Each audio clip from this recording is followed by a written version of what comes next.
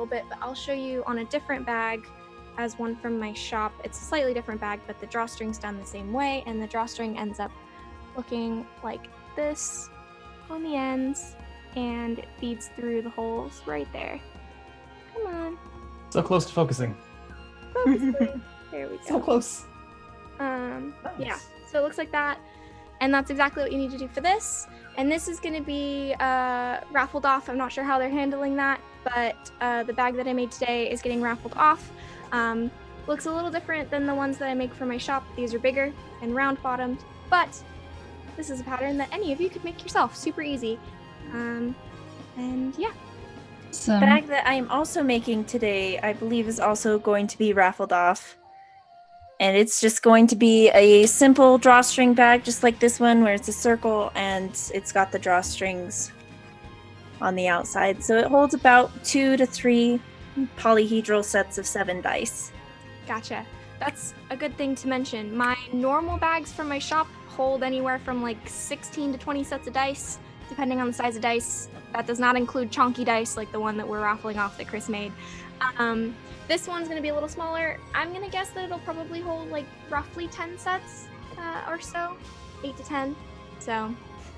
Or 3 chunks. Or yeah, I could maybe squeeze in like 3 points. chonky dice. Yes.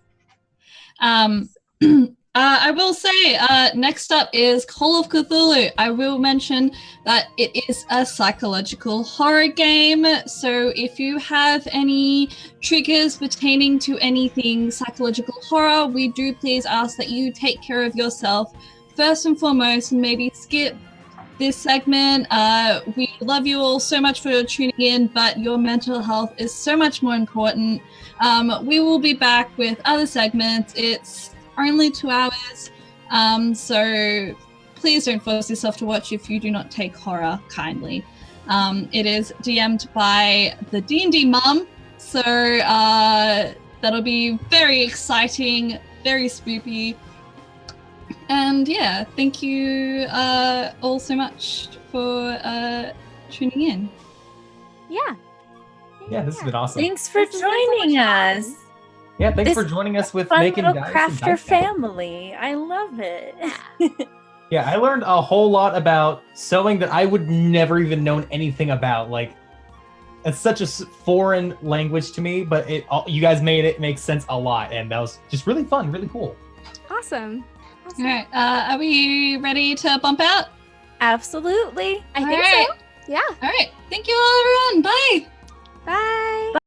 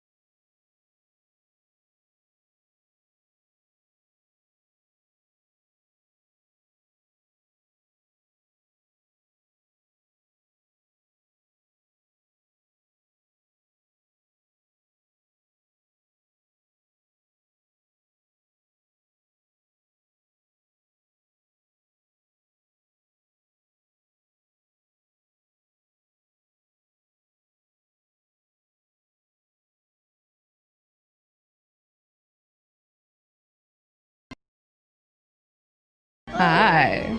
Is it happening? Am I in the right spot? Are we here? Is this where Call of I'm here for the Cthulhu- iSnap plastic stream. Did I make it? No? I think I'm in This the is the wrong. cult stuff. I'm in the wrong, right? No. Yeah. I'll call you back. Are you here for the cult stuff, Kevin? I'm here for the fucking quote stuff. Oh, that was great. We're gonna that's my horrible Boston accent that you're all gonna be subject to. That's the real horror of this stream, is my horrible attempt at a Boston accent. Sorry, spoilers. That's the big evil of today. Yeah, the BBAG is Kevin's crappy accent.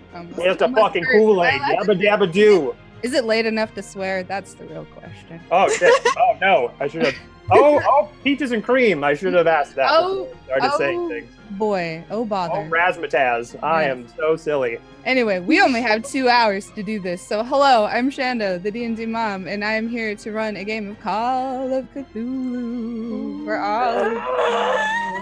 all. We've got ice cream sandwich here, wave. We've got cloudy cake, wave. We've got jalapeno, wave. We've got ice snap plastic, wave. Hello. Yeah. I'm not crazy. You're crazy. Not yet, anyway. For those of you who are unfamiliar with Call of Cthulhu, join the club. This is the first time that I've run a Call of Cthulhu game. This is the first time that anybody in this chat has played Call of Cthulhu. What could So go if I'm wrong? getting it wrong, please don't tell me. We don't want to know right now. Just let me blissfully exist, okay? A couple of announcements at the top, and I might make a couple of reminders here. We are at a saucy $4,600 currently. Yay! One of the prime mechanics of Call of Cthulhu is something called sanity. So if we get a donation of $50, I will randomly deduct 1 point of sanity from one of the players. If we get a donation of $100, I will roll a d10 and deduct that much sanity. Or the other thing I might do is increase incrementally the power of the cosmic horrors that the players will encounter this evening. We have 2 hours. I want everybody mostly dead in 2 hours. Does that sound good? Cool. My stream moderators, the wonderful people running this charity, will let me know if we have donations of $50 and $100, and I will make calculations as necessary. Is it possible to be dead and insane at the same time in this game?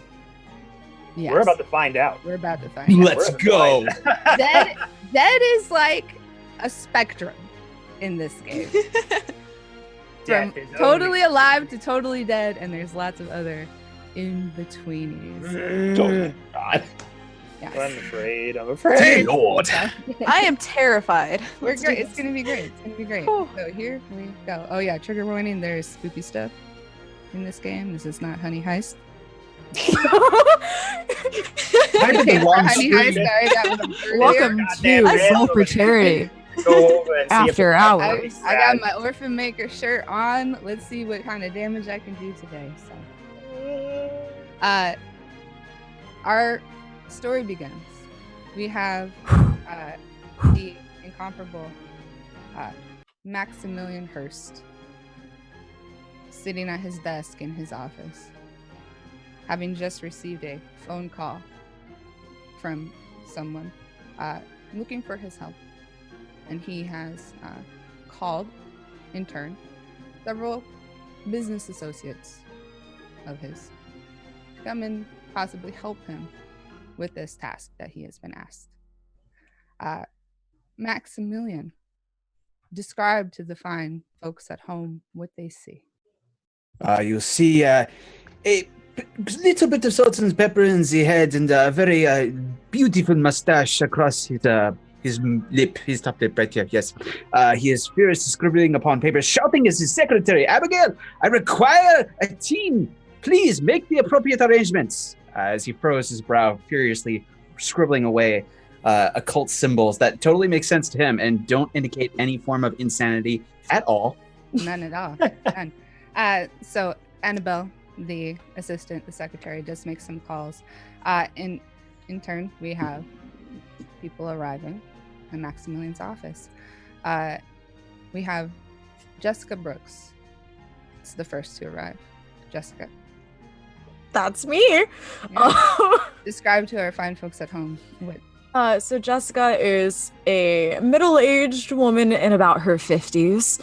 She's pretty sturdily built. She has shoulder-length brown hair, bright green eyes, and laugh, smile lines, crow's feet at her eyes.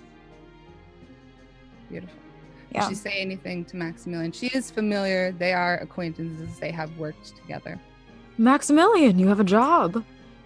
Indeed, I do. Money. It is a rare occurrence, but every now and then, you know. I know. Excited to work with you again. Next, arriving together, coincidentally, we have Melissa DeVries and Stanley Ace. You both come in to the office. Nice digs. I'm surprised he waited so long to call us. Stanley, Melissa, welcome. Yeah, we're going with French. I guess so. Wait. I like it. I like it. So, Stanley, describe yourself to the fine folks at home. All right. Well, you see in front of you a fairly large, muscular male, but has kind of like soft, boyish looks about him. Has like kind of a very short, crew cut, fade haircut done up, like he just came back from the barber shop. Very thin, all on the sides. A little bit of a mop on top that's kind of combed over to the side. He's wearing this very old, dusty leather jacket that looks like it's seen a few adventures itself, kind of crinkled, and the coloration on it is like all over the place, dark some places, lighter than others. Has this faux kind of fur collar at the top of it. Has a very small, thin beige, oh my God, what are they called? Scarf around the neck that kind of lowers down here. Tight white shirt, tight bright blue jeans with some nice slick black loafers, and the bottom of the jeans are kind of cuffed at the top, kind of rolled up underneath the jacket. As he kind of takes it off, as he gets inside, you'll notice he has a pack of cigarettes that's kind of rolled up in the side here. And he has a very thick Boston accent, and down by his knuckles, you'll notice that a little coloration on one side. There's a little bit red, and the other side has a little bit of bruising, like he might have been in a scuffle recently. But he's just kind of coming inside and just taking in all of the office here. Wonderful. And we have already received a $150 donation. So Sacre bleu. everybody, You have to say that every time. everybody please deduct 3 points of sanity from your starting. Oh, we point. haven't even done anything. Yeah, you just no, you didn't really good. sleep very good last night. Oh, jeez. Maybe you tied one on the night before. Not feeling 100%. Starting off with a bang here. Yeah. How do I delete this circle that I've made? Just move it. We're not even going to make it out of this office. We're Yeah. literally going to be like, I don't even know how to do this. Like there we go. Just you could just write it down on a sticky note. I- And then That we would be have too easy. Melissa. Melissa, Yes. describe yourself to the folks. Melissa's rather tiny and impish. She has long, dark brown hair, usually in a loose bun right at the nape of her neck. Very proper, very well dressed, has her button up always. She carries around a small case of various science equipment. No one's quite sure what she keeps in there because she keeps it so hidden and so in place in there. But she can always be seen with a notebook and pencil in her hand, ready to take notes. She has some tiny little spectacles down at the bridge of her nose. Ponce. Ponce, yep. And yeah, she's not very much to look at, but she makes herself known when she enters a room. So you all come in, and kind of Maximilian greets you and gives you the details as he knows it. So Maximilian, you received a call specifically from one Gerald Fraser, inquiring as to whether or not you would be willing to help find his missing son, James Fraser. He was made aware of your services through a mutual acquaintance, and you've been asked specifically, or told specifically, that this is a private matter that they would like to keep very hush hush, away from prying legal eyes to avoid a potential scandal. You were given some description of James and his last known whereabouts. His father kind of describes him as a bit of a young rebel. He had been studying at Miskatonic University in Arkham, which is the city that you're in. But he recently left suddenly. He was missing his sweetheart, who lived in Kingsport. He left to go see her and has not been seen since. The last time that Gerald heard from him was a phone call just after leaving Arkham, where they got into an argument about it. James informed his father that he was dead tired and he was going to spend the night at a motel before continuing his journey to Kingsport Port. As far as Gerald knows, James never arrived at Kingsport, and he said that he had spoken with Emily, and Emily claims that he had never arrived. He wires you a $200 retainer for your services, with more money if, for example, James can be found. He also sends over a picture of James. He is a young, smiling, lantern-jawed man, light-colored hair. And on the back of the photo, Gerald has written, James Fraser, 6'2", blonde hair, brown eyes. Drives a black Chrysler coupe. Number plate AB 1652.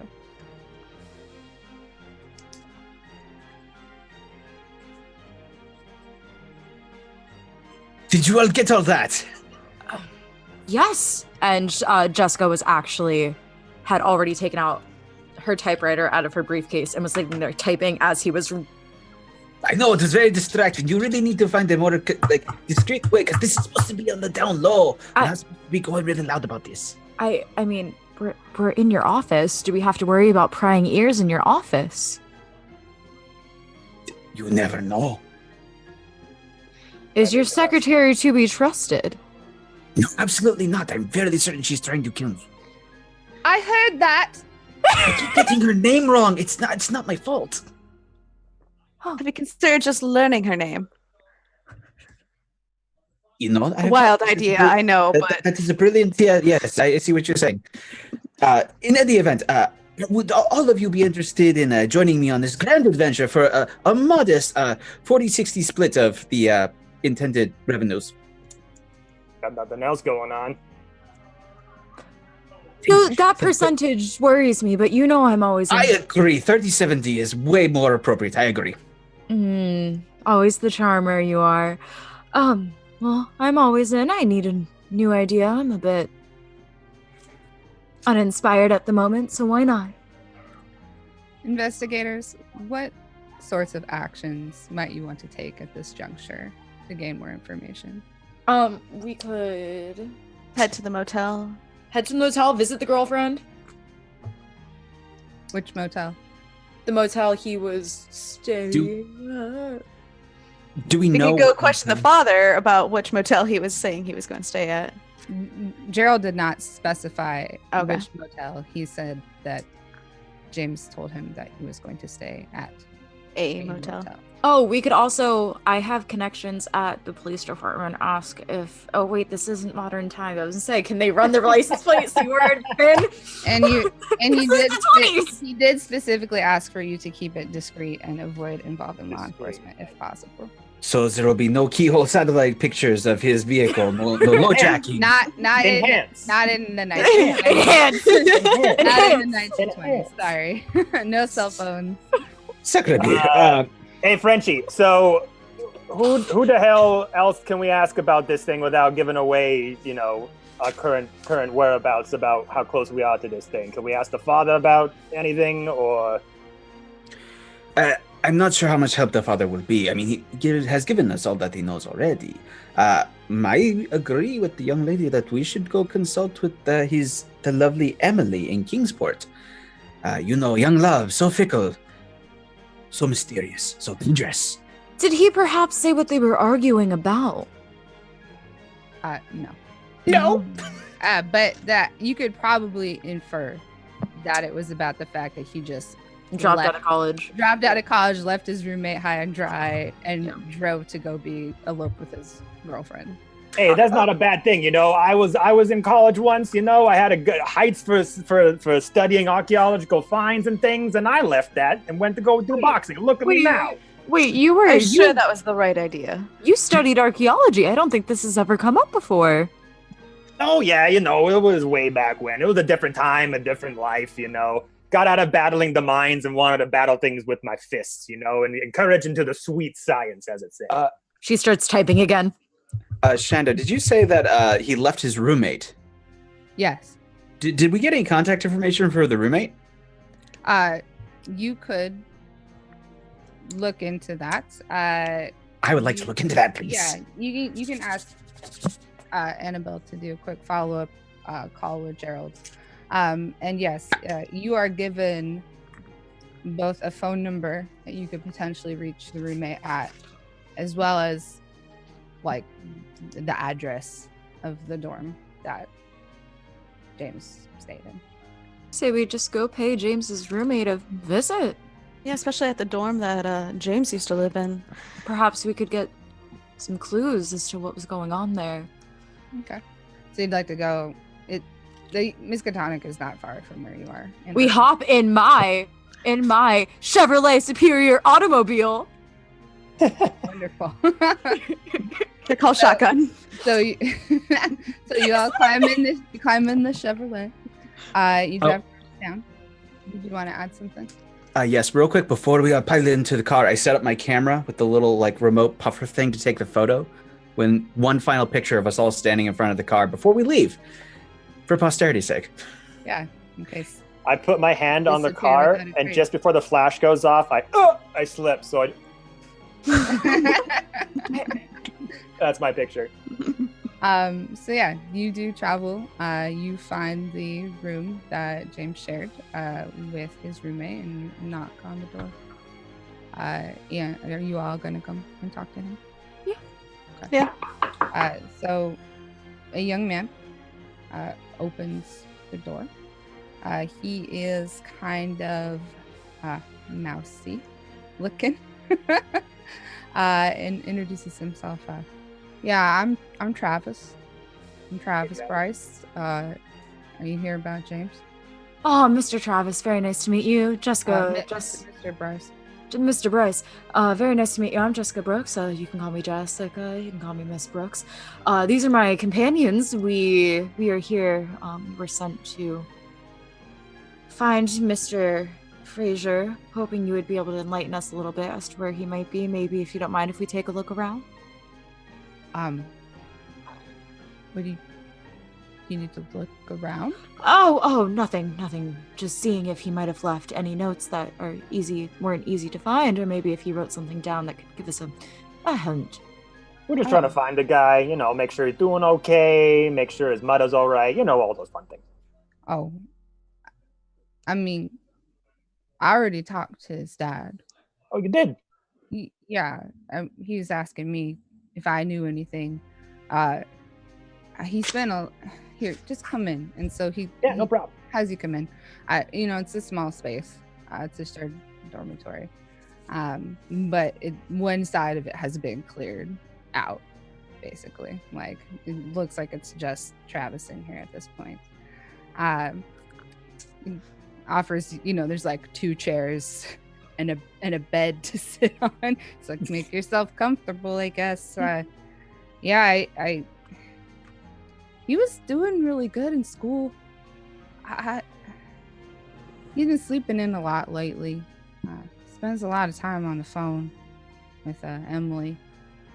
But yeah, the other day I woke up. He was gone. He'd taken all his stuff. Honestly, I'm kind of annoyed that he didn't even bother to tell me that he was leaving. That's very strange. Does he Kind not of left me normally do high and things dry like that? here. Oh, yes, that is very, very sad. I understand what it's like being left in the clink like that. A question. Did he and Emily have a good relationship as far as you know? I assume so. I mean, they talked on the phone for hours every day. You told me that you wanted to eventually, marry her. But I didn't think you would leave school. Was there anything? Oh, go ahead. Go on. What can you tell us about Emily?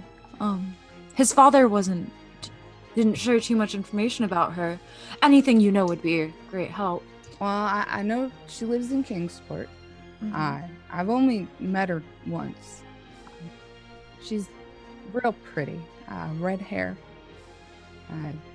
Younger than James. She's 19. Still lives with her family in Kingsport. I got a number. Oh, That would be very we helpful. would Thank absolutely love that. Okay, here you go. And he's gonna go find a little notepad and kind of scribble it out and hand it to you. Do you need to use the phone? How did her family feel about James? Did he ever mention her family to you at all? No, not that. I don't know anything about her family. Yeah. Chando, can I look around the dormitory at all while they're having this conversation and to see if there's anything of the person we're looking for, any kind of journal or any kind of notebook perhaps that might be around that I might be able to. Might have left. Yeah. So I think that would probably be. We're doing our first skill roll, everybody. Maybe a spot hidden. Spot hidden roll. Spot hidden roll. Okay. Let's see. While he's doing that, I want to kind of just does it seem like Travis is hiding anything from us, or is he being honest? That would be I'm just learning all of these myself. I think it's a psychology roll. Okay. Yeah. I'm actually pretty decent at that. So I think I failed it real bad. It was a 20. The spot hidden was 25 to succeed, and I rolled a 71. Okay, so that's not successful. Yeah.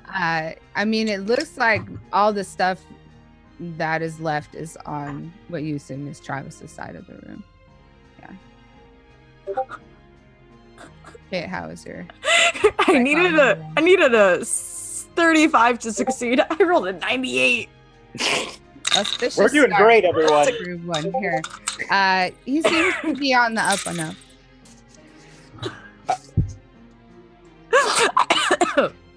Does Maximilian get the impression that he's being untruthful at all? You can roll a psychology roll as well. Okay. This is not going to end well for anyone. At a 77. If this was D&D, we'd be doing really well, y'all. 98. Welcome to D100 system. Wow. Great. I have a quick question before I decide what I want to do. A forensics kit in the 1920s, would I be able to, or I'm proficient in forensics, would I be able to, say, get some sort of article of clothing from this guy and find maybe a piece of hair, and then if we find evidence later, be able to compare the two if I roll high enough on my skills? You would probably need to ask Travis if it's okay to start doing a formal forensic sweep of his apartment. Travis, darling, does he have a hairbrush or anything that I could take with me? Hairbrush? He took everything with him. Everything? Yeah. I didn't leave a pillow or absolutely anything behind. I mean, is his mattress? Do you want to look at it? Do you mind if I check that over real quick? Sure. Don't worry, Travis. We're just being very, very thorough. You never know when Clear. something could lead. Cool, cool. Hope And- it helps. And Mr. Fraser's father said that he was going to he said he was staying at a motel on his way to see Emily. Did he mention to you maybe where he'd be stopping for the night? Well, I suppose, I mean, I haven't traveled the road directly from Arkham to Kingsport before, but I don't know how many motels there are. He didn't mention a specific name.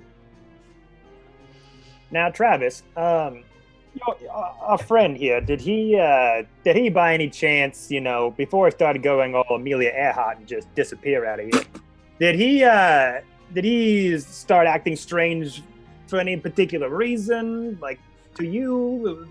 Like I said, he started to get pretty restless. Sleeping in, missing his morning classes. But not after any on the particular phone all the interaction or with anything or anybody? No, not that I know of. Right. Did you ever hear what they talked about while they were on the phone? Oh, I try not to eavesdrop, but it's Yeah. so beautiful and I miss you so much and I just, that kind of stuff. Nothing weird. Nothing about plans to run off somewhere. Nowhere specific. Not that I overheard. When it gets to talking on the phone, I'll just go to the library.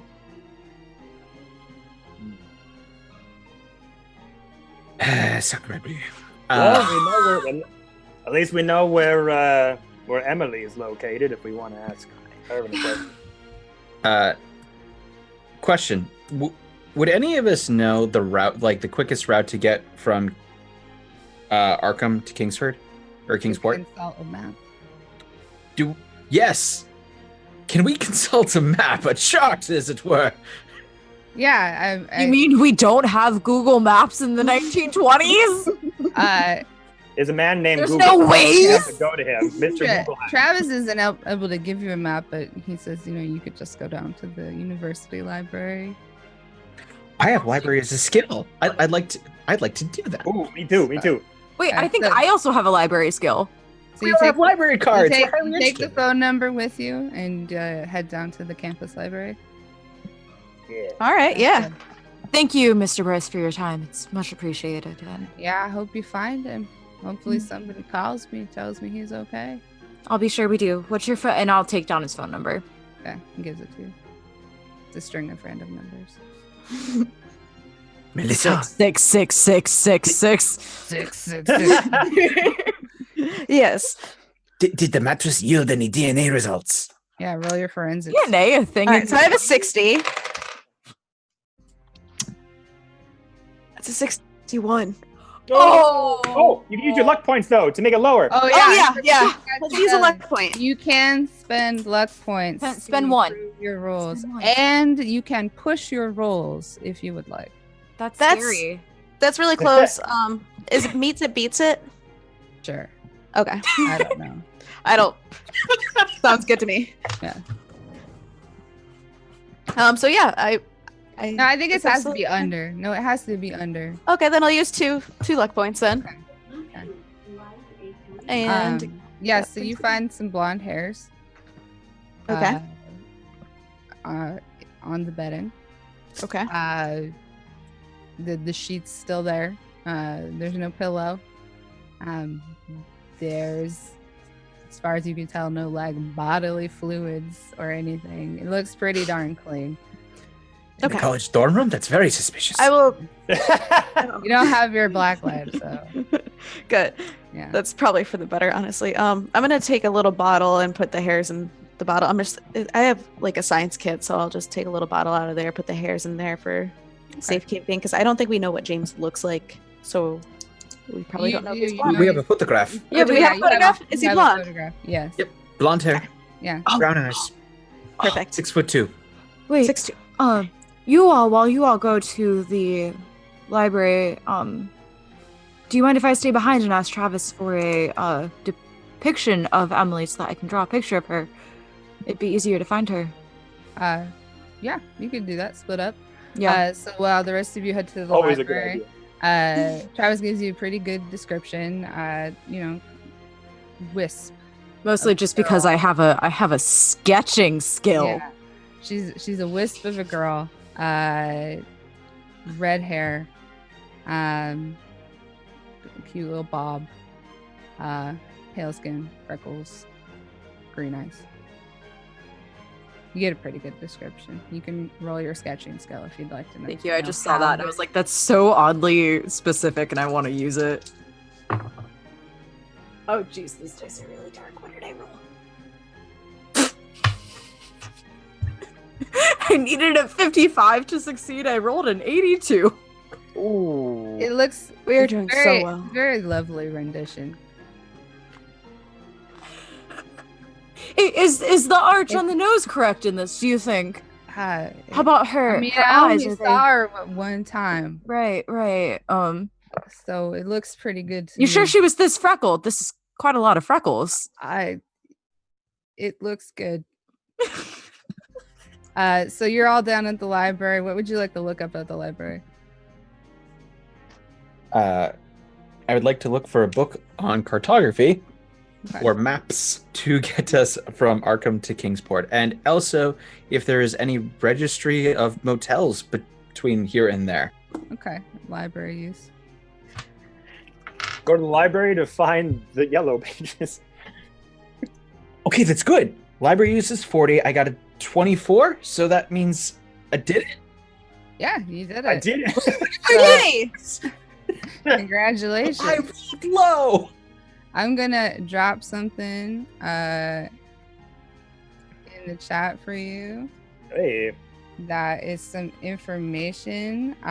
You find what you think is the only place that he could have possibly stopped, which is a lake almost halfway in between the two towns. And you find that there is a motel there. The lake is called Squatters Lake. Squatters Lake. And I just want to make sure I've got the right handout here for you. At least it's not Crystal's like That's Yeah. true. hockey mask, machetes, all kinds of nasty. That's a different game. I'd prefer that to the Lovecraftian horrors we're about to encounter. So if you go That to makes the- more sense, you know? Yeah, if you go to the Call of Cthulhu chat, you will see you're actually able to find some information on Squatters Lake while you were doing your library research. Should we read this out? I'll read it out. So there's a page in the Native History of New England. There's a tribe called the Abenaki who lived in the Connecticut River Valley in Vermont, New Hampshire, and Massachusetts. The Abenaki originally owned the land around Squatters Lake, though they were driven away by English settlers in 1722. Originally named the Ponki Makazas, the crow, by the Abenaki due to the abundance of crows scavenging around the lake. The settlers found that moving there was a bad idea due to the poor fishing and hunting in the area. Also, the surrounding hemlock trees were worthless for burning, and the untreated wood of their houses quickly succumbed to rot. The settlers moved further north, leaving their settlement behind, and over the years, the decrepit shacks became home to vagrants, escaped slaves, and deserters from the army, until they were finally swept into the lake in a flood in 1805. Locals living near the lake began to call it Squatters Lake, a name that survives to this day.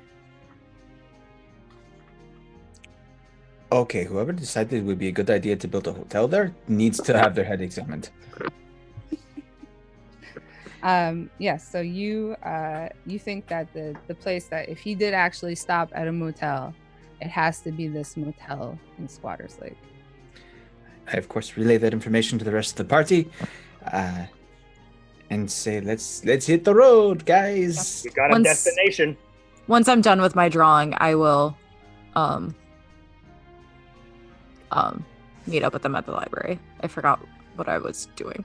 Okay, so it's about midday right now. If you leave now, you'll probably get there around early afternoon. If that works for you, maybe mid afternoon. And it is, almost dead center in between Arkham, and specifically a small town outside of Arkham called Clark's Corners, and Kingsport. So you arrive at this motel.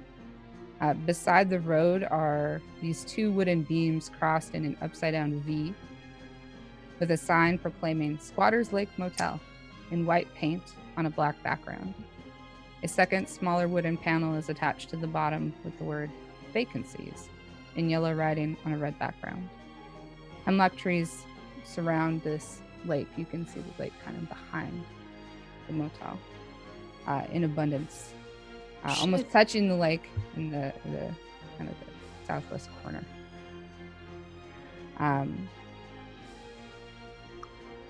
You pull in. I'm gonna stop the car and just look at my friends, my fellow investigators, and say, perhaps we should say we're friends meeting him. I mean, I might be a little old for that. Maybe we're relatives. You could be our mom. We're all your kids? I don't know about that. I'm not. That's actually plausible for my age demographic. Yeah, same as well. I'm only 26.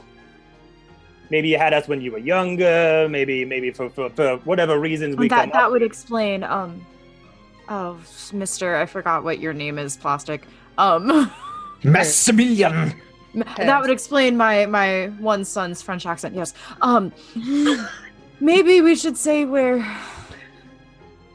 just to not arouse suspicion on him. We're just friends looking to meet up with him. Yeah, you're our mother, and you're looking Maybe we for won't go with our fourth friend, because we're all gonna go grab a shake and a burger. Maybe this is the 20s, dear, not the 50s. I don't know. It doesn't matter. His accent's gonna change all night.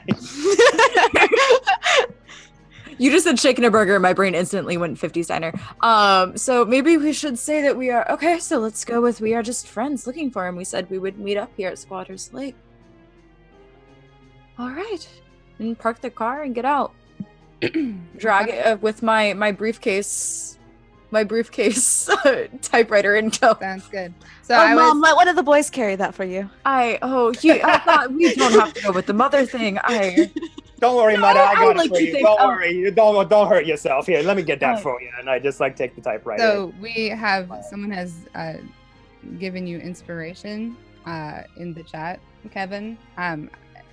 How inspiration works in this game is you get something called a bonus die. So you get to add a d10. Ooh. Or subtract Awesome. a D10. Or you subtract a d10 from whatever you roll. Gotcha. Once at your discretion. I will keep that in mind. Thank you, chat. Yes, and remember, every $50 you donate, I will subtract one sanity point from one of our fine players here this evening. Okay, I'm so not worried at all. not at all. So you get out. You We're grab in the car. danger. We're in danger. You see, it's kind of like a T-shaped building.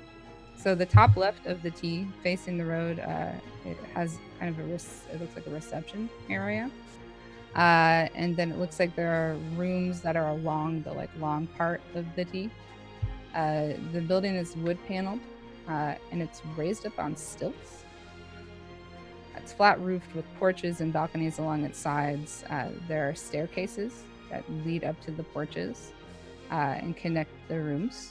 And there's also some right in front where the reception area is, as well as some ramps, as well as stairs leading to the reception area. The doors and window frames are painted green, and there are oil lamps that hang at intervals besides each door. There are spaces marked for cars outside with chalk, and there are currently 2 cars parked in the spaces that face the lake. Are either of them a black Chrysler Coupe AB1652 license plate? No. Oh. So confident.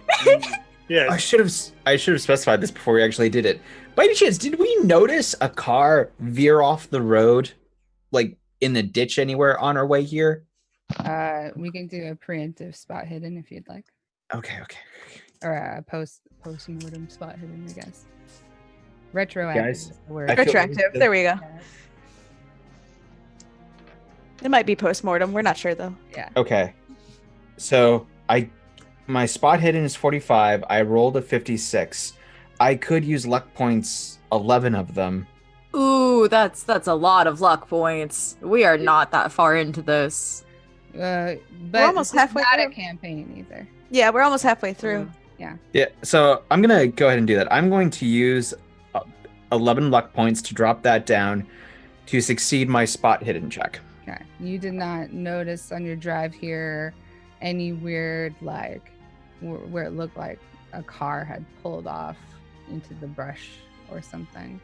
But there is, as you pull in, you can kind of see there's like a dirt road off the side of the motel that seems to head down to the lake itself. And now I understand my credit rating is 16% with investments like that. My gosh. Good. So you get out. What would you like to do? Under reception? Yeah, we can head towards reception. Or you can look around. Well, so that you said there was a path kind of veering off to a different location. To the lake that It goes down from yeah, the motel to it the goes lake. past the motel down to the lake. It's Can like I- connected to the parking lot of the motel. We're Right. splitting the party. No, well, we're still Not in the yet. vicinity. I wanted to try and check if there were any tire marks that were a bit more fresher in the ground, maybe leading towards any sort of area like that. Yeah, so I would say you could do a spot hidden for that. I would say survival is what I'd like you to roll for that. please. Survival? Oh, that's even less than my spot hidden.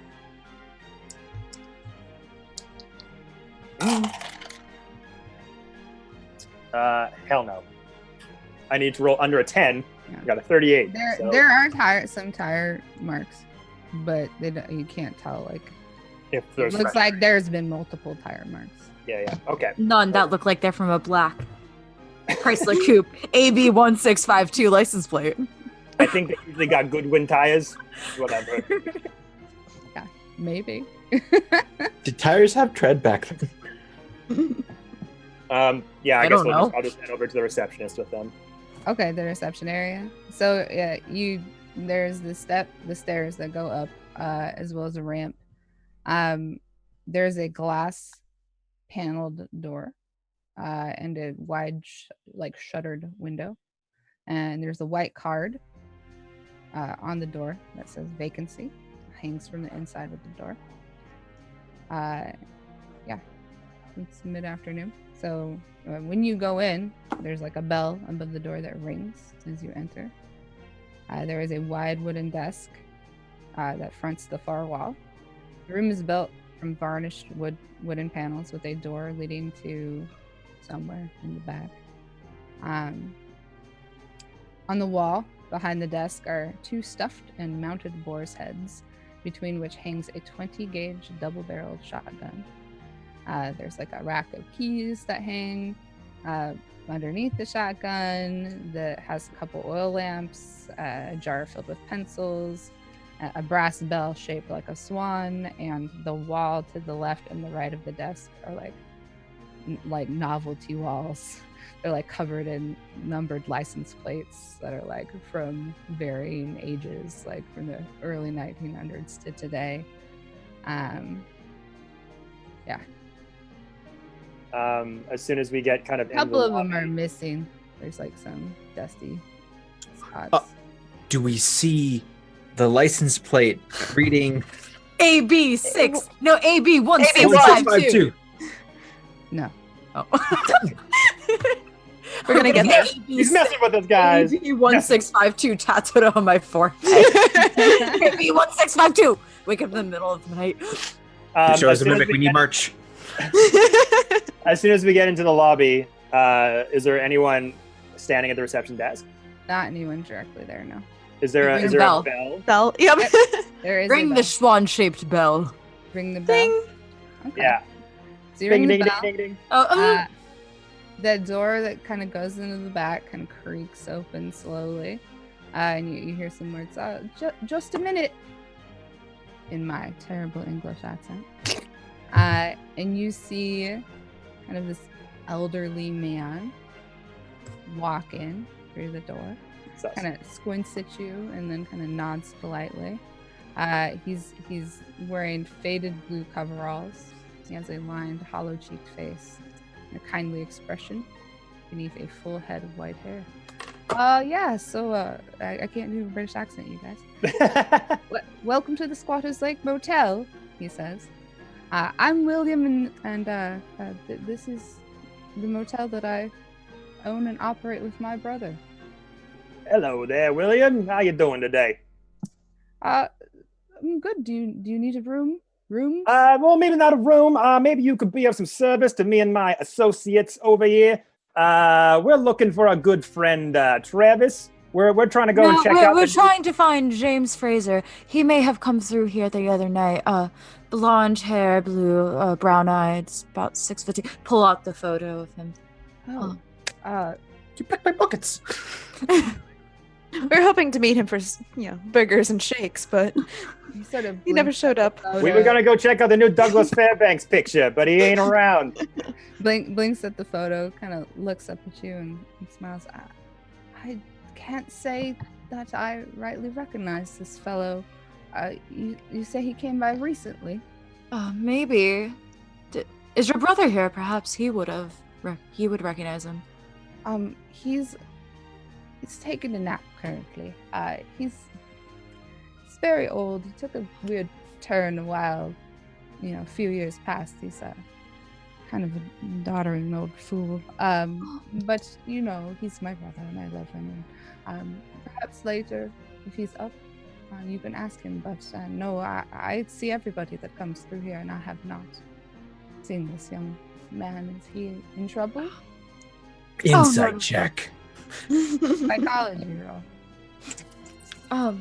No, he's not in trouble by any means. He's just in trouble of missing out on a very good time as we wanted to go see that Douglas Fairbanks picture. Have you perhaps seen a black Chrysler drive through or park outside? Anywhere? No, I haven't noticed a black one recently. Have you seen one of another color? We have people who come through here from time to time, drive Chryslers, yeah. So, psychology is the small top number. That's the hard one, right? Hard, yeah. I got less than that. I got 20. It's 20. We finally have a successful roll. You have a hard success? I have a hard success. You definitely have a serious moment of hesitation prior to him telling you that he has never seen that man in photo before.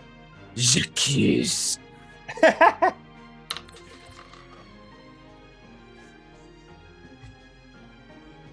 I don't say that out loud. Internally, though, like the French rat that runs in my brain is going, "This danger, stranger, danger alert." So do you signal to us that like, old man sus, like, or? Yes, I do that. Like, Mr. William. I nudge you. I don't know. I poke. Mr. William, we really are missing our good dear friend, Mr. Fraser. Perhaps this might jog your memory a bit, and I'll slide him a nickel because it's the 20s. Are you looking to get rooms for the evening? Perhaps your friend might come through. Are you hoping to meet him here? We'll have one room for the evening. How much is that? Well, we have a couple of rooms available. 5, 6, and 7 are currently. Any rooms that you've recently rented out within the past? Do we know when he left to see Emily? It was a couple days ago. Okay. Any rooms that you've rented out within the past couple days? We currently have some guests staying here right now. Like I said, I think. Let me look at my list, y'all. We like to keep room 5 for our own personal uses, but we have rooms 6, 7, and 8 currently rented to guests. So I have rooms 1 through 4 available. We have One room has two single beds. Two of the rooms have one single bed, and one of the room has a double bed. What rooms? How about room 4? One bed for all 4 of you. Oh, well, 4 has always been my lucky number, you see. We're from France. What's going on with room 5? Does So it 6, keep it 7, for and their 8 own were personal occupied. use? 1 through 4 were We use that. vacant. We use that to store things. Oh, your of course, of linens in course. there, Of course. cleaning supplies. Back here is just where we sleep, and we don't want to store all of that. Oh, Of naturally, course. yes. All that- those chemicals, they can really rot your brain. So you would like all 4 of you to stay in room 4 with the double bed? I mean, well, I think We'd like to stay close to our mother. She means the world to us. We got to make sure. Sometimes she's got night terrors. it will She be just 50 springs up in the middle of the night, starts walking around. It's very weird. 50 cents then. 50 cents, of course, and I'll slide. I'll take my nickel back and slide over 2 quarters. Thank you. Here is your key, and he turns around and he takes the key off of the wall of keys and turns around and hands it to you. Says, "Okay, I need you to sign the guest book, please." And he takes out this red guest book from behind the counter and opens it up and slides it over to you and kind of points at the pencil cup.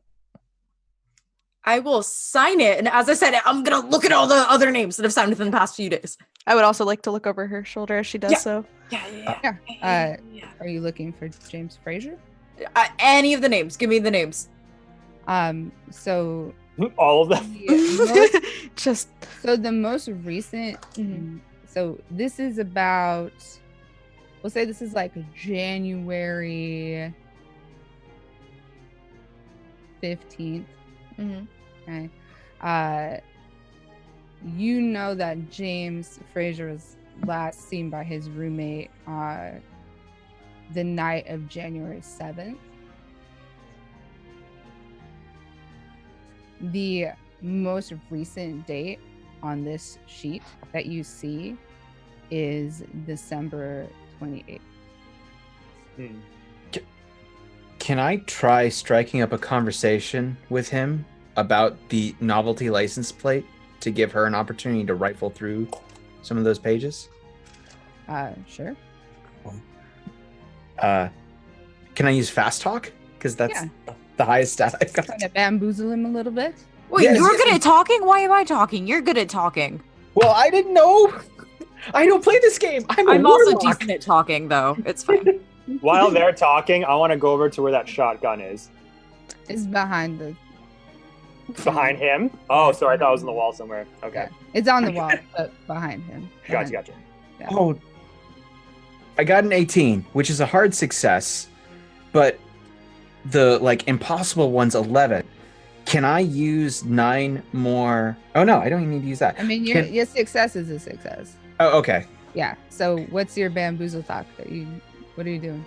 So I noticed that some of your license plates are missing. Do people donate those, or do you go to the junkyard and pick those up, or how do you come across all this? I noticed that there's Iowa and there's. Oh, you like the license plate. Yes, I'm a collector myself. So some of these were here when we purchased the motel, and he's gonna kind of go through it. Some of these we have gotten from junkyards and donations. So he actually comes out from behind the desk and is pointing to the license plates. While this is happening, Kate, did you want to do something? Allie? Rifle through. I mean, that's the plan, was to go through it. But if the last person was in December, I don't know if it's. So why don't you give me spot hidden rolls while you're Okay. through this? Okay. Both of us? Looking for anything out of the norm, like in the wrong spot in the pages. Ripped or something like pages. that. Ripped Or pages. like even as well. yeah, I looking mean, around. I wouldn't even need. You don't even need to roll for this. So Oh. there's clearly been a page that's ripped out. Oh. Zacchaeus. What happened here? William kind of turns and Wait. Oh no, I already spoke though. Yeah. Mhm. Oh, are you talking about the ledger there? I spilled my coffee on it the other Oh, day. what a shame. I had to tear it out, or it was gonna leak Yes. everywhere. You haven't had anyone stay here since December. I would imagine business would be booming in a wonderful scenic place. No, like there are clearly people here. There's cars out front. Oh, of course. I just had to rip the page out. Spilled Do you- coffee on it. Still have that page, maybe? We took out the trash. I don't think so. How long ago did you take out the trash? You're asking a lot of questions. I'm sorry. I'm just very worried about my children's great friend. Are you? so He's you like are- You're also an avid record. He's like a are- third son well, to me. You are staying the night, though, right? Yes, of course. I've already paid you my 2 quarters. Sure. Would you like me to show you to the room, or do you think you can find it? I think we can find it. Thank you very much. Actually, could you go help my mother here to her room real quick? Oh, yes, we need to go to the car and get the bags. Certainly. Here, let me help you. This is I'll man. just kind of This I'll man just kind looks like he's 80. Like move my hair off. But my he's doing old to being guy. sus. So we're all So he's gonna kind of Whoa. like gingerly walk out with you, Kate, while he's walking to the car. I'll try to Ooh. keep his attention as So much now as possibly. I would like as to you- get around the desk and start looking for absolutely anything, going through the trash, looking for that ripped piece of paper, anything out of the norm. Specifically Maybe- looking for that ripped piece of paper, though, right now. Kate, maybe like show him a little bit of ankle. This is the 50s, right? This is 20s. the 20s. 20s. This is when ankle was like acceptable to wear, because I'm not gonna go into fashion history. Never mind. Ankle was a term How to about that say to kneecap? walk. Knee. Shit. Yeah, around this time, standard skirts would have been around the knees. Yes. So I got nothing. okay. History lesson from your friendly neighborhood costume designer. So you want to do a search? So anybody who's searching can do spot hidden. Can I hop behind the desk that and, is a- and see if there's... Oh, sorry. Yeah, you I can got go a- behind the desk if you want. A hard success, where it's half of my number. Okay. I got a 24, and that's 25 for me. So you're looking around, you go back behind the desk, there's cubby holes and stuff back there. Pretty quick search of those cubby holes. You find like some of the license plates that have been taken down off of the wall, and one of them says AB1652. Oh, I want to go behind the desk. I'm grabbing it. So I go behind the desk with Hal, Okay. with her. As soon as they see that and are like, "Oh shit, license plate!" I'm reaching for that shotgun and taking it.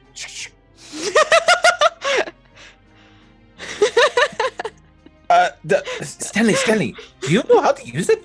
One thing I just want to make sure, I don't know if I was super clear with all of you. You don't have a lot of hit points. And I'll make sure they'll never get mine with my trusty shotgun. Okay. But You seriously, Stanley, do you know how to use that thing? you cock the shotgun and you realize the shotgun is not loaded. Good, because that's what I was most concerned about. Okay. So I'm gonna put that back Yep. and be like, okay, this is I'm- this is getting really fucking sus right now. I'm not gonna lie to you. But I'm gonna flash my revolver to Stanley and then just go shh and just put it back in my pocket, and then hand him the license plate to put somewhere for safekeeping. Oh, Shanda, Mm-hmm. I would like to take a pencil from the pencil cup and Okay. shove it in the loading chamber for, like, it's a pump action shotgun, right? Or is it a double barrel? I'm gonna say it's not specific in the material that I have, so we'll just say I think it's a double barrel shotgun.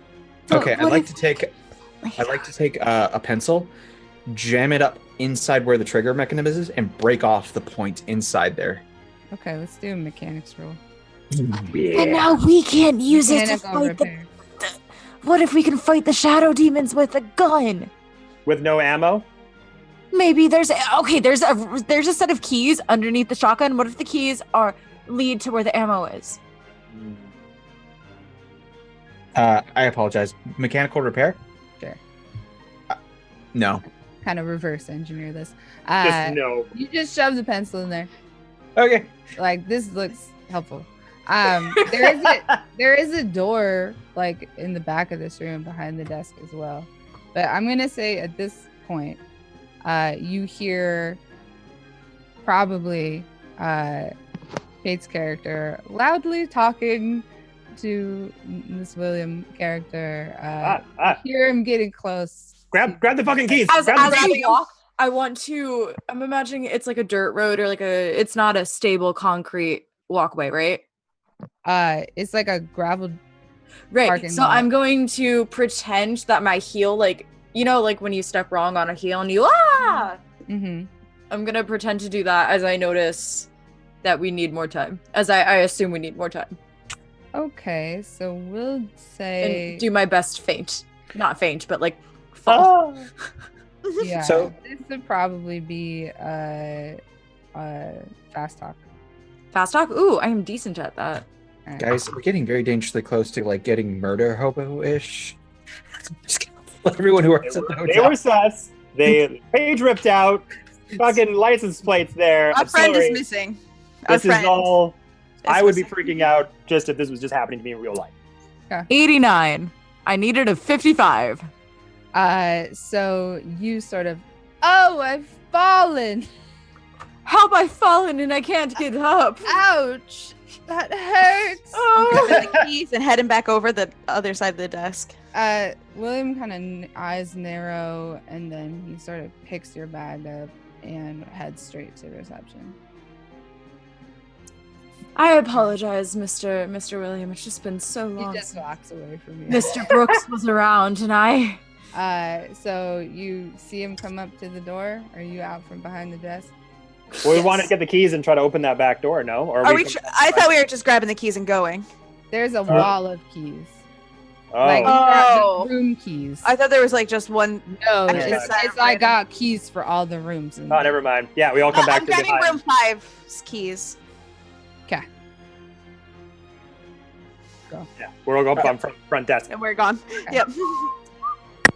Okay. So you walk out of the reception? Or Yeah, let's Like, go. like, come to the front part of the desk where he saw us before. Okay. Yeah, and wait for him he there. opens the door. Ding ding. And looks at you. Are you quite ready? It's just right down here at the end.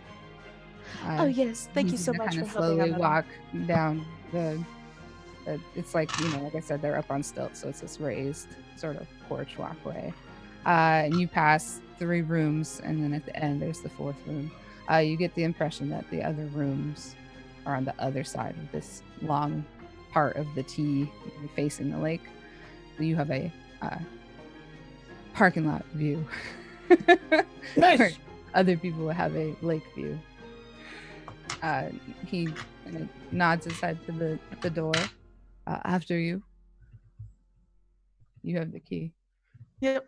So Thank open the you. door, and he kind of follows you in and puts your bags down. Are you sure you don't want another room so that you all can sleep? We'll be quite fine. Thank you, Mr. William. Bonk. I'm used to Shut sleeping the on the door. floor all the time. Door shut. That's the door. You are now in Lock a the room. door. Shh. Pull the curtains. Pull the curtains. So the room, the walls, the floor. check under the bed. Check in the the bathroom behind the ceiling. shower curtain. Make sure there's no creepies. The Like walls, creepy the bed. floor, the ceiling are all made from wooden panels. The walls adjoining the other rooms are paneled in plaster and decorated in a green and white diamond patterned wallpaper. There is a door that appears to connect to the adjoining room. This is number Ah. 5. This is number 4 that you're in. Oh, but the the very adjoining- end. We haven't So gotten the, to 5 yet. so the adjoining room is 3. Okay. Okay. That has a kind of like a bolted latch on your side. So you can make an assumption that there's another one on the other side. There's a bedside table with an oil lamp and an alarm clock, a dresser, a wardrobe, a small dining table with 2 chairs, a large oval mirror on the wall. A small bathroom is built inside each room with a toilet, a sink, and a shower. The door has a bolt on it. It's got yellow bed linen. It's really faded, but it's clean. And there's this like kind of kitschy handcrafted jeweled patterned Navajo rug on the floor. Tasteful. So, did you all find anything, or did I waste my time? I pull out a piece of scratch paper and I write, "You never know who is listening." And I hold it up and show it to the rest of the group. I just hold up the license plate for you. That AB1652. Wait, did I get that right? 652. That's AB16652. so he was lying. Oh yeah. There's something off about it. I'd like to question his brother if we get the chance. Yeah. Something I would tells as me his well. brother would be more receptive to answering questions. I honestly don't think that we're going to get anywhere with the traditional interviewing tactics at this point, because if the license plate is here and the car is not in the driveway, it And was the paper as It's well. the car in the lake. along with our client's son. How long is? I mean, maybe the car is in the lake. If you need me to do some very eclectic investigation with Aretha and Franklin, we can do that as well. Of course, of course. Always a time and a place. Perhaps not now. Maybe we should go down and take a stroll by the lake with your dear mother. Yes, and I believe that Melissa, you managed to swipe the key to room number 5. Yes? I did get the keys for room number 5 since I'm not quite sure what he was planning for there, but we've got So it. do we go to the lake or we go to room number 5 right away? I think we should wait for room for number 5 until the sun is set at least. The lake would be a nice casual walk together. All right, let's do this. So you are about to open the door to go outside, and you hear shouting. Oh, we run. Okay, briskly walk towards it, because that is. You heard, mother. You With my briefcase. If you peek With out the my door, weighted briefcase. you'll see that William is standing outside of the reception at the end of the walkway. He's got his arms folded, and he's facing this like bespectacled, pimply faced young kid. Not a kid, but a young man. And the man is like gesticulating wildly and appears to be extremely agitated. Are you? I'll run over to them. Okay, so as And they're try to break it up and like get in between them too. Like, hey, what the fuck? What's going on here? they're not close to each other. He's like, they're like a good 20 paces. Well, I'll go over there and just just get involved. So as you're running up there, you kind of hear part of the exchange. The young man said, "You said you don't know if he'd stayed here. I know he did. He told me so." And William says, "Now calm down, young sir. There are people trying to rest here. Rest here with all the noises under the rooms at night? Good luck to them. Now, what room did he stay in? Tell me that." William says, "I don't know, and that's my final answer. Now stop bothering me or you can get the hell out of my motel." So you run up in the middle. Yeah. Hey! What the hell's going on over here? Hey, who are you looking for? Okay. So you say that. The kid is like fuming, angry faced, kind of slaps his thigh in agitation and sort of turns away from that guy and kind of storms off down the walkway. I'm gonna run after him. Okay. And he's kind of walking down. Like it looks like you have to walk to the end and then like go back behind the building to get to the other part. This doesn't matter. What do you mean it doesn't matter? It seemed pretty important. So you want to get him to talk to you? Yeah. Okay. Let's do charm. charm. Yeah, because he's pissed. Okay, I could like, you know, if I'm running up to him, he's like, no, it's fine. I could like He being a looks big like, dude. he even looks kind of embarrassed at this point to be like interrupting. Right. And so he's just kind of storming. And so you're following behind him, and he's gonna like walk past all of you who are like, I guess, standing outside of the room. At this point. We can. I mean, I'll follow behind. I'm I gonna. was be back. hoping to like when I was going up to be like, hey, like where are you going? Like kind of forcefully like grab him by the shoulder. Grab him. Yeah, grab him. Like we're trying to get answers. He was like, I don't care. He's like, no, hey, I'm looking. Like we're looking for someone too. So obviously I'm gonna use my big old muscles to kind of show him what's up. Okay. So I guess that could be intimidate. Yeah.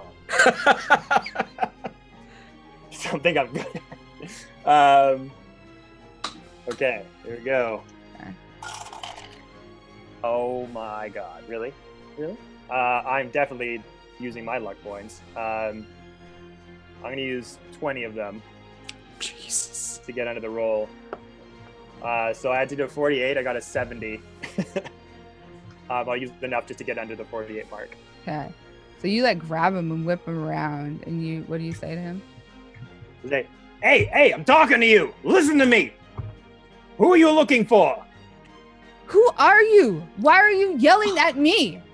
I'm the person who's gonna punch you in the goddamn face if you don't answer my goddamn questions. I'm looking for a friend here. You're gonna tell me what's what? I'm gonna give you a knuckle cream sandwich. So this is the kid. Yeah. Okay. Why did we go anywhere without Stanley before? I'm here waiting for my friend. This Who is guy your clearly this guy says he's never seen him before, and I know that he's been here. He told me that he was here, and he's just like, he looks like almost like on the verge of tears. So, When Mr. Young man, I apologize to my friend's harshness. We too are missing a friend, and we're worried. A friend who we believe stayed here as well. Maybe we can find some answers together. Sure. Roll your charm. My charm. Oh God.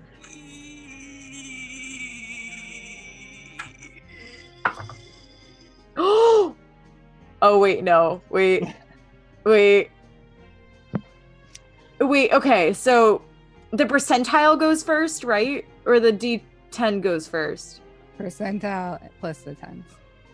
So that I rolled the zeros on the percentile and the 7 on the So it's 10. 7.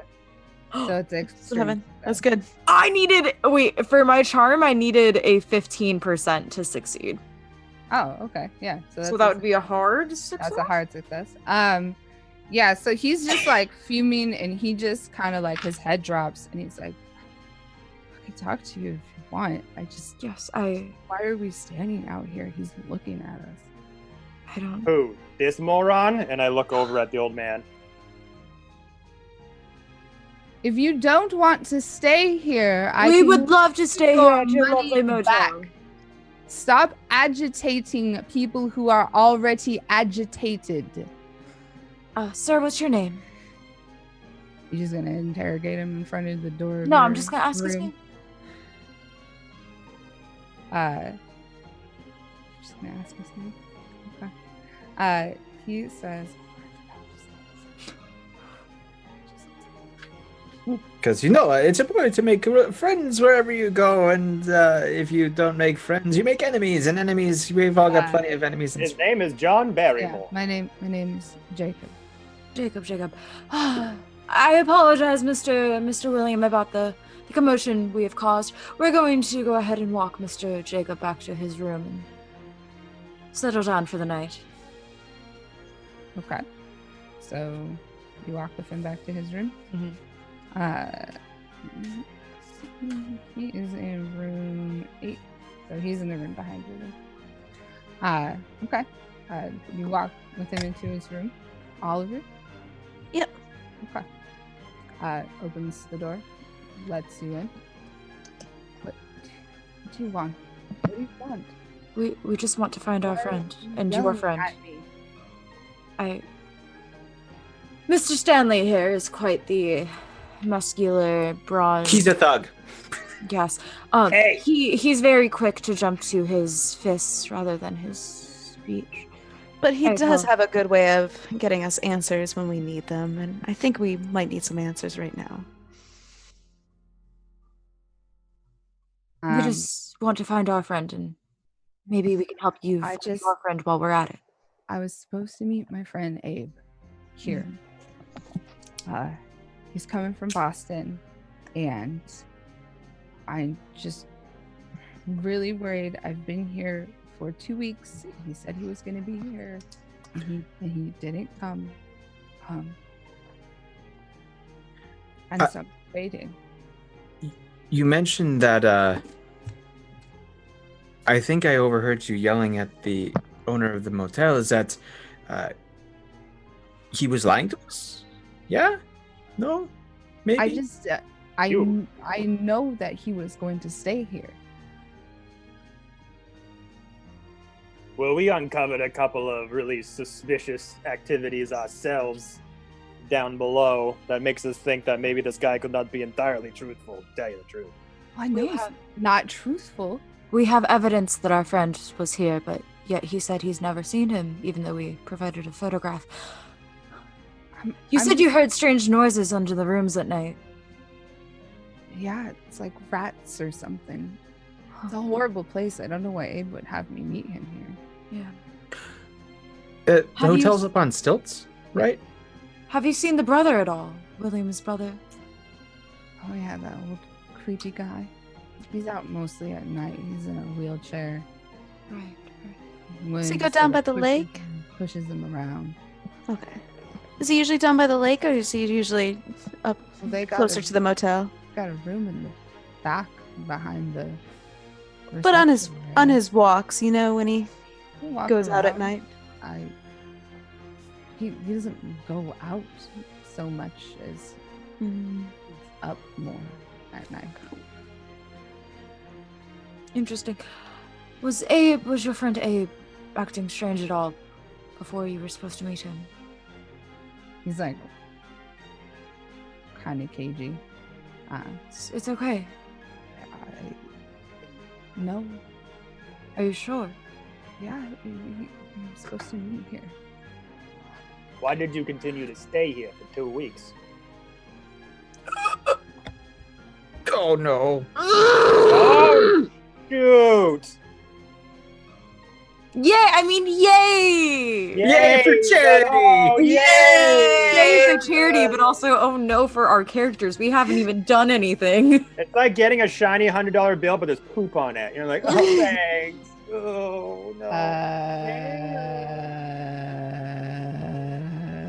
This just ramped up things, didn't it? Does an alien xenomorph come out of his Five. face? Wait, we all lose 5 sanity points? Five sanity? Ah! We haven't even done anything. No, none of us. dang, We oh. all just really hate rats. That's it. Yeah, rats are the That Yeah. rats might be here. It's just There's like, a lot of emotional like stuff. Um, Everybody's been yelling and running, right. and this man is like on the verge of tears. Mhm. I just While this is going I on, while they're talking to can't- him, can Maximilian inspect the floor for trapdoors and such? You want to look around the room? Yes. Spot hidden, please. This young man is just. I just don't want to talk about it.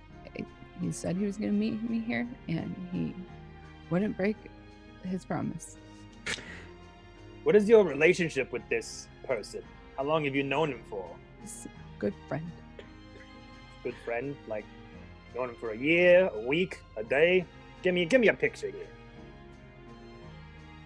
You're gonna have to start being more charming. So you can roll charm roll if you'd like. I used Okay. 4 luck points to make my spot hidden roll. Okay. So you're kind of poking around, kicking around, you Ripping up sort the of- carpet.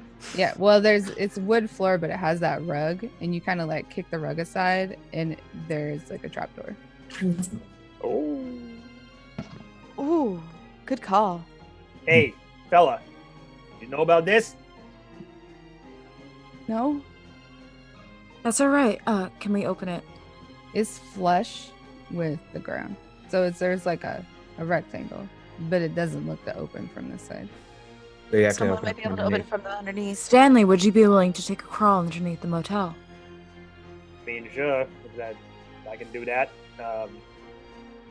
Can we open it? I mean, I could try to like get my fingers in there and see if I can pry it open. It's flush. It's There's flush. like no gap. Yeah. Does anyone got any like crowbars or anything? I can't say I carry a I- crowbar around with me. I might Okay. have a Bunsen burner on me, but I don't think that will get us far here. Shando, I have a question. I have a screwdriver in my equipment, but I don't know if it's Phillips, Robinson, or Flathead. So Uh, specific. I'll let you try to jam a screwdriver in there if you'd like. Yes. Yeah. You want to It's hand that gonna over be here? it's gonna be strength. I'm gonna give it to the Right. muscle guy. Yeah. Bam, bam. Come on, Aretha and Franklin. Let's do this. May I perhaps take out my magnifying glass to look for a weak spot to help him out? I'm going to go outside and start looking under Okay. the house. It's like Or 4 near the motel. o'clock in the afternoon. Maybe you should wait till night till it's dark. Yep. Okay. Can I help him out by taking out my magnifying glass and looking for a weak spot in the? That'll help. Oh, also, Kev, you got inspiration. Yeah. Okay. Yes. Yeah. So So I you just can- rolled that because, believe it or not, I I needed to believe get you. under 90 for my strength roll. And I rolled a 93. So I rolled the D10 inspiration and it was a 3. So I just Ooh. succeeded when I have 90% success. You pry open this door, snapping the screwdriver in the process. Oh, my screwdriver! With That a belonged to mighty, and you pop open the door, breaking the latch on the underside, and it just, there's just ground. You like look down and there's like a drop off from where the floor of the motel is to the ground because it's up on stilts and there's the ground. So there's not like a cavern or anything. It's just like the under Just the floor. under the floor. Well, that's suspicious. That's weird. That's very sus. That's weird. Motel is sus. Vote motel. Does it look like there are any drag marks or You anything? gonna hop down there? I'll go down there. And I will light up my my carbide hand torch for light it's down there. daytime. But it's under a building. It might be dark. But I there's don't. like a whole like room for a whole person under there. Okay. Yeah. Oh, I'm it's gonna that jump down. high. Yeah, I'm like it's gonna up. jump down there. It's like up a whole floor. Oh, I was sitting here thinking it was like, 3-4 no. feet up off. No, like you would be. If So you it's went very down there, obvious. you would be like out in the open. Okay, so I will go down, but I'll try to avoid like directly under as I'm like hanging down. I'll try to like swing so that I'm not disrupting any footprints that might be there or any drag marks. Be like, be careful. You're a 52-year-old woman. With a decent dexterity. So you're climbing down there. Yeah. Okay. So when I'm you gonna, do I'm gonna go this, down there with her. okay, I want to make sure she's okay. I want to protect Mother. okay. So you both lower yourselves down through the hole, Mm-hmm. and you are now underneath the building. And so I would take my magnifying glass and look Are for you in trying to be quiet when you do this? the yeah, why not? Relatively, yeah. Okay. Quiet as So we you're can. gonna need to roll stealth rolls for that. Okay. Oh, that makes me scared. So far, I've had horrible luck with it. Hey, finally! Goddamn. Oof. I rolled a 65. I needed a 30. Okay. Burn those luck points. So with Burn the I'm not gonna Yeah. burn 35. Look. so with the loud like banging of the door flying open and you dropping down below the building, you hear William's voice say, "Oi, what's going on?" Why don't you tell us what's going on? We found a trap door in this young man's room. If you are going to destroy property, I am calling the police. That's it. I've had enough of this goddamn bull crap. And I run over to William. Where is he? You can't see him. He's calling. He's just an from up ethereal above. voice. There's no like direction where He's the not voice is even a coming shadow from. guy. Why are we He's not fighting on him? the ground. He's up. Right, but I want to like where we are on the ground. See- I want to run over to like Okay, where so you I can get run that. out and then you can run to the steps and go Yeah. up the stairs. Okay. So Yeah. you do that. He's standing there. He's looking. I grab very him confused. by his scruff and Uh-huh. drag him into the room we were in before. We're Okay, so- kidnapping now. So that's gonna Happening. be. We're elevating it. So you're fighting. So well, I'm you're not gonna punching him. I'm grabbing him. But yeah, I that's don't know. we call that a maneuver. Okay. So you need to roll a fighting brawl. I will do that. Okay. So I gotta beat an 80, which hopefully will happen. We're doing a brawl. I got a 45. So Okay. that's more than half. Or no, that's less than half. Sorry, that's just above half.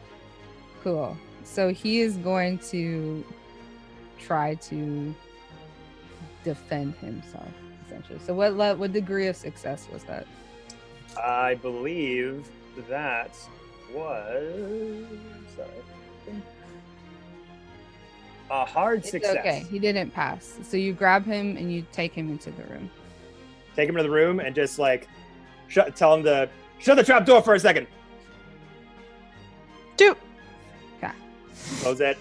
Throw him in there. Close the door behind me. Now look here, pal.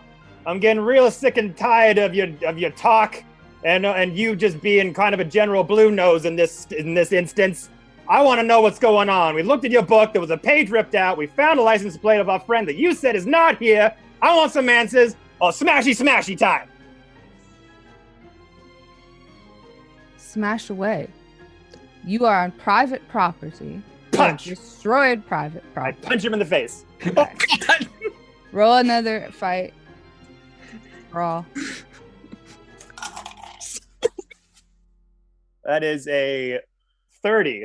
So that is all past a hard success. I think. Okay. What is the thing I need to get? X Games mode. Yeah. So he had a success, but he had a regular success. So you can roll your damage. Yeah. Screw you, old man.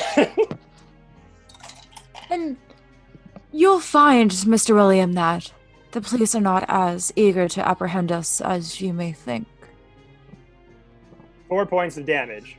4 points of damage. Okay. You This punch poor him old in the man. face. Shall I continue?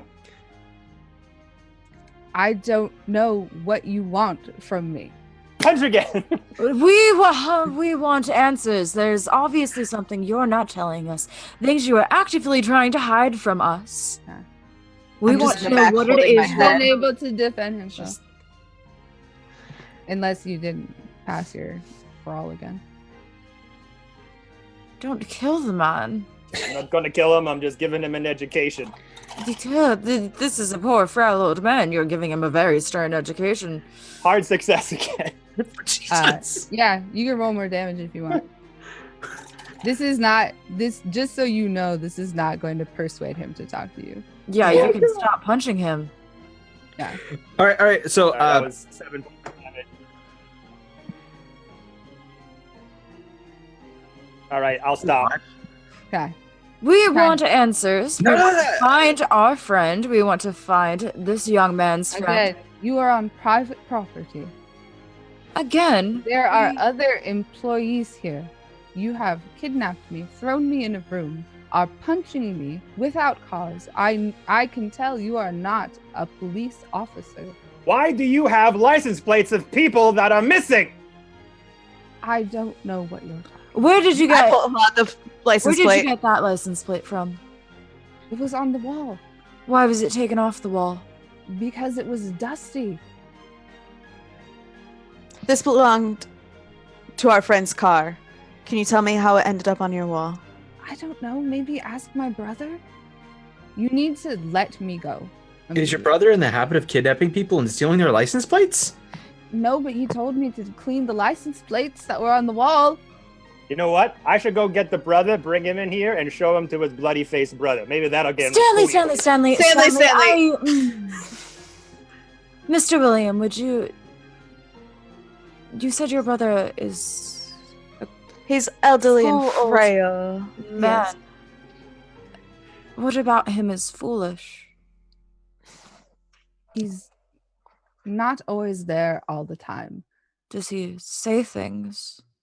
Do things? Things you may not understand? Things you may He's not a know? weird old man in a wheelchair.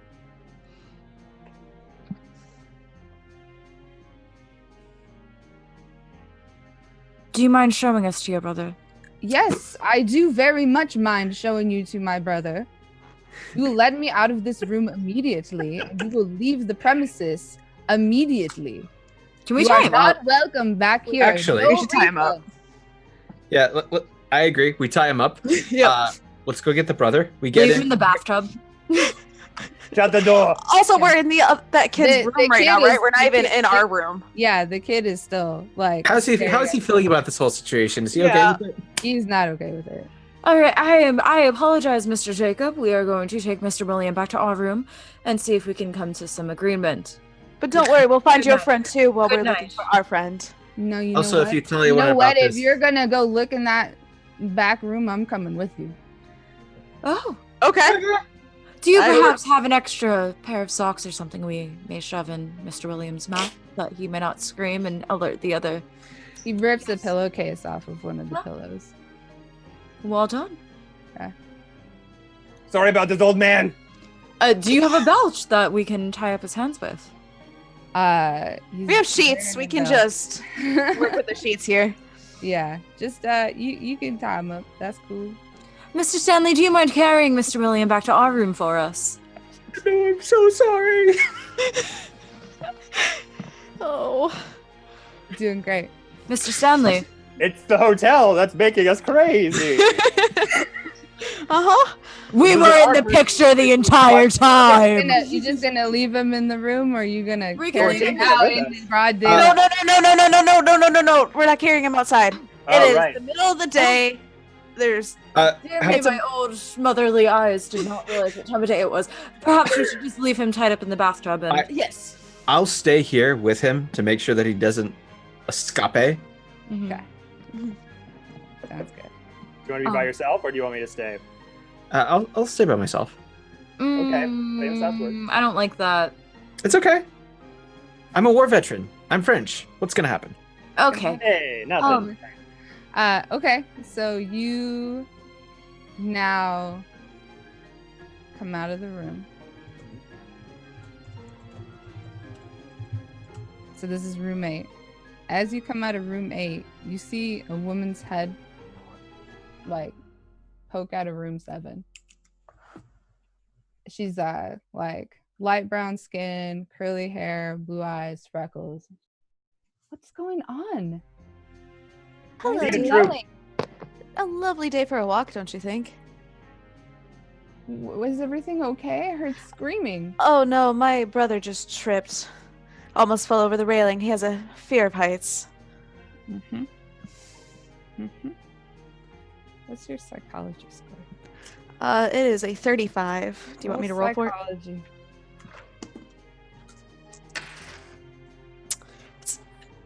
88. I don't have enough luck points in the world for that one. Like, do I need to call somebody? No. You don't need to call anybody.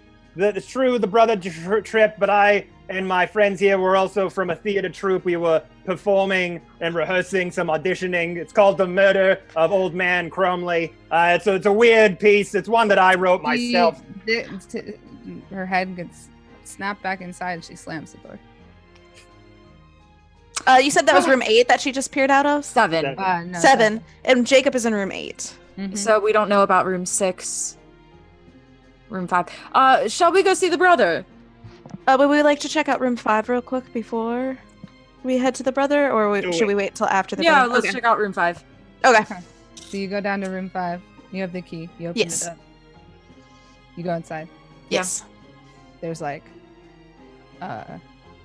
rolling garbage bin and like folded blankets and Can I extra search through the clothes. garbage bin for the ripped out page with coffee on it?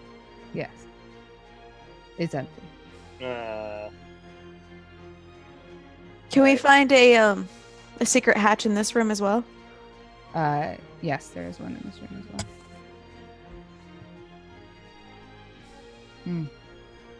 Maybe we should go pay that brother a visit. Yeah. See why he developed a hotel with a bunch of trapdoors in it. Seems really creepy and sus. Super sus. With noises underneath the hotel at night.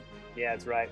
Makes me Especially worried. with those doors. So I also remember he said they bought the hotel. They didn't build. Makes me worried that maybe this brother knows more than The other one? William does. Let's go knock on the door in the back. Do we know this brother's name? I know we know William, Nope. but You don't even know Okay. their last name or where they're from or why they're here. We didn't ask anything. Should we have asked that before we Plot started twist, we're the punching? villains. what brings you to Massachusetts? We can ask the brother though. We can ask him those things. Yeah, You guys know we're punching his brother? First attempt didn't go so well. No, redo. Let's just try again.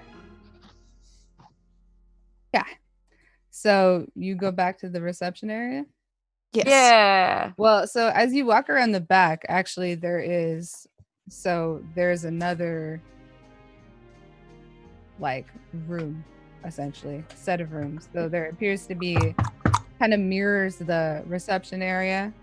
There's a window that's shuttered from the inside. It has 2 doors that open in, another set of stairs, and a ramp.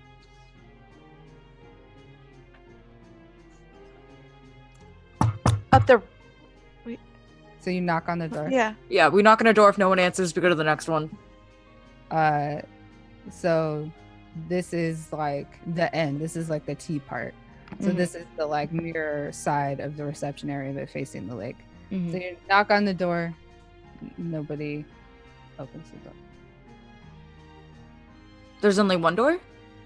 On this side, there is doors that it's like double doors, but like Got it. Is Those it are- locked or does it open? Does it it's give? locked.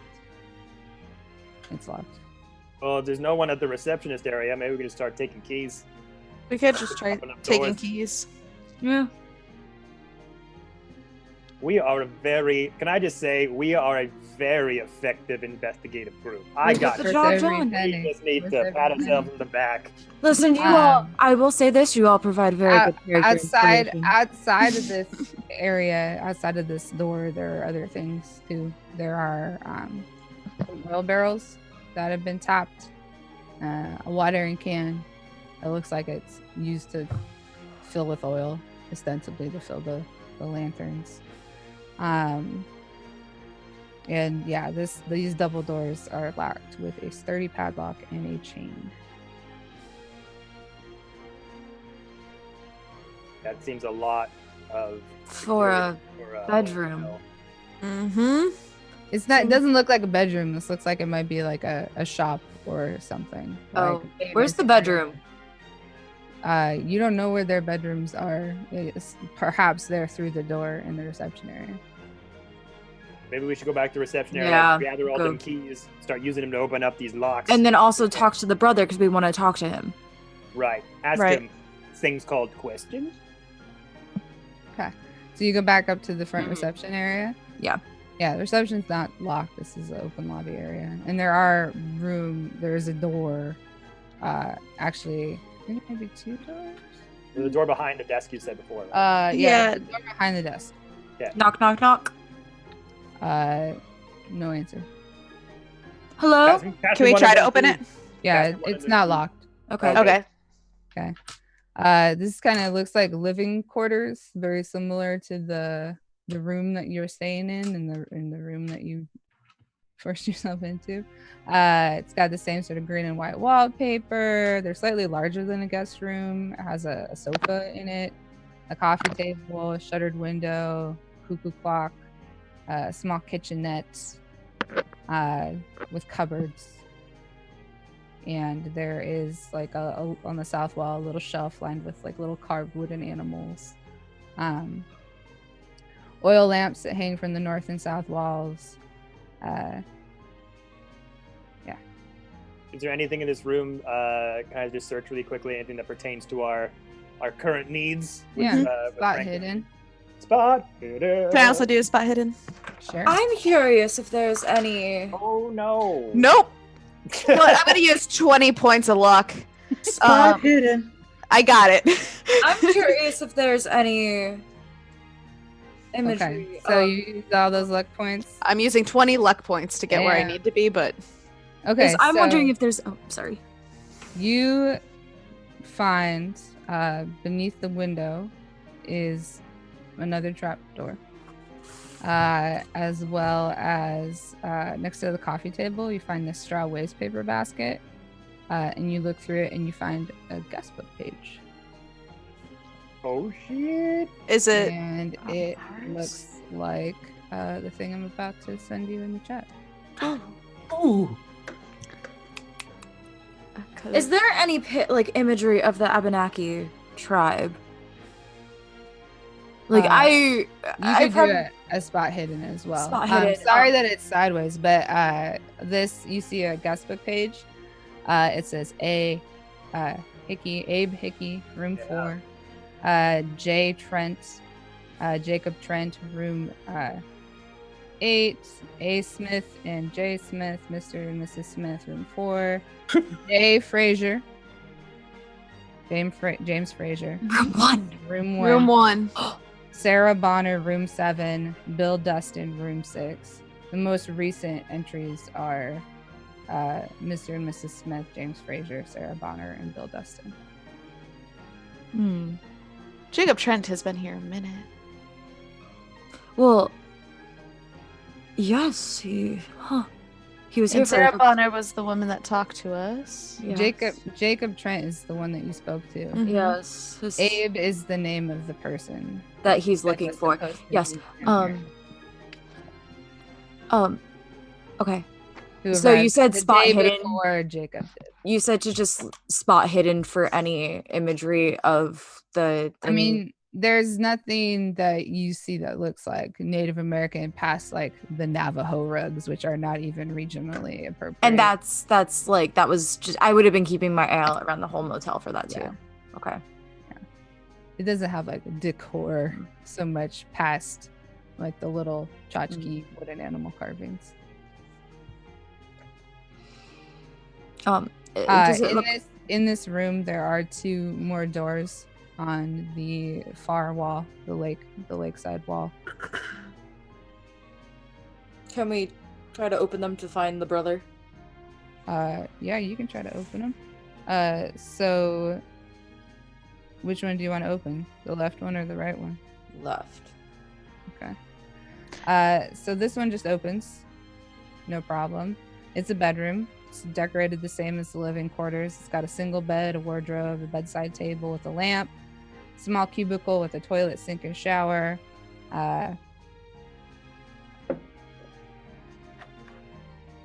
Go back to the right door. Okay. While she's doing this, I'd like to grab room 1's keys if they're available. From the front? Mm-hmm. Yeah, they're available. Okay. So you want to go on the second door? Yeah. It is locked. It's locked. Nobody answers. So, how dark is it out now? Do you need some assistance? It's like 5. It's like not even dinner time yet. But it is winter, so that means it is probably dark by now. Oh, you know what? That's probably true. Probably is sunset. Do you need some help opening that door? If you have locksmith, you can use locksmith. If you have just, What if you have brawling huge strength. arms to knock you it out? you could just try to bust it open. I'm gonna try to bust it open. Okay. Go ahead and roll a strength roll. Running stat.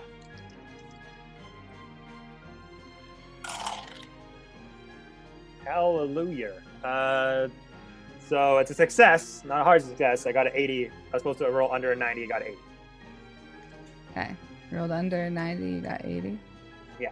Okay. So you That's bust okay. open the door. As you bust open the door, I want to go back to Maximilian. All right. Okay.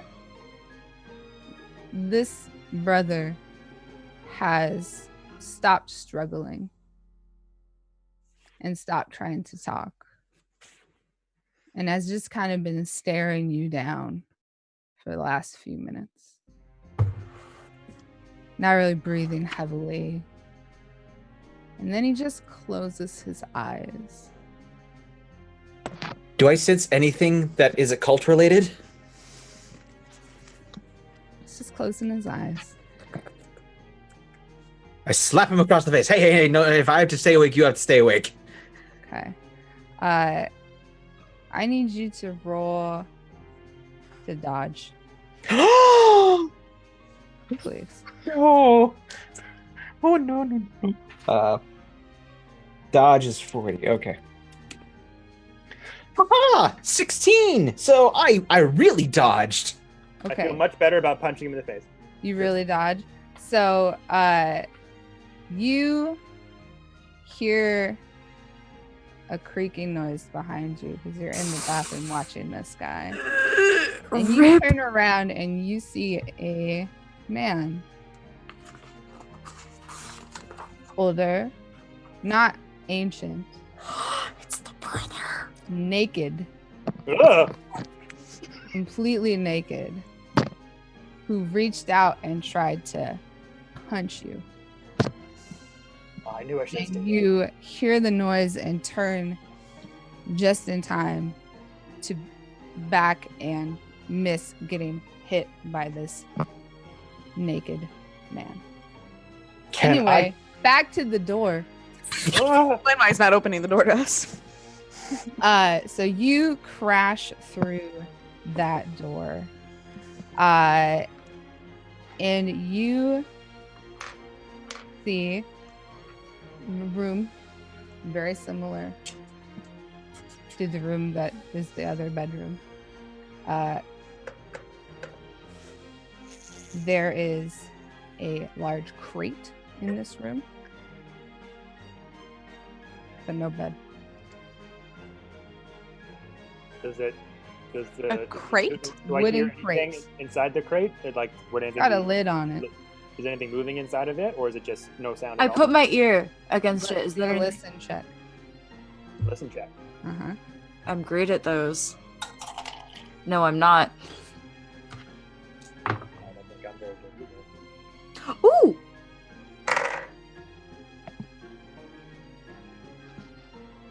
I don't have Oh. enough luck points to fix mine.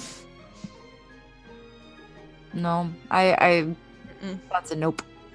Needed under 20, got a 60. Okay. It doesn't, you don't hear any sounds. Screw it. Opening it up. Okay. As you open the crate, I'm gonna go back to Oh, damn it! so you see this naked man standing over you, kind of dead-eyed, staring at you, and he's going to try to attack you again. I would like to kick him in the balls. Okay, so so your options are to dodge, or you can attempt to like defend yourself, like fight back. Remember the 5 Ds: dive, Dive. dip, duck, dodge. Even dodge. And as you do this, you hear more noise from like the main part of the room, and you see a naked woman crawling up through the trap door of the room. You can see like through the legs of this guy who's standing over you. So roll your I would like to get changing my answer. roll your I regret pointing out that it's probably dark by Yeah. now. roll. Thank you. Roll your fighting to either I'm sorry, dodge. guys. You did this! Mom, you betrayed your son! Your only friend's son! Okay. Can I use luck points to reduce this? Not for fighting. Oh. Okay, I didn't No, wait, dodge. you can for fighting actually. Oh, No, thank you God. can't- You just can't push a fighting roll. Okay, yeah, I'm gonna use 6 luck points so that I can successfully dodge. Bringing it to what? Uh, Because my guy has a hard success, so you're gonna have to have a hard success. okay, okay. I'm gonna use 25 luck points to dodge. Yes. Okay, so you're able to kind of like roll away just as this guy lurches down at you to just pound you.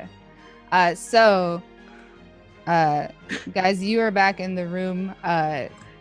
Your new buddy is like, Trent's like, this is creepy as heck, you guys. And you open up the box and you see inside a man, very old. Does he look Bald, like? Is he alive? liver spotted, shreds of white hair across his very old head. Is he alive? Yeah. Is he alive? Lurches up out of the box and lunges at whoever opened the box. I which I'm did. guessing is you, Betty. Is going to lurch at you. Ah! I would immediately punch him in the face if he lurched at me. So you get to roll fighting against his fighting. But Good. I'm a Mike Tyson haymaker. This old man. It's my specialty apparently. He gets a bonus die. Oh. Does have the jump on you. Okay. 'Cause you were not expecting to do. That's to, right. like, come out at you. So I'm rolling just the brawl action. Yeah, you're on brawl. Okay. Sacre bleu! I did not succeed. I'm Okay. going to burn 10 luck points to succeed, though. Okay. My guy has a hard success. Mine's just a normal success. Okay, so he gets you. So we're gonna do. Does he take damage or no? Not unless you're successful. Oh, I was. Like I burned luck to points. a higher degree than him. Oh, I see. Like Okay. how I'd burn 25 luck points. Yep. So Gotcha. he's not. He doesn't look like the beefiest, toughest of all people of all time. So he's gonna do. Oh, that was good. You take 3 points of damage as he tries to claw at you. Ah! And when he touches you, No! Old he man! feels ice cold. Yes. The clammy hands of a body long grown cold. And I need you to roll a sanity check. Sanity! Because this first person one? does not feel like a person. No, he feels like a clammy old Mr. Oh my Burns fucking man. god, he fucking dead. Sanity. Where do I see the sanity again? Sanity, your sanity number is. Oh, I see it, 50. So I have to Gonna be- roll. Okay. Oh, God! Sauron is giving me the evil hand. Ooh, yes. So I had to roll under 50. I got a 39. Okay, you're fine. You're able to shake it off. But you do recoil backwards at this horrible. I fucking hate clammy yeah. hands. It's the worst fucking feeling in the rising world. out of this box. Back to Snap. So we're going to. You see this woman, this naked woman, climbing out. I would like to run and jump on the trapdoor as she's climbing out. So it's like open. Damn, so we could cut her in half. And I would like to bobbin weaving GTFO. Okay, so as you try to run away, each of these creatures is going to try to attack you. So you can try to dodge or fight back. I'm gonna dodge.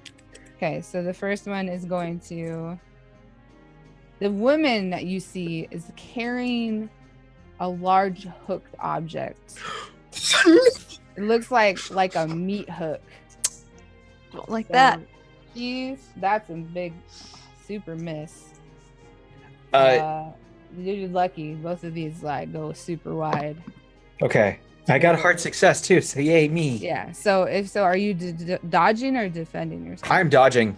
Okay. So yeah, they don't even touch you. You're like dip, do, and you just run for the door. Thank you, Patches O'Houlihan. Hey, don't touch me there. This is my no square. And get out. No square. So you're running back to the main room. We've got this. I am screaming bloody murder. There's zombies everywhere. We need to get the fuck out of here. Oh my god. Oh my god. Okay. Screw Franklin. Oh, refund you. Yeah. Someone just entered our call. Hello. Are we done? I don't know what's going on. Nope. It was another one of those old scary old men trying to Ah! Okay, so if we want to have a combat in the room with the crate and the dead guy, then Yes. you can tell me what your dex scores are, and we go in order of that. Doesn't one of you have a gun? 55. I have a gun. I'm absolutely shooting on my turn. My dex score is 50. I have Okay. 65. I go last. Okay. So yes, you can go first, Kev. All right. Okay. I hate your clammy old hands, old man. Oh yeah. You roll under 90. Oh, the brawl. Yeah. So I got 31 out of 80. So I think that's a hard success for sure. Or Okay. is that an extreme success? So he's gonna try to dodge.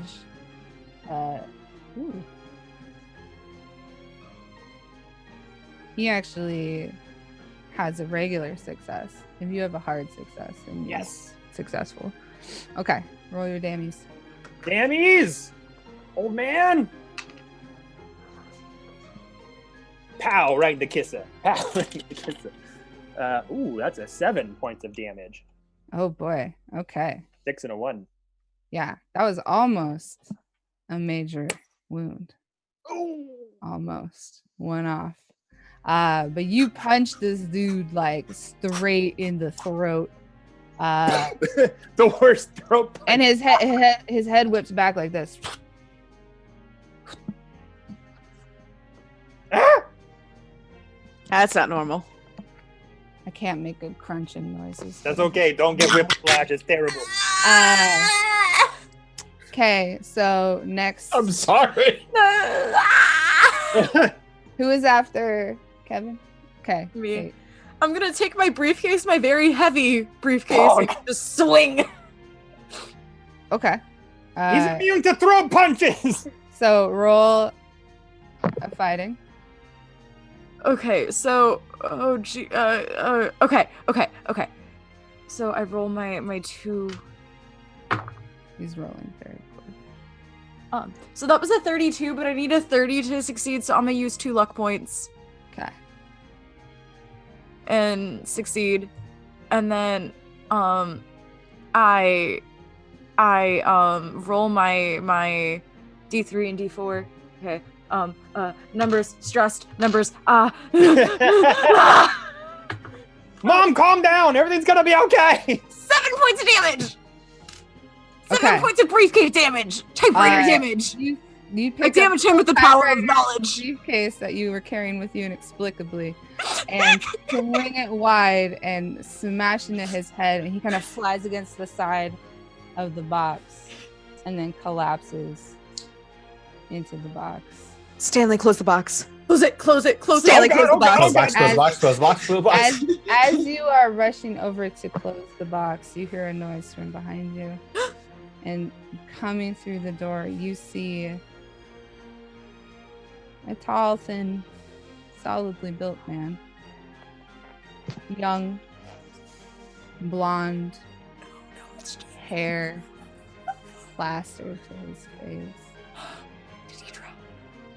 Shirt torn. In the center of his chest is this round, open, bloodless wound with red veining tracing out, radiating around it. And he just sort of looks at you. He's holding a meat hook. Looks a lot like the guy in that photo you have. If we ever get out of here, I'm gonna invent a system, maybe call it Yelp, so I can make people never come here ever again. I'm a yelp to I'm the high shooting him. heavens that people should never come here. Yep. Yeah, this is Can a I get the car? 1 and run with star. you? Yeah, a I'm 1 shooting him. star review. We need to run. Oh, 1 star. It's not Yelp. It's And he's gonna come forward and swing at we'll just say who's closest to the door. Probably me, Probably, honestly. yeah, because the two of us went up to attack. So that was real good. You gonna try to defend yourself? Or... Yeah, Shoot him I'll in the try. face. Shoot him in the So face. he gets a bonus die because Mine's not good, but I've got some luck points. Shoot left. it! Mine's a fail. Yeah, he had a hard success. So that's. I'm so stunned by him being behind me. I just freeze up for a second. Bam! Just shoot it. No. You got the shinin. 8 points of damage. Oh, that's a major wound.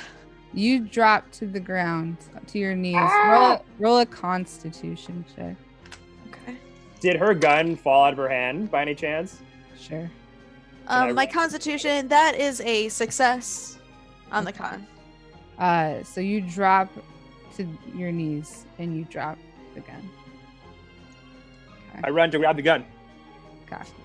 Not your turn, friend. I'm sorry, I'm just It's stating. her turn. Ah! It's her turn now. Am I allowed to do stuff from the ground? You can. You will be taking a penalty die. Okay. Whatever it is you decide to do. I don't think she would. I think I she think would try this to will like probably be scramble the last- backwards This with will her be the gun. last thing that we do because we've got another show that's waiting. Yep. Nah. She's going to try to scramble back and try to shoot what's left of Jake. Okay. Or not Jake. Oh, geez, not Jake. In the James, face. James. Yep. James. Okay. All right. Shoot James in the face. Shoot James in the face. Ba-dum-bum-bum. Shoot. I'm going to use all of my luck James in the points face. on this to bring it down Yes. to just a regular success. Okay. That's all I can do. He does not dodge. So roll your dammies. Yeah. My dammies is just a 1d6.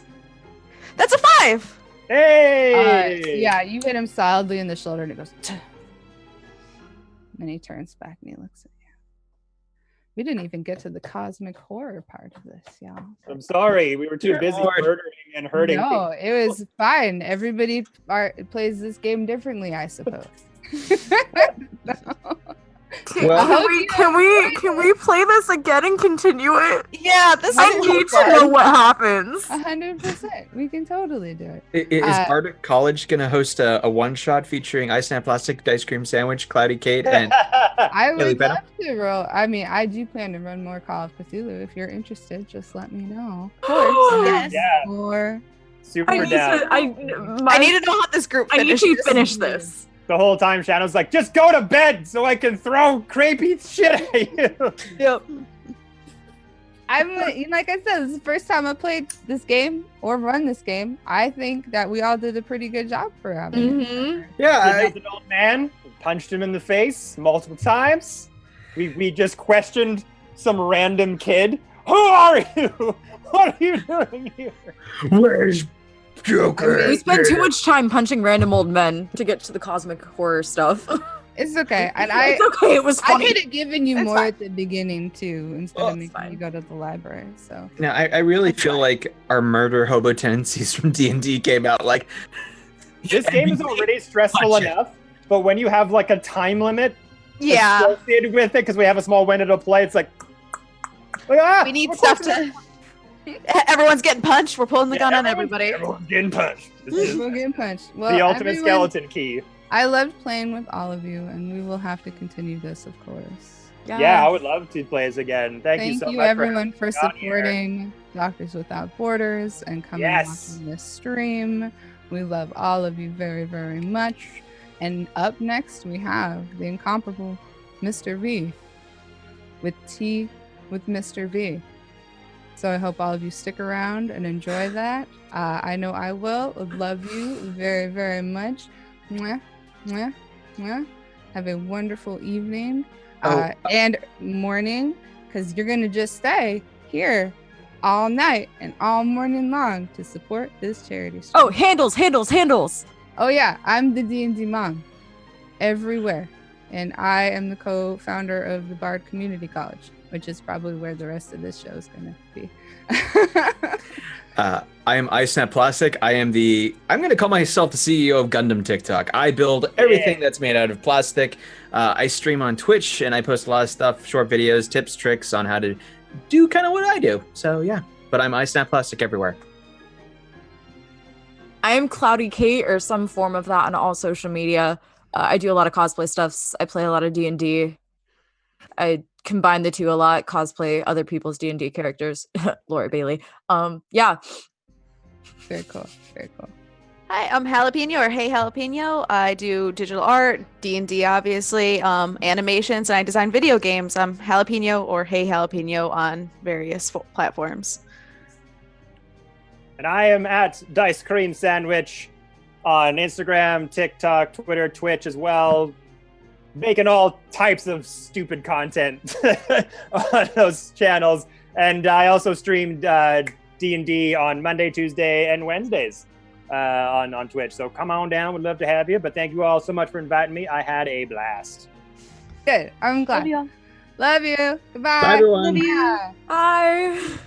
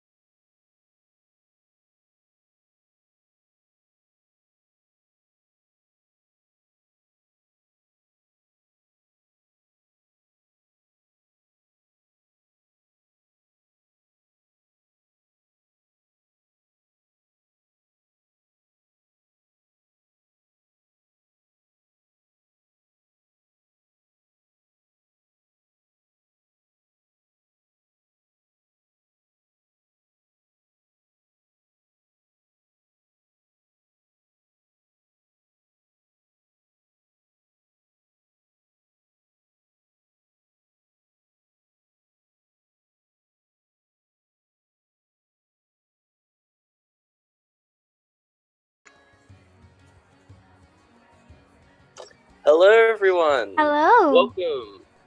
This is not exactly, just D&D, but this is Tea with Mr. V. This is my talk show that we're doing for the charity live stream. Woo! We got some lovely, wonderful people here with some lovely, wonderful drinks, and so if you don't know, hi, I am Mr. V from the Adventures of Mr. V on TikTok, and we will go around and introduce ourselves. So I think Sloan. We'll go from Sloan. We'll go down. Oh, sure. Hi, everybody. My name is Sloan. I'm Art Plebe everywhere. ARTPLEBE, except for Instagram, which is art.plebe. So Twitter, Tumblr, TikTok, all the things. And yeah, you can see me producing a bunch of shows over on Bard Community College. I run No Masters. I've got a No Masters game coming up this Wednesday.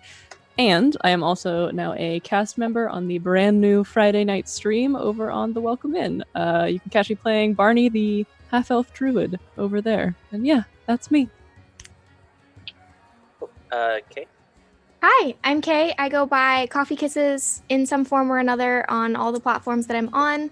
I'm not in any regular streams right now or anything like that, but I appear in one-shots here and there. And I'll put my link tree down in the chat so you guys can find me on all my places. Okay, cool. Maddie.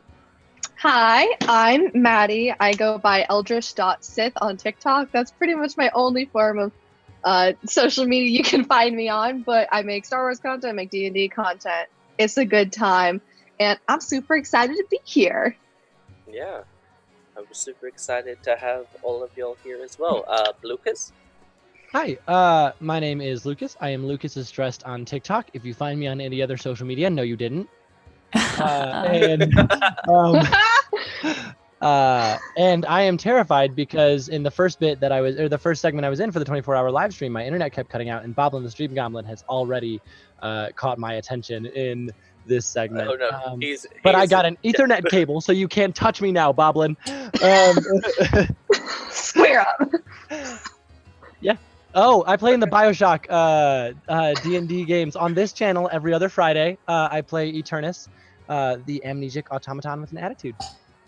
Yeah, awesome. And returning guest to Tea with Mr. V, the lovely Red Queen Hales. Hello. Hello. Hi, Hello. I'm Red Queen Hales, otherwise known as Haley, or a coffee goblin on the day-to-day. I am the resident queen of dragons. I am the only person I know who can make red not only a favorite color, but a personality trait. And I'm your local artist extraordinaire. So I'm Red Queen Hales on basically everything. Twitter, well, actually, I was about to say YouTube, and then I realized I don't actually have a YouTube. So we're skipping that one. TikTok, Instagram, Red Queen Hales. If there's any other person, no. I am the one, the only. I am the reigning queen. Thank you. And yes, I'm happy to be here. Thank you, V. And this time, you haven't tricked me into drinking cold brew. In fact, we have a group decision this time. And yeah, today we have all brought some nice cups of hot cocoa that we're gonna be sharing. So yeah, bottoms up, guys. Cheers. Mm-hmm. Pinky out, because I'm fancy. And Pinky's out for the queen. Ah. None of us are British. Absolutely none of us. It's fine. I find it funny how you mentioned me tricking you into drinking cold brew, because that was definitely a little bit of a goblin move on my end. Oh time. yeah. So even I have heard this story. Yeah, I will tell the story several times. Like I will tell it. I'm telling it on stream. Here we go. Okay. All right. So if you didn't catch the last episode, the season finale of Tea with Mr. V, with we wanted a really special guest, so we wanted to bring in Haley because we love Haley, and so Haley's drink choice for that episode was cold brew that not only just regular cold brew that has been like what, brewing for like 12 hours? I said a minimum of 12, but you want it to at least be 18 to 24. So it was strong, it was potent, and I do not drink coffee on a regular basis. But you know what? Sacrifice stuff for this show. So I go in, have the episode, I am buzzing, zooming, while drinking this cold brew because I was completely hyped. End of the episode, cameras cut, Haley turns to us. By the way, I was just drinking regular iced coffee. I felt Oh, The prestige. See, and the whole time I was sitting there waiting for the trick to come in. I was literally planning on asking you, how was that a trick if she just said cold brew at the start? That's a beautiful con. That's a beautiful con. We love to see it. Here's my rationality. So it's early in the morning for V. It's early in the morning, and it was almost 6 o'clock at night for me. If I had my cold brew, I was gonna be zooted the entire night. So I was like, it's still technically iced coffee. Does that count? And in my head, I knew it didn't count, but I was taking it. I was gonna roll with it because I was like, well, it's either me or V. And it's morning for him, so obviously this choice is clear. Sacrifice. So see, the reason why you did it was completely reasonable, and it would have been fine, and I would have switched my choice to iced coffee. But no, you refused to say anything. It's wine drink.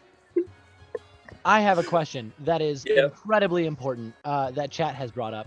Did you have to buy equipment to make the cold brew? You have no idea. I bought a whole bunch of coffee grinds. I bought mason. I bought a whole ass fucking new coffee machine so I could build my coffee tolerance up before the stream.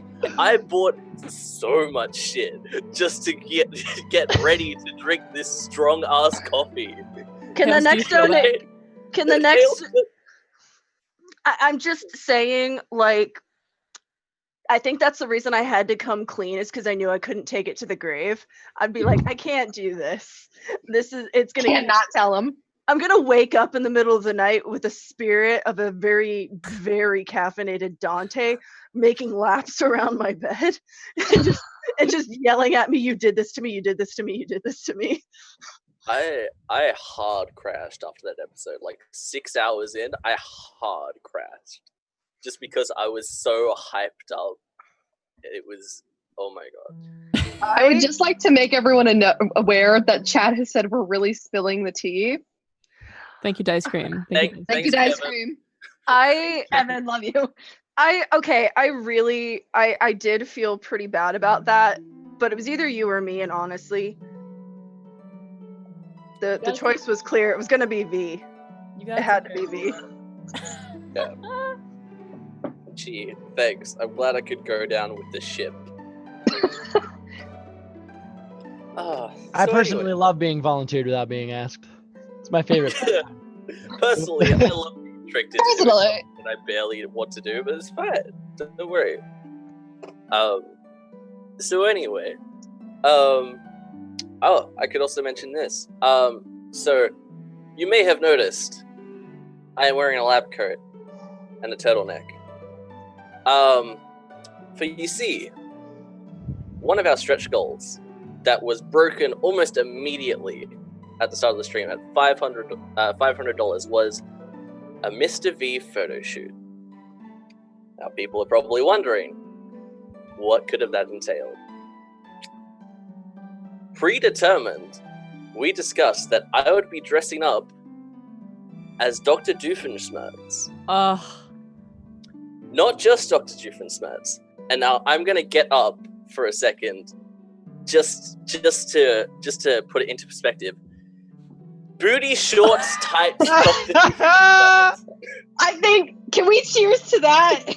Yeah, absolutely we can. I'm literally almost done with my stuff. And you also get to see how nasty my my hot chocolate was. I'm gonna post a link in the chat a few times. That's the TikTok I just posted half an hour ago V of me You salty saying dog. that it's there. It is a TikTok. It is a TikTok. It is spicy. That shit's gonna get flagged. Who's Oh, that oh, sexy thing I see over Absolutely. there? It's me. So yeah, that is why I'm currently dressed up like this. It's a good look. It's a good look. It's Okay. fun, okay? Yeah, I see it. It's called Tasteful Doof. Thank you. Tasteful. Oh, Tasteful doof. Tasteful doof. Oh my god. It has We'd been. love to see it. We have no choice but to stand. Yeah. Look, if you want to find out more, just go to the TikTok, okay? just go to the TikTok. Oh, we got a raid. Oh, 17. Thank you. Wow, thank you, Legends of Elantris. Bye. We're having hot chocolate and talking about my sorrows. Thank you. I do feel slightly sorry for that V. Like at the end of I it, know. you I were. know. I just love giving you shit. I remember you being like the next day, being like, I feel I feel a thing. I don't know what it is, and I'm like, that's how I am every day, bud. Sorry, but I'm not. But I'm sorry. Like there was a weird. There was a very weird dichotomy to the trickery that I pulled. It's fine. I'm over it now. It's just a funny story. But anyway, yeah. It has been, guys, we've been streaming for like 14 hours at this point. Crazy. And smashed literally Yeah. 5 times the end goal. Oh yeah. 5 times the We end goal. planned for $1,000 max, maybe 2,000, which was the optimum vote, and we crushed it. And we are Crushed it. continuing to crush it. I Like, say, why stop here? Let's keep this ball going. oh hella. Hello. But like, how have you guys found the stream so far? Like, Was anybody on earlier sessions? yeah. I was I'm on pretty the sure. literal first segment after the mod intro. How'd that go? It was great. We started out at I think around 85-ish viewers. Made it up Hell to around yes. 105 or Hell so. yes. Yeah, it was a lot of fun. We played a one shot in which we were all basically competing in a competition run by some powerful mysterious magic man for a wish spell. And it was great. I got to be a Phoenix sorcerer who basically ended the session by exploding. That is When my I- favorite Phoenix I like like subclass that. or sorcerer Yeah, subclass. That shit is it's a good so subclass. good. It's a lot of fun. It's a lot of fun. Yeah, and we got to tank it. But of course the druid won because they were wild shaped, and so they technically took 0 HP, so in a health based contest. Yeah. So yeah, no, yeah, it was really great. Had a lot of chat participation. And Kate, you've been in multiple segments. Yeah, this is my 3rd segment so far. I was in the Honey Heist one shot first What was earlier. that? It was a lot of fun. For me, it was morning because I'm on West Coast time. So it's 11 a.m. for me, 2 in the afternoon for East Coasters. And it was a lot of fun. I'd never actually gotten the chance to play Honey Heist before, and I'd been wanting to for a very long time. And I'd actually never done like a proper character voice before either. It was my first time debuting one of those, which I think it turned out Chris. okay. Chat seemed to like it. And then I was in the arts and crafts section just a couple hours ago, right before the Call of Cthulhu one shot, which was also a lot of fun. So, Nice. yeah. Love to see Nice. it. I was in Jackbox earlier. Yeah, you were. Oh my gosh. Wow. Hey, playing that game when you're on a PG-13 restriction is so I It's like can't playing imagine. Cards I Against couldn't do it. Humanity. I could not do it. they had us on the family-friendly setting. And I was Yeah. just like, okay, this means that my brain is just totally messed up because I'm getting PG-13 pitches here and I'm trying to knock it out of the park straight into our territory. Oh yeah. Oh yeah. Oh. But it was really good. It was really good. I had a great time. I think we got a question from Dice Cream. Oh, yeah. Oh. Are any of you looking forward to Tasha's Cauldron of Everything? And if so, what are you looking forward to the most? Ooh, Lucas, you got an answer. My favorite thing present in any D&D books is subclasses. Spells, backgrounds, races, that stuff is all great too.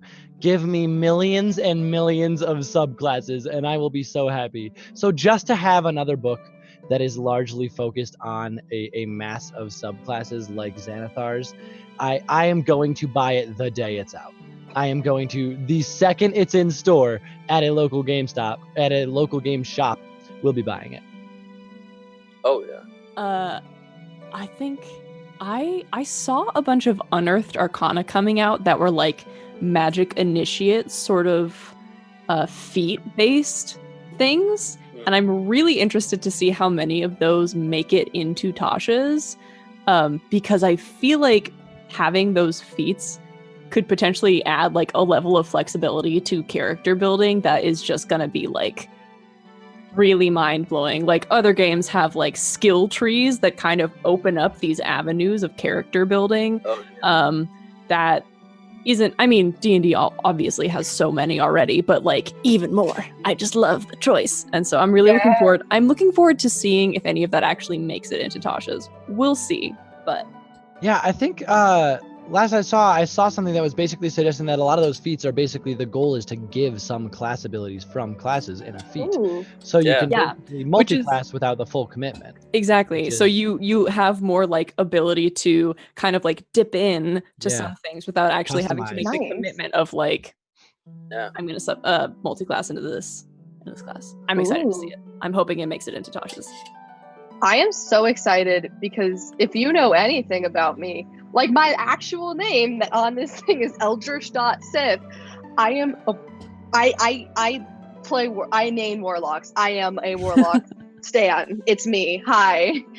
And I was like made aware that there's going to be added warlock subclasses, which like, okay, I am someone who genuinely usually sticks to like great old one pack, like kind of those kind of packs. But I know I need to branch out a little bit, and I think these new options are definitely going to give me more options to traumatize my warlocks. Oh yeah. Beautiful. I'm just excited to see a whole bunch of Unearthed Arcana actually come into official material, because that's what a lot of this book is bringing a lot of Unearthed Arcana. The UA. Yeah. I wonder if they're gonna like. Is Phoenix already official? No, subclass? Phoenix is Unearthed Arcana. God, and I hope they if make that's in Tasha's, it needs to be messed with because Phoenix is broken. Oh, but it's so good. good. I have to promise the DM I won't abuse it. It's ridiculous how nuts your damage gets as a Phoenix sorcerer. We love it. And Kay, you I'm pretty sure you've said on like multiple occasions that you've been playing for like since like first edition, right? Yeah, I have actually. I have been playing since I was a little kid. Both my parents play. They've been playing since they were for my dad, high school, but mostly college, and my mom, college. That's how they met. And so they taught me D&D from a very young age. I think they said that I started playing sometime around like 7 or 8. But my mom's in the chat. She can correct me. And it was with first edition because that's what my parents play. My dad's been a DM for a very long time in first edition. So I know first, I know second, and I know fifth because I jumped from second to fifth. Sorry Shout out to do Kay's a mom. Quick little thing right here, but Mustafa is in the chat telling the Super Goat telling us that we reached the goal for which we will be giving out a copy of the new Tasha book. Oh yeah. So you have to make sure to donate. Make sure to donate to be eligible for the drawing for that. Yes. Oh Don't yeah, miss that. we've reached that, and it will be one of the things that we give away. We're also giving away a whole bunch of dice, whole bunch of stuff, like we got also the source books from D&D Beyond as well that we're going to be giving away. Yep. It's mad. Like, get in your donations and get into that raffle. It's going to be we're going to be deciding all of that very, very soon. So yeah. Yeah.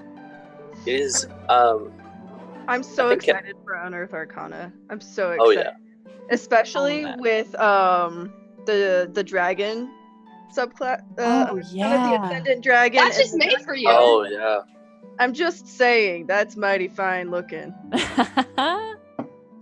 Whoa, Haley liking stuff with dragons. Dragon? What? Sure. Couldn't. Yeah. So, Kay, Dice Cream asked another question that I do want to echo as well. Which edition do you prefer? There are things I like about I would say both, because in my opinion, first and second are very similar, and in my head I group them together because there's a lot of similarities versus fifth being very, very different. I do prefer fifth for a few things, and I think mostly that's just variety. Like Lucas was saying earlier, there are way more classes, subclasses, races, playable races now, that sort of thing. So you just have more variety when it comes to that sort of stuff. And I think it's a little bit more accessible for people, so I prefer playing it because I get the chance to play it more often.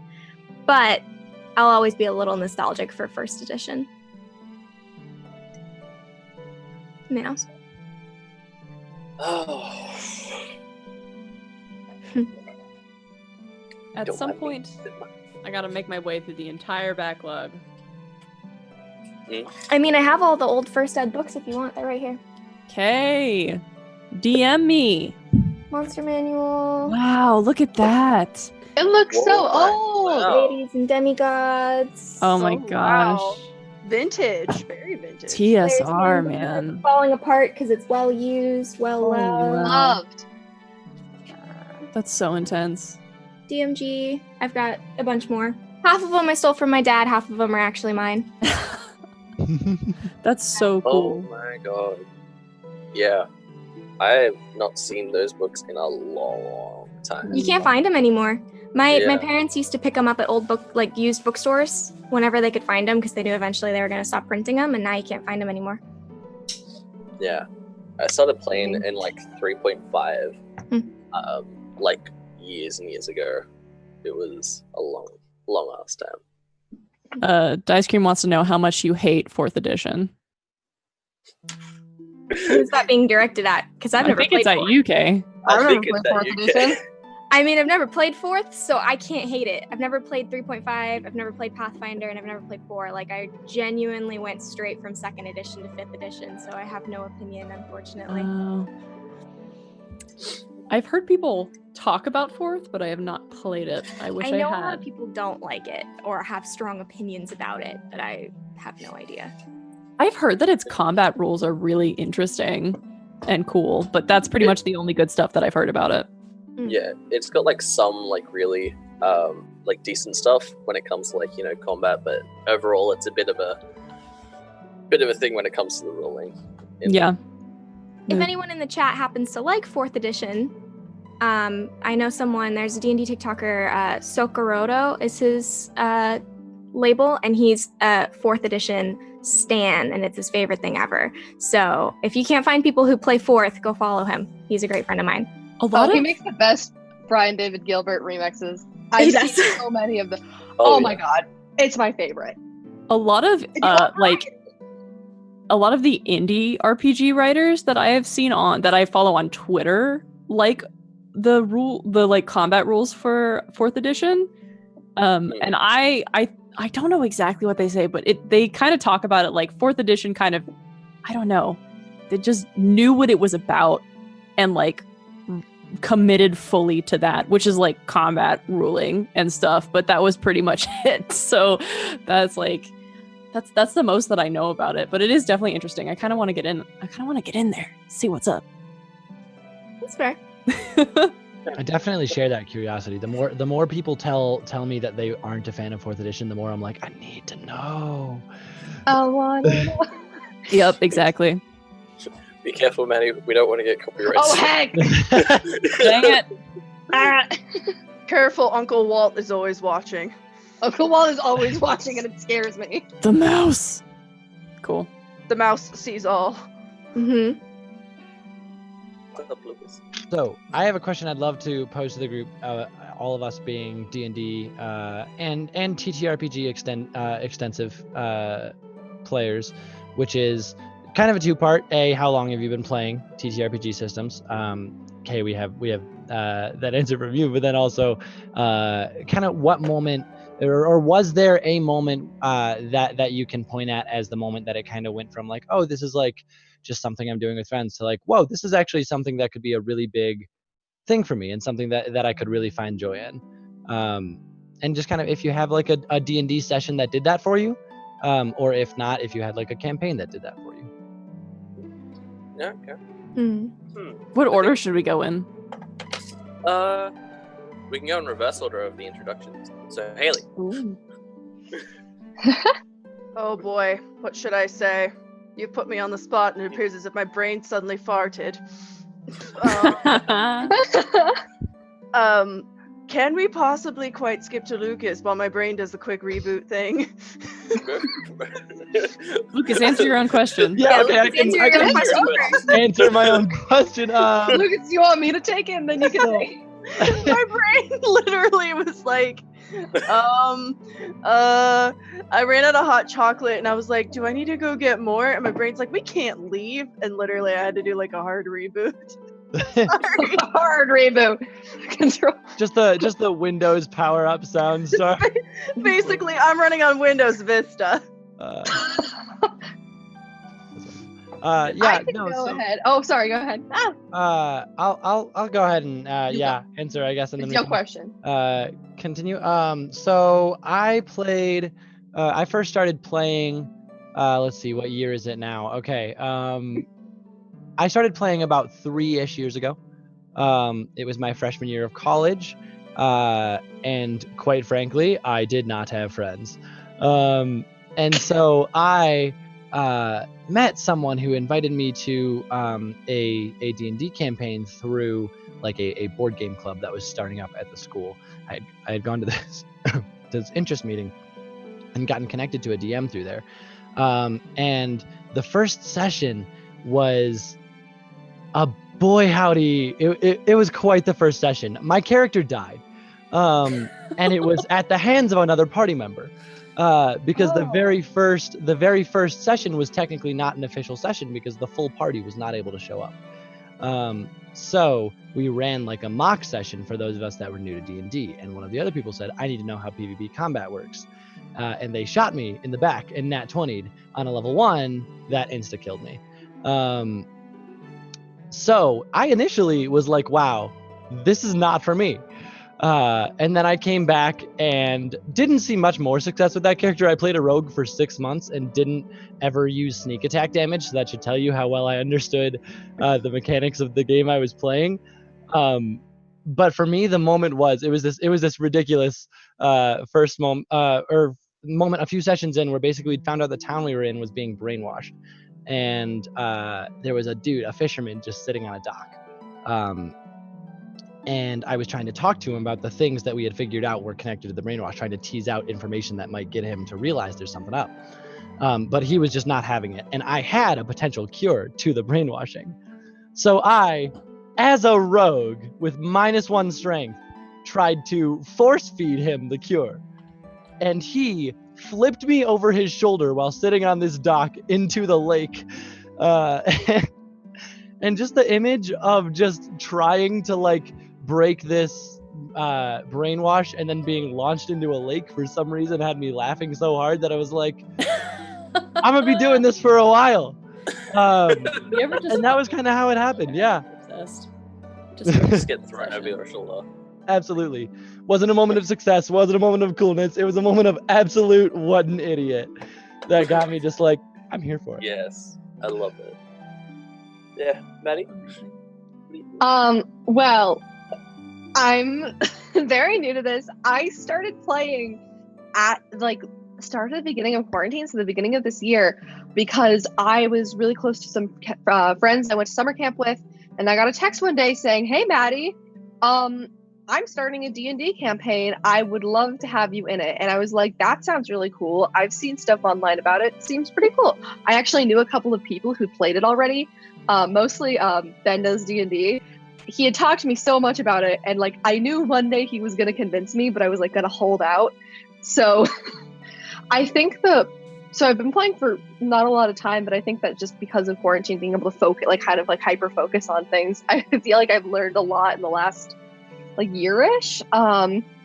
But I think the moment that I think I really kind of like clicked, that I'm like, oh, this is why this is so cool, is not my home party, is when I first started playing with some of the creators online. And I think the first thing I played with was it was, I don't remember if we streamed it or not, but it was a This Is Us one shot, which is where we played as ourselves. And it was so cool to me because like it's like, I don't know, I always thought it was like interesting to like play as a character or whatever, but like the characters were us, and then like we went and kind of fought the final being, and this was just giant kind of almost Groundhog Day moment. I was sitting there like jaw was on the floor. I was so surprised by the entire thing, but it was so cool. I just was so like blown away, and I was like, wow. And I created my own one shot spun off of it. And as I was like DMing that, my first time DMing, I was like, I'll stream it. Like sitting there, like telling the story, I was like, whoa, like this is so cool. And I think that's kind of where I was like, oh heck, this is like the best. oh damn. Oh dang. Oh dang. That was a hell of an intro. Dang. Oh yeah. And like yeah. and Kay, so we know when you like kind of started, but like what got you hooked on D&D in TTRPG? It's honestly a hard question to answer because I started playing so young. It's just been something I've always wanted to play since I was a little kid, you know? Like it was like I said, the game that like my parents would play with their friends. It was like the cool thing that the adults were doing in my head as a kid, which like I don't think a lot of people are brought into D&D thinking it's cool, but that was definitely me.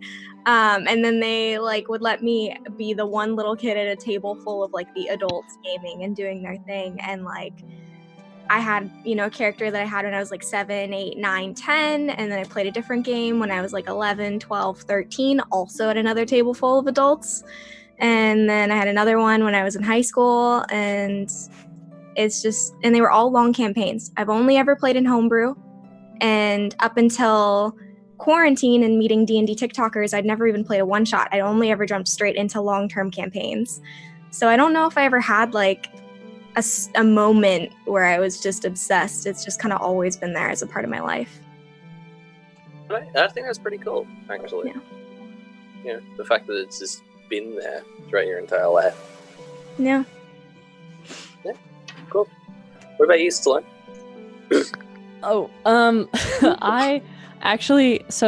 I started playing TTRPGs like 5 or 6 years ago at this point. My first game was not with Dungeons and Dragons. It was a different system called 13th Age, which is super fun. Love it to death. Highly recommend giving it a shot. And then I was in there with people who I had met just like through the internet because I listened to similar podcasts, and there were like Facebook pages, like fan pages, and I met people and they were like, yeah, we play this game. And I was like, can I play? And they were like, yeah. And so I joined and was in that for like a year or two. And then actually I discovered like a bunch of other stuff. Like I discovered Taz and like Critical Role. And at that point I did not play D&D, but I made fan art for Critical Role. And one of my old friends from high school, who I ended up going to college with, saw it and I was like, oh, this is really cool. I'm going to start watching this. And then he started watching Critical Role, and then he was like, we're going to play this game. And then we got together and we played Curse of Strahd with a bunch of other people, and we never even finished the campaign, but it was literally like the first session, because up until that point I had only played online. But the first session, we got to the end of the session, and I actually had a moment where I kind of looked around the table and I was like, I am only going to be able to do this like a certain amount of times in my life. and I just want to do it forever. Just forever. And so that was like it was a very profound moment for me, where I was just kind of like, this is the shit. I love this. And I just want to like play this game with my friends and people who I've just met and everybody. And that was a couple of years ago now. And then I got on TikTok and I made a meme and people liked it, and then I just kept going. Just Food, made it that's how it be. Yeah. It Yeah. do be how it be. But yeah. Darn. Have you thought about something? I've rebooted. So I've had simultaneously the best yet somehow worse luck when it comes to like my history of getting started. So I remember the very first time that I ever was like, I want to play D&D. I was literally sitting in one of my college like 8 a.m. classes, and I was scrolling through Tumblr at the time, and there was a D&D meme on Tumblr, and I literally just kind of mumbled to myself out loud. I was like, I want to play D&D, but I have no idea who does. And literally my friend, who to this day is one of my best friends, she looks at me and she's like, did I not tell you I play D&D? Like, here, let me add you to our group chat.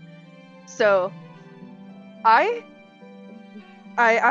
joined. I barely played that campaign. Literally one session into me playing got canceled. I joined another campaign that they started. One session in, got canceled.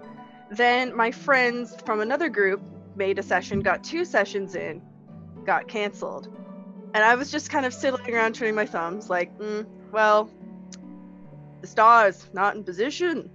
And I was waiting. I was biding my time. And I remember I had like an elf bard. I remember all of their names. I remember their descriptions. I remember all the characters, but none of them ever really like stuck with me as like, yes, this is my special baby. I love this one. None of the sessions ever had like a big moment where it clicked for me. Like I was just kind of waiting for some slow lead up. And then this year happened, and I joined TikTok, and I somehow kind of wiggled my way into the community. At first, I wasn't just like, I still don't consider myself just a D&D TikToker at all, but it all started with me taking D&D TikTokers that I really highly respected and drawing them as fantasy characters. And that kind of got the ball rolling as far as me putting my foot into the door as far as getting to know these lovely people. And then fast forward a few months, I get asked to join a one-shot with our boy Dice Cream Sandwich, otherwise known as Kevin. And I had a character who was a cosplay of mine that I was like, I want to play her. Like, I want to play her. And everybody knows her as Margo, my Dragonborn sorcerer. I got to play her in a one-shot, and that was the very first time I ever got to play her. And I remember all of the glorious moments, all of the things that happened, all of the shenanigans. And like right near the end, me and Kanoa Daddy like had this moment with like a flaming flower that turned into this huge boom of explosions. And it struck me to a chord, and I was like, this is it. This is my reason for existence in this exact moment. Fireball is always the answer. And then it took off from there. Like at that exact moment, I was like, this is it. This is my very humble beginning. And since then, I was like, I don't want this story to end. Like, I want to keep playing with these people. I want to keep playing with this character. Somebody give me a reason. And Kevin, my Lord and Savior Kevin, made a campaign that I'm able to continue playing this character in, that we play every Wednesday, or every other Wednesday. And I love it to death. I get so excited every single time. Since then, I've been able to appear in a few one-shots. I did a Bloodborne-themed one-shot a few weeks back, and that was ridiculously fun. I played a Blood Hunter for the first time, and I clicked immediately with that character too. The roleplay was really amazing. I love the combat a lot, but there's just something about role-playing a character that clicks really well with my personality that I could really get into, that like it makes my heart and eyes like vomit sparkles. Like I feel so good. So like that's my like humble beginnings, is that I had really, really horrible, like, this is never gonna, like, when am I gonna be the bride and never the bridesmaid sort of feeling with D&D. And then I finally got my chance, and I took that spotlight and I made it mine. And I'm like, You strutted that stuff.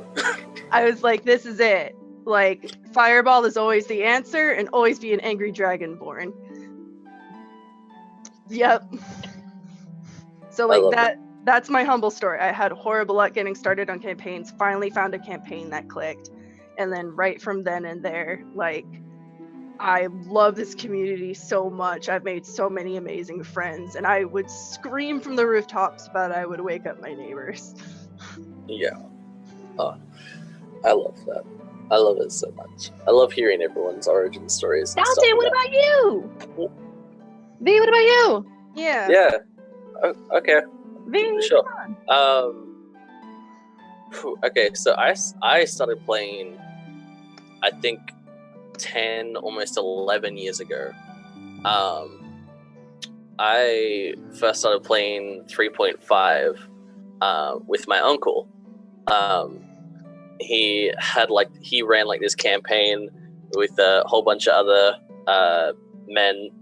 I was like 9, 10 at the time, and he was just like, "Oh yeah, you should come along." And, you know, you're interested in all this nerdy stuff. He also introduced me to like anime and like gaming and stuff.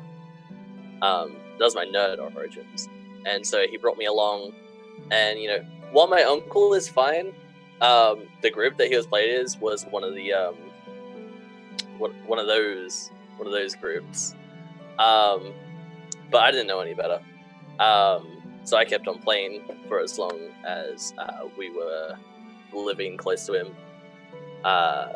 Then we moved away, and he gifted me his 3.5 manuals, and was just like, you can run your own game one day, maybe at your school or whatever. Never did. But yeah, then I stopped playing D&D for a while until I got into high school, like my last few years of high school, when I found a bunch of other friends who were playing it, and they were fine as well. We just played like in a little like island adventure kind of thing, and it was all right. I wasn't exactly hooked on it just yet, but there was an interest. But I think what kind of like hooked me on D&D was so I went off to college, and I found another D&D group there, and I played with them. And again, it was all cool, but it was always that kind of like hero villain, standard heroic adventure kind of thing. And while there's nothing wrong with that, it's just in all the times that I played, it was the same kind of thing, and I was like, oh, this is just kind of But then what hooked me was when I was playing outside of college, and I found a group because I was bored, and we ran a one-shot one day where we were all drag queens, a whole bunch of bar drag queens, and our goal was to defeat the gods of music and take their place. It was like the god of rock, which was inspired by Jack Black.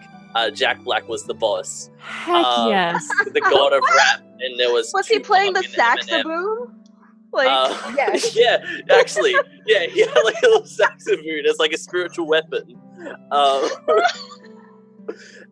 Yeah, we Someone had like get me the stat block for this now. the god of rap, which was like Eminem and Tupac, that were like monks that like instead of doing like flurry of blows, they would like spit fire, and you get hit with like fireballs that were their punches, and like it was like the god of like reggae and stuff, who was it was like a 4-armed Snoop Dogg.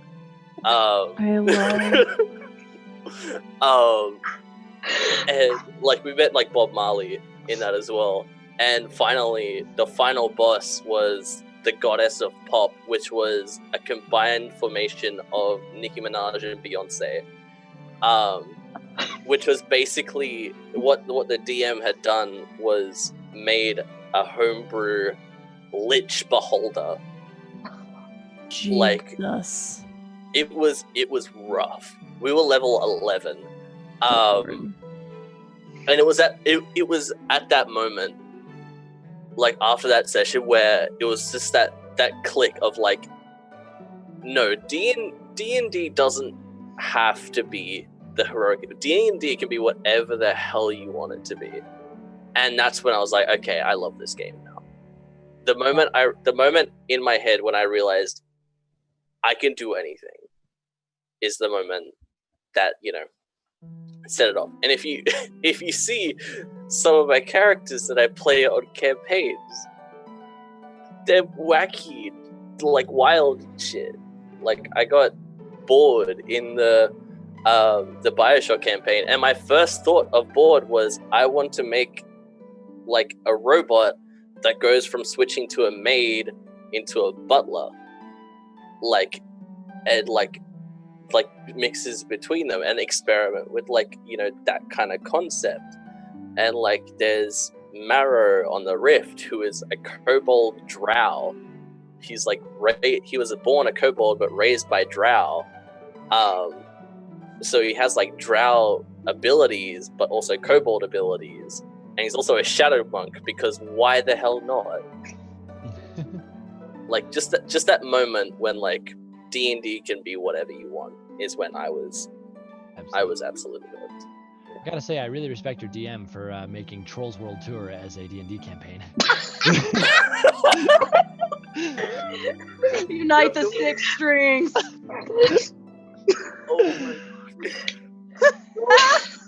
Oh my god.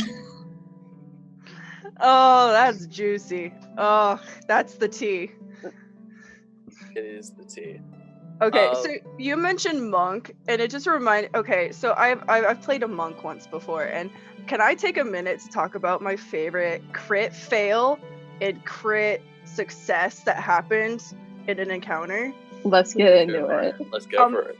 Okay, so I was playing a Kenku monk, and the thing about Kenkus is that people kind of choose like badass birds, like, you know, crows, ravens, eagles, falcons. I made mine a Patu bird because I was like, you know what? Giving that a Google. Oh, you're gonna find this Potoo, Patu bird, and I made mine a Patu bird, and I constantly looked at her in a state of existential crisis. And so, long story short, we were basically trying to investigate a cult, and I was descending down the stairs trying to sneak. And as a monk, you think I could do this. Light on my feather, you know, light as a feather, stiff as a board, because I'm a bird. Haha, that's a joke. I failed horribly. I started doing that thing where they just start going like head over feet, and a cultist was at the bottom of the stairs. And I was like, can I roll to at least kick him or punch him in the face as I go down? Got a nat 20. So as this bird is diabolically screaming in agony, I managed to punch a cultist in the face with a crit 20. And I knocked him out. I love it. And I was like, yeah, this is exactly how I'd want this to go. You know, a very, very concerned looking bird squawking off the top of his lungs, rolling down a set of stairs, accidentally punching a cultist's lights out. That was my favorite fail into win situation, and nothing has ever compared to that ever happening to me ever. Oh, that's awesome. The beautiful poetry of a critical failure immediately into the critical success is just, it's tasty. It's so just good. And I gotta say, Chef's kiss. the visual of like a bird character or any character really, just completely falling head over foot down a flight of stairs, and then managing to recover enough to leap up and just like Superman clock a guard is just a beautiful visual. I just imagine, especially when it looks like that bird. Like I've never seen that bird before, and if you note, I was just like trying not to make a ton of noise. I just couldn't stop laughing at it. Because here's the thing: this bird already looks like, if you look at a Patu bird straight on in the face, you're like, this thing has looked into the void, and the void looked back. So Oh my god! So just imagine a Kenku monk who looks like that. All right. Fantastic. All right, I'm googling it. I put a link in the on- chat. You better. So On the topic of favorite crit fails. Oh, this sucks. Hey, I'm looking at it now. This sucks. I think you mean it's beautiful. It's beautiful. What are you talking about? This is awful. I feel like I I'm love looking at a feathered gecko. What is going on? Okay, Lucas, you were saying your favorite. So sorry. Okay, so no, you're good. So my favorite crit fail is that one I described. My favorite crit success was a series of crit successes that was in that actual same campaign, and it was in the boss fight. And I want to remind you, we're all level 1, because throughout this whole campaign, like it was meant to be a one shot, and so the DM like ended up writing it into a campaign. But because of that, it was all level 1 encounters. So we get to this boss, and it's like this snake woman necromancer. And earlier in the campaign, I think it was the cleric had picked up a butter knife from a restaurant. And we were at like a 20 or 30 foot distance, right? And he goes, "Can I throw the butter knife like a throwing knife?" And the DM just goes, "I don't think you understand how difficult and like pretty much impossible that is." And he goes, "No, but can I try?" He goes, "All right, fine." This dude rolls a crit 20. And this is after, by the way, a round in which we completely wrecked this boss. So much so that it ended up being killed within, I think, 2 rounds. We turned her own army against her. We made her basically say she would team up with 2 of the people on the party. She was embarrassed. She was hurt. He lands a crit 20 on the butter knife throw. And the DM's description of it is the most beautiful thing, because he says you throw this like a beautiful like dagger, and it lands in the in the snake lady, and it didn't even do that much damage, but she looks down and just loses her mind. She just started shouting like, "Is that a butter knife? Did you just attack me with a butter knife?" The amount of just ego hurt that this boss got was beautiful. Audacity. So good. It was absolutely the Good best job, campaign I had ever bitch. seen. Oh my gosh, it was fantastic. Incredible. Does anybody else have any other crit fail, crit success stories? I can never remember these things. I so- think I got a really good crit success one. So this was on Dice Cream's one shot that I was on, or it was a 2 shot really. And I was playing a Fallen Aasimar. I think she was probably a warlock. I play a lot of warlocks. But it was the very last fight. And I had played several Fallen Aasimars before, but I've never gotten to use Necrotic Shroud. And I was like, I'm gonna do it. I'm gonna do it. Like I was like, been waiting so long. And I was able to get to this. Oh, she was a Sorlock. Kate told me she was a Sorlock. Thank you, Kate. And she's up in the face of this, like, essentially like cult, like leader. Necrotic Shroud. So she's got necrotic, like, dark black eyes, like skeletal wings spreading out of her back. She's like knocked him prone. And the last thing she says to this guy is she takes out a great club, and I said like verbatim, she like baseball smacks him. And he was something from like the from earlier in the session, and a lot of there was a character that the wonderful Offbeat Outlaw was playing, who was very Southern hospitality, and you just hear her smack him with this like essentially like baseball style smack this dude across. Necrotic, like gross sounding voice just goes like, "Southern hospitality, my ass." Oh, that's awesome. Beautiful. I've got one. Wasn't exactly by me. I was in proxy of it, and it's one of the funniest moments I've ever had. In a party. So we go into this town, and it's like this small village has like, a few like sell swords or whatever. And we were just like, okay, we're here for like information. So the cleric thought it would be a good idea to start like a rally for his god. So he's like a halfling. He gets up on a crate and goes like, here, listen to the word of, this, and the DM was like, okay, roll like a persuasion check to see how many people you get. He rolls a natural 1. Everyone completely ignores him.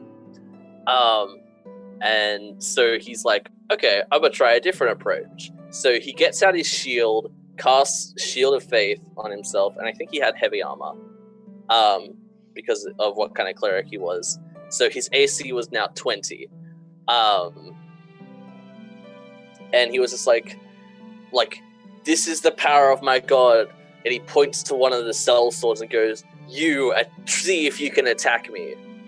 And so rolls the DM was just like, okay, fine, whatever. So the cell sword goes up to him and starts to wind up a punch. And we stop to see what the DM rolls, and he just starts laughing. And he goes, he doesn't have any bonuses to his attack because, he is just like a normal cell sword. But he rolled a natural 20. So it goes through the protection armor, clocks him right in the face. He goes skidding back 5 feet and is knocked out for a few seconds. Just this halfling glowing with radiant energy, just going, yes, I have the power of God. Crack, gets knocked out and falls to the ground. It was hilarious. Just the poetry, it rhymes. That's beautiful. Said power of God, and immediately my brain auto completed. And anime on my I was literally about to make that joke. You said power of God, and under my breath I was like, don't say it. And anime. And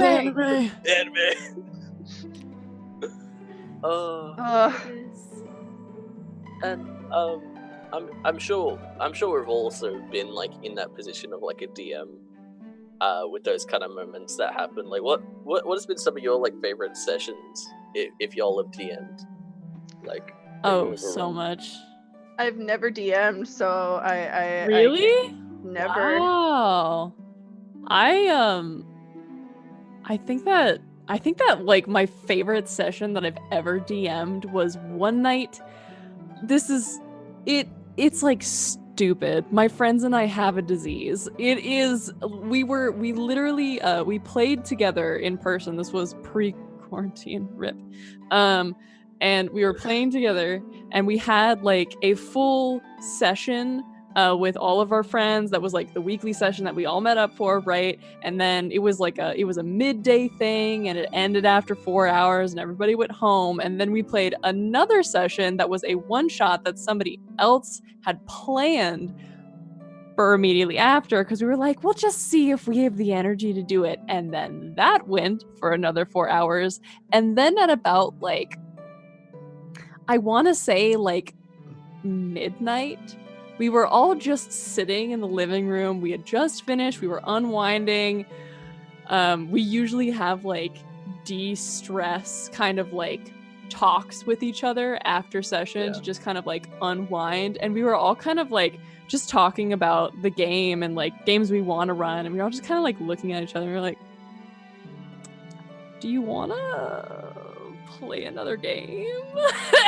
And I was like, oh, we're making this happen. So at midnight, I ran a 17th level 4-person Kraken Dragon Turtle encounter. Yes. Where they were on a ship, and the Kraken was attacking them, obviously, and then the fucking Dragon Turtle came out of the water and was attacking the Kraken and the crew, and it was all this crazy stuff. And it was the most wild goblin energy stuff. But I remember it so vividly because it was just a very bananas kind of we have literally played 8 hours of this game so far. Are we really gonna do another 4? And the answer was a resounding yes. So, and it was all combat. And it was so good. But I love moments like that where it's just kind of let's throw this stuff together and just see what happens. It's good. Yeah. It's probably one of my favorite sessions I've ever played. Run. It's that screw around and find out mentality that Oh. I just. Oh yeah. Oh yeah. Oh yeah. Oh yeah. What about you, Kay? I don't know if I have such an exciting story. My DMing experience seems to continue to get cut short. I've had 2 failed campaigns that each had like a few sessions and then fell apart for scheduling reasons, and then a few one-shots here and there, but I am very much a slow burn DM, and so I've never gotten to have that like twist actually hit because I've never had a campaign go long enough, unfortunately. But I want to bring up a favorite story of mine that involves V here being the DM and a late night voice chat call and a Red Lobster. If you would like to fill in the rest of the story. I was gonna talk about that. Yeah. Thank you. That's one of my favorite memories. Oh my god! Please talk about that. It I'm gonna was. cry. It was ridiculous. We were all in a late night voice chat, just hanging out, and obviously the topic goes to D&D.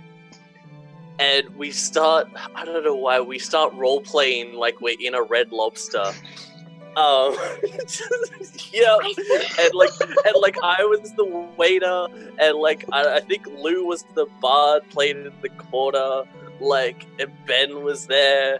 It was. I got like blown in and out because my patron was my mom, and I was like, I have to go. Yeah.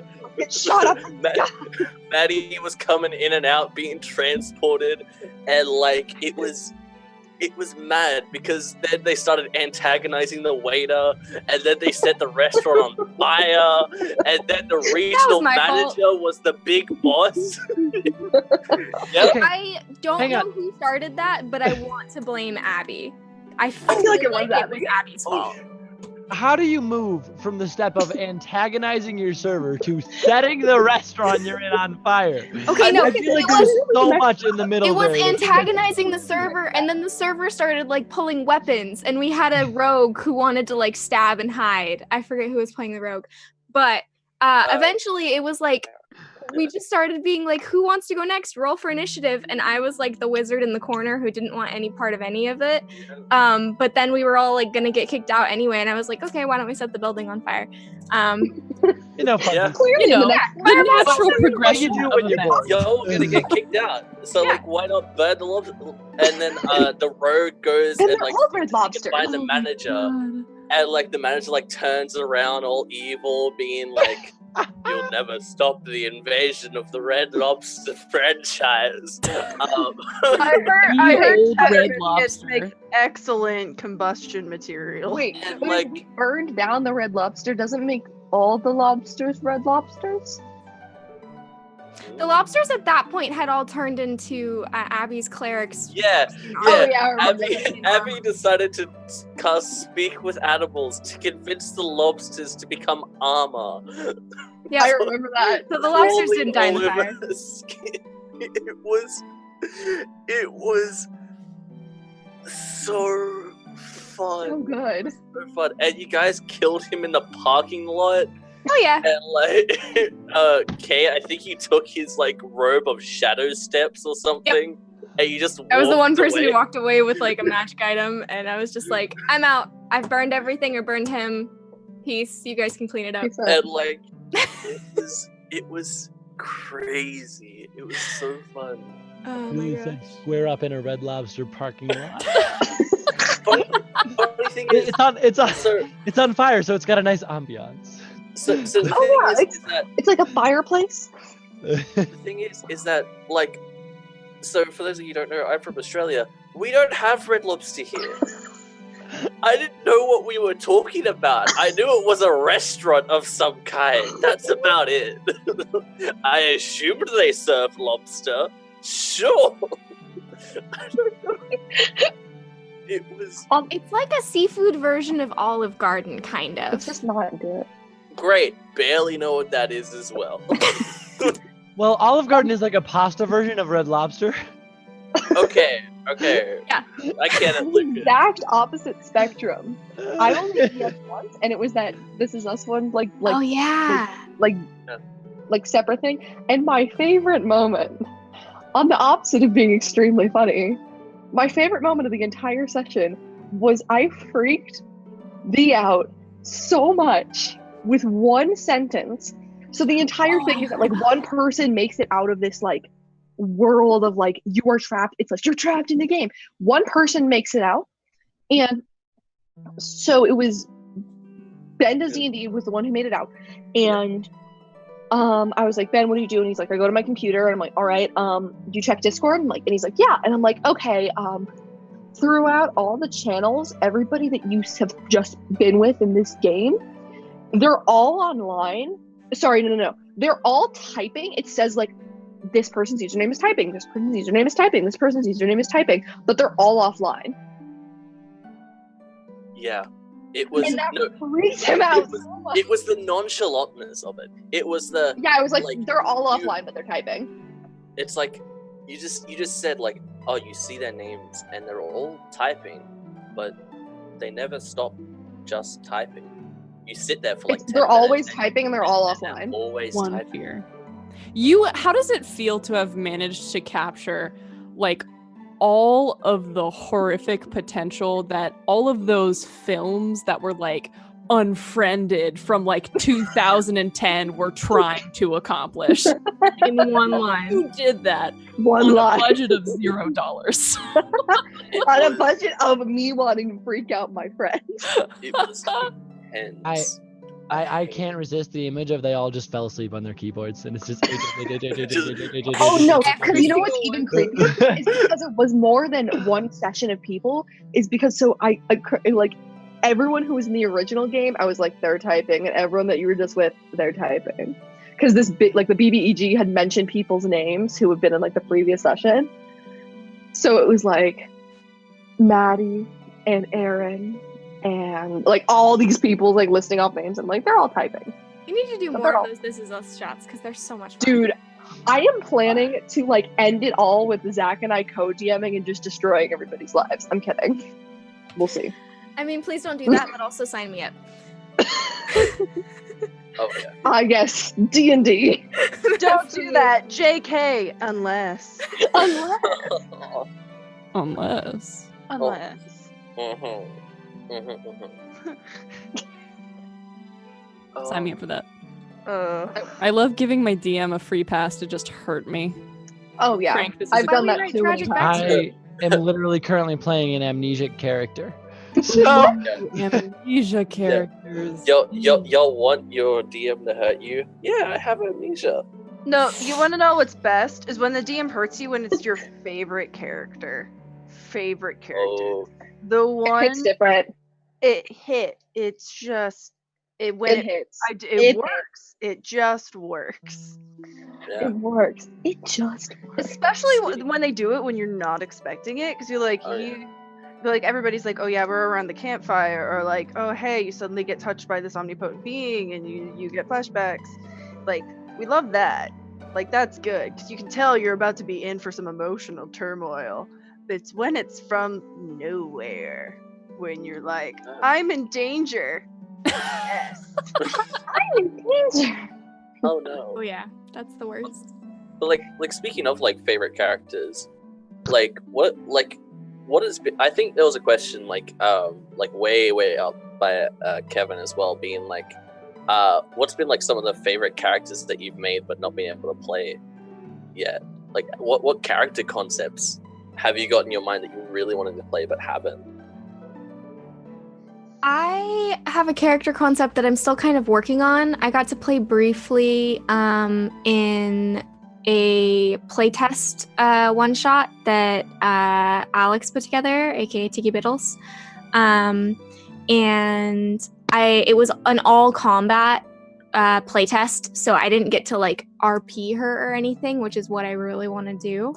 But she is a war cleric named Mayhem, who, when RPing, if my acting skills can pull it off, in my head is a combination of Jester from Critical Role meets Harley Quinn. with an extra just level of temper. And I really, really want to play her in something, but I haven't had the chance yet. Oh, yes. I love it. What about you, Lucas? Yeah, so pardon me sneezing up a storm over here. I have a few different. So that was an interesting question. It prompted me to open my character folder. I did the same. Yeah. I have a few different ones that I really love, but probably one of my favorite ones is the concept of a wild magic sorcerer who is like a 15-year-old. Like I want them to be like a kid.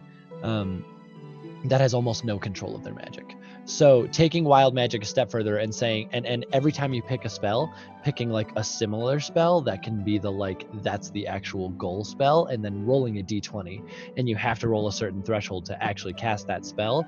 If you fail, or if you roll below that threshold, you cast the other one. So like for example, I had Chromatic Orb, in which I believe you get to actually choose the element of the damage and like the target and everything. And then Chaos Bolt was the out of control version of it, because that's a random element and it could arc to another target. You don't know.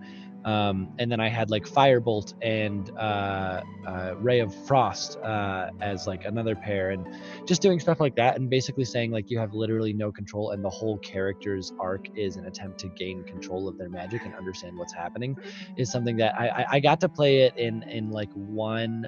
And they're also in Eladrin. That's an important thing. They're in Eladrin because they're also not in control of their state and which Eladrin they are. That's all of that. Can be DM discretion. Somebody commented Jack at 15. Jack, yeah. Yes. Oh my god. Literally. Jack at puberty, baby. Somebody takes your cookie away and suddenly laser eyes. Yes. Oh my god. Please. Oh, that's brilliant. Like Hales, I think we know what your favorite character is, but do you have any of those character concepts in your mind? So there are a few characters that I've had the luck to play just once that I would absolutely love to give more screen time to. I've actually never, I'm not one of those people that for some reason can make a character just out of the blue, like, oh, this is a cool concept, I'm gonna see what I can do. I always make like the personality and the backstory, like especially like as an artist, I could draw a character and be like, cool, time to make this character actually come to life. So it's not like something where like some people can just like pick and choose random things from a hat and then like make the backstory for that. Whereas with me, it's kind of more along the lines of like, I create the character, I make their backstory, and then I find ways of making that in the character sheet. So like, I can't make characters out of the blue. So I actually only have about 5 characters that I've actively kept sheets on, and of the bunch, there are 2 characters that I've only had the chance to play once. So I have a darling little tiefling cleric that her entire backstory is she's literally had nothing done to her. Her backstory is by no means entirely tragic, but she became a cleric because her sister got cursed to be blind and they don't know how to solve it. So her entire quest is trying to solve the reason for her sister's blindness. She literally like stole away into the middle of the night. Nobody knows where she went. She has no idea where she's going. She's just trying to find the cure. And I've only had the chance to play her once in a single one shot. And I'd love to put her into a campaign because it's just a wholesome character. Like the type of character where like she literally just wants to help, but more than anything, she wants her family. So like everybody's good and alive. It's just her role model is blind. Yeah. And her sister was a renowned fighter.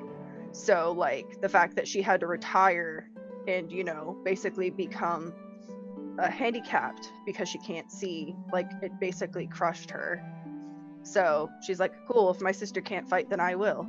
So she went off on a quest to solve her sister's problem for her. I'd love to play that character again. I absolutely adore, her name is May. I love May. Another one that I got to play was my blood hunter, Selene.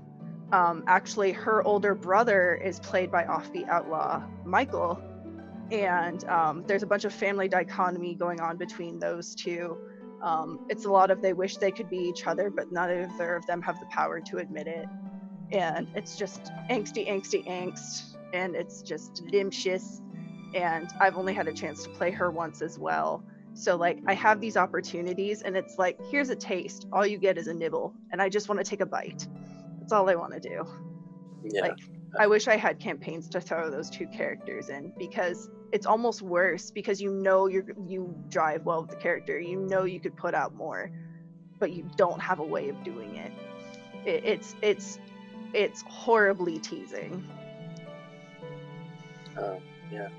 What about you, Sloan?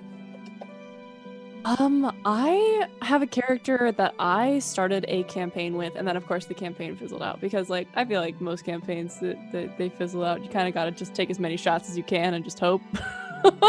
But there was a campaign that I was in where I used the Phoenix Sorcerer, and I have talked about this on TikTok, so I'm sorry, but I just love this character so much. I used the Phoenix Sorcerer as a base, but I reskinned it. So I was essentially playing, everybody here has seen Stardust, right? Mm-hmm. I was playing a fallen star.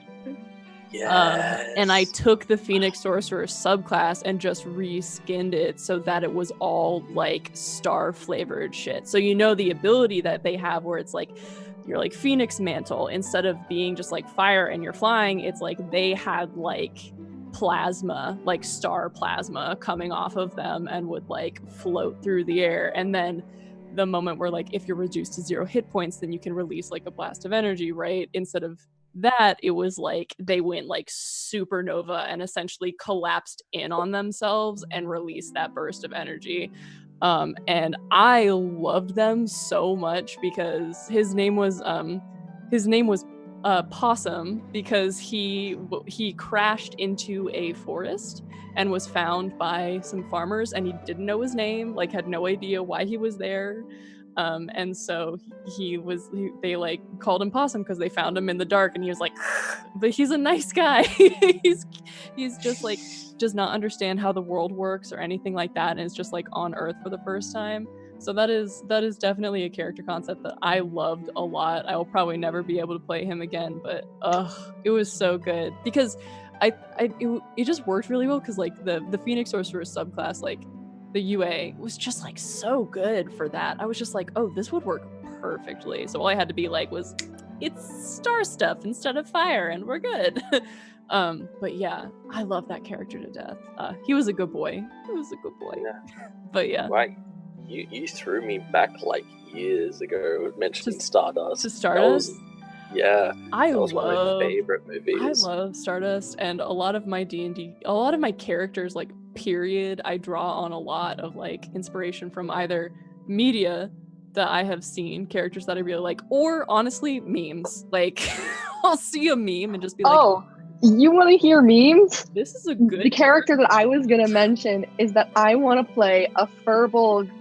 I love Furbolgs. Just putting that out there. Artificer Bard, whose name is Wonderwall. Oh, I've heard this. And yes, you have. All they want to do is like, all they know how to play on their guitar is Wonderwall. So like all of their bardic inspiration is just, they just see the fighting and they're like, anyway, here's Wonderwall. God. To make wondrous walls. Oh so that's why his name is Wonderwall, because he knows how to play Wonderwall, and he's an artificer, so he can build wonder walls and wonder doors. Everybody's face palming, but I'm over That's here. perfect. That's what I wanted. I love this. Sign me Oh up. my god. Everybody's face palming. I'm here for it. Oh my god. Anyway, here's Wonderwall. Because like, also imagine that in like a final BBEG battle. The entire party steps aside, like the giant fighters goes, anyways, here's Wonderwall. Just I love that. And also hate it at the same time. But I love that. that's my point. That's the point. That's the purpose. That's it. That's it.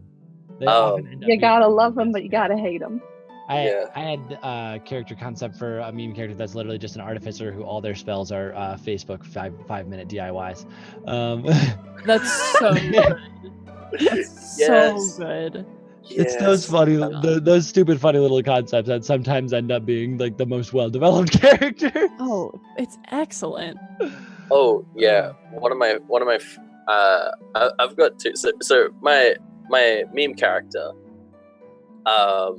is a guy called Darren, and he was created because at some point, God knows when, I'm lined up to be a guest on Witches, and I was like, okay, I have a serious concept and I have a meme concept. Yeah. My serious concept is what I'm going with. But then Darren came into the picture, and he's an Australian druid who all his wild shapes are just Australian animals, and he is Circle of the Land Down Under. I remember when you were creating this. Frank. And all of his spells, I shit you not, have got to do with all the bushfires and flooding that we have here. He's got Tidal Wave, he's got Firewall, Fireball, Scorching Rain, Control Water. We are not good here in Australia, but he has it. He has it. That's so good. That's so good. That warms my heart. That's big brain time. Yeah. So is the only reason he's in the Witches of Woodside setting is that he got kicked out of Australia because he was the one doing all that to Australia? he was the one doing it. He had to do it to him. But that's my favorite meme character. My actual serious character concept that I've never been able to play, but I really want to. So fun fact, I did mixed martial arts for quite a long time, about 3 to 4 years, and like I've been on and off doing it, and I'm really into martial arts. And one of my favorite martial arts styles that I've never been able to learn is capoeira, which is a Brazilian style. And I created a character that was based off of that, and the origin story of capoeira. And he is a monk, a drunken master monk, but it's like kind of reskinned. So it's not like drunken, like, you know, swayed like movements. It's that very fluid. If you've ever seen like capoeira, it's a very fluid kind of dance kind of thing, and I love it so much. And like his whole origin story is the fact that he was like put into jail for some reason or another, probably some kind of discriminatory thing because he's a wood elf, and like he had to learn how to fight in jail. And that's the origin story of capoeira, is that they had to, in order to defend themselves, they would learn this fighting style, but they'd get away with it from the guards because they just looked like they were dancing. It's a really, really cool martial arts style, and I love it so much. So I have a character that's based around that, and I really want to play him. That's so cool. Yeah. It's awesome. That's so cool. I am also big into MMA, so we should. Oh yeah. Oh yeah. I was big into WWE. I could give the people's elbow. WWE. You see this? I think we got a question from chat. Yes. From our dear Lacey. She wanted to know if we could pick any media from TV, movie, webtoon, etc. to create or play a TTRPG for. What would it be? I could take this straight away because I'm actually planning a campaign right now off of a media. It's not TV or media webtoon. It's I am currently creating a Skyrim campaign. Wow. That is hopefully going to be at some point streamed here on Shazam, for everybody's viewing pleasure. And I am super excited. I've planned a lot for that, but it's not gonna happen for a while. But like, yeah. So I could say that Skyrim. Everyone else, go for it.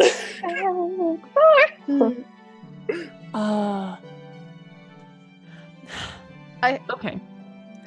I have not seen this movie. But I've Great start. seen its posters and I like its vibe. Does anybody know the movie Priest? Anyone? No, I don't. No. I'm going to Sounds so expose familiar. myself on main. Everybody who follows on my Twitter knows this, but I just love priest shit. Anything that taps into that kind of stuff. Blame it on my upbringing. Oh, I just googled the poster. That makes Uh-huh. Mhm. But I'm gonna it's Google it. It's very like it's super it's cringe. Honestly, it's cringe. But it is so good. And my friend and I are actually working on building a Bolt campaign off of that kind of like genre where it's like divine powers and everyone has divine powers, but they're all like different kinds of divine powers. I'm very excited about it. Nice. Dope. Ooh, that's me. You look like you have an idea, Hales. I've been wanting this for so long. If anybody knows the video game series Monster Hunter, I Yes. want a Yeah. Monster Hunter themed tabletop RPG D&D campaign. It doesn't matter, just give me the Monster Hunter because I've had it in my head for a while. I've loved it. I have a few people, like a few of my friends who are actually asked me to help demo their homebrew game that's based on Monster Hunters. I'm super excited. Immediately I jumped into it. I was like, absolutely. Yes. But like the idea that sparked it for me is that there is a monster called a Nargacuga that's like this black cat looking thing. Yeah. And I thought that would be really cool, like reskinned Displacer Beast sort of thing. Ooh. And I was like, it's beautiful. Like I love Monster Hunter. I think it's an amazing concept itself, like just hunting big monsters. Like everybody loves the combat encounter. Oh, and yeah. especially the newer Monster Hunter games do have some history and lore and like interactions between them. So I just think it would be so fun to just have a campaign that's just drag and drop into a Monster Hunter world, especially like Monster Hunter World. It's a beautiful game. I'm Charge Blade user for life, so like give me a sword and shield. Give monster, give. Well, Hales, have you been introduced to our friend Tiggy Biddles? I know he's one of the people who Yeah. he's one of the people. I've had 3 different people come to me to help demo Monster Hunter Universe and like Monster Hunter homebrew stuff. And my first thought was bold of you to assume I would ever say no. Yes, I love it. I love it so much. I am riding that hype train. We're not even on a hype train anymore. I'm just on a hype boat. Like I'm everywhere. We're on a boat. Maddie? I'm on the USS Hype. My answer is gonna be unsurprising. Bitch. Star Trek. No, Star Wars. I want Star Wars so bad because I have so many Star Wars OCs. Okay, like whoever's running the like, chat, Ivy. It's Ivy. Ivy. But power move. But yeah, I have so many Star Wars OCs, and I do text RP like RP with them a lot. But it would just be so fun to just play them IRL, like just as a TTRPG. It would be so cool. And like I like because with like text RP, it's very. I don't think it's super similar to D&D, but sometimes like, you have the dice rolls in there. But just like you could think of, I've already thought of like a million storylines. I'm sure Ben could probably get a number there. I'm sure it's probably close to 1 million. Yeah, like it just would be so cool. Period. End of. Someone do it. What about you, I know Lucas? there is a Star Wars one, but it's not. I want to make it better. Chat I actually- said there's one. I'm like, I know there is, but it's pretty good. But I want to add some like homebrewy stuff to it. Because legends and non-canon things that are kind of legends rather than complete canon. What about you, Lucas? we haven't heard from Kay in a while. I'd love to hear Kay's thoughts on Yeah, I that. want to hear Kay's answer. Oh, I'm sorry to disappoint. I don't know if I have an answer for this. I was kind of letting everyone else talk. My favorite piece of like childhood media, like how Maddie's able to talk about Star Wars, was Lord of the Rings. But we kind of get that with classic D&D already for the most part. So I don't know if I have something that I'm like itching to play in. I think it would be fun if there was like a She-Ra TTRPG. That would be fun. Or like a Buffy the Vampire Slayer TTRPG. That would be fun with like urban fantasy stuff. But I don't have one that's like, I need it right now. You know? That's all. It's cool. Lucas? So if I had to pick a piece of media, I think that piece of media would probably be Avatar. As guided as those characters would end up being, because there's waterbender, earthbender, airbender, firebender, and then there's the subclasses you could break it down into. But I would just that has been the show I've been obsessed about. I've written essays about why it's objectively one of the best TV shows written in recent years. And I've been obsessed with it. So it becoming popular again when it got on Netflix has made my heart so happy. But I think my overall favorite setting for any TTRPG is just modern fantasy. Anything modern fantasy, the Percy Jackson type stuff, Witches of Woodside. The concept makes my heart so happy. I love modern fantasy, the idea of just there's magic in this world, even like the supernatural type modern fantasy. I actually played in a campaign for about a month because campaigns die, where it was very much like everything supernatural is real and there's a secret underground organization that fights it, and now you're a member of this organization, good luck. And I love modern fantasy. I love there's magic in the real world, figure it out. Yeah, I love that. Ooh. Okay. Ooh. Oh boy. This has been like we are almost out of time. What? Like this has been like time flies, man. Time flies. We're talking about dead campaigns. I'm sorry. I'll see myself out. Damn. I in the I will first 6 see months of myself playing D&D played 4 campaigns, so I only get to play D&D twice a month. That needs to be like 4 times that amount. I want more.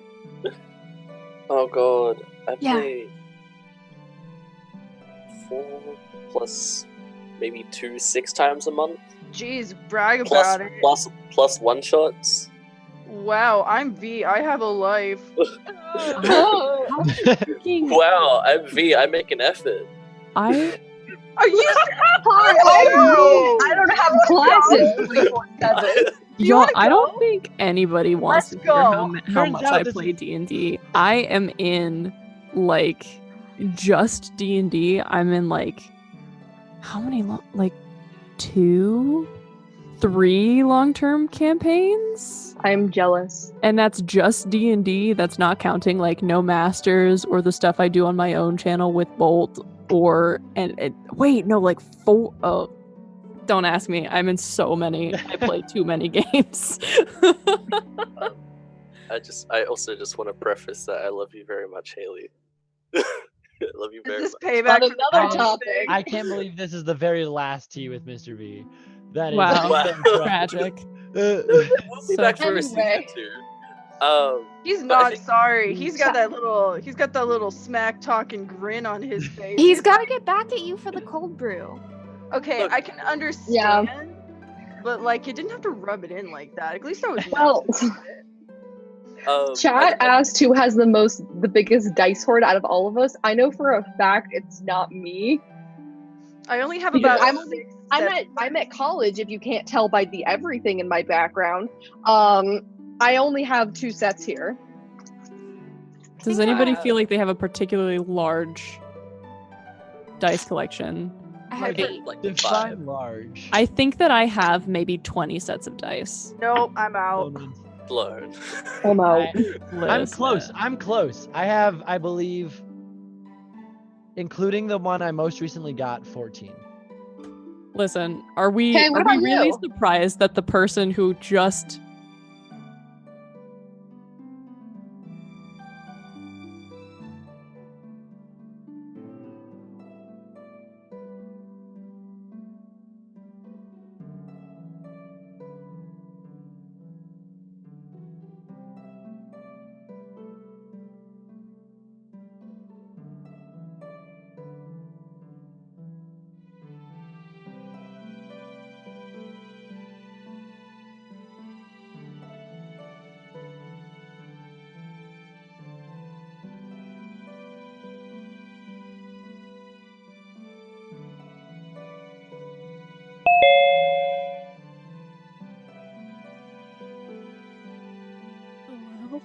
Did Tellus just What? did just reboot you? Tellus just Yeah. Oh, that was Bad. everyone. That wasn't just me.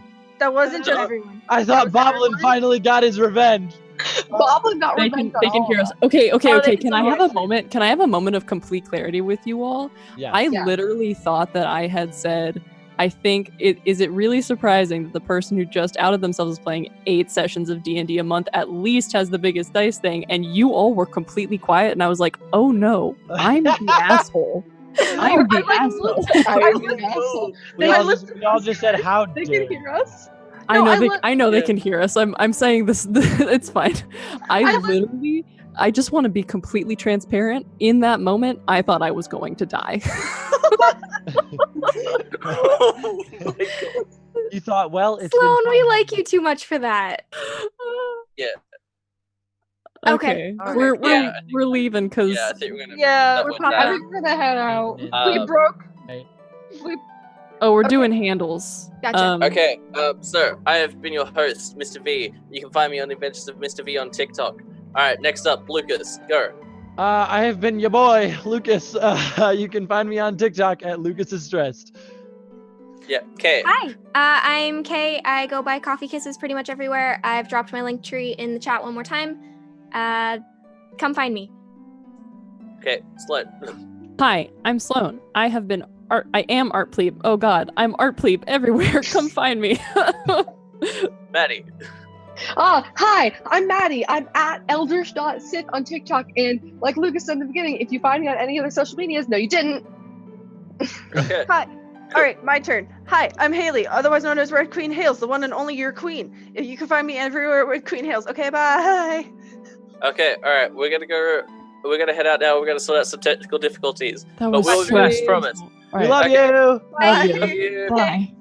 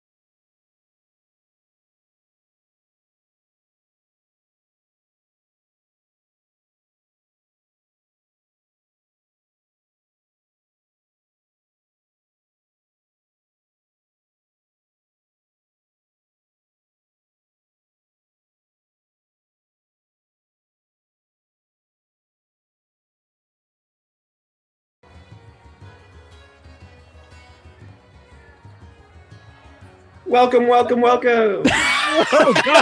Hello. Oh God, we're here. Ready. We're here. Welcome Hello. to Hi. the lore section of this crazy little campaign thing we're doing for the DM roulette at the very end of the stream. This is what we're doing. We're at the lore section. We are at the lore section. So I was in the world building segment 12 hours ago. Oh, thank God. And that was 12 hours ago. Anyway. Hey. And so we were on some crazy lunchtime energy and wrote a bunch of shenaniganery and hootenanny for this setting that'll be used. And so we gave you all of the puzzle pieces. And now it's your job with the lore to put it all together, to make it make sense, to give a little bit of background, a little bit of history to this idea vomit we made. Okay. So, Alexander Hamilton memes. Got it. So we're to mix both of our vomit vats. Yes. Interesting. A hate regurgitated soup, if you will. Stop that. Should we before we start talking about vomit anymore? Should we introduce ourselves? Yeah. No, I more think we vomit. probably should. Less vomit, be more associated introductions. Please introduce So yourself. Nick is first on my screen. So Nick, let's do you want to do go first? Hi, I'm Nick the Tiefling on Twitter, TikTok, Twitch, all the T's. Super happy to be here, be a part of this. Yeah, I'm here to build some lore. Been disclaimer off the bat is I don't know a lot of the Forgotten Realms lore itself because I'm a homebrew DM. I like to write my own lore. So if you're here for that, I'm sorry, I'm not your guy. We're here to write it, not read it. I know. Exactly. God damn it. Hello, I'm the governor, aka Josh, aka Mrs. Chickadams. He moves. And I do things on the welcome in mostly. Dungeon mastering and homebrewing and high-pitched squealing. Yes. I also have a TikTok, Twitter, and Instagram, also under the governor. And I like cosplaying and Dungeons and Dragons and literally nothing else. Mm-hmm. That's a Good. mood. Good. Is it my? Do I go? Sure. Hi. Yeah. Sure. Hi, everybody. We make the rules. Hi. It's my church. Hi, my name is Sloan. I'm Artplebe, ARTPLEBE, everywhere. Twitch, Twitter, TikTok, Tumblr, if you like that kind of stuff. Except for Instagram, where I'm art.plebe. You can find me producing shows at the Bard Community College, running No Masters. We have a session this Wednesday. And I am now in a long-term campaign on the Welcome In on Friday nights, which is very exciting. At 7 p.m. EST. Come watch me play a druid. Hell yeah. Barney. Barney. That's it. I'm Mr. Chickadance. I used to be on TikTok ages ago, hoping to get back one day. Mostly I spend my time on the Welcome Ins, DMing that campaign that was just mentioned. It's a lot of fun. And yeah, I'm hoping to do a lot of brewing up here because I've been looking at this document. Holy hell. Yeah. We got a lot of material to work with.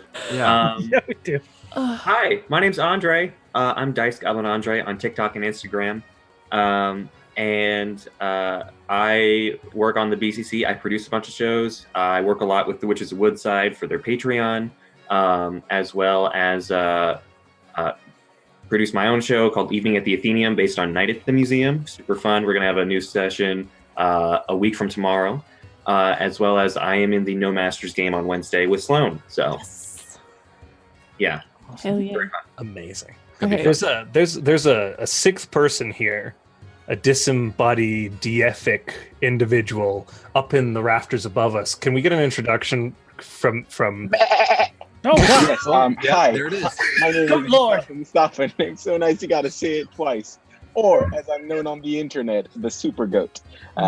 Very, very nice to be here. I am just in the chat typing in everybody's suggestions and things for the lore discussion peeps as we go through.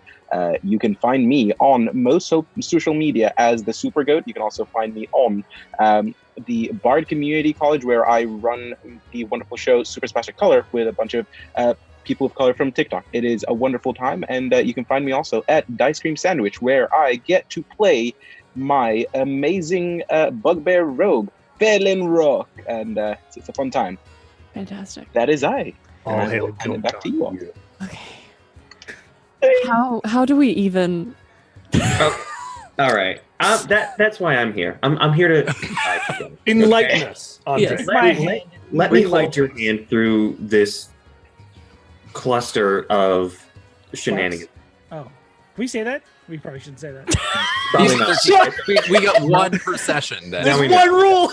I burned it immediately. You burned it so early. Because I want us all to be PG together. I get that. Oh, right. Okay. So, the first town that we are working with is a coastal merchant town called Havensburg, or Havensburg, depending on if you want to be fancy about it, because people are very fancy in this location.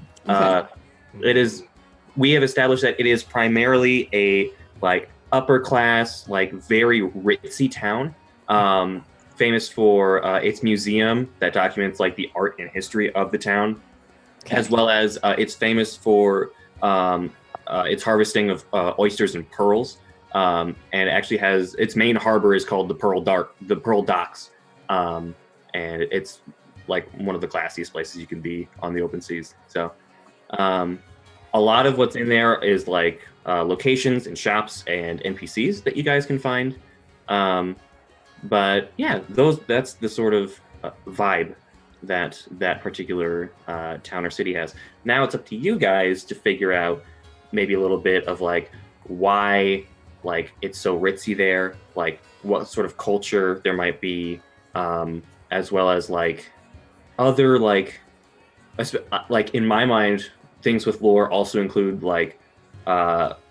social faux pas and different social cues. You know what I mean? Yeah. Interesting. It is interesting because the first thing that I think of when I think of a seaside town is fish and just salty dogs, and so having it be a very fancy place is definitely interesting. I think that having the pearls as the main sort of it's a very it's a very finite resource and a fine material. So okay, immediately I heard pearls and my mind went clam shortage.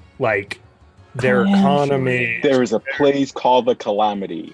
The clam shortage is a calamity. Exactly. Oh yeah, Clam the shortage.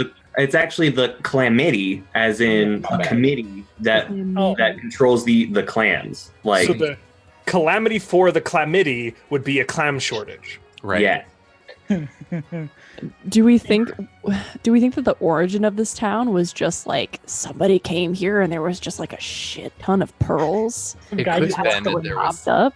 Yeah, maybe there was a clam there they spoke to, and they were like, "Hey, this is really the good spot to build the town." The clam and industry. It grew too big. Is this the only place you can get really good pearls for the identification spell?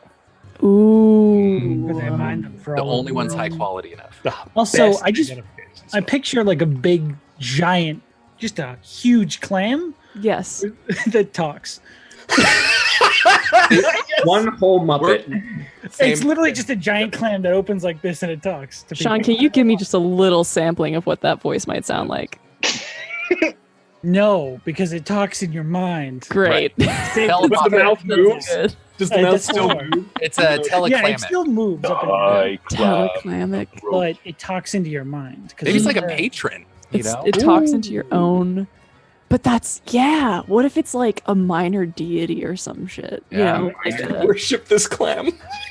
Or it controls a local area of the water, it helps control the environment, the waves, the sea, and that area. Yeah. And that creates some conflict now with the clam shortage, because now the clam might not be as friendly. Or is it the clam's fault that there's a clam shortage? Because it's changed the temperature around the bay, and that's affected the quality of the pearl. Now, did the clam do that on purpose? Or accident? Or on accident? Because I'm thinking, what if people came there and they were like, we want these pearls, and the clam was like, yeah, sure, but my babies, I need something in return. And then the people were like, oh, can't do that on a PG-13 stream. Never mind. Blood sacrifice. and then there was I'm gonna punish you, and so now there's a clam shortage or something. Yeah. I'm just so the clam's getting back at them. Yeah. Yes. We're just Clam throwing that deity past the here. customer, see what's Yeah. up. Something else about the town. One of the things that we set up as sort of a contrast between these two different settlements is that the coastal city is very monstrous. It has lots of monstrous races of like minotaurs and yuan-ti and things. Do you guys have any ideas of like how that came to be versus like the inland, like mountain town that it's more like standard fantasy races of like elves and dwarves and halflings and stuff?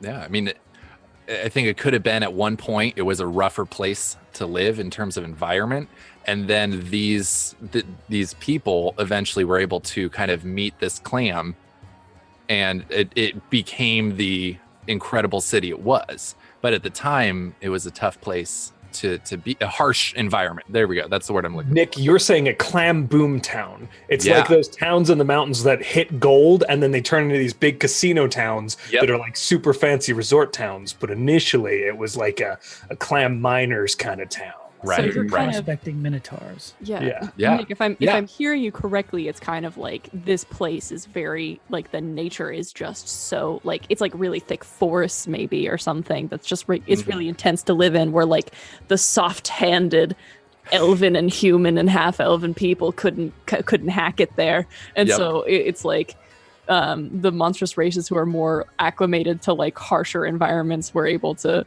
actually like stay. Exactly. They were able to transform it. They built it themselves. Yeah. That's beautiful. Wonderful. What's our leadership like? Andre, is any of that defined, or do we get to define that? We sort of said that the Clameti was the leadership of here because they own like one of the most like important resources here. So they're kind of the main lobby, I suppose. So. That makes sense. Yeah.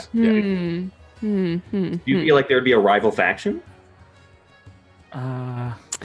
How much interplay do we want there to be? We need some interplay between the two towns. So I don't want to build up 800 factions inside the clam town and then we could start making factions, but right, we could just pump those out like nothing. Havensburg. I like calling it Havensburg because they have all the stuff and everyone wants it. Right. That's so good. Yes. Good. That's how my mind thinks. So we've got Havensburg. What was the other town? Just so I know. in my The head. other town that we have is Malonia, which is the mountainside, like hippie commune farmer market. Like, definitely sounds elven. Got it. Yeah. Got it. Cool. That's where all Okay. the soft hands went after they couldn't pry open those clams. Yep. The soft hands. Okay. Interesting. So we have like an idea of like a lore surrounding the beginning of this place. Everybody's like, oh yeah, in the beginning there was the big clam and we met the big clam and the big clam gave us pearls and we built a town with that. Yes. I have an encounter idea. Oh god. Yeah. Okay. Do you know the SpongeBob episode where the giant clam is sick and they can't figure out why? Yes. Our party has to go to the other place to get a druid to come bring someone back to check the giant clam. And if you're a player, stop watching now because spoilers. That's cheating. All Yeah, right. you know the answer is cheating if you look. And it was maybe it was someone jealous of Havensburg who purposely made the clam sick. Could be a faction from the town. That totally lines up because one of the things we established was like Malonia is very like magic heavy. Of like people use magic all the time. Like they have like an entire like college for it.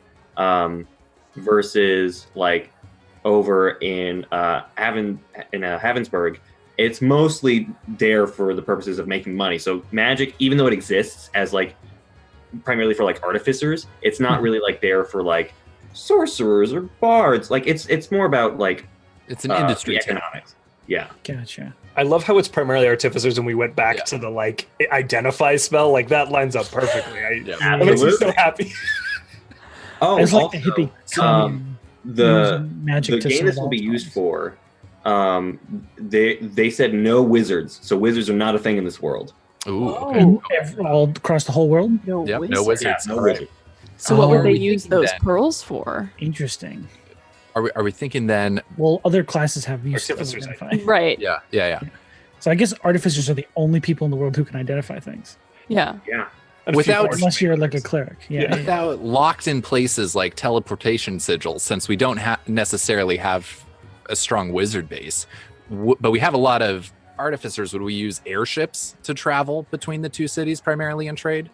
You know I love a good airship. And I think that would be for like high class people. Otherwise, people are probably just traveling on foot. Right. This is the merchant guilds, like Yeah. Yeah. Yeah, the 1%ers here. The soft hands. Soft feet, because they don't walk. Soft They feet. airship. Nailed it. Okay. Okay. It's 2 a.m. I don't know what I'm saying anymore. It's weird, Sean. You just keep opening your mouth and just gold is falling out. It's I don't know so. what you're talking about. Tell me about this silky cobra I see here. Yes, the What's Silky that about? Cobra. One of the shops that we came up with is the Silky Cobra, and it is a textiles shop run by a Yuan Ti seamstress. And she's an artificer, and she specializes in making magical textiles. So that includes like clothing, like things like the robe of scintillating colors, baggage, so like the handy haversack or bag of holding, and other just like textile items such as like a flying carpet you could buy there. It's all very like Persian and like Iranian in my mind. Yeah, in influence. I see. I really like that. It's wonderful. I just nothing to add there. I just thought it was really cool. I hear Goat God saying something. Goat God? Go God, did you say something? Oh no, my bad. I said dope. I was Goat God approves. Go God admires. All right.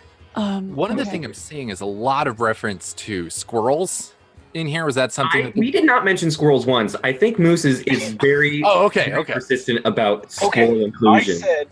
I said that there are 3 ways that you could bring a world to life, and one of them was a squirrel presses a button and the world comes together. But y'all went clam. Okay, gotcha. That is one of the 3 major Well, the clam is how the town came about. We have not talked about the world. It was definitely just an extended joke to keep me awake, so you're good.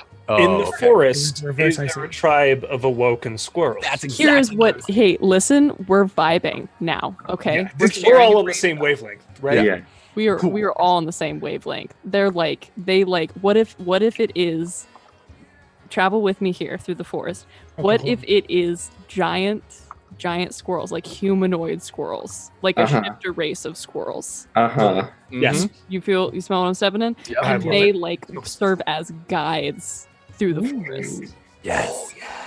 Okay, this actually is a great lead-in to the forest section we developed, because the forest section is very fey in its sort of flavoring. So there is discussion of 3 major things in the forest are a sentient evil tree, a fey like waterfall that comes off of the mountain, and then a temple ruin at the base of the mountain, which is actually a secret entrance into the mountain city. Okay. Waterfall is what kept the clam healthy. That's funny because I was going to say it's Mountain Dew. Oh. Mountain Dew. It comes off the mountain and it is water. Yeah. hate There you. is Mountain Dew around for sure. I do like that. That's what's keeping the clam alive. Is just Mountain Dew flowing constantly. It's just like this bright green stream of water Code that Red. empties It's out finally- into it's the ocean. It's finally. The water looks like Code Red. We're in trouble. It finally crashed. The clam hit that end after the Mountain Dew high. Oh yeah, it's just one big sugar crash. Oh shit. It's one big sugary clam that's always energized. It's just a gummy clam. That's all. What if it's this magical Mountain Dew water that awakened these squirrels? You know what I mean? Interesting. And what if the tree is like a big part of their sort of mythos? Maybe the tree has a lot of influence on their environment, and so they kind of have to do things for the tree. Love that. Like if people enter the forest, the squirrels begrudgingly capture them and try to bring them to the evil tree as like an offering to like appease the tree. Like, oh So yeah. do we think the tree is like their original home if it's this big ancient tree of this Ooh. awakened tribe of squirrels? They awoke in their home and it got pissed that there was squirrels in it. Sure. Yeah. Can I just say Now it's evil. Direct. We're going. It also SpongeBob, like This tree just awoke at like 75 years old. He's like, get out of here, you dingbat. You start chasing around like, oh my god, this guy's evil. We gotta get out of here. Maybe the squirrels have to like pay the tree rent, and so every time somebody comes into the forest, they need to steal from the people who come into the forest and bring that stuff to the tree, and they just put it up under it like a dragon hoard. But it's They're like, hired In the to roots, guide, there's just and they treasure steal everywhere. from them Treasure. and take it to the tree. yeah. The tree ant is literally an apartment that all the squirrels are trying to So live a in. tree drank some Mountain Dew, and now there's capitalism in Squirrel World. Yeah, Yeah. that's essentially. It's a pretty good summary. this is the place you put magic items, by the way. At the base of this tree, that's where there's some good shit. Oh Yeah, yeah. that's where he puts all the good Yeah. stuff that he doesn't pawn for rent money. The tree is now a pawn shop. Oh, yeah, his personality is very much like a pawn store owner. Oh, well, Oh, Total New Jerseyan accent. fantastic. Oh. Okay. So our brave adventurers find out there's a sick clan. Yes. They break out into the forest. They have to navigate interactions with these awoken squirrel shifters Yep. and possibly get tangled up in this mess with this evil tree house that is sentient and has a pile of treasure at its Yes. base. Yes. They get Confirmed. away from that. We continue. So there was also an old ruin in the forest, if I read the document. So Yes. how do we incorporate this?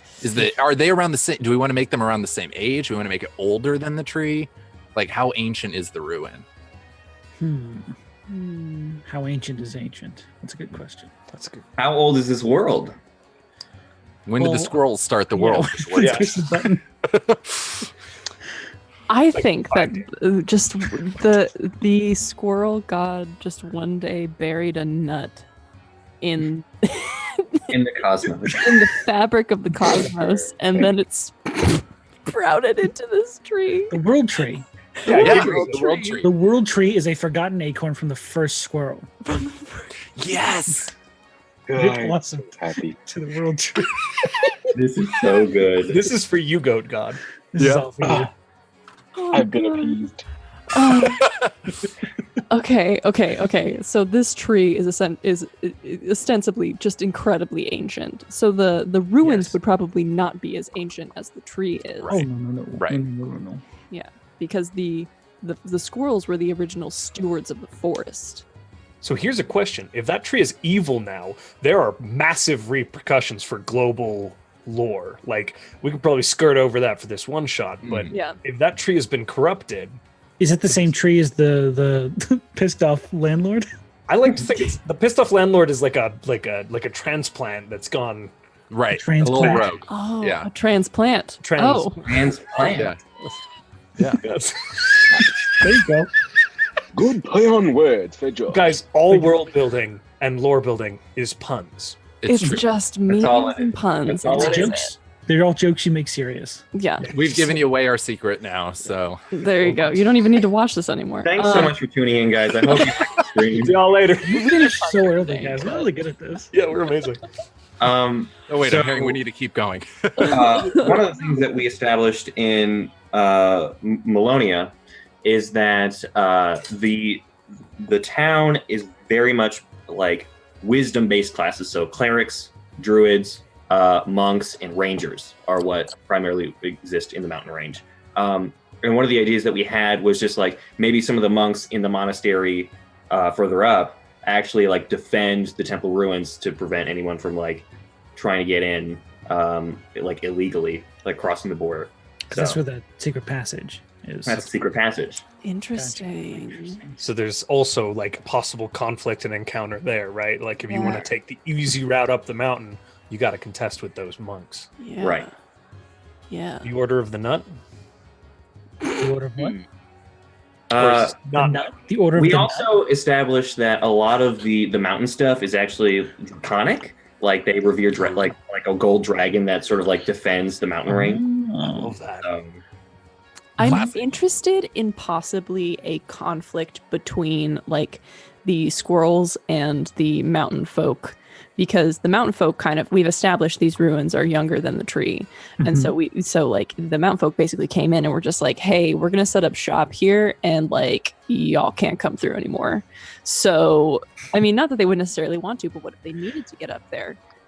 Especially if they're like revering a dragon, that kind of like there's conflict there with like, they're like, oh, I mean, the tree, this is our land. What are you talking about? And then these people are just like, we live here now. So I'm interested in that and how that potentially interacts. Can we also touch upon gold dragons? There is one really cool part of gold dragons in D&D lore, which is that they are the only breed of dragons that actually enjoy their human form or their humanoid form. Mm-hmm. So they actually spend most of their time in that form traditionally. I would love to actually use that. Oh yeah. Yeah. That would be really cool. Would it be like do you think there'd be like a monarchy kind of situation or like a What if the old ruin was the home of this ancient gold dragon at one point, but now they are in their human form in was it Melora? Melonia. But and kind of have taken over some kind of role there. What if since that's more of the magic town? What if this dragon went on a journey for a little bit, and then all of these other races came in and claimed squatters' rights? When he came back to his den, he was just like, "There's now squirrels that are awakens." Like, could be the people in the mountain the commune. Like, the contract came in and like, we live here now. I don't know what to tell you. The squirrels have been here for a long, long time. They were like the dragon and the squirrels were maybe first. Yeah. Oh. And then the soft hand and the clam hands showed up later. Yes. Like that. The clam hands. Soft hands and the clam hands. Those are our two sides of the conflict. Okay. Those are our four factions. There are only two genders: soft hands and clam hands. How God, how would the dragon have reacted if they came back and they were just like, the fuck? Yeah, is there an ancient battle, or was the dragon just like blend in immediately, try to overthrow it later? Can this dragon be super chill and charismatic and just hell yeah. Yeah. I feel like he's like, well, you guys got squatters' rights. I can't do anything about that. So people know that they're a dragon. Yeah. Yeah. I think that's known to the people who live there at least. Yeah. And does this dragon, does he fulfill any sort of like important role, or is he just there? I just want him to be Ew. there. Yeah. Yeah. I just want him to be there, just chilling. Yeah. Like he has just like major kudos. Yeah. Yeah, he has forever kudos. They really like him because his pad is sick. And they're Yeah. like, this place is good. Yeah. It's Thanks for letting us stay here. Super appreciate it. Best crib in the city. Thanks for know, letting just me couch surf on your mountain dog. It's so nice of you. Love it. Love Thanks for it. letting all 1,800 of us just crash in your couch for years. It's really, really cool. Thanks. So I'm imagining there are lots of tunnels in here then that's just been like, it's just all throughout the mountain. It's like Swiss cheese. Lots of what? That's tunnels. Lots of what? Secret tunnels. Thank you. Yeah. And they're just like all throughout this area, and some of them are more well mapped than others, but you've probably got like a couple factions that kind of hang out in there, and some who are on the base of the mountain. That could be really cool. We got a dragon. Do we have kobolds? Golden kobolds. That's a good question, because kobolds are typically considered a more monstrous race, right? Yeah. But this is a really chill dragon. But this is a super chill dragon. Super chill dragon. Chill kobolds? Chill kobolds. Chill dragonborn. Question. Ooh. Ooh, chill dragonborn. could the monks? I know that we had said most of the races up here in Melania are like Melania. Melania? Melonia? Melonia. Pennsylvania. Whatever it is. Sorry. Are like more of the There's a soft faction of good guys. right? Oh god. But could like the order of monks be like an order of dragonborn and or kobolds? Like Absolutely. Ooh. 100%. Yep. Ooh. kobold monks would I be like that. sick. So gold scaled kobold monks. Ugh. That's Oh. like an initiation rite. Yeah. Yeah. That's an Dipped in aesthetic. They spray paint you gold. Goodness me. Inhumane. You gotta re-up every week. Just a tad. It's like sunscreen. Chrome plate yourself. Oh my gosh. Okay, okay, good. Is there a name for this order of monks? Do we? I have don't a believe so. name? The unnamed. I love that actually. The ones who Don't have a listen. name. No name. It's just like those monk guys. Untitled.jpg. The scaly squirrels. If you That's try to definitely what the squirrels call them. try to, Oh, if you yeah, try to give them a Those name, they skills. get mad at you because their whole shtick is they're just like super chill. Mhm. And so they're like, no labels, dude. Like, come on. I'm just here. We're just We're just vibing. here. Enjoy my presence, man. Nice They also push just there. beat the shit out of people. Plus, the whole no, Hell, we're not. Not cool, guy. I don't want to be doing this, man. But Really think about what you've done. Hey, you harshed everyone's mellow, so we gotta do this. Yeah. You harshed right. wait, you harshed everyone's Melonia? Mellow yellow. Melonia yellow. Oh, Uh, that's the name of the everybody place. please ignore me. Melonia yellonia. no, never. This is too good. Anyway, That's why it's called Melonia because everyone's mellow. yeah. That's the Oh, joke. Yeah. Oh, I just now got that. About Yeah, there 32 totally minutes wasn't an accident. It was totally intentional. Absolutely. I believe it. Authorial intent. Y'all pulled that real. from a random generator, but okay. Can I Sometimes it please, just works. Moose? Can I read your notes out loud here, please? Yes, absolutely. In the beginning of this world, there was only squirrel. A squirrel. I hope. World building made the bed. Lore building has to lay in it. Oh my god, never mind. As I'm reading through this, we don't need to announce all of this. And we are laying quite comfortably, I think. Yeah. We're doing a great job. All right. Just getting down in here.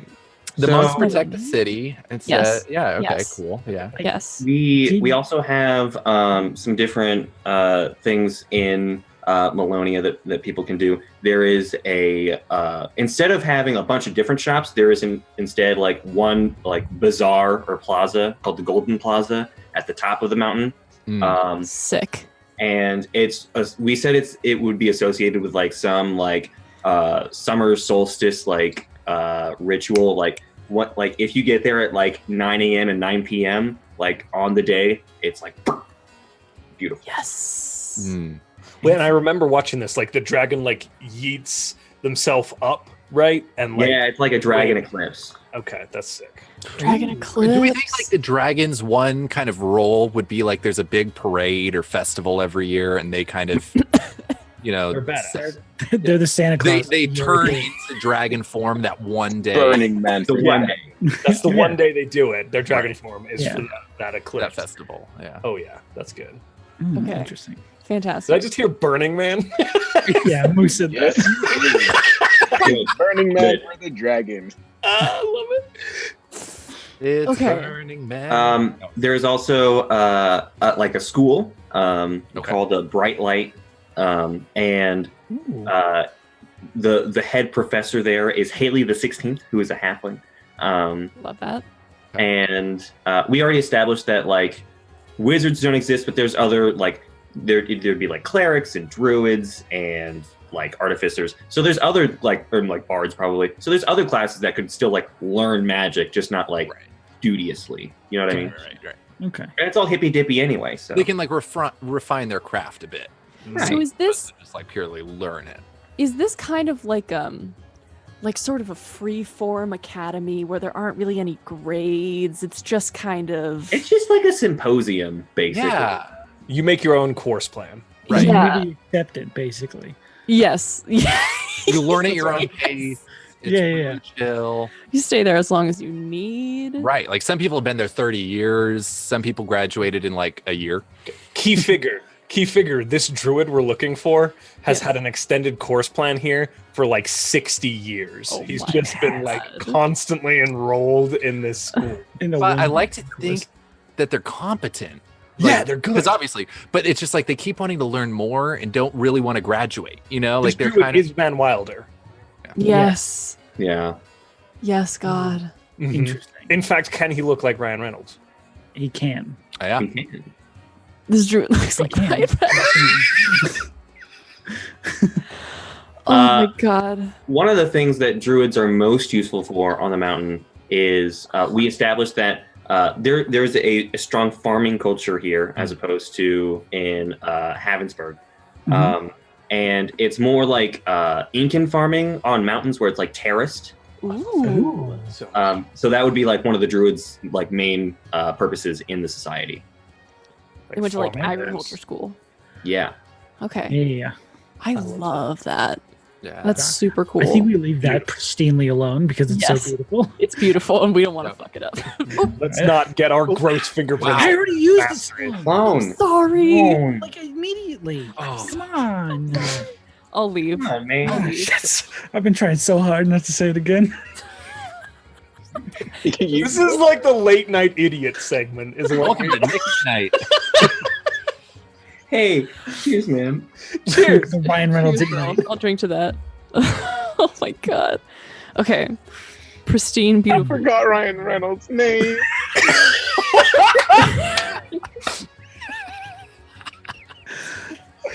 This is silly hours. This is silly hours.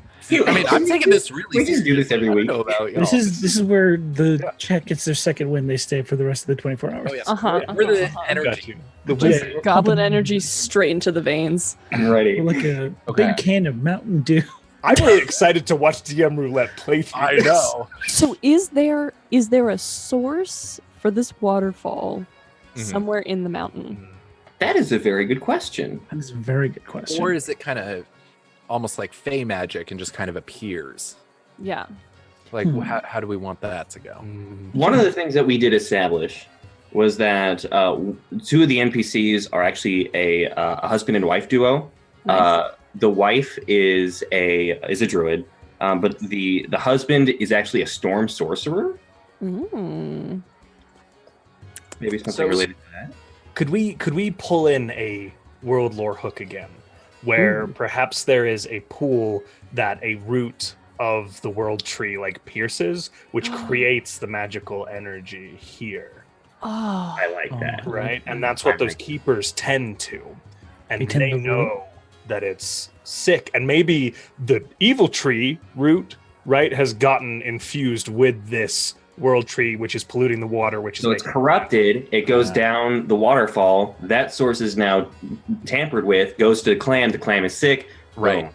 It's and you Josh. unravel this whole thing. Josh, that was beautiful. Oh, You just I love that because timed that so nicely. Andre, the world building session made this pair really old, right? They're like 600 years old, so that works really well. yeah. Perfect guardians. That's so good. Amazing. So we have this. I think we have like a progression, right? Like, Yeah. you're in Havensburg, and you are presented with this mission to fix this sick clam.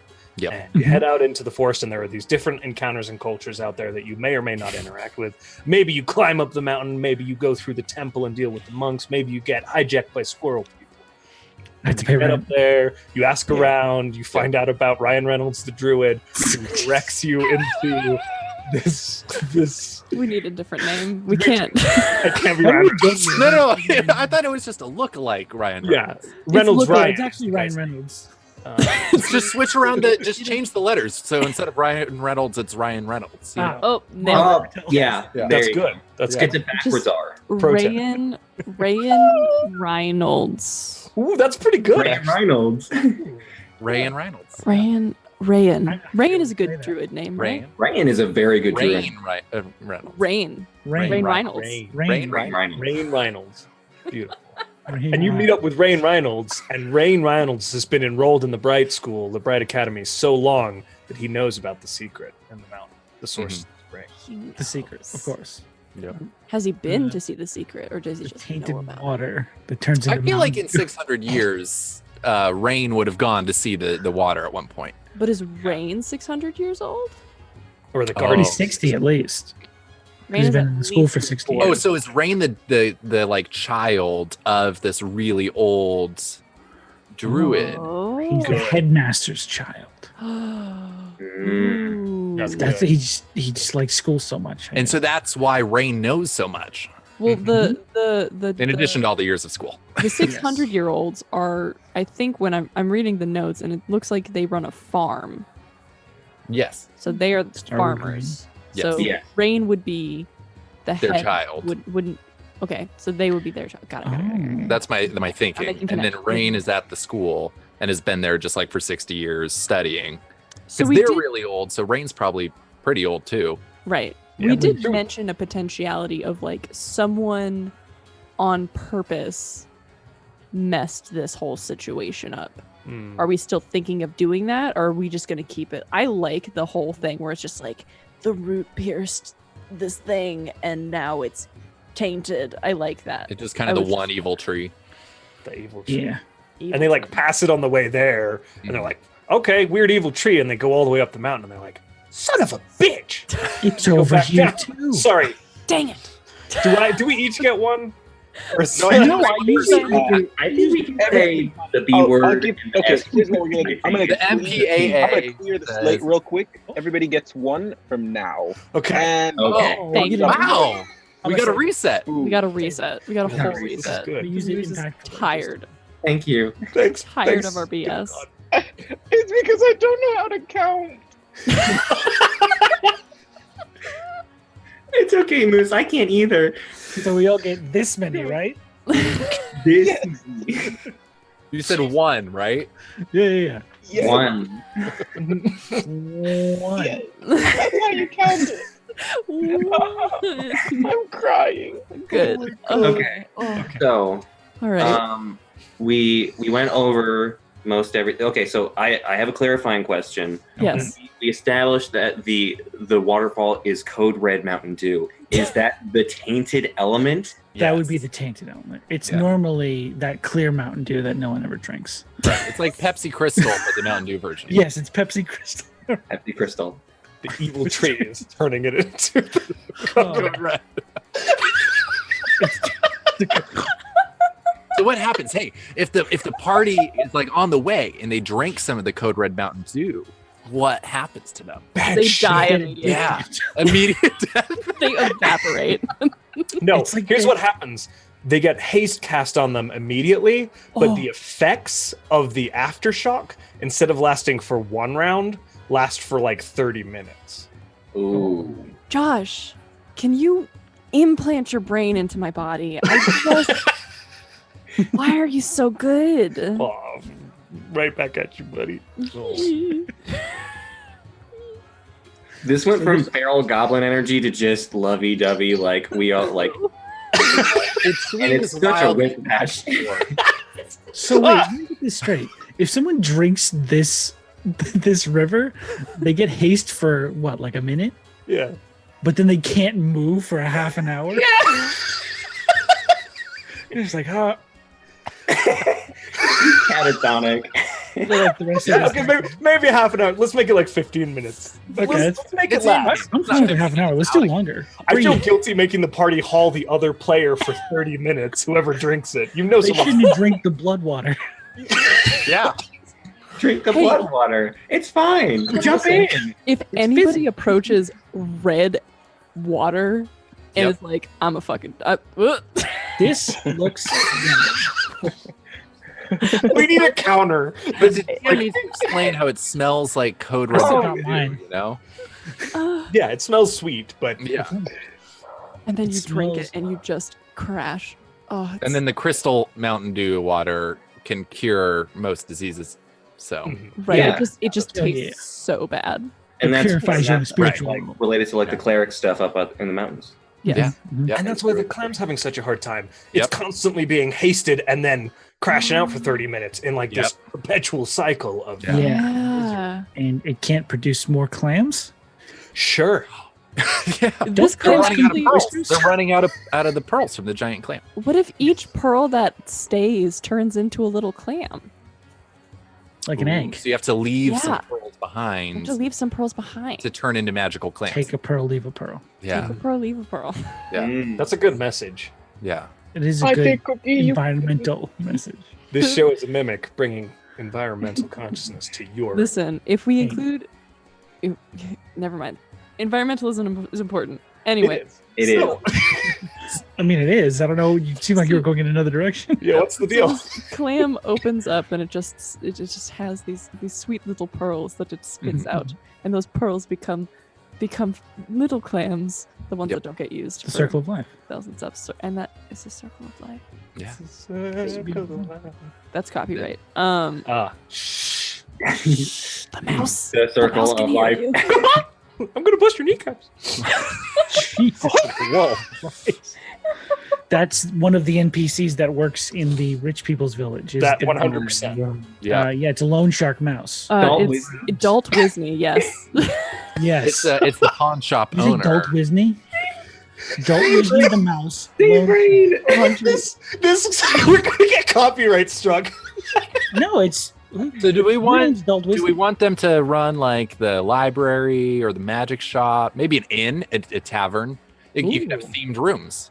One of the adult? things that we created in world building was in Havensburg. There is an inn called Saints and Sinners, or Sinners and Saints, and it was actually established by an old adventuring party. And it's actually also part brothel, and they use red curtains to signify that. Cool. I love this whole world you guys built, by the way. Just huge kudos. I know we're like being feral It idiots. was fantastic. It's really good. Yeah. It's beautiful. We were just spitballing. Listen, lore happened at 2 a.m. for a reason. Yeah, they put us out of your room. Thanks for the compliment, Moose. Sinners and Saints run by an old adventuring party. Maybe they're the ones who cleared out the ruin at some I had an idea. a long time ago. Wait, Okay. Andre just had a brain blast too.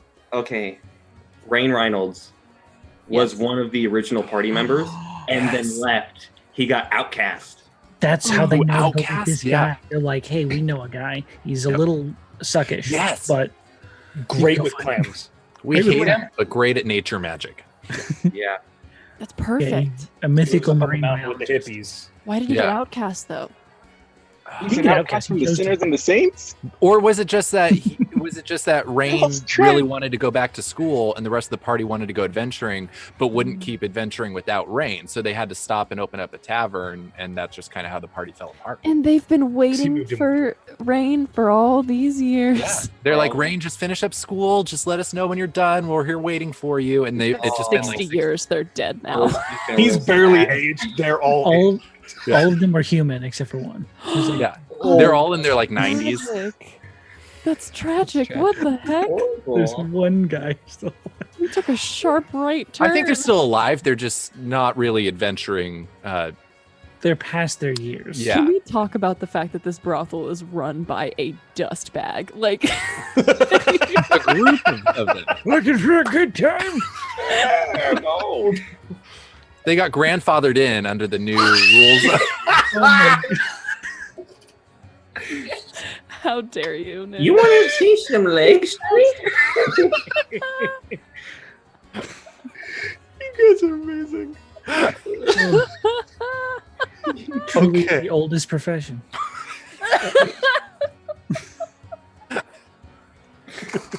I'm so glad I came in for this segment.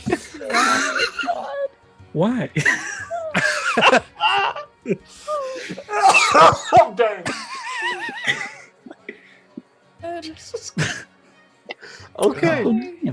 I think we built a lot of lore for this. There is a ton of lore. Okay, so recap. We should probably like recap some of this. Yeah, some people may have gotten lost. Right. So World Tree, right? Yes. Town. Yes. Town was built on around this clam. Clam. Yeah, that communicates teleclamathy. Teleclamathy. Yep. And What's his name? they named it Clam. Clam. Yes, perfect. Yeah. Teleclamathy. What's going on? So now the clam is sick. They don't know why, but it keeps crashing. And so they're trying to find a way to essentially reboot the clam. The Clamity wants to help Clamathy. Yes. Yes. And so the party is staying at this inn, Sinners and Saints, and the old adventuring party's like, we know a guy that used to be part of our party and went to school, and he's good with nature. And the squirrels take him there. They pass the evil tree. They pass the Code Red River. Yes. And they get the druid, figure out it's the tree, and then they have to fix the tree. Yes. Yep. So I guess our key component, Fix the root. the root of all evil here is Oh God. The It's like within the mountain. Root. yeah, like the evil root has like wrapped with the good root of the world tree, right? Yes. And So they this is have to happening figure out how to deep in the 100-acre wood. deep I think it's is it in the woods or is it in the mountain? I think it's the mountain at the top of the I think water. it's the mountain because the good root usually gives good water. Mhm. Now the bad root got in there. It's giving code red. No one wants that. Yeah, No it's one wants bad. the code red. Okay. So they're like wrapped together, and the party has to figure out how to get them separated. Yes. Yes. Yes. Maybe there's some So Yes. different encounters are starting in the woods. There's like the squirrels. Yes. Who are like squirrels aren't like immediately friendly. This is like you Yeah. have to convince them, and if you don't convince them, you may get taken to the evil tree rental apartment. The other encounter would be the Code Red River, where you present this, and whatever those party members do with that river, you got to deal with. Yep. And then there's the Kobold monks at Yes. the temple. Yes. Get up the mountain to get to the Bright School, and then they have to navigate Rain Reynolds and get him to bring them to the actual spring where the World Tree is being corrupted and then tainting the water. So Rain can kind of purge the evil root, but needs the party to help fight off whatever's there the evil tree's created to defend itself. Yes. Or if they don't know what's happening, then Rain can help them figure it out. Exactly. Maybe even possess those two old guys that guard it. That's cool. That would be really That's cool. what I would do. Yeah. Also, They're all this- hyped up on code red. bad guys, I mean blights, treants, like Yes. that's those you've got monsters coming out of your Gambling mounds.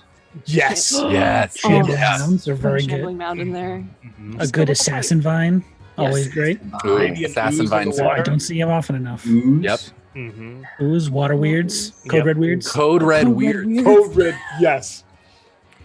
Just saying. Don't get whelmed. I'm very. Stay whelmed.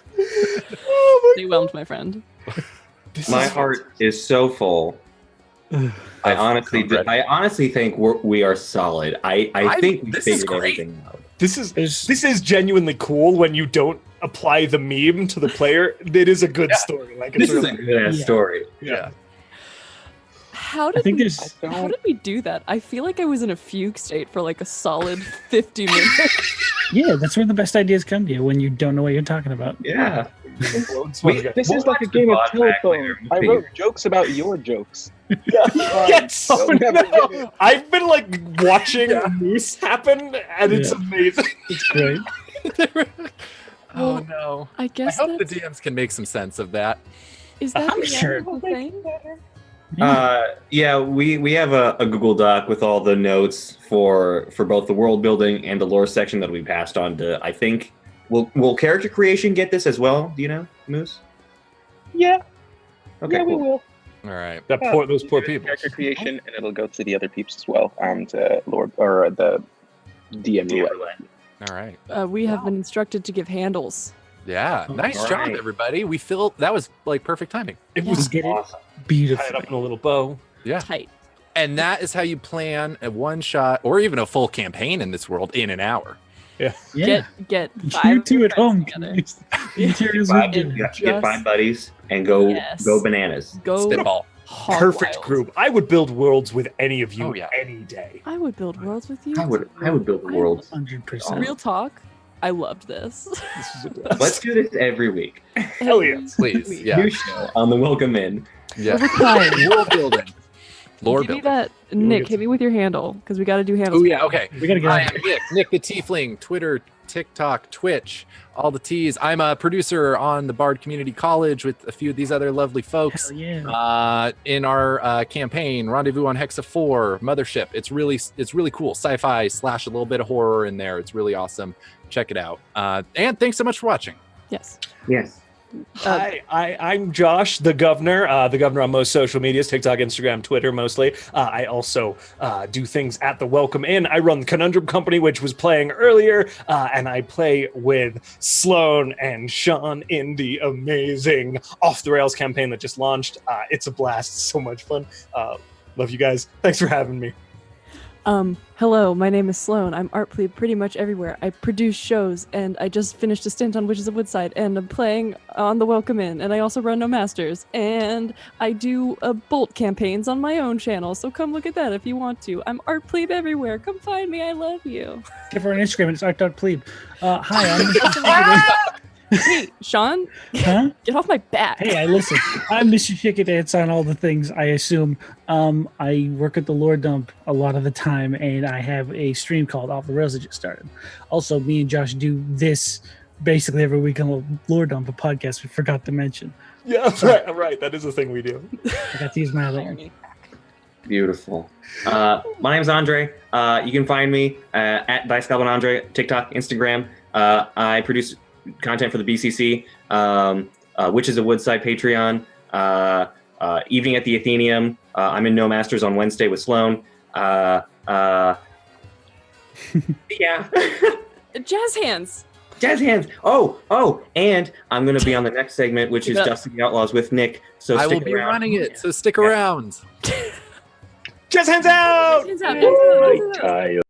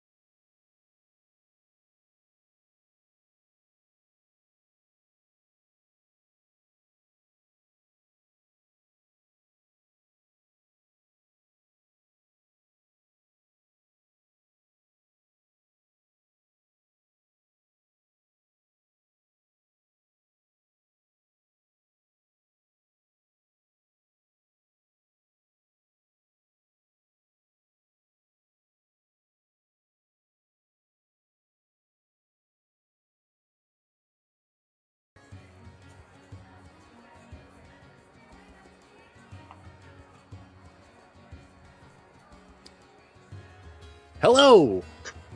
How's it going, everybody? Welcome back to this time Death City Outlaws. It's been a long time since you've seen me and Andre, but the rest of us are all here. We're here to play a really fun game called Death City Outlaws. It's a heist setup adventure. That overlay looks really cool. I am here for this. Look at that. All right. Thank you, Adam. Yeah, Adam. Shout out. Nice job. Bro. With that, really quickly, let's go around and just introduce ourselves before we start getting into the game. I am Nick the Tiefling, and you heard my spiel about 3 minutes ago. So let's go clockwise on the screen. Falcon. Oh, hi. I'm Falcon. I'm on the internet at Falcone Maxima. Yeah. Cool. All right. I guess I'm next clockwise. I'm Abby. I'm Abs Kelly everywhere on the internet. Cool. I'm Cecilia, or Celestial.Seal on TikTok. I play in 2 different D&D campaigns, both on the Bard Community College on Mondays and Tuesdays. So if you want to see me there. And then are we introducing our characters, or are we doing that another We'll do that right after. Another round. That's me. What is up, everybody? It is Kenna. It is Miss Susha on TikTok. I'm a regular here on Shazam for the Sword End campaign. Good morning. Good morning. Good morning. My name is Andre. I go by Dice Cutman Andre on TikTok and Instagram. I was just here being an absolute hooligan. And I produce a bunch of content on the Bard Community College. So hop on over if you want to see more of my crazy self. Yeah. Moose mentioned something about me having the brain cell in there, and I hope that's true because I'm running this incredible game, this heist game. We'll see what hijinks our crew gets up to. With that, let's just quickly go around and introduce the Death City Outlaws. Is made to be played really quickly, kind of set your characters up within 10 to 15 minutes and hit the ground running with the session. We've already created our characters, picked them out with the little cards that usually come with the box. And so let's go around and introduce our characters. In this game, you are part of a cartel.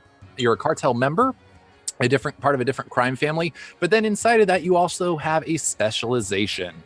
So let's go around and introduce our characters and learn about their memberships and their specializations in the same order. Falcon. Hi. My character's name is Eve.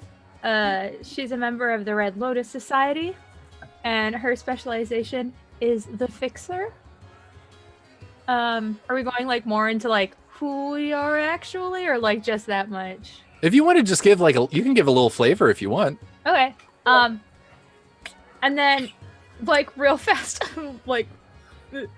are we doing the thing where we have quirks, actual quirks, or are we not doing the thing where we have actual quirks? No quirk mechanic, but Got it, your okay. players can, your characters can have quirks. That's okay. So Eve just recently married in with the leader of the Red Lotus Society, and doesn't really talk much. Nobody's ever really heard her talk. She just pops gum when people ask her questions or talk to her, and then quietly fixes things in the corner and pulls stuff out of her bag when people need things, and it's just Good. Perfect. I love it. I love it. All right. Oh, I got gum so I could do that actually. I'll be right back. Okay. I guess I'm next. My name's Mercy. Let's see if I can keep up this accent.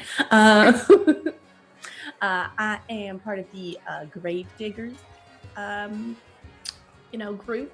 I specialize as a cleaner. So I make sure I clean up after all the dead people that are falling around here. It's very profitable business. And me and my wife are part of that big thing. She's more in charge, but I'm trying to get into more nasty things. So good.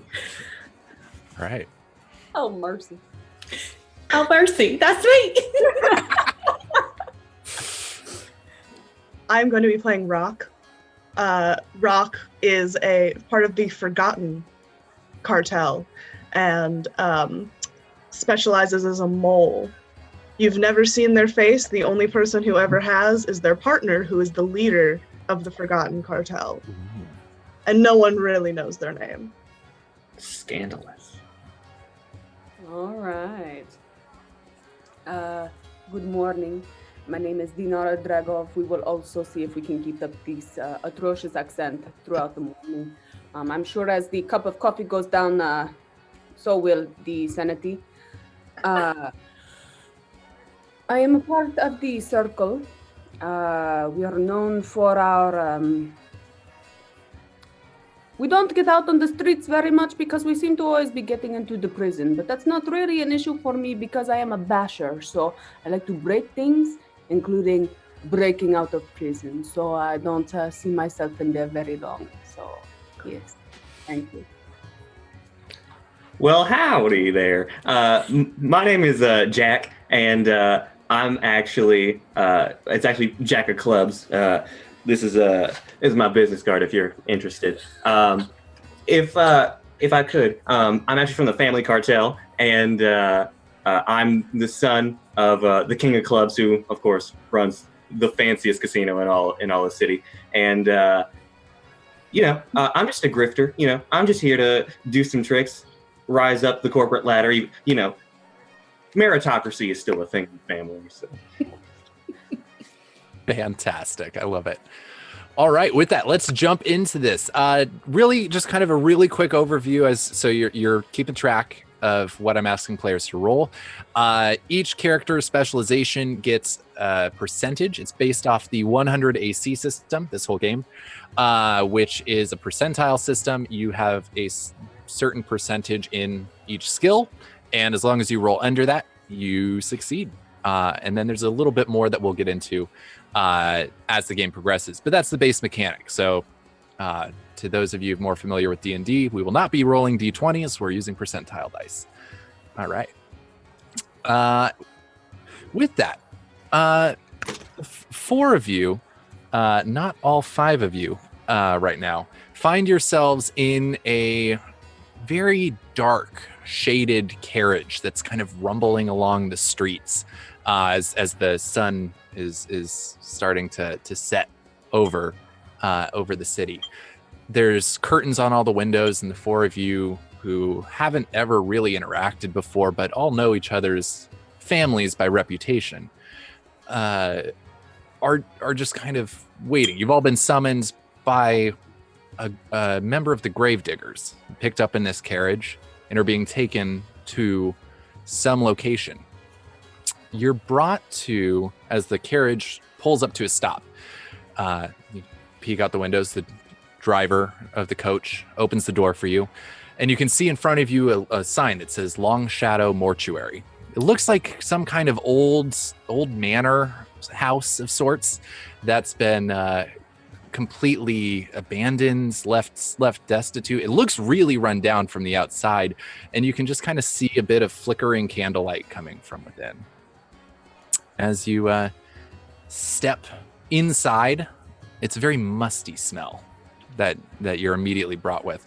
And you can just see there's just like this green light, it's kind of sickly looking, just spread throughout this entire place. You hear bumps and rattling noises coming from all over the place. It's very off-putting for many of you, especially those of you accustomed to maybe some finer places in the city. This is definitely not that.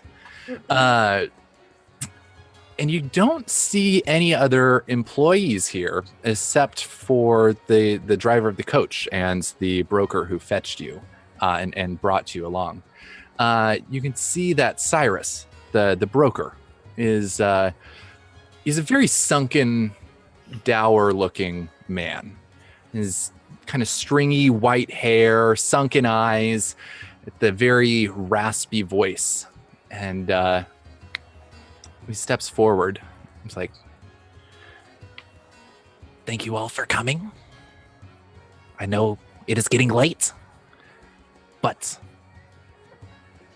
we are in need of some of your services. Don't worry, we'll provide one of our own to assist you, and motions as Mercy steps forward to join the four of you. Says, one of our own was on an important mission of sorts, and hasn't shown up for a week. We hadn't seen him for a long time, but we've just learned that Alvinus Grimes was arrested by the Crown for interfering in their affairs. We need you to help break out Alvinus before 2 days from now, when Alvinus is set to be transferred to a more secure area before his execution. We need your help. We need Alvis back, and unfortunately, we don't have the skills or the manpower at this time to carry out this mission, which is why we've called upon the rest of the families, and they've volunteered you. Essentially, maybe some of you signed up on your own. I'm not sure, but anyway, we need your help. Anything to get a little bit under my resume is all right by me. Yeah. Thank you. Fine. You must be part of the family then. You must be our family representative. I absolutely am. Oh. Pleasure doing business with you. Thank you. I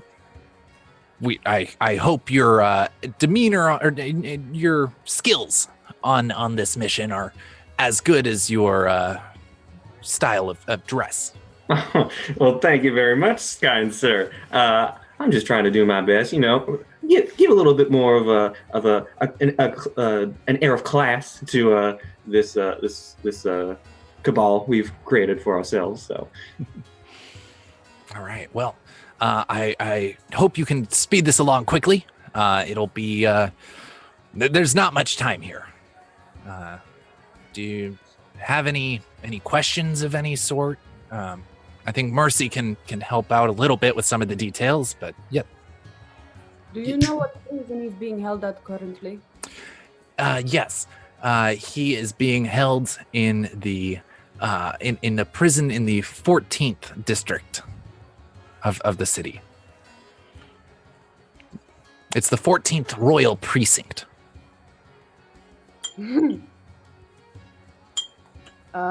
Being from the Circle, am I familiar with that area and that prison in general?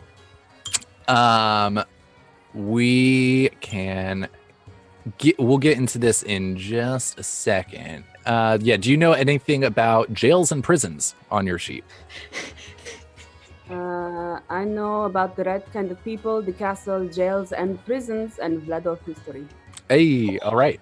Then in that case, you know a lot about both Alvinus and this particular precinct. As I think some of these overlap, the rest of you would probably know some of these pieces, especially Mercy would know who Master Grimes is. You would know that Alvinus Grimes is a funeral parlor worker and a cleaner.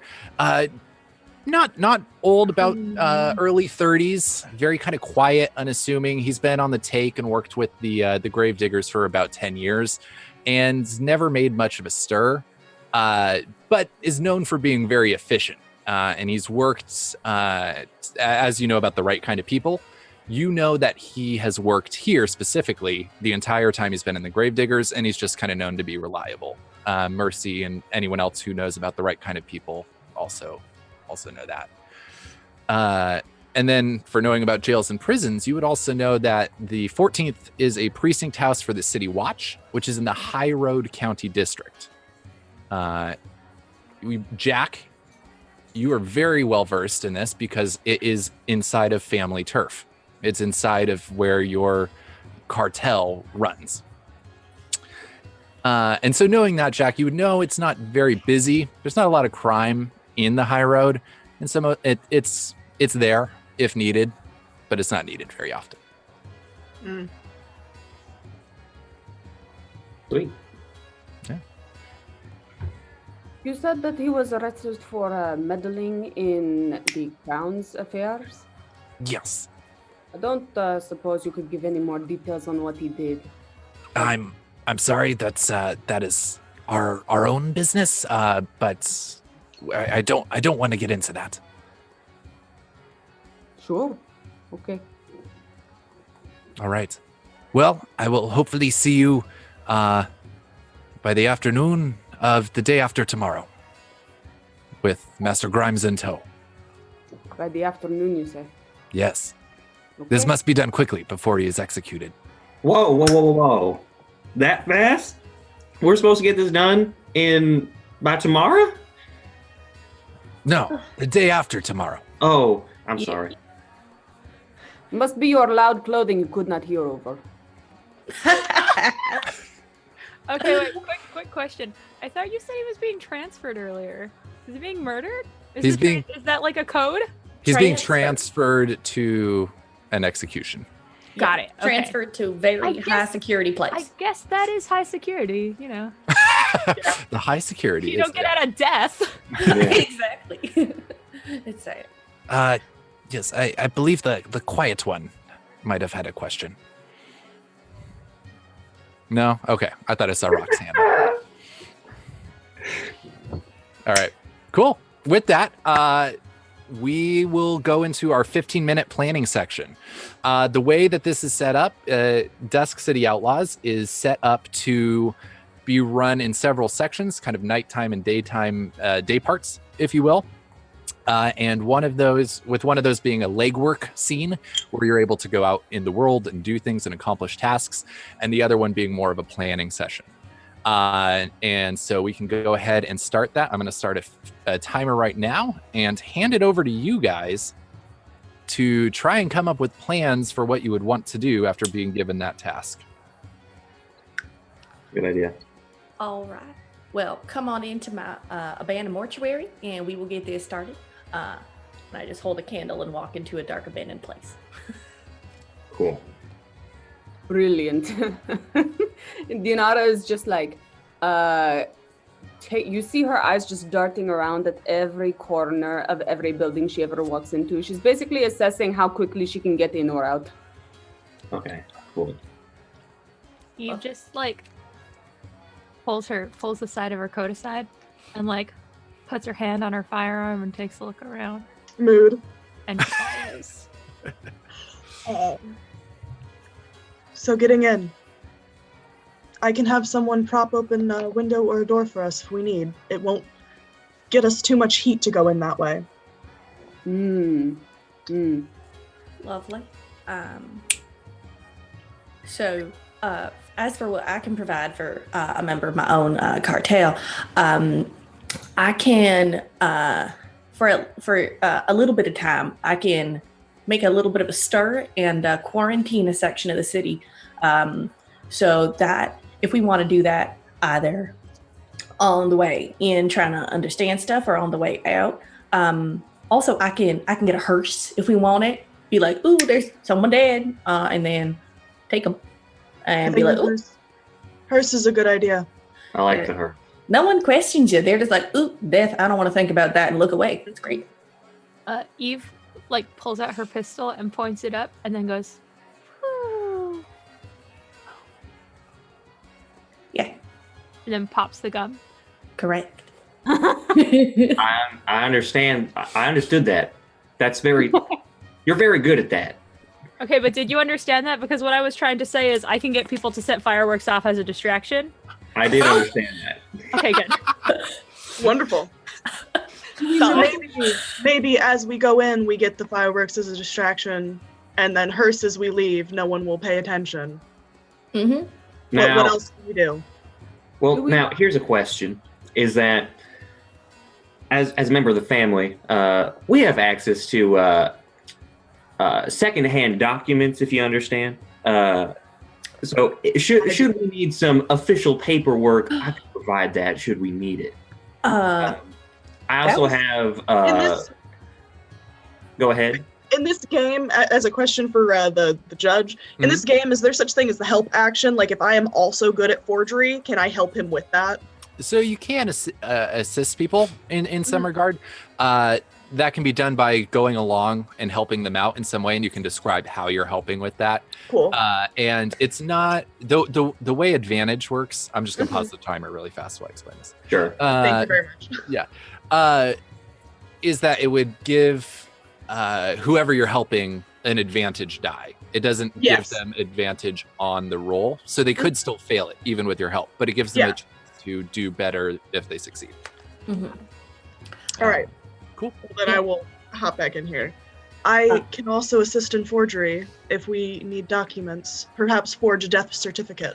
Love that. That's exactly what I'm thinking. Because I'm thinking I might, if we have a lookalike body, we might be able to be like, ooh, look, already dead in there, and then we get the hearse, and we're like, you know what I'm saying?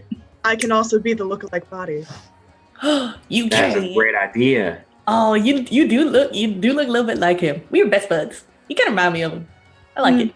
Sounds like we might have about 3 options on how we want to do this. We could either fake a sickness and evacuate everybody and pretend death, or we could do a straight jailbreak, depending on if we know the route. We could either try and get him out before they move him, or while they are moving him. And then it also sounds like maybe the family might be able to help in doing some sort of official release from dignitaries. So if we have these 3 options, how do we want to do it? I happen to know this precinct very well. I can pretty much surmise any security measures we might come up against, because that is something that bashers are very good at. We are security experts. So during a planning scene, you can see what building or specific location that you know of and could have plausibly seen before. The judge must describe to you all security measures, including standard security personnel, as well as other mechanical, chemical, or alchemical defenses that are not considered deep secrets in that place. All right. Wow. All right. In that regards, you know that there's a few things about the prison. You know that it has been modified a little bit over the years. There's a very tall tower there known as a gong tower, which is used to sound an alarm in case of a prison break.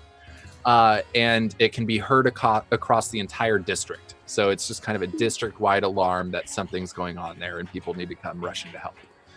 Want to avoid that, Gotti? Oh, you know what? I almost forgot. Should y'all need another character to help in the escortation of this particular inmate, I could disguise myself as a member of a certain other area of town. Oh, that might be good, because we might want to like plant you as like someone in there to really like solidify our story. And then you can be like, oh, I also will help them take the body out because, I'm now security. Of course. Dinara, you also know more about the prison, though, and the security measures. It says essentially if you use it in planning to give you everything except the deep secrets, right? Yes. Cool. You know that there's the way the gong works is there's one at the top, one at the bottom. They're the exact same resonant frequency. The one at the bottom is struck, causing the one at the top to vibrate at a very high pitch. So disabling either one would probably render the tower useless. So we just need to disable one. Yeah. You also know that it's a base of operations for the entire city watch in the area. And every watch officer in the district reports to that precinct house. There's a few guards there and a captain on duty at all times, usually rotating in about 12-hour shifts. Cool. You also know that there are some security measures in place at the facility.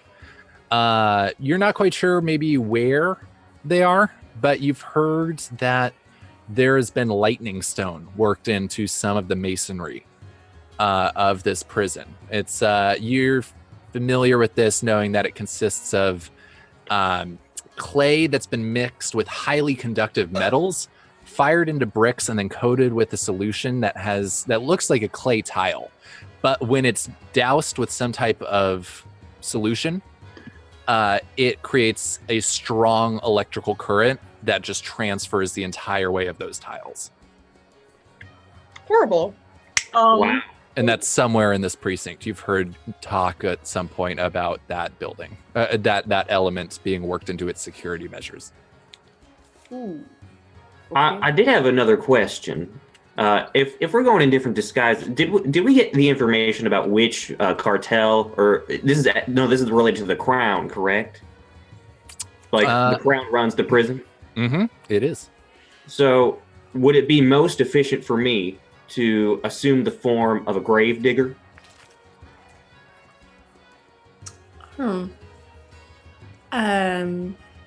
Possibly. I think. Could we just, if we're trying to do this, like if we're trying to assume forms, could the two of us just assume the forms of guards and get him out like that? That is not a bad idea, except for the fact that the other guards don't know you. Well, how would you accommodate for that? Lying.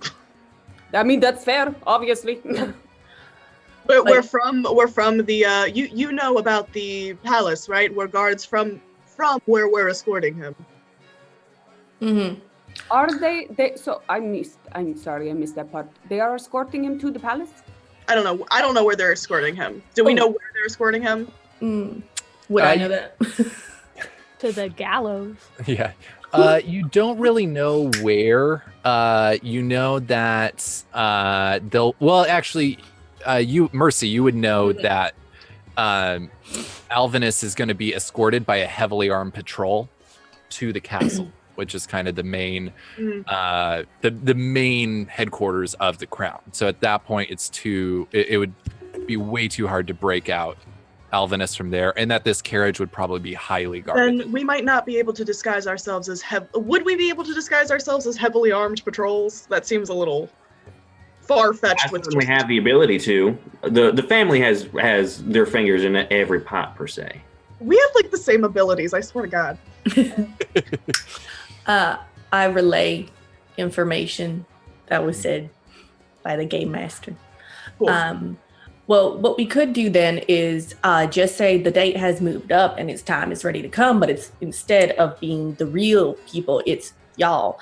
And so y'all come earlier. So if he's going to be taken away in the morning, y'all basically survey, let them know tomorrow that like, speed up the processing because we're taking him tomorrow morning. But also it might have to be kind of hushed because if that word gets back, it might need to be more quick. Unsure of that. But anyways, you get him and then some way on the way of processing, he passes. You call the emergency mortuary, me. And then I'm like, oh, he dead. Death certificate. Bring him in. And Eve, you said something about fireworks. Should we need them, or firearms in the event of things going sideways? He just kind of looks at you and pops her gun and goes, Good. In this interaction, real quick, I would like to use my grifter ability, leverage. During a planning scene, you can choose. Oh, never mind. That's for a judge-controlled character. Never mind. Whoops. Okay. While we're like, I do have an ability as a fixer. During a planning scene, we can trade influence freely. Okay. Just so you guys know, if there's anything that you need influence to do, like we can work that out. All right. So really fast, I forgot to mention this. Yes, we got $100 donation, which means I'm adding another influence token to the crew influence pot. I forgot to mention the influence mechanic at the beginning, which is that essentially each player has one influence token, and then there's a crew influence token that can be spent by anybody. You can spend it to succeed on a roll. Essentially, I might require it to be spent depending on what you're trying to do. If you're trying to like bribe a really high official. Yes, sorry, Fel. Thanks, Mom. Oh.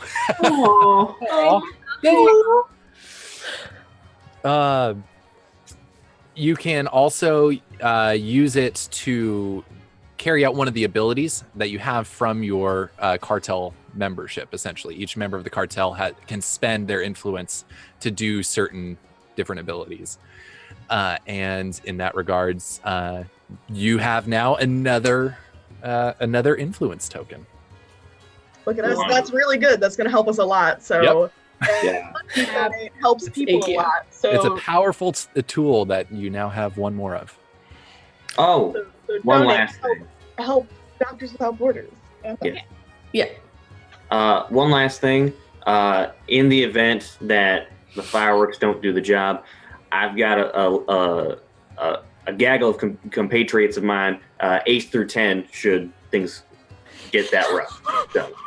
Lovely. Yeah. All right. So there's 3 minutes left in the planning session. What do you want to do in your legwork scene that's going to follow this? I think we're posing as guards, and you are going to dispose of the gong. Is the plan, right?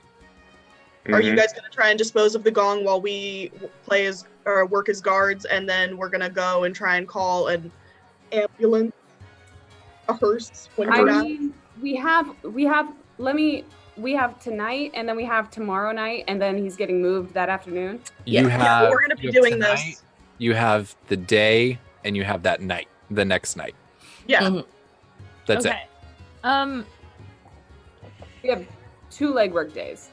No, you have one leg. Well, if you want to just kind of carry legwork on into the next session, you have 2 day parts essentially to do this. This counts as your first one, so two more after this. Okay, so why don't we? Well, because they could fix it in the day is the thing. Okay, why don't we prep all of our costumes and stuff for this legwork scene, and then we'll have the planning session the next day, maybe, or the legwork, and then that night we'll do. Or do we want to? We're bringing him over. We said we were going to bring him over a little early, right? So then that would work perfect with using. You'd have the legwork scene right after this in the day, and then that night is when you would move him over because he's going to be taken the next morning. Right, because we still have to forge the documents. Yes. Right. We have to forge. Yeah. As fixer, I got what you need, which is if I take lead during a legwork scene, I can access a cache of stored, material goods, and whatnot, which could definitely be and it's that my oh my god, I can read this. My cartel has access to, and my cartel, as primarily dock workers, has access to most material goods, I would argue. Yes, including gunpowder. You kind of control that. So, if we need to, we could definitely do that and get to one of those caches and probably find a lot of, clothing things we could use to disguise ourselves, and also firearms, and also, gunpowder and whatnot. Also, if you do need clothing, I can take it off dead bodies. Literally. Perfect. Game Master, I have a question. I Yes. have a skill where I have 2 things. I can have Wolves of the Circle pay someone an intimidating visit, or I can position a few circle bruisers around the perimeter of a building to deter interlopers. Is it possible for me to dress them up and get them to be guards with our people so we can have more of an entourage? Yeah, I think so. They probably wouldn't be able to do much, but they could definitely just kind of be there. You know. Okay. I'm going to go ahead and spend my influence then getting the wolves to be a part of the guards, and then getting them dressed and ready to go. Okay, cool. And when it is time, I don't know if it's time for me to do the influence for this yet, but do I need to spend my influence to have them prop one of the doors open now, or do I need to do that later? You could definitely do that during the legwork scene, and then that night you could come back and use it, kind of thing. Okay. If that's something you wanted to do. For clarification, do we want ace through 10 for this scene or for a later scene? Later, if we need it. Later. Yeah. So what we're doing is Rock and Jack are going to disguise themselves as guards, and we're also going to work on forging paperwork. You're going to get your guards ready. Eve, you're going to head out and you're going to get disguises for us. And Abs, you're going to make sure that all of the corpses, or the hearse and everything is ready. And help us with the death certificate, perhaps. Yeah. Well, the hearse, I'll do that because I'll gain the use of the hearse next scene. Do y'all want me to either quarantine an area or get a corpse? Do we want the area quarantined? Or is that more of a later thing? I can just hoard my influence for now if you want. It maybe. Would it be worthwhile to quarantine the prison? I mean, the less people that are there, the better. And if they're scared about disease, maybe they'll be more willing to let them go. Realistically, we know now that prisons really don't handle quarantines well. They do not. They sure don't. So I quarantine a single district. No one is allowed in or out for the entire day. It's the 13th district, right? It's the high road. Ooh, wait. If nobody is allowed in or out, how are we going to get him out? Exactly. I got this actually. I can spend influence to gain the exclusive use of a tea shop, noodle house. Oh no, that's not that district. No, that's not that district. Never mind. I do have some knowledge of the canals, should we need access to that. So I could provide that with ease. Mm-hmm. I can quarantine a district on our way out. That way no one gets in our way or they're more reluctant. We'll do it then. Yeah. Would be a good idea. I'll just clean up after y'all messes for this legwork time. I'll make sure nothing gets in the way. Basically, if anything goes wrong, I'm just going to be like, it's all good. I'll put on my maid outfit. It'll be cute. Adorable. All right. Well, that ends. We're out of time on the planning session. So now we move into the legwork session. Okay. If you've spent an influence, make sure you've removed it. But remember that you still can spend the crew influence if you require one for something in this instance, which you now have 2 of. Yay. Yay. Fantastic. So who kind of this for the legwork scenes, they can happen at any time. It's very fluid. Multiple people are going on can help and go on on multiple missions because it's kind of like the entire day. So it's not expecting like, for 12 hours you're only getting outfits. Like you can do other things. Okay. Yeah. So who wants to kind of go first? Which task that you guys talked about would you like to try and attempt first? Andre, we can forge the papers first. Yeah, let's go ahead and do that. So someone gets an advantage die. It should possibly be whoever of us has a better. I have an 80%, which is pretty damn good. Okay. I also have an 80%. Okay. Let's do. Hey. All right. So whichever one of us you want to roll. So I'll say you can do it. All right. So what are you trying to forge? We're trying to forge a death certificate. Okay. Which Mercy is more than able to provide you an example of. If it was another document, might have been harder to find. But the gravediggers running the mortuaries have those readily available to look at and copy. So whichever one of you, what are you trying to? Is it for Master Grimes? So we will definitely need Mercy's help on this. Okay. Mm-hmm. I bring forth all of his regular paperwork, and then I show a death certificate of my great aunt. So good. So I will get an advantage die. Mhm. Yes. Yeah. How does that work? So go ahead. I'll roll the advantage die, which is essentially an odds. It's a D8. Evens are a boon. Odds are just nothing. So it can help. It doesn't necessarily have to. Okay. But go ahead and make your forgery check on this. There's no complications, I'm going to say, on this. It's a pretty simple document. So go ahead and make that. It's a 38. All right. Yeah, that's definitely under 80, and you got a boon. So which is just kind of another positive on it. I'm gonna say you're able to replicate it so well. It's looks identical, and you've been able to even kind of catch some of the inconsistencies from the older death certificate that Mercy has, and kind of update it a little bit. So it's there. Even the old death certificate of bless you. Thank you. Of Mercy's great aunt. Has been updated for the death certificates that might have been issued this year. Wonderful. Yeah, easy enough. All right, what task is next? I can go access a stash. Okay. go get our disguises. Yeah. So I'll probably just like head over to whatever like the nearest stash that we have is, and like rummage through it.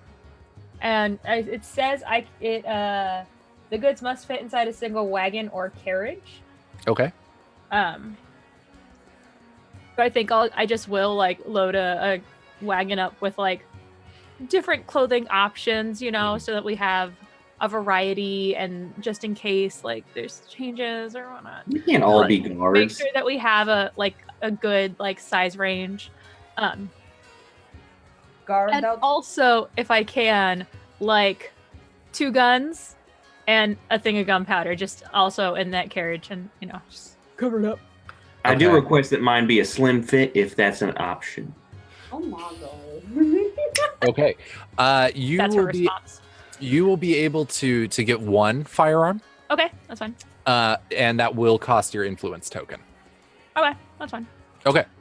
Somebody else, like, because I already have one, and then somebody else can have one too. Yeah. As the cleaner, I just follow along and intimidate and bribe any witnesses. So yeah, you're able to go to one of these stashes that the Red Lotus Society has around town, and able to pick up a variety of outfits, some wares. You're not quite sure exactly, because the Red Lotus Society wouldn't have access to like crown armor per se, but you're able to kind of get like some of the pieces that might go along with it, but it's not necessarily like full sets of armor or full uniforms, anything like that. Okay. With our disguise expertise, we'll make it look like it. Yes, that would definitely help. Good. So yeah, spending that influence, you're able to do that and get that firearm for the duration of the job. All right, sounds good. Right then. Okay. I'm going to go ahead and call upon 5 of the wolves of the Starfolk to accompany our fake guards as guards also. Okay. Yep, you're able to spend that and have those individuals kind of come alongside. You'll be able to outfit them with the clothing that Eve has gathered, but they'll need some help from some of the disguise experts in the group to make them look like that. So if anyone was anyone accompanying you on this, or was this kind of your own? Are they coming here and then we're gonna outfit them and then they're gonna go? Was kind of the plan is that we were all going to meet together and then leave, right? Yeah. Okay. So do we want to roll to create disguise? Do we want to do the like helping again advantage? Does one of us have a better disguise? I think it would make sense for us to have us do our own roles because, I mean, you know. Do you want us to do individual roles for ourselves and then one for the wolves? Yes. Okay. And I'm gonna say that each of you will have a challenge die on this, just because the uniforms are pretty official looking. And you'll each have a boon die as well. What does that mean? So they can cancel each other out. The challenge die is a D10. There's 6 chances for something to go wrong. It doesn't mean that you don't. So if you succeed but get but the challenge die rolls a challenge, it means you still succeed, but maybe something's wrong. Like you don't have the right color sash for the uniform, something along that line. But if you also roll a boon, it can cancel itself out. Okay. And you said you're rolling those? Yes. Okay. My disguise was a 28. Nice. All right. Let's see. What is your disguise percentage? Out of curiosity. 65. Oh, mine is 90. Oh my god. Wow. I do not have a percentage, so mine's 50. Yeah. And I'm pretty conspicuous if I dress regularly in royal districts. I will also roll for the other people then, the wolves. Okay.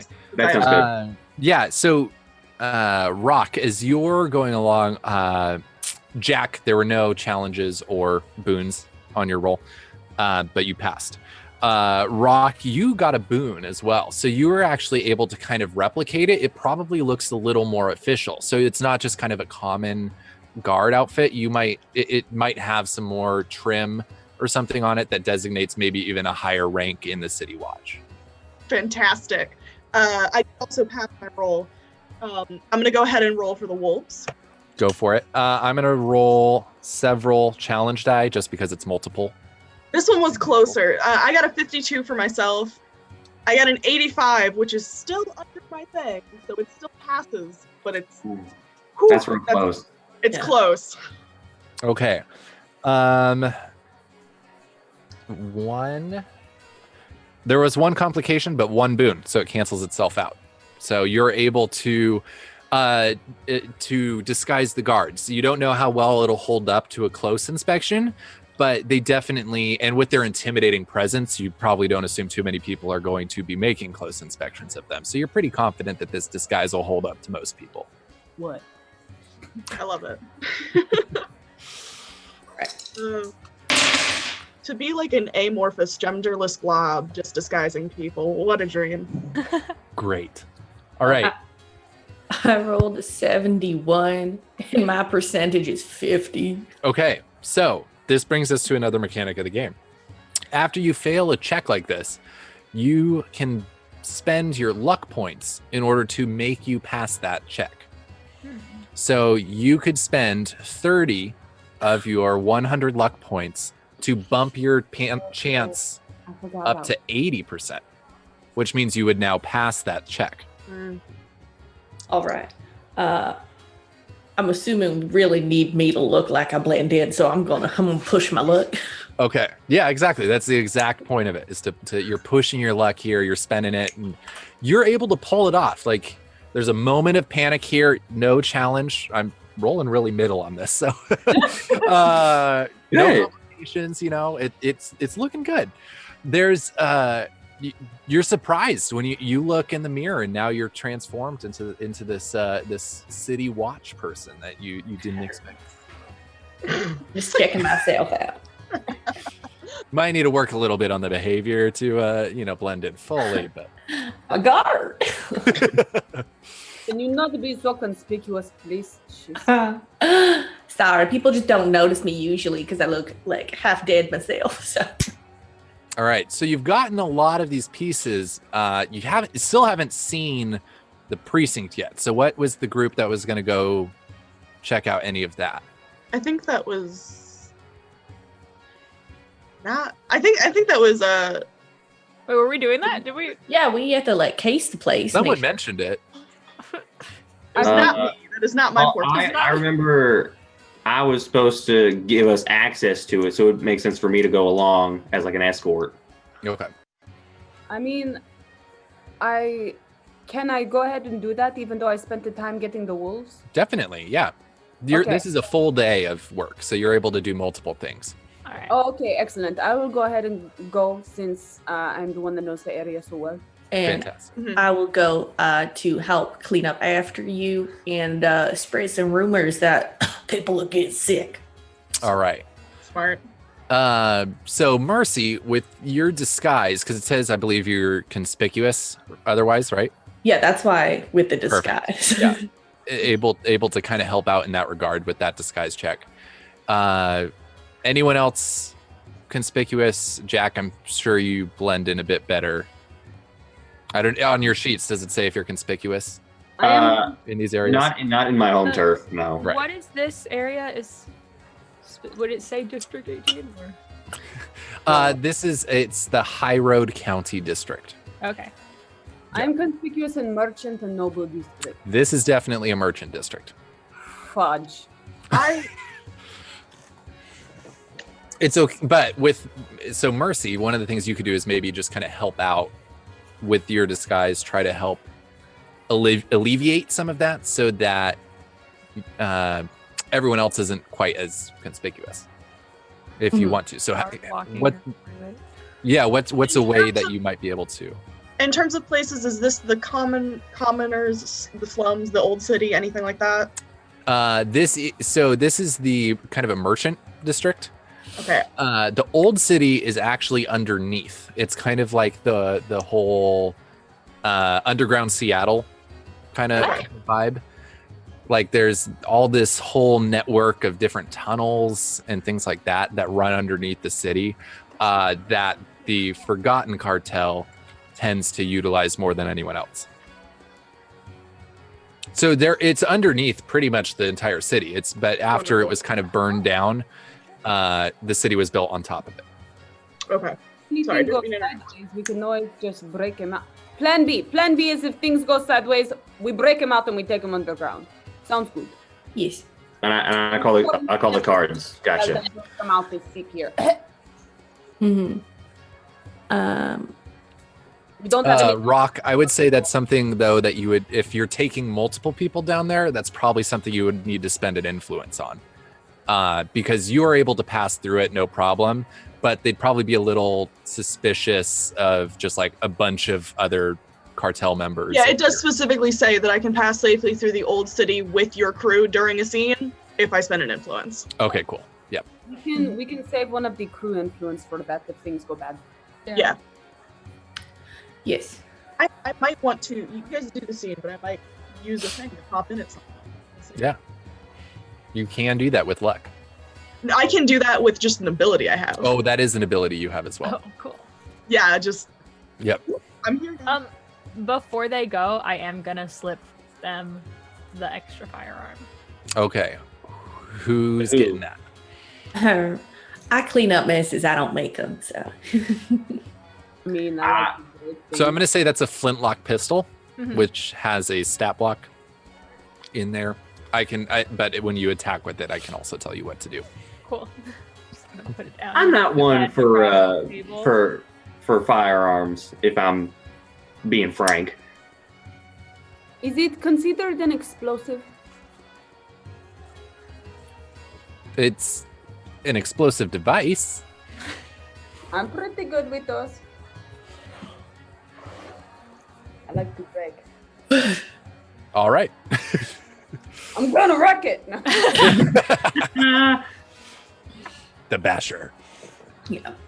All right. So the three of you head off towards the precincts in that area. It sounded like you wanted to kind of stay outside, case the joint a bit more, look around, see where you can gain access.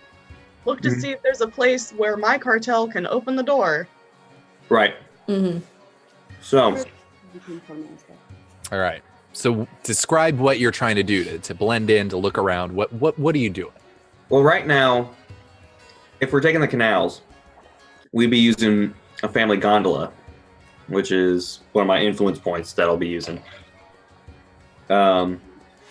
So we would be in a little like Venetian boat, and like I'm guessing the prison would be a sort of like moat, like there'd be a moat around the.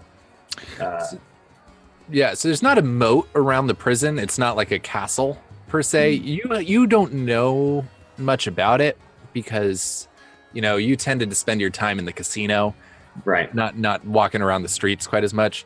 But there are canals that run alongside it. This whole area being family controlled, the family runs a lot of the canals, and so there's canals nearby. Okay, so we can still get a good look at it. Yes. Okay. Yeah, and I'd say if you're spending an influence token to be on the gondola and kind of just try and sail past it, you're able to tell, like it would cover any. You wouldn't be conspicuous. I'm blanking on the term, but yeah, right. And I'll be keeping an eye out for any like the entrances and exits of the prison, as well as the nearest entrances to tunnels underground, main roads, and like just routes to get in and out of anywhere. Okay. So once I got a hearse. Yeah. What kind of looking at the skills you have on your sheet, what skill do you think would work best for that? Case the joint. Yeah, do you have case the joint? I do not. I am more of like Ooh, I'm okay. better once I'm like I'm a people person. It's okay. Your bruiser can case the joint, it sounds like. Yeah, I got you. Would it be possible for me to? I have an ability called Gossip with Nobles. Mm-hmm. Is that something that I could do here? Yeah, you would. you would probably know a little bit. Does it say that you know about nobles? Yeah. So then you would know that one of the captains of the watch here is a distant relative to a minor noble house, the name of Captus Delmar Brandis. He can claim the noble title and the rights associated with the family, but it's not a wealthy noble family, and it's just kind of, they've always been agents of the crown. So it's kind of like a middle management nobility in that regards. Like they're nobles, but they're not in the upper echelon of society in that regard. And that you would probably also know, because you would have seen the captain around the casino at night, that he tends to work during the day at the precinct. That guy sucks at blackjack. Sorry, if we need to convince someone of anything, distract or intimidate, that's where my skill set lies. Or if you want me to infiltrate and get some paperwork already in there, I could possibly do that. Like, I could be like, plant a note for processing for earlier in the morning. That way we have less complications on the way out later. That's a great idea. Navigate bureaucracy, conceal an object. So for now, you guys are on a gondola then. Kind of. We should probably plant that note when we go in originally, when we go in. Yeah. Yep. All right. Good to know. Like the, yeah. Yeah. So you're sailing down in the gondola, the three of you. It sounds like Denara, you want to be the one who's trying to case the joint. Yes. I want to look at all the entrances and exits, and I also would like to watch the guards in their cycles. Okay, go ahead and give me a case the joint check. I'm going to roll a complication on this just because from the gondola, you might not have the best vantage point of the entire precinct. Okay. But based on my previous knowledge, since I was probably in there at some point about, I'd say 7 months ago. Yep. No reason in particular. That is good. That is a 43, and I have an 80%. Perfect, and no challenge on that. So, yeah, you're able to see a little bit more from this angle that you probably didn't tell when you were forced in through the entrance on your last visit. That is So you're able to tell that you can actually see faint markings that you recognize as kind of thieves' markings scratched into the wall outside of the precinct. Yes. And so you kind of tell Jack to get the gondola a little closer so that you can read them. And it says light danger, lazy by day, corruptible at night, no deception by day, family neutral by day.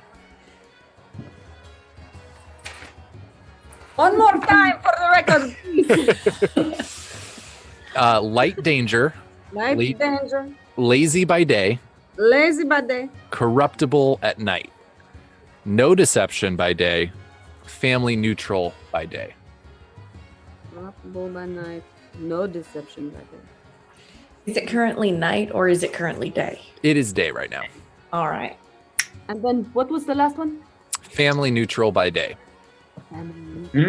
So Jack, you would know that they're just kind of ambivalent about the family. Like they acknowledge the family's presence, but they don't really get involved in it as long as nothing really gets out of hand. Gotcha. So there might be a few people on the take there, but it doesn't mean they're on the family's side, kind of thing. Right. Okay. You would also know that the 14th is a historically protected building. You see a little plaque on the wall marking it as a historical landmark because it was one of the few that survived the old fire that destroyed Dunhaven. As a result, it's very old, it's not very sturdy, and does not have a lot of alchemical protections that other buildings might have. Interesting. The backup plan. That helps. Very stuff. Okay. Cool. Brilliant. Oh, sounds like nighttime might be the way for this to go. Backup. Backup. Okay. All right. Anything else?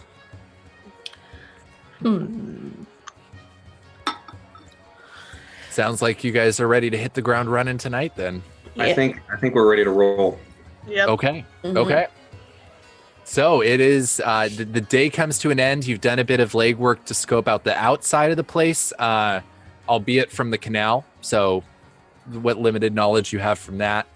But you've got a solid set of disguises and are ready to put your plan into action. Forged death certificate.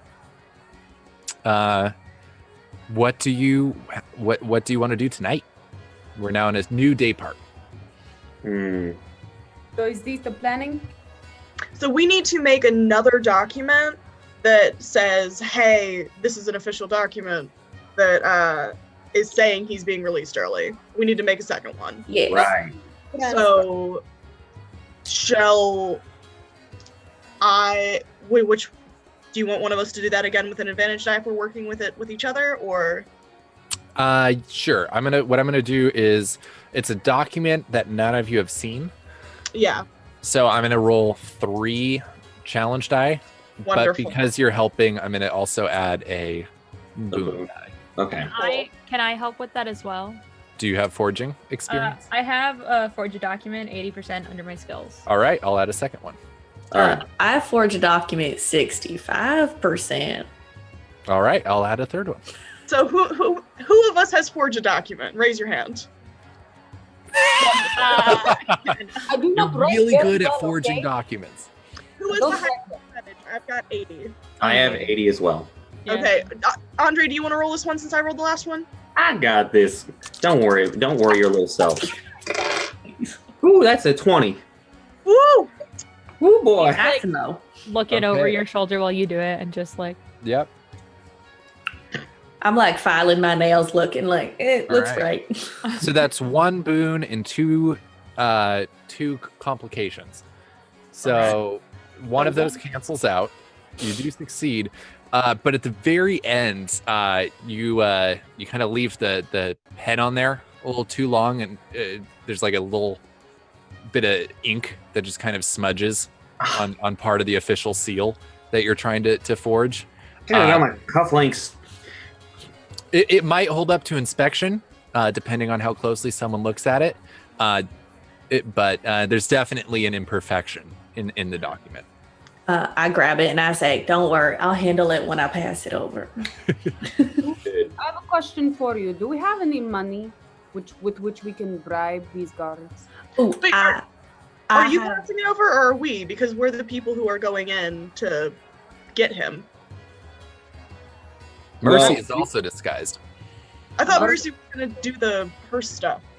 No, I have people for that. They get the hearse. I'm coming Gotcha. in. I'm like, I drop this. I convince them. I'm like, yes, I'm a guard. I'm a guard. I'm actually pretty convincing when I really get my voice on. But also I can bribe people in there. Don't you worry. I got All right. my morgue guy. All Sorry, right. So so we question got for bribing the guards. yeah. So we got 4 minutes left. You guys have your plan nailed out on what you're gonna do Mhm. to spring this plan. Oh. wait, was that a statement or was that a question? I'm asking. Sorry, that Okay, was. cool. Oh Jesus Lord. Okay, so So guys have Andre to and I plan are it out. going in as the guards with the muscle. You're gonna go in as the guard who does the talking and is like, here is our forged thing. Yeah. But you're not gonna say that. You guys are gonna be outside. I don't know what everyone else is doing.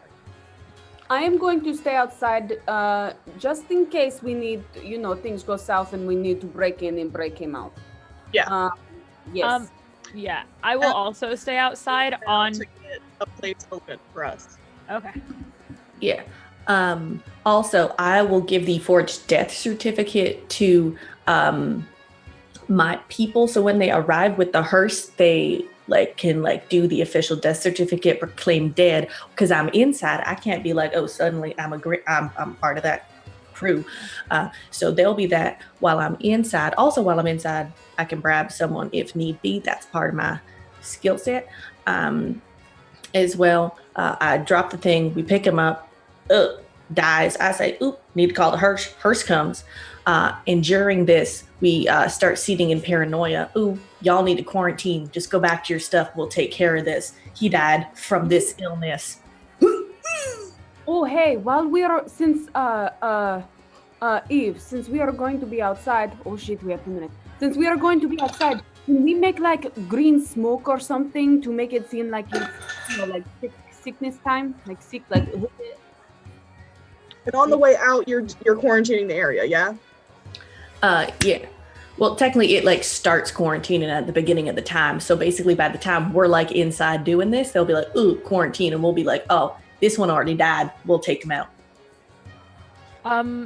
Yeah, so I can hang out outside prepared to spend the influence to do that.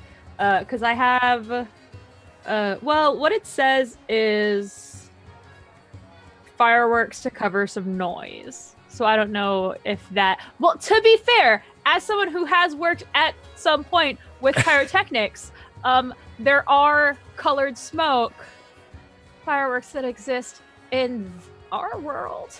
There are. But unfortunately you don't have any. Got it. Okay.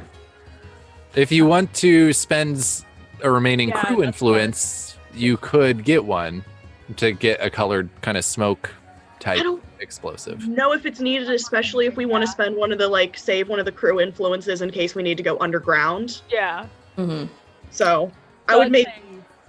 Yeah. All right. Yeah.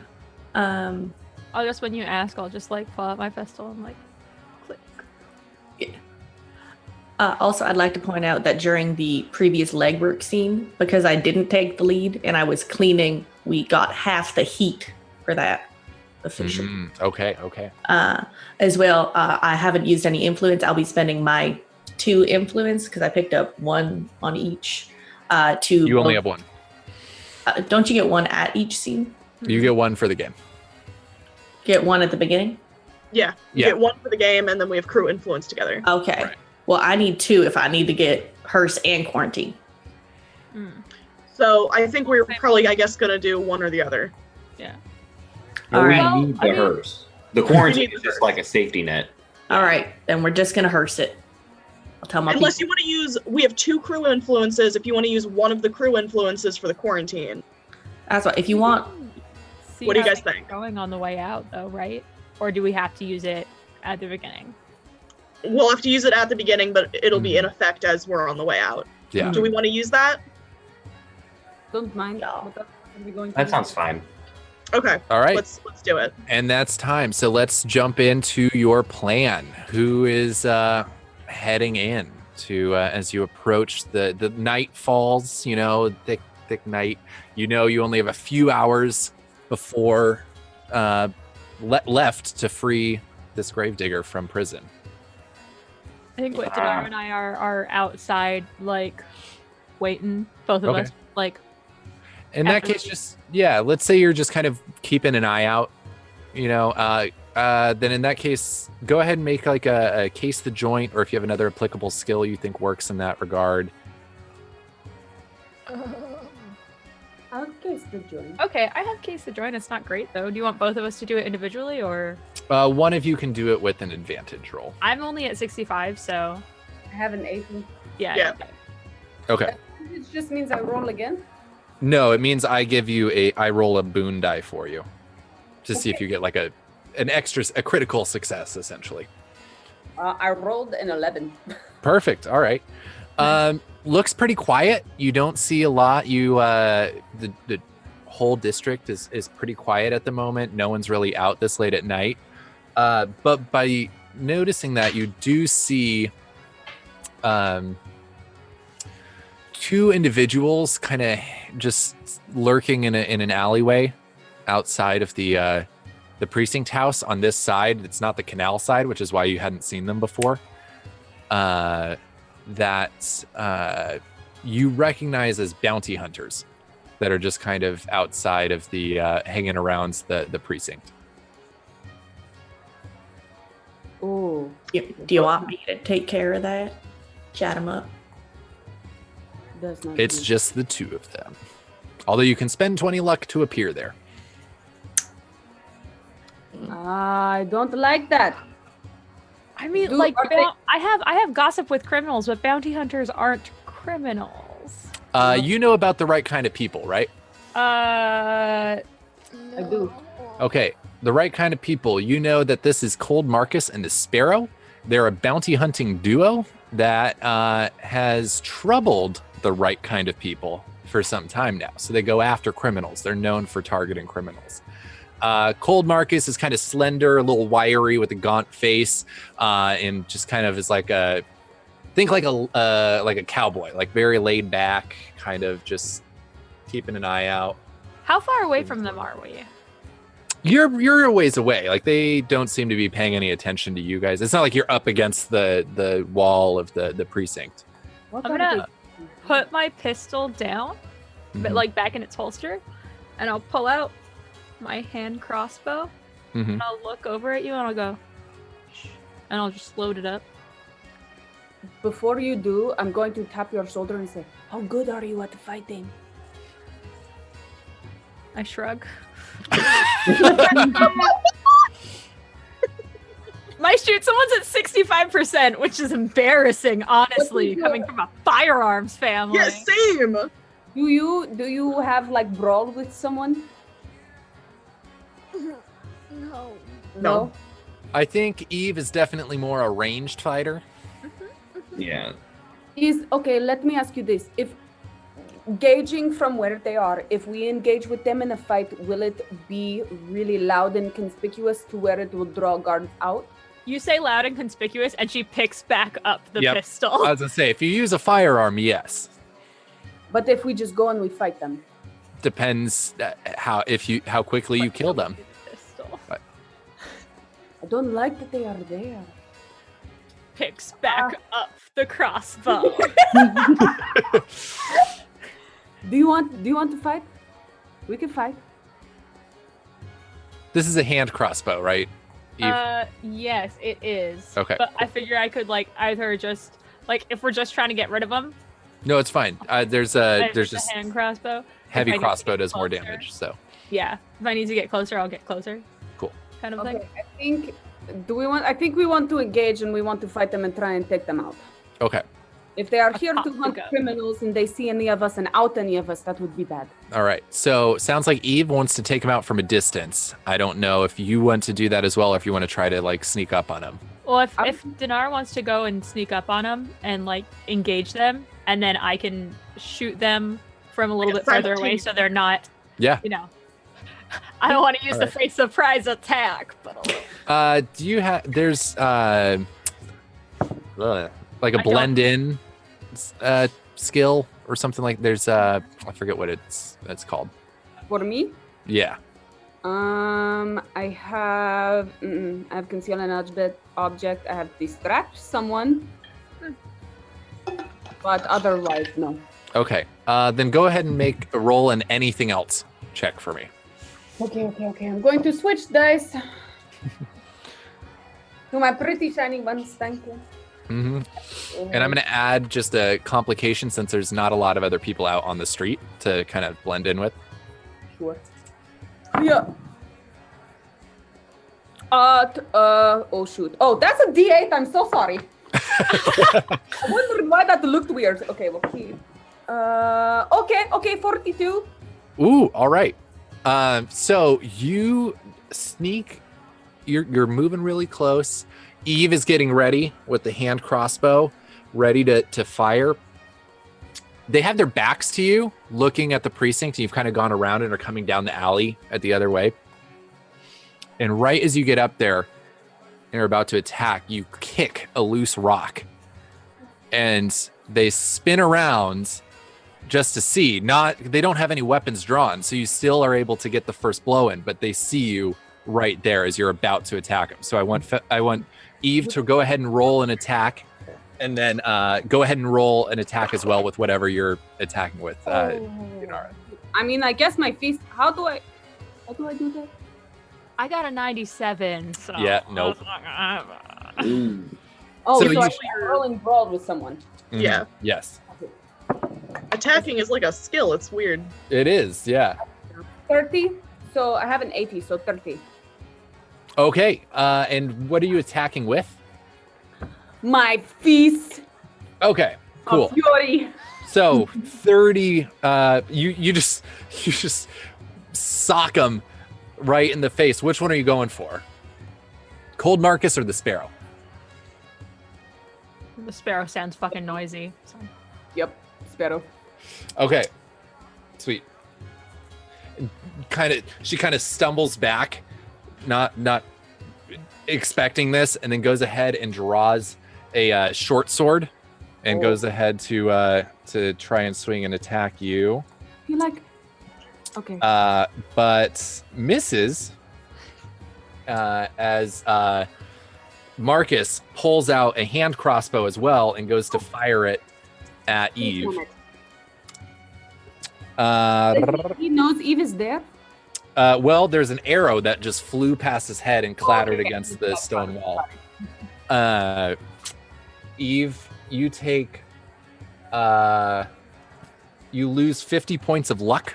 Oh shit! As this arrow just sinks into you. Ew. But now it's your turn. Both of you can go again. Don't like that. Horrible. Oh my god. Gonna need the hearse for a little more. Jeez. While this is going on, what are the rest of you doing? Let's come back to your round. Think about what you want to do. This fight is happening right now. You all were on your way in, I assume. Yep. You, Mercy, you've spent an influence to have a hearse ready to go at this point, right?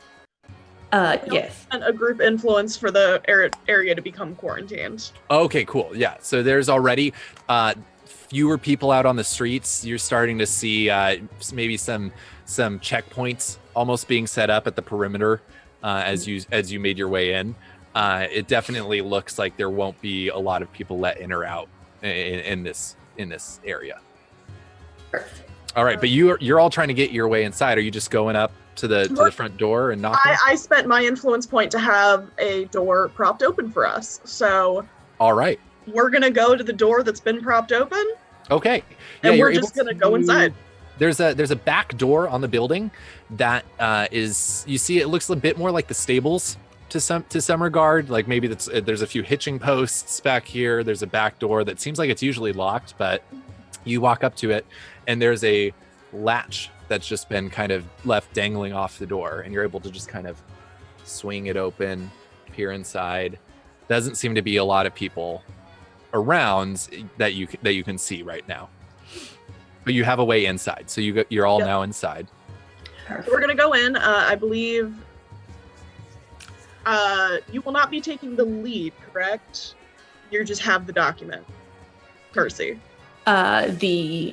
Yes. So like once we are in a place to put the document in where it would be received, I can do that, as well as or I can always pass it on directly to them if you'd like. And I can be like, here is a note from said person.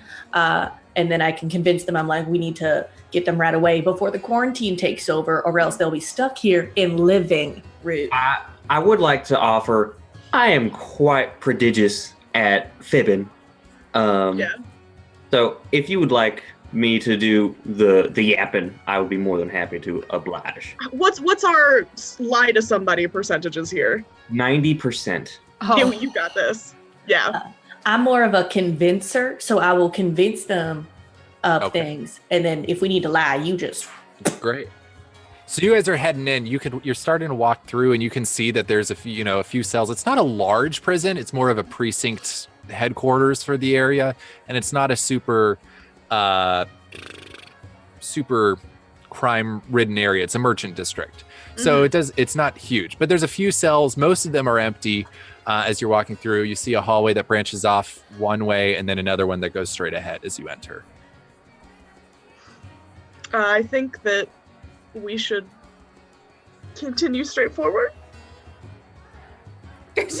All right. Right on. So yeah, you guys keep walking straight forward. You all look like guards at this point. Walk with purpose. Yep. just walking straight through.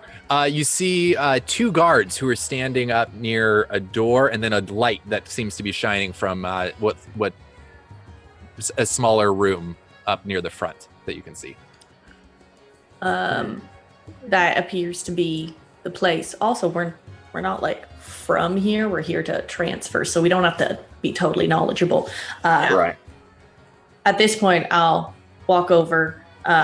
Is the door open or is it closed? It's open. The guards kind of look up as they see you approach. They look a little surprised to see you approaching from that direction, but don't necessarily, like, they're not drawing weapons. They just kind of look a little surprised to see someone this late. Got a little lost. Sorry. We got paperwork for processing. Just bring it in. We got orders from the Crown. Apparently, he's marked for death tomorrow morning. It's been moved up a little bit. Wow, right. We were not informed of this. We were readying them for transport tomorrow morning. Why are they being taken? Oh, if you hadn't heard yet, there is a quarantine being in processing, and if that happened, they're just going to have to stay here. So we're going to get them out. You'll need to speak to the captain about this. Of course. She's right inside. Oh, that's fine.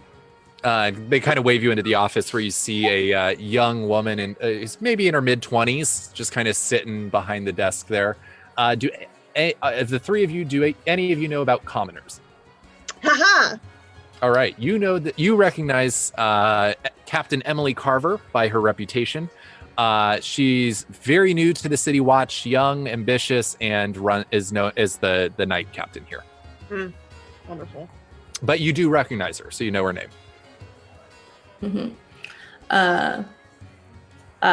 I'd probably like nudge you and like give me the name. Yeah, I'll. Yeah.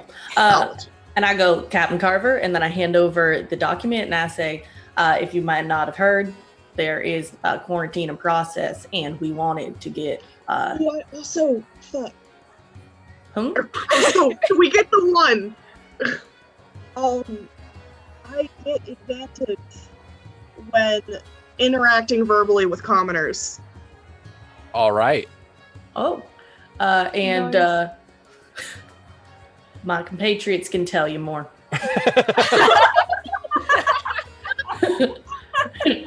Nailed it. Yep. Nice. Yes, as my associate said, there is a quarantine in progress. Therefore, the transfer of the prisoner has been moved up. We have the paperwork ready right here. All right, and she kind of takes it and looks at it. I'll need Mercy. I need you to roll a convince check, and then Rock. What skill do you have? Do you have a convince or a fib? Yeah, go ahead and use the lie to someone here. All right.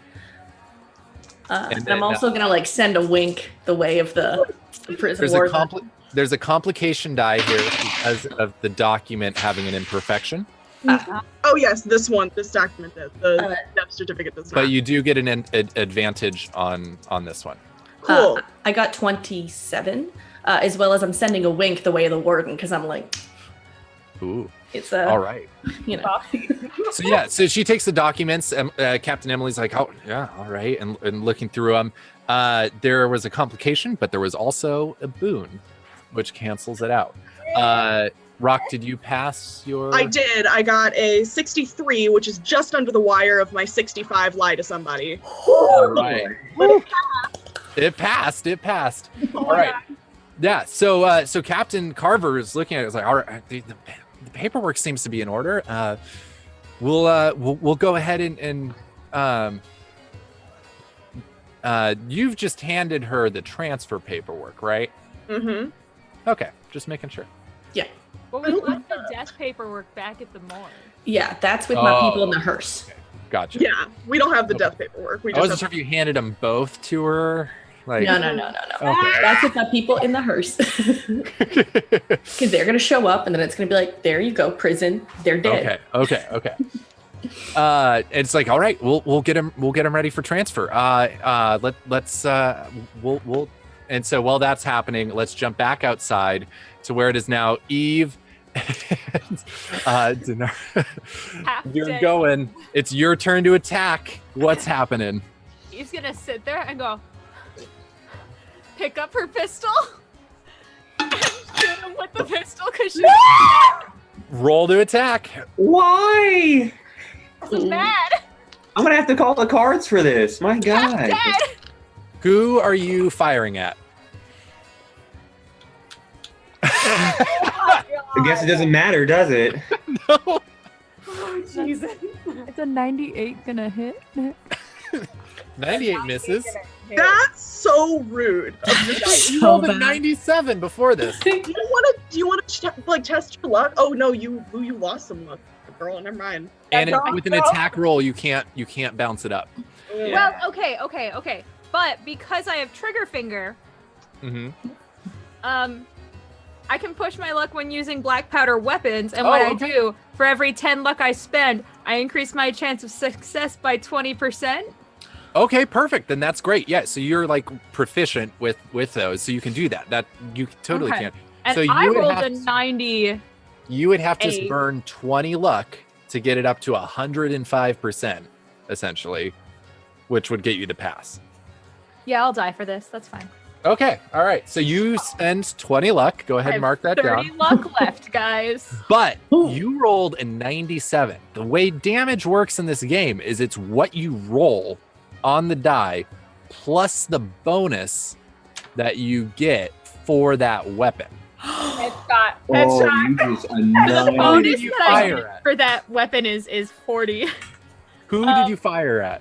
The one that fired at me because I was mad. Okay, yeah. So you just fire at Cold Marcus. You just like whip out your pistol, kind of rest it on your arm, and just fire at him. It just goes straight through, and he collapses to And the then I ground pop my gun. as this echoing blast reverberates around this quiet square. It goes All right. boom. All right. But while that happened, Dinar, did you do anything? I'm sorry. I'm going to really quick slip on my brass knuckles and I'm going to go, oh, jeez. Nail the sparrow in the face with my brass knuckles. Go ahead and roll for that. Oh my gosh. I love all of you. This is amazing. I got a, what's my, okay, it's a 80. I rolled a 67 and my Perfect. knuckles are plus 10. Yes, they are. As you're like winding up, this blast rings out. Sparrow looks over her shoulder, and you just come right up from underneath as she's distracted, and she just goes out. Like, just lift her off her feet, and she collapses to the ground. And there is no more bounty hunters here. But the rest of you who are now inside as Captain Emily. Can I drag them into the alley? Yeah, you can do that. Okay, We'll I'm say going the two of you can drag them into the alley. Okay, great. Your Captain Emily stands up, grabs some keys from the wall, and starts walking out with you. And then you hear this gunshot go off right outside as she turns and looks, and you see the two guards run towards the front door as 4 more guards come up running from that hallway that you didn't go down. Is there any way I can lie and be like, is there any way I can lie about this? I mean, what do you want to say? Yeah, what do you want to say? Jackson, they're like, oh, Oh my man, what God. was that? How Man. weird. I didn't know that there were any guns in the city at all. That was a mighty fine explosion at the casino. We had some fireworks on loan from the Red Lotus Society. We.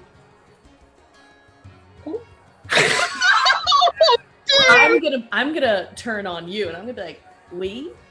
Yeah, Oh, Dude, my God. my Dude, Jack is too prideful to lie like that. Yeah, Nice. that's. I say I'm Go gonna ahead turn and just roll a lie to me check. You have 4 challenge dice being rolled against you. Okay. Oh. 3. Great. She believes that you are working with the Red Lotus Society right now. As you said, that you had a deal with this cartel to light off fireworks.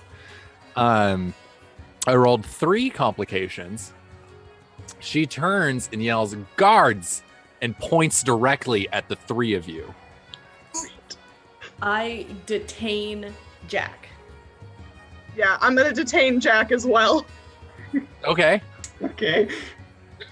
Go ahead and just roll me. Like, what are you doing? Are you just grabbing him? I'm gonna like try to like hands behind like back or like grab, and then I'm gonna be like, my greatest apologies. I did not know we had a traitor in our midst. We'll take care of this right away. And I need Rock to roll a lie to me, and I need Mercy to roll a convince. Each with 3 complications. Also, I would like to use an on the take for I can have a character perform a minor task for me, which is like ignore a crime being witnessed is one of them. So I at least want one of the guards to be one of mine and like, ooh, yeah. Okay. And like, So you're spending an influence to do that. it says it's on the take. So during a scene you're in, you can choose a judge controlled character to be someone you have bribed. The character must be a minion. Oh, blah, okay. blah, blah. Okay. It's just one ability. Gotcha. So then, yeah, in that case, you kind of nod at one of the guards who's running outside because one of the 2 guards, he kind of just looks at you and you give him a little wink, and he keeps running off. He just kind of nods. And Perfect. You got someone there. Just roll. And since I'm talking to this person who is a commoner, I do get a boon. Oh, yes, you do. And I rolled a 29, so I was successful in my convincing. Okay. I rolled a 60, so I was successful. Barely. All right. Each with the complication. So she's just like captain's on the edge, like looking around. It's like, all right. I don't trust this man. Who else knows what's going on here? We need to lock him up and figure out what's going on outside. Can you 2 take him to lock him up? I need to go see what's happening out in the plaza. I grabbed the keys that were just given to me, and I say, 100%. I understand. You have total control over this situation outside. I believe in you. Go do what you need to do. I'm gassing her. Yeah. And she just goes taking off outside. As the 3 of you are kind of left in here with no one else around right now. We're going out the back door. Because I rolled 1 challenge on that, and the boon counteracted it from Rock. That advantage on commoners. So hell yeah. We got the keys. The earth, baby. All right, but as that's happening, Eve and Dinara. Wow, I can't ever remember it. I just want to clarify that I shot that guy, watched Dinara start moving them, and then was just like, oh no. And just did like kind of duck down wherever I was like hiding out. Sneaking. You see 6 guards come running out, heavy crossbows at the ready, just kind of looking around. Couldn't be me. Trying to see what's going on. Eve, do you have any kind of stealth check, anything like that?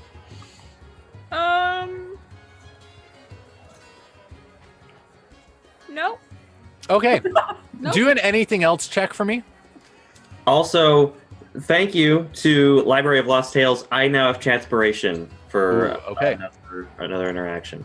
I just want you guys to know that I threw those dice across the room because fuck those dice. That was the 1. That was the 1. We have That was the 3rd. Was that the 3rd? Oops, I lost count. We're trying, guys. It's 4 a.m. Okay. All right. So, roll. Go ahead and roll. Oh god, I got an 84. And there's a complication that got rolled as well. So that's a critical failure on that. So they come running out and they see you hiding behind the corner of the prison. Dude, question: does this count as a scene I'm not in? The one that's involved both of them? Yes, but you are somewhere else, so you Okay. can't just appear in this one. Like you're actively somewhere else. Yeah. Heck. Yeah. All right. So you see one of these guards just come running towards you as the others kind of fan out and start looking around, Please. running around. I have a quick question. Yep. When you're fighting these people, these are known bounty hunters? Or Yes, in the regard that the crown hires them to go after criminals. Well, damn it. Like the Yeah, crown that's is like, pretty- hey, we have a pretty doubtful. bounty on the Red Lotus person, and they're like, we'll get him. Okay, never mind. All right. But you see that happening as these bodies have been dragged down this alleyway at this point. They don't seem to see you because you're not there. Eve just like tried to hide in the middle of this plaza for some reason. I thought I was like up high, like on a building or something in my You were head. not on a but building. No, apparently. Yeah, yeah. I am going to... You could have been. I didn't hear that at No, any point. I'm good. That's fine. Okay. I am in an alleyway. Is there Yes. a back way? Is there a back way out? There is. That's kind of how you snuck in. Okay. I would like to. So what I'm going to do is I'm going to be like, ah! And I'm going to take my firearm out and I'm going to shoot it in the air, and then I'm going to run. Okay. I'm going to run towards the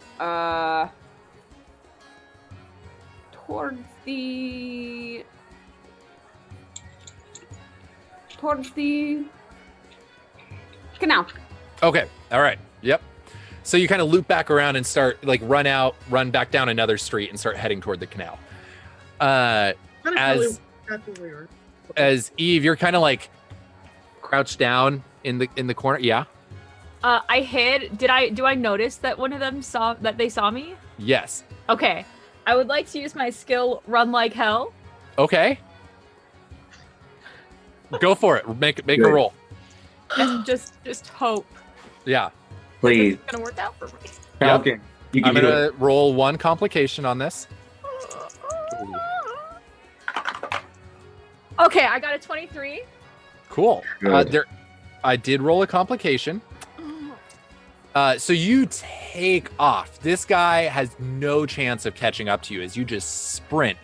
But as you do so, he pulls out his crossbow to go ahead and just fire at you as you take off running away from him, which was the complication I rolled. Ooh, I actually don't know if that hits. What is it? Watch. Nope. It goes wide. This crossbow goes firing over your shoulder. Thank goodness.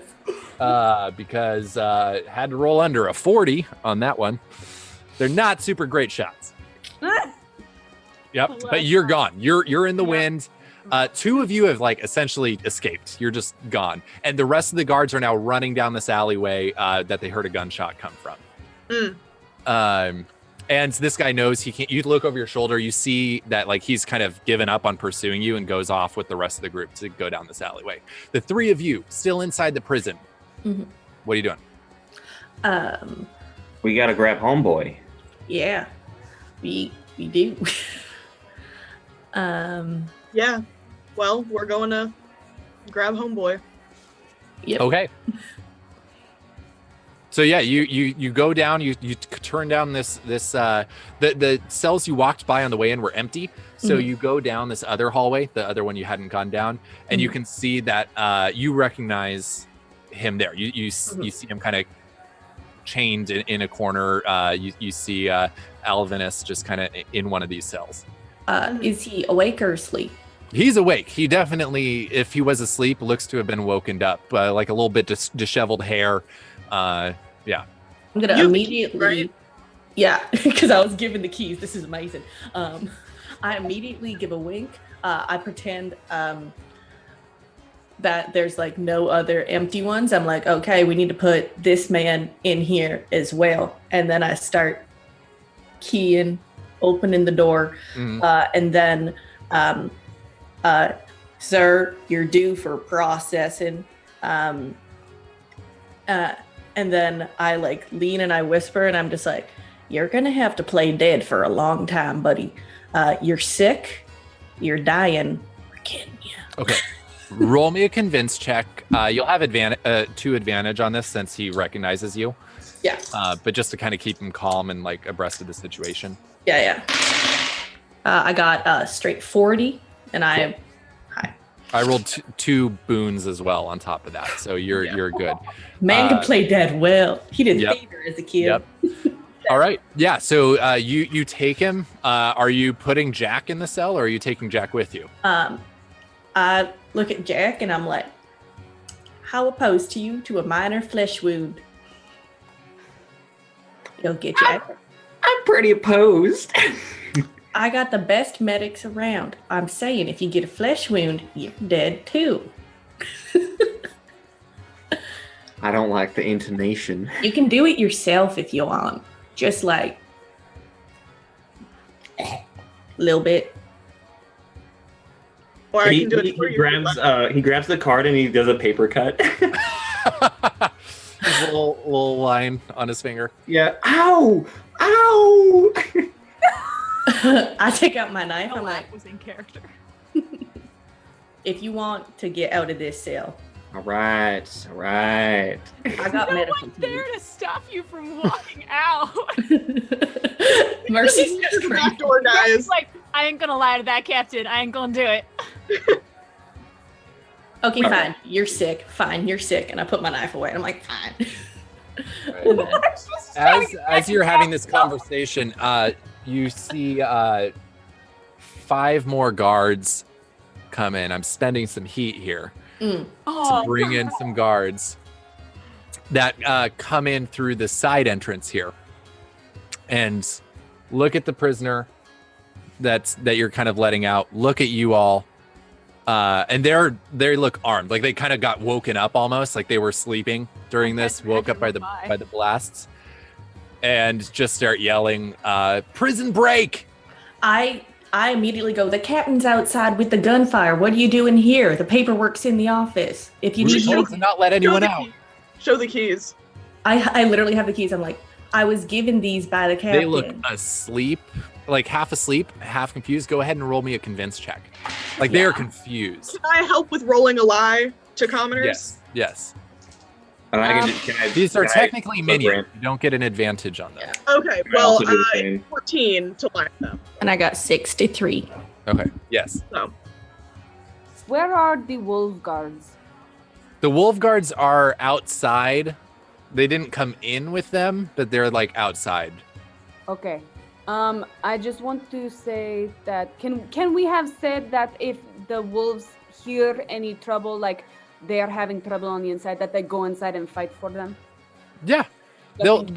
They might not put up much of a fight. Like they're just kind of paid to intimidate people, but they'll like be there and be an intimidating presence for sure. Mm-hmm. Okay. So these guards are kind of like looking around like, all right. It's the transfer. It's hurried up. Did you hear about the quarantine? No, we've been sleeping for hours. What? We heard the gunshots. Someone ran in and like told us to come on out, look for anyone who looked like anything strange. Yes. This looks strange. Because this man, and I point to Jack. He's being transferred in the morning. No. Oh my. I can show you the paperwork. Would you like to see the paperwork? I can also get compatriots. It's fine. Just I understand. You're stay having a rough here. night sleeping. Just stay here. We need to figure out what the explosion's about.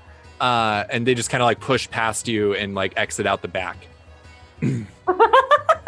For clarification, all of them? Yeah, all 5 of them. I did want you to talk about me a little bit more, but that's fine.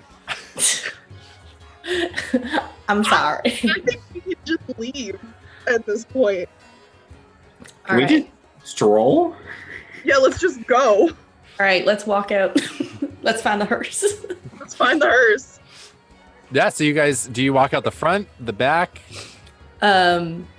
Processing was in the front. We need this guy to drop dead at some point and then carry him. Jack, I assume we might need to carry you as well, and say you're both sick. That's fine. I'll carry my family. Rock, you carry Jack. Drag him out to the hearse. Can't do. All those guards went to the back, so I assume we go to the front. Okay. But like, Well, carry Jack, like he's the last 5 went to the back. So yeah, so there's- we're gonna go out the front. Yeah. but that's where the Also- other 6 went. Oh, but they know us. Yes, isn't the there a ones at the sign front know you. The ones at the back haven't heard any of the previous Then conversation. we're gonna go to the ones in the front. Yeah. Should I? Oh, okay. The ones that know us? No, wait. Never mind. What do you guys think is best? We should. I mean, where did the hearse show up?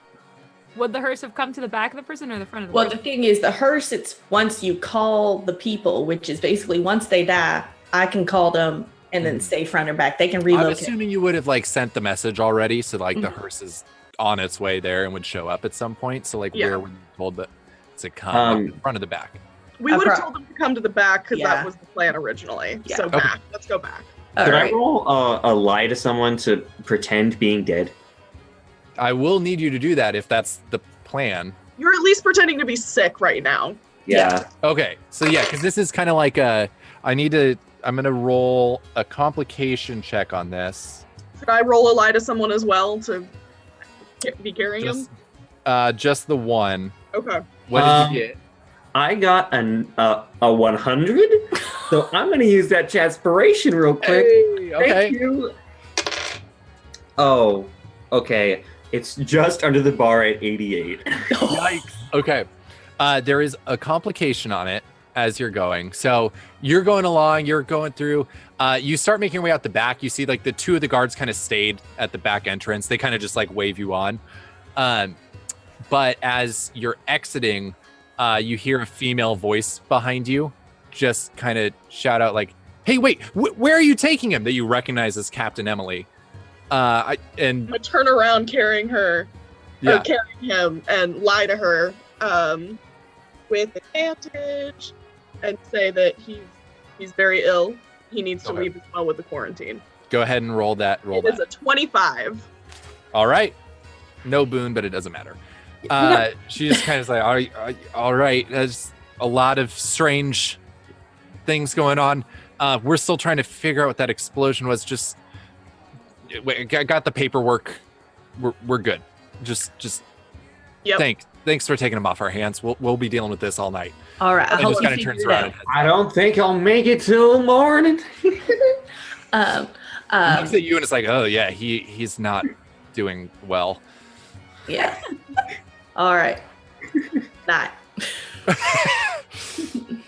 All right. And you make it out. The hearse is parked there, ready to go. Yeah. I look and I like immediately I like lug my buddy Alvinus in, and then I like grab death certificate, and then I basically I make like a light. This can also be something I do post time, most likely, just to be like confirm. Oh, he passed away in transit. Mm-hmm. So I'm just gonna like be like, I probably shouldn't give this now. That's a little bit suspicious. Like and this then could be delivered tomorrow, you know. yeah, and I go, good to know. And then I'm like, Jack, get in. We'll forge you one too, so they're not after you. All right. What about my pop? How's what? Let's go. Okay. We're going. We also All right. only have 8 minutes left. Roll out. So you jump in the hearse. You guys start taking off. You do get to one of the checkpoints. I'm gonna need and they're like, hey, this whole area is under quarantine. No one's allowed out. Are they commoners, perhaps? They are commoners. You gonna go ahead and lie to them? We're allowed out. We have sick and dying people here. Or we have dying people here. We've been all the proper channels. Okay, go ahead and just roll that. All the proper channels have been handled. Don't worry about it. 22. I'm also, Not the droids you're looking for. I rolled 2 complications. There was nothing. Okay. The carriage, the hearse takes off into the dawn as dawn begins to break over the city. You can see you've successfully broken Alvinus out of jail and killed 2 bounty hunters that were keeping watch nearby. As 2 of your crew, you don't know what happened to them. They weren't anywhere around. I like to think I would have run back to the mortuary. There you go. Yeah. We'll see you guys later. Yeah. Thank you everyone for watching with us. This was fantastic. Thank you Alder for playing. Give it up for our cast. Yay! Really so fun. Really fast handles before we have to sign off. I'll start and we'll go in clockwise order. I'm Nick the Tiefling on Twitter, TikTok, Twitch, producer at the Bard Community College and on our shows. Come check us out. I'm Falconia Maximo on Twitter, TikTok, Twitch. I am Abby. I'm Abs Kelly, ABZKELLY, everywhere. I am Cecilia or Celestial.Seal on TikTok. That's where I spend most of my time. I also produce and play over on the Bard Community College, so check me out there on Mondays and Tuesdays and possibly more days coming up soon. Hey, it is Kenna. It is Miss Sirsha on TikTok. It is also Miss Sirsha on the Sword and Campaign here on Shazam every Saturday, 2 p.m. Eastern. At Dice Goblin Andre. You can find me on TikTok and Instagram. You can also find me on the Bard Community College for No Masters, Evening at the Athenaeum, which is a Woodside Patreon, all sorts of places. All right. Thank you all so much. Thanks for watching us. Up next, we have character creation. Stick around and see what chaos happens in that. Goodbye.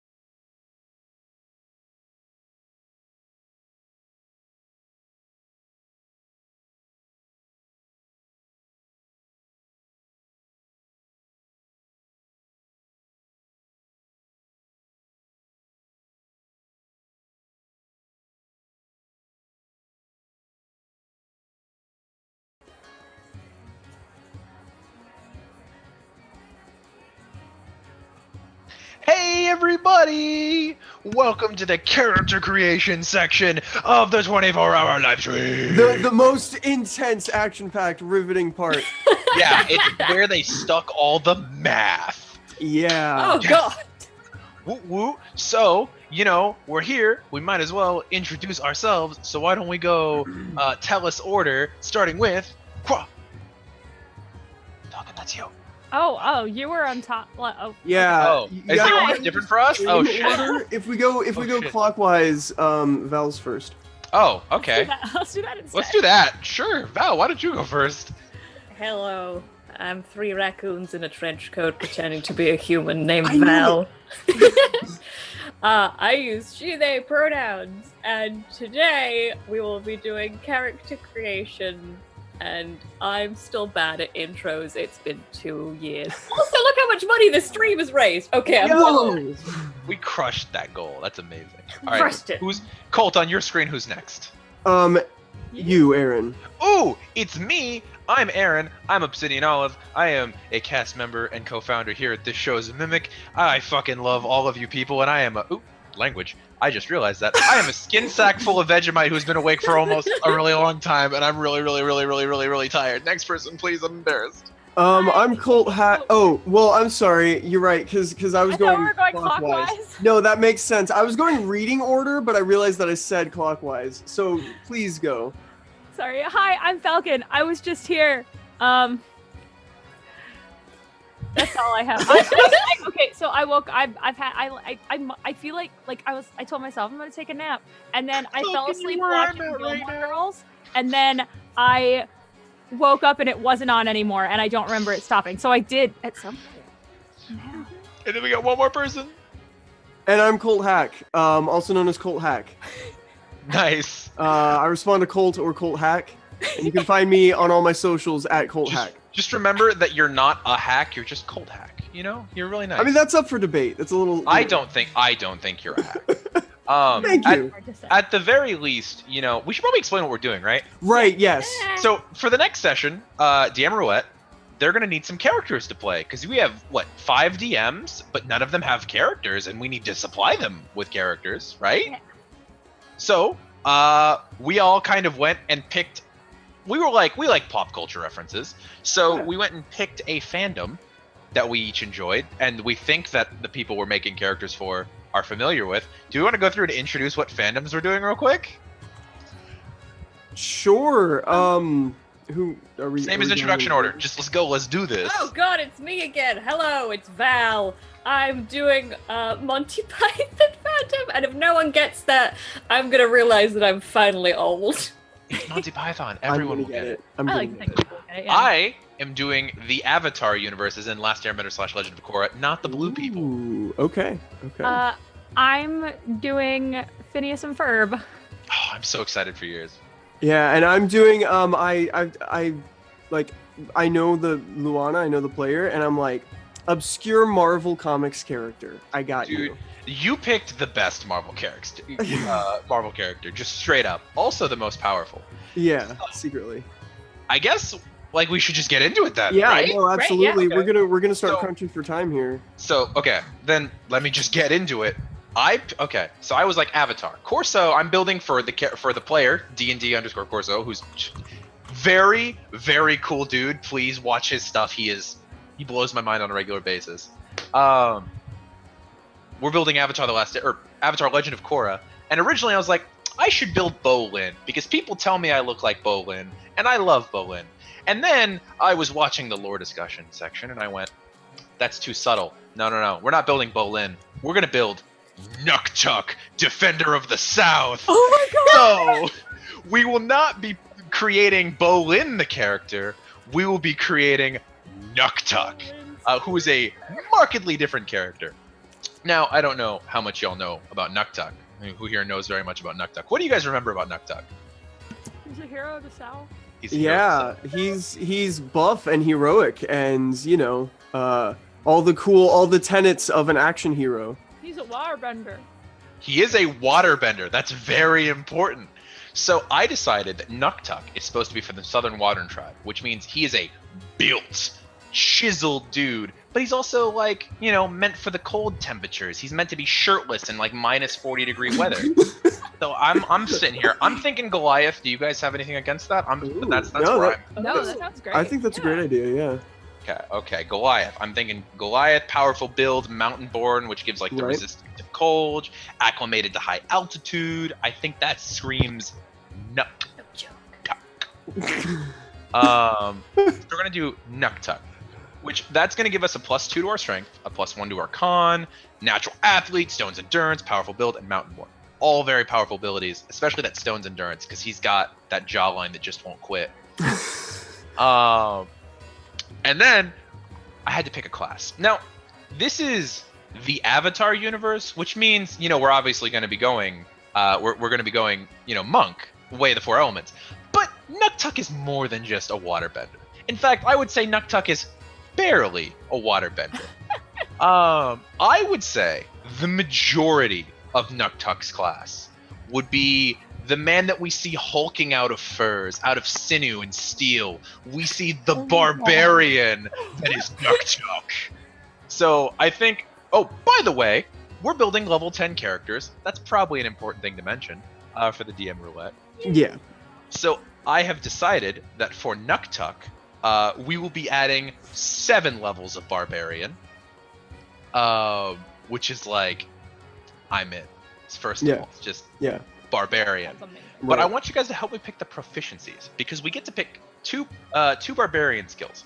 Okay. Are we thinking animal handling, intimidation, nature, perception, or survival? Well, Nuktuk does have the fire ferret, right? The fire ferret.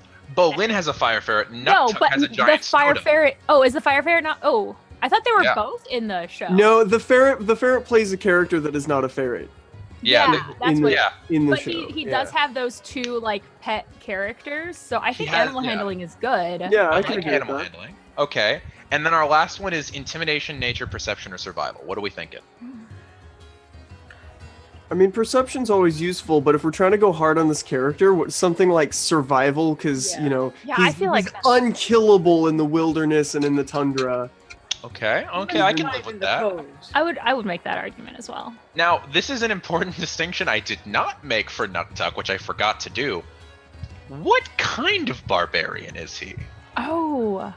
Are we thinking like Totem Warrior, Way of the South? Are we thinking like Ancestral Guardian because he fights with the Falcon? You have a hand up, yes. Since he has the polar bear dog, you could make him a barbarian. Go Druid?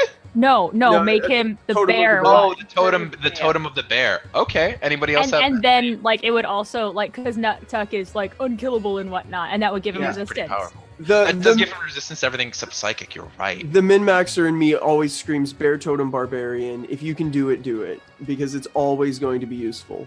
Okay. It's not inaccurate for the character mostly. Yeah.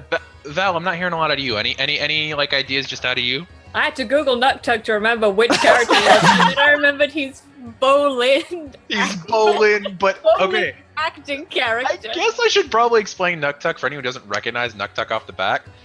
In the show Avatar: Legend of Korra, the character Bolin, who's an Earthbender, is brought in to play this chiseled character in a mover, which is just a movie, called Nuktuk, Defender of the South, who's a waterbending martial arts superhero master kind of guy.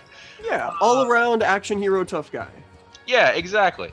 So we're thinking for totem, we're thinking bear. Yeah. Okay. Because wolf is also an option. Let's see here. ABIs. Obviously, we're taking that ABI to strength. We don't even know what he's ending up with yet. We're giving him a strength. ASI? Yeah. Sorry, ASI. I'm still. It's this okay. Is the I never learned how 3.5 to in me read, going. so- Okay, so I'm thinking we can probably come back and edit his ASI like later. And then aspect of the beast. Are we picking bear again, or are we picking wolf, tiger? What are you thinking? Let me pull up the rules for barbarian to take a look. I didn't this is me. I didn't realize you can make different choices at the different levels. Every time I've played, I've just stuck with the same track. Yeah, so at 6th level, the bear gives them like carrying capacity upgraded, which is hilarious because the Goliath already has an upgraded carrying capacity, so he'd be able to carry huge creatures. Which is just like cool because Wolf gives the hunting sensibilities of a wolf, and I feel like Nuktuk would definitely. like he could sniff somebody out in the tundra. Yeah. Yeah. Okay. And that gives him the bear of the polar bear dog, and also the dog of the polar bear dog. Okay. Yeah, and I also like that at 7th level, because I put 7 in Barbarian, he gets that feral instinct, which gives him advantage on initiative. And also surprise rounds don't work on him, which I like, because you can't surprise Nuktuk. He's right. Nuktuk. Yeah, he's the star of the show. And I think that's just the Barbarian, so I'm going to go ahead and add our Monk, because of course he's a bender. We have to add in Way of the Four Elements. That's just, you got to do what you got to do. Yeah. You know what I mean? Yeah. Which we're going to go ahead and we're going to pick that monastic tradition, Way of the Four Elements. Then we're going to go with our elemental disciplines, which we always have elemental attunement because we have to pick that one. And then, now here's a question. There's 2 that we can pick in terms of water bending techniques. There is Shape of the Flowing River, which is one that lets him change water to ice and ice to water and reform it to his will, or Water Whip, which is a traditionally water tribe technique that we see in the show a lot, where he's like, whoosh, with the water. Yeah. I do like Water Whip. I kind of like Water Whip for this character because it's For this more character, you're Water cinematic. Whip? Yeah. That is a very good point. This is a mover star, all right? He is here to do the cinematic thing. I think you're totally right. So Water Whip. Let's see here. Now let's that's his class. We've got his ABI, and we agreed that we're doing standard array. ASI. Yeah, I think so. Yeah. Okay. Yeah. So obviously the 15 goes in strength, right? Yeah. Yeah. Right. 15 goes in strength, and then what are we thinking for second highest? I mean, I hate to say it. Like normally I'd be like, oh, you need to make sure you build up that con, but should we be looking at like his charisma? I 'Cause was he always, Oh yeah. Charisma. That's true. Yeah. That's a good one. And That's like a good one. I'm not sure, and a little bit is like Bolin being Nuktuk. Is his dump stat gonna be Wiz or Int? You know what? Nuktuk is a man who knows how to get things done, not a man who needs to learn algebra. Right. No, I agree. So I think dump stat is definitely int. Got it. Yeah. Okay, so we're putting the 14 in charisma then. Yeah. All right, so I'm thinking maybe then the 13 in con because he is a hardy gentleman. And then, do we neutral wisdom or dexterity? I would say. I would Listen, I'm gonna say wisdom. wisdom.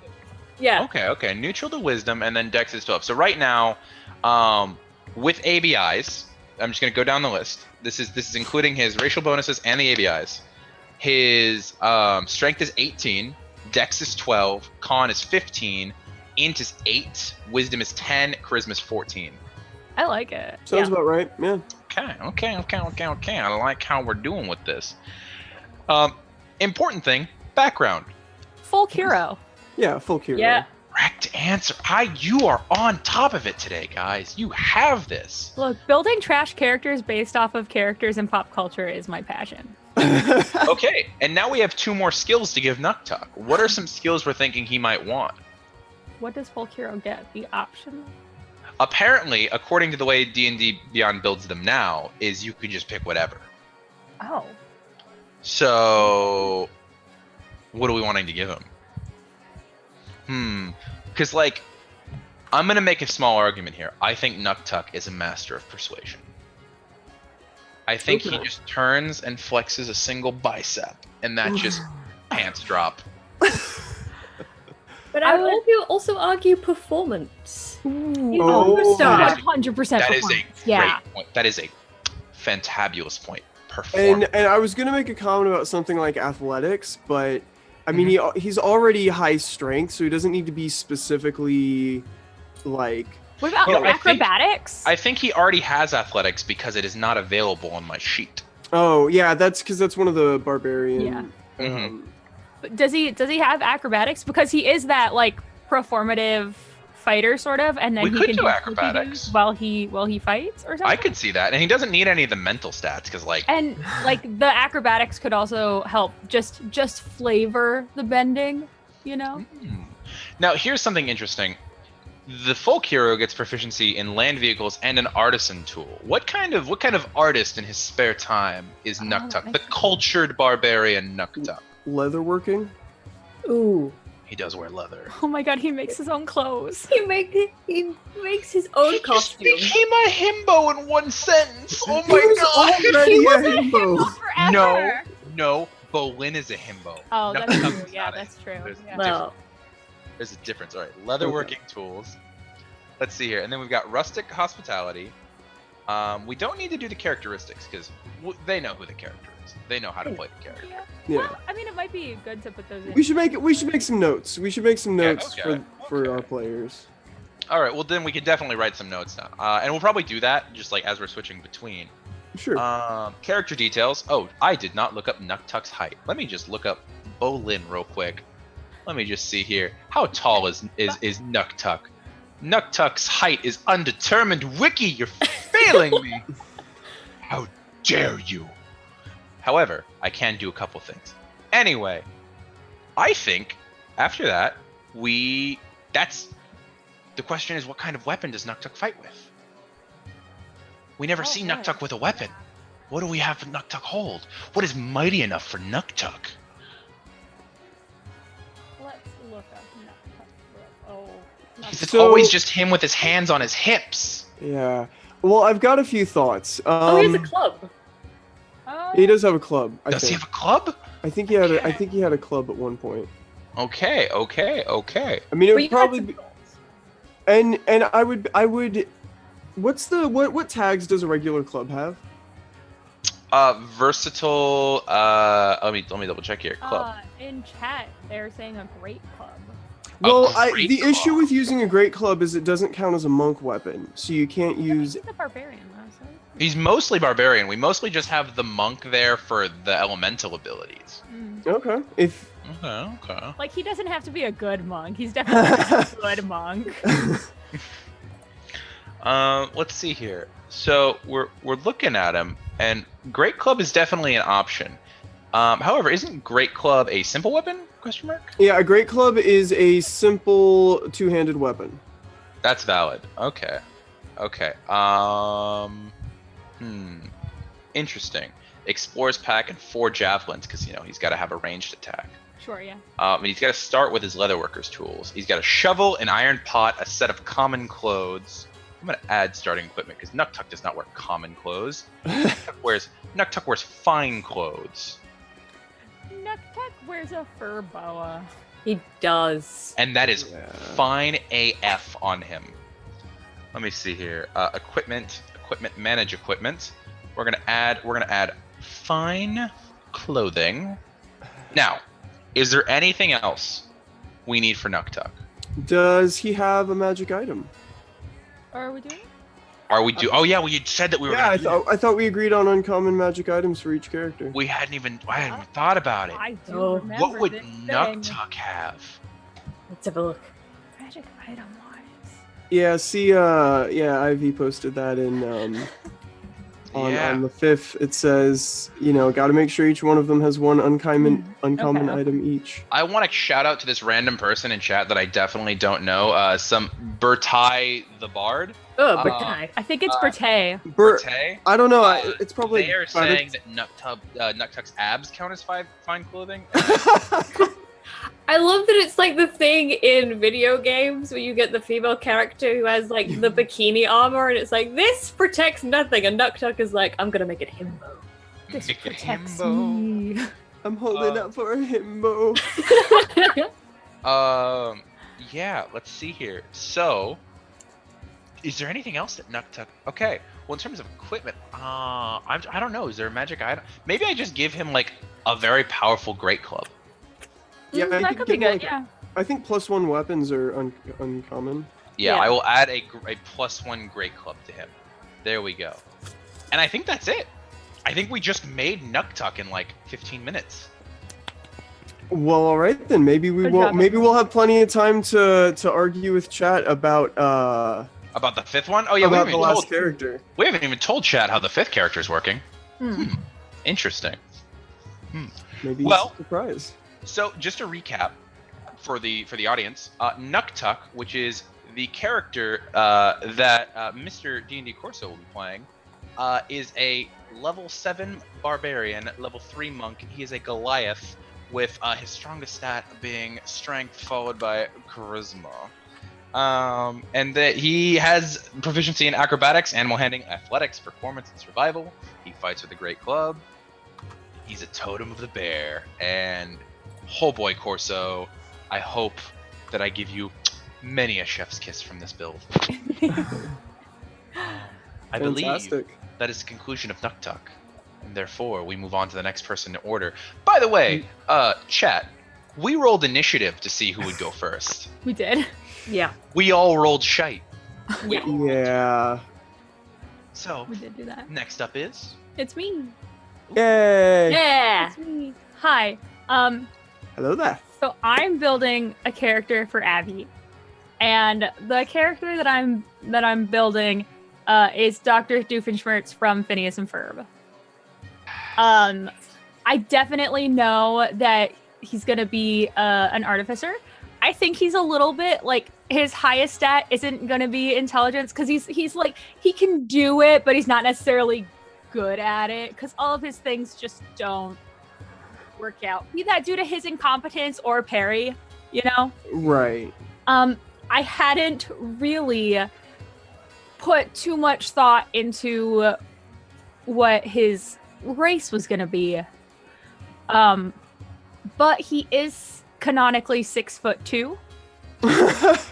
That's amazing. I did not know that. Yeah, I didn't. God. He's an inch shorter than me. Oh my I god. know. I had the same thought. Wow. So I'll be honest, I don't really understand. I got glue on my hands. and like I mean, I'm so shocked by that. we could do the really easy like human variant thing, but do you guys have any Could. thoughts in regards to that? Because he's not like a giant character, but also So he is a tall, smart person. yeah. Well, I was This- thinking we could, if we wanted to, give him a taller class that has like a dip to intelligence. So like he's smart or taller race that, so like he's smart In spite of his race. in spite of his race. What yeah. what bonus do Kalistar get? Let's find out. Because they're like Wisdom and charisma, but I definitely Humans feel like plus charisma's gonna be his dump stat. yeah, no, you're right. Okay. What? Okay, this is a bit out there because this is from a non-traditional D&D world because it came from Magic originally. What are the stats the Vidalkins get? Let me take a look at that. Hyle's not bad. It's +2 intelligence, +1 wisdom.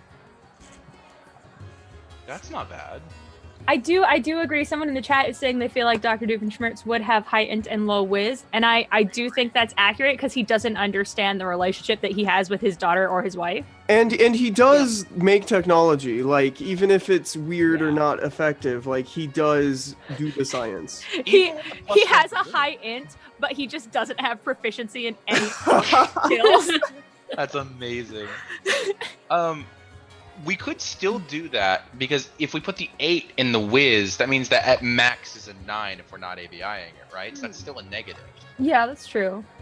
And he does strive for perfection. He just doesn't achieve it. That's true. I actually really like that. It's really sad. Yeah. Okay. I like it. I like it. Yeah, I did not know Vidalkins were partially amphibious until I read that right now. Oh, really? Yeah. Huh. Okay, he does, as Vidalkin, get tireless precision. So he's proficient in one of the following skills. So Arcana, History, Investigation, Medicine, Performance, or Sleight of Hand. I would like to offer up maybe history because of how often he monologues about the past. Oh yeah, that's a good one. And definitely not investigation because a hat has to be removed before he can identify and That's explodingly- insight though, isn't it? Well, Both, probably. I mean, a mix of both. Yeah. And then he also does get proficiency in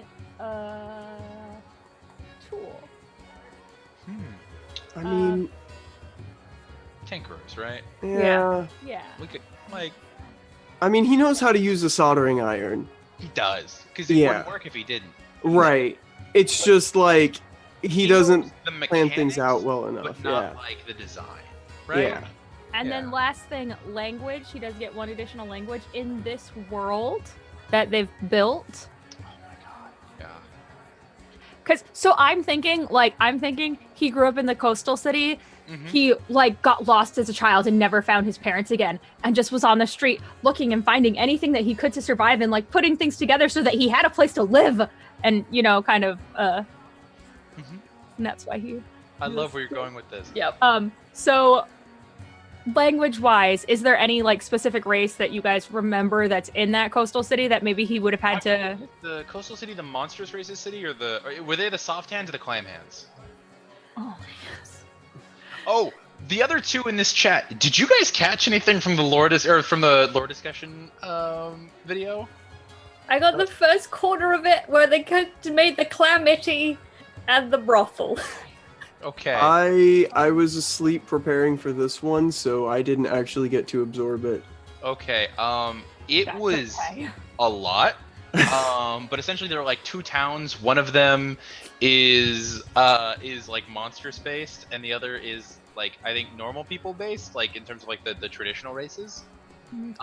There's like a calamity where it's like the people who are in charge of taking care of the giant clam. That is the coastal city. Coastal city has the calamity. Oh my god, okay. He can have grown up here and like have tried to like become a part of the calamity because he was really passionate about clam health and safety.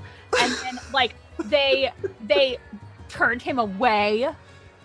Okay. And that he's been rejected by the clan. calamity. And so he kind of like has a lot I of love that. angst in regards to I love that.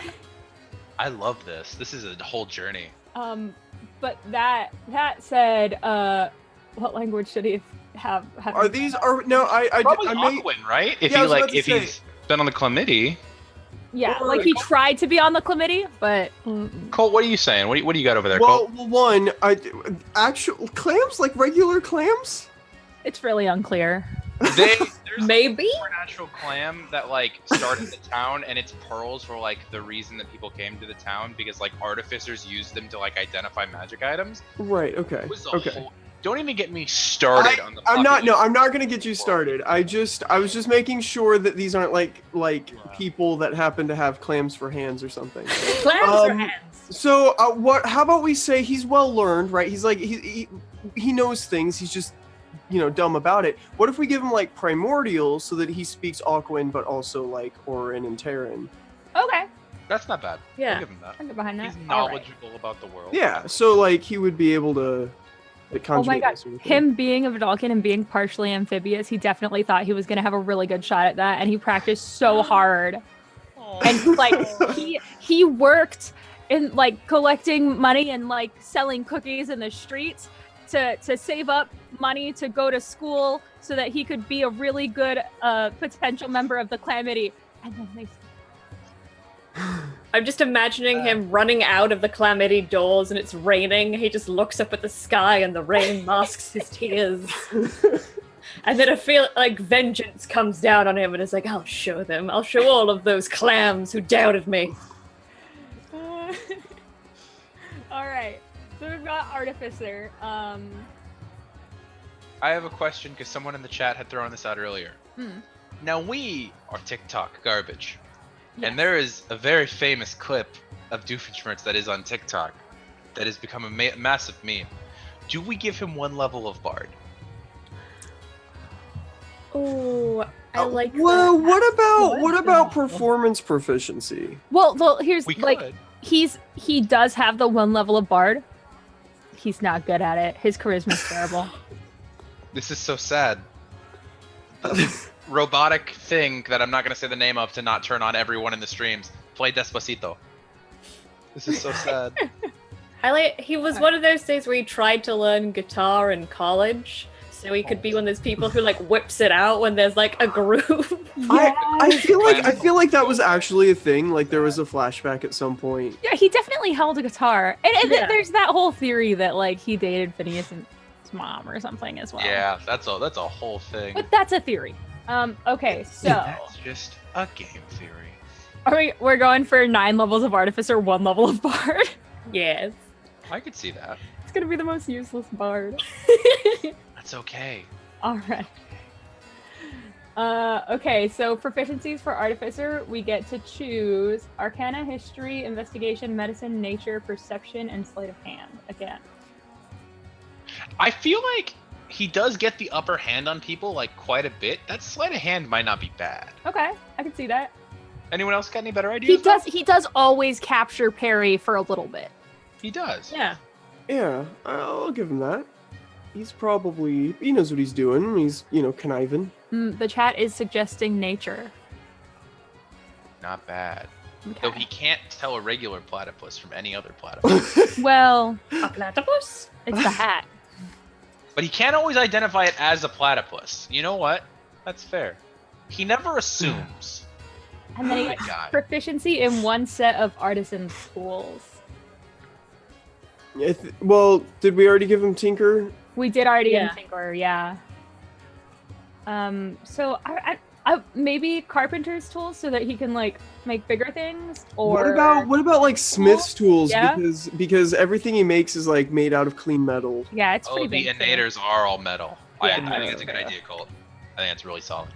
I'd also like to point out for the chat, I've never watched this show that we're referencing. I've literally Neither have only I. seen clips and memes, so I have very little info to go off of here. Okay, so we do have 6 choices of artificer infusions. Okay, let's get them. Um, Anything mechanical, go the innators. yeah, that's true. That's true. Oh yeah, what subclasses are we? What type of artificer? Oh yeah. We're not that far in the list yet, but I was thinking artillerist or battlesmith just because he does build stuff. I was thinking I think artillerist is a good idea because giant laser cannon Yeah, that's Yeah, true. I can live with the giant laser cannon. Alright, we'll go with that. Val, we're fixing this later, by the way. We're watching Phineas and Ferb. Oh, it was in England. We had Australian shows for some reason. Were they in French by chance? Yes, we. Okay. I did have UA content turned on when I started building this character. Do we want to keep UA content or no? The fact that when you said UA, my mind went, My Hero Academia content is D&D Beyond. Jeez, Mr. Doofenshmirtz. I don't think there's an issue with UA unless it causes like us to have like too many options. So I don't know. What do the rest of you guys think though? I don't mind it. I'm fine with it as long as the DMs who are rouletting are comfortable. They gave us one rule. That's it. No wizards. Yeah, they said no wizard. Yeah, because the best class in the game is going to be too overpowered for their. So I'm thinking Paladin just over here. It's fine. for level 2 options, 2 of the UA contents. One is Mind Sharpener, which would make him a little bit smarter. Okay. And the other one is Spell Refueling Ring. I like the mind sharpener. Might be cool. I've never used that one before. Oh, we never used it before then. Maybe spell refusing. Bleh. Well, That's one. that's the one I haven't used just because it sounds interesting, and it's just while wearing the ring, the creature can recover 1 expended spell slot as an action. And I just feel like he Doofenshmirtz always takes the opportunity to kind of go, okay, we'll try this then. We'll do this. We'll try doing this, and it never worked out, obviously. But having that as an option. And it's We are getting told by the chat that we should keep it to official content. We are getting told by the chat. Okay. Okay. There's a young Australian who is telling us this. My wife. Your wife. So in that case, maybe something like repeating shot. so he could have a ranged weapon that he. I could see that. Yeah. Because the Innator is always like, our giant screw-off machines that just like pop, pop, pop. So like, And sure. then I kind of want to give him a replicate magic item. Okay. as well. Okay. Again, we're not making problems for us. We're making problems. Yeah. Exactly. Yeah, we don't have to play care. these. Okay. I am confused by the text we just got from Yeah. the What? across Tellus. That's a comment. Anyway. Oh we'll yeah. move on. No, honestly, that's that perfectly sounds good. normal. Yeah, I'm gonna try that sometime. Okay. Okay. Interesting. Mysterious. So then we have. There's so many options for. Oh my goodness. Maybe the options for those are something that we do as we're building the rest of the characters. Okay. Yeah.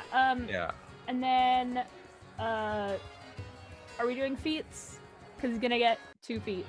I think feats are on the table. Nuktuk just didn't have any. Yeah, I think feats are okay. feats are. I hope feats are. I love feats. I think feats are fantastic. Just remember, kids, keep the table clean. No feats on the table.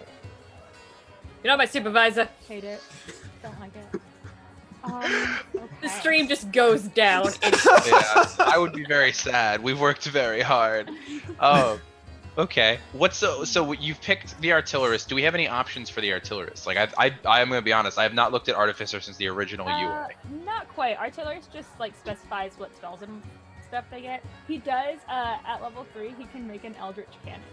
Yeah, he gets a gun that can walk around if by itself, or he can hold it in 2 hands like a big cannon. Spicy. We should definitely, by the way, we should definitely do the one with legs, because like, That's the Innators. yeah, spider walking laser cannon thing seems right up his alley. So I do think that's mostly on that. We don't pick that. Okay. And then, do you wanna work on feats while other people are like? I can work on that. Oh no! It was just like the infusions. There's just so many of Oh, them. that- we might, yeah, that works. that's something. But like feats, let's go through. Let's do the character. Okay.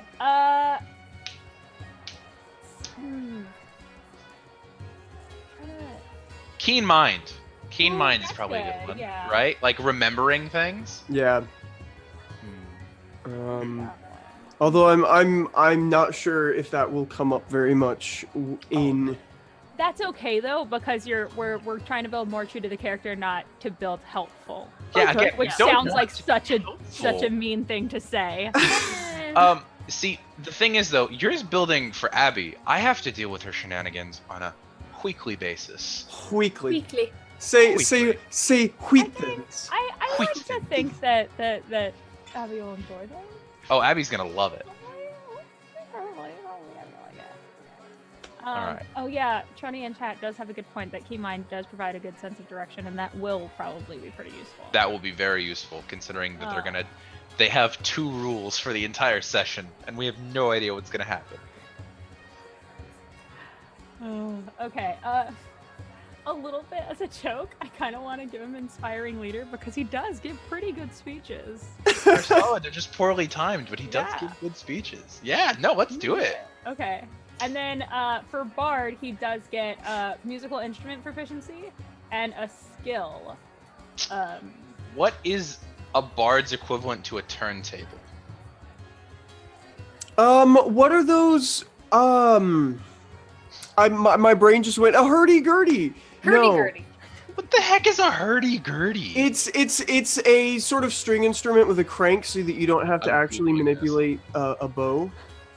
Hurdy-gurdy. What the heck is this? Oh my god, those look super intricate. It's not on the list. Well, no. So we're doing like equating it. So it's like turntable to a hurdy-gurdy to like a harp. Oh, okay. Oh well, the other option, because we did make the comment about him like picking up guitar in college and not being that good at it. Like we could just give him a lute. Yeah, he just whips out a lute and is like, "I'm ready." So sad. What if he just plays a lute like a keyboard? Yeah, he plays it like you hold it like that and just goes. Yeah, he could do that. That's adorable. Yes. Okay. Oh my god, I'm in. And then he does get a skill. Would it be dumb to give him animal handling because of Perry? Absolutely not. Him and Perry are best friends whenever they're not like. Yeah. Whenever Perry's not stopping him from taking over the tri-state area, they're best friends. Everyone in this party is going to have animal handling proficiencies. This is going to be amazing. This is beautiful. They're gonna make best friends with any animal ever. Yeah. He does have a robot companion in the show named Norm. That's true. Something in chat. That is a good. Thank you, Hestia Games. That's a good comment. Which means I can put Okay, let's see. that in for one of his infusions, and that'll that's one less choice to make later. Abilities wise, so standard array, we're giving him the good in intelligence, and we're giving him the bad in wisdom, or the mediocre in wisdom.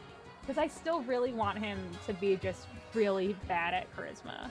I think the mediocre goes in charisma, and then I think we give him a decent con because he survives everything. Okay, so we'll put He's resilient. We'll put his we'll put the 14 in con. Okay. So we'll give him the 15 intelligence, 14 constitution. And then we've got the 12 and 13 for dex and strength. You never know what's under that lab coat. He could be hitting the gym. Matter because it's gonna be a +1 either way. I would argue Dex over Strength, maybe, because it works very well with his ability to continuously escape whatever chaos he's made. And theoretically, he's going to be using, I don't know, maybe like a crossbow or something as his main weapon. Probably. That makes a good point. Especially if you have the loading enchantment thing that artificers get. Yeah, that's true. So, Dex. Good idea. So, 12 is strength, 13 dex, 14 con, 15 intelligence. And then do we want to do 8 wisdom, or do we want to do 8 charisma? 8 charisma. 8 charisma. And then we'll give him the 10 in wisdom, which will end up being 11, but he won't get anything from it anyways, so it's fine. See what this means though is because his 8 in charisma, he physically can't multiclass to bard, which means he had to start as a level 1 bard, which makes sense for the narrative where he's in college trying to do the guitar, it just doesn't work. That makes me so sad for him. So the thing is, if you put the multi-class in before you put the ability scores in, D&D Beyond does not care. Yeah, it does not And care. it just doesn't acknowledge. And I did put the Artificer in first. I love it. I love it. We make our own rules here. Yeah, Exactly. The rule books are just the pirate's code. They're recommendations. Nice. Okay. So, background. Sage? I mean, you went to college. Scholar? Oh yeah, Sage is the scholar background. Or Cloistered Scholar is another one. Yeah. He That's also good. grew up So on- either one of those. I think it's a coin flip on which one you like better, Falcon. He also grew up on the street. Falcon, are you speaking? Yes. Okay. I was. We didn't hear you freaking until out. then. Yeah. Sorry. I said he also grew up on the streets. He was also raised by ferrets. That's kind of his entire backstory. So No, ocelots, not ferrets. My brain is. I apologize to all of the people I just offended with that comment. Oh my god. The internet's gonna ruin me. Yeah, you're gonna get. I've been canceled. I'm kind of thinking we could almost go, like, if we wanted to. No, like that. Never mind. Let's think. If you went urchin, you could give him the mouse, but instead it's a small ocelot because he was raised by ocelots. That would be cute. Yeah. Okay. Hey, we just passed 20 hours. 20 hours, 4 Yay! hours left. Ideal's meal. Yo, that means we need to get on it. We need to step on this. Let's do this. Okay. Okay, so he gets proficiency in a skill. So acrobatics, arcana, athletics, deception, insight, intimidation, investigation, medicine, perception, performance, persuasion, religion, and survival. Medicine, deception. I guess maybe he's bad at deception. Well, we could give him acrobatics because he does always seem to roll away from things. There's also survival, because if he grew up on the streets with only clams raising him. Oh yeah, clams instead of ocelots. No. His mouse is actually a tiny clam. It's a tiny clam with a little pearl. He was Abby, like, if you're watching, there you go. That's the truth. Okay, my and then he God. gets another tool proficiency. Another one? Yeah. Another one. Another one. We could give him vehicles water. Because he grew up in the coast. Yeah. Yeah. I'll give you that one. I'll give you vehicles. He can use motorboats. Yep. I think yeah, that's good. All right, cool. And then And then it's just equipment from there, right? which yeah, and I can do. We'll go with the basic stuff, and when I get to magic, I'll run it past y'all. Okay, sounds good. So do we want to start on one of the other ones? Yeah, let's do that. Who rolled next initiative? I think I did. Yeah. Okay. Okay, so for Luana, the Witch Bard, whom I love very much, we've played games together and we've talked about stuff. She mains bards and stuff, but we was looking at like characters and stuff that she likes, and Oh, Colt. She likes Before you announce it, oh my God! I just realized the people who made this world put in a race of humanoid squirrels who invented the world. So oh no! Squirrel Girl fits too well. So we've got Squirrel Girl here, and I love Squirrel Girl. yeah, I think this is gonna be great. I think this is gonna be great. Oh no! Maybe you know she was just like raised by it. Anyway, for stats reasons, I'm thinking Tabaxi because you get extra speed and climbing. Right, that makes sense. Yeah. Yeah, Tabaxi makes sense just as a squirrel. And she gets the tail then. Yeah, Yeah. exactly, because the tail's important. So I've got extra languages here. I would say like normally Sylvan to talk to animals, but spoilers, we're gonna get that later.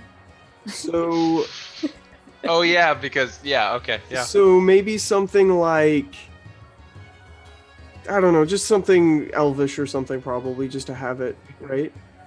Unless clam is a language. All right. No. The clam people and the squirrel people are not the same people. Oh, they're not friends. Yeah, they don't like each other, do they? They hate each other. Oh. All right, and then we're going to I'll we're be gonna honest, the start. Lord's Question was a fever dream for me. I'll be honest, I don't really understand. If I'm being honest, I don't really understand. So this, I think, because she's like her superpowers are like super strength, and she's really good at like fighting and stuff. We're gonna actually go monk main here. Yes, I love it. I know that we dabbled in monk for Nuktuk because you know. Oh, that was we all for the had water to. bending. Yeah, no, I think this is gonna be like an actual like open hand main. And let me look at my notes here. I think the first 6 levels we're going monk. And we get some proficiencies here, but obviously acrobatics. Yeah. Athletics. And then we have musical instrument or artisan's tools. What do you guys think about Squirrel Girl's tools or instruments? Well, I feel like Squirrel Girl should get proficiency in all of them because she is an omnipotent god Who could defeat Thanos? who could defeat Thanos. Canonically, the most powerful Marvel character, straight up. And we'll try our best. I've got a few ideas to do a little min-maxing for fun. But for I think maybe just something like a flute, like a pan flute. I don't know. Wait I'm a not second. sure it'll come up. She's a squirrel. The Yeah. people of the trees, woodworking. Okay. Yeah. I'm not That's against a good that. one, yeah. Let me find carpenters. Here we go. All right, done. Monastic tradition. We want to go open hand because there are a few abilities like just epic karate moves that allows her to pull off. 4th level as monk, she's going to take the mobile feat, which will allow her to not only get more speed but be able to hit and run. So during combat, she can run up, punch someone once, and then run away and never have to worry about getting hit. Valid. The rest of the stuff is not choices. We're going to add another class. We're going to go druid, add class. And this is because animals, so we're going to go 4 levels in druid. Circle of the Moon, right? Well, Circle of the Shepherd. Oh, yeah! Right, squirrels. Squirrel Girl, her strongest weapons are her squirrels. She talks to squirrels. She is a squirrel. All that stuff. So Circle of the Shepherd, I think, is going to be perfect. And then I think I'm going to actually go with an ASI for the second one here, but I'm going to save this. I'm going to leave the ASI because I want to jump over here to the stats themselves. And because we're going with the druid who is going to get, like, you know, at 4th level druid is going to have like improved wild shape and you know, natural claw weapons, right? So we want strength to be her best stat, right? Probably, I would assume. Yeah, so we're gonna put the 8 in strength, and then we're going to put, I think we're gonna put the 15 into wisdom. Okay. Her constitution 14. She's probably got good charisma, right? Like, she's friendly and all the critters love her. She can. I mean, to be fair, critters is wisdom, but also she is an omnipotent god. Is an argument I will always go back Right. I don't know. I'm a little torn. How about let's go ahead and put 12 in charisma, 13 in dex, and 10 in intelligence. How many? Well, we've got too many odd numbers here. This is gonna drive me crazy. We're gonna swap out those two. Sorry. No, you're good. Boom. Wrong one. Squirrel Girl. And then I dexterity. wonder how the DMs are going to make that work with the squirrel people. Because they're like tall humanoid squirrels. Okay. 1 in strength. Like No. Leonin, but squirrels. 1 in dex and 1 in Her wisdom. mom All was right. a squirrel, and her dad was her dad, not Chuck. All right, so the ASIs are going into dex and wisdom to change them back from odd numbers and give bonuses. So right now she's got an 18 in dex, a 14 in wisdom, 14 in constitution, a 10 in intelligence, and a 13 in charisma. Her strength is 8 right now, but I'll get to that in a second. Her name is obviously Doreen. Now, for her background, what are you guys thinking? I've got to see. I'm also kind of operating under the, like, in this lore. I know there's like a race of squirrel people that live in the ruins and the mountains and whatever. So like maybe she's one of them, or maybe she was raised. But I'm thinking Outlander is not a bad idea. Outlander or Far Traveler. Ooh, Far Traveler's not Our bad. Traveler could be fun. I do like, especially like, do we know? No, we don't. We don't know where they're starting. We know 2 things. They've Okay. said 2 things. That they're starting in a tavern and ending in a castle. Is all we know. So we don't know what city they're starting. Let's do Far Traveler for fun. Okay. Okay, no. Let's make it wild. Yeah, we get a skill here, and I'm concerned that nature is an option because I'm a level 4 druid. Hold on, let me make sure I didn't miss something here. Proficiencies. Oh, they just overlapped. Okay. Okay. So let's make sure that we do have nature as a skill here. Animal handling. Okay. Tool proficiencies. This is another one. Musical instrument or gaming set. I don't know. Gaming set? Yeah, like playing cards. I like to think that she does trading cards and they are of herself. Okay. That sounds fun. Because the Marvel trading card game was a thing I played for a while, and that was fun. Okay. For another language, should we just go with another humanoid one, like a draconic? Oh, if There are the dragon people here too. well, and aren't the squirrel people based out of what used to be draconic ruins? They are. I remember that because there's the kobolds and the dragonborn from the Super Yeah. Guild. So Gold maybe Dragon. maybe she'd be familiar with draconic a little bit. Okay, I can see that. Did you guys do any of the like built-in personality trait things that get thrown on your I character sheet? didn't, because I was like, they're familiar with the character. They'll know how it is. Okay. Yeah, I think I might do the same. Just trust the player to make that work. I'm gonna add. Hold on. I just want to, just out of curiosity, what is her height listed as? 5'3", according to the Marvel Wiki. There we go. Here. 5'3". I know some people who are 5'3". They're cool people. I know some people who are 5'2", who are also cool people. And Luana can figure the rest out. All right, so moving on here, magic items and regular equipment. So, one of the things is that Squirrel Girl doesn't really have weapons. She's got like, it says she has a wrist spike or a hand spike that she uses to break things, and then she just uses a horde of squirrels to attack people. What about squirrel-shaped daggers? Well, that's what I was about to say. Daggers can count as monk weapons, which means she can use her martial arts die and add whatever she wants to it. I'm thinking a dagger is, for once, not a bad idea. Oh, wow, I just feel very called out as someone who chooses daggers a lot. Golly. I'm sorry. I didn't I mean it play like that. rogue with small and stab. Oh, well, no, that's good. That's perfectly viable. I'm talking about like people are like, oh, I've made a barbarian / fighter, and I've Okay. just got a dagger. Hear me out. Don't Yeah. monks also come equipped with darts, right? Yeah, they automatically come with throwing darts. Someone in chat pointed out that those darts need to be sharpened acorns. Yes.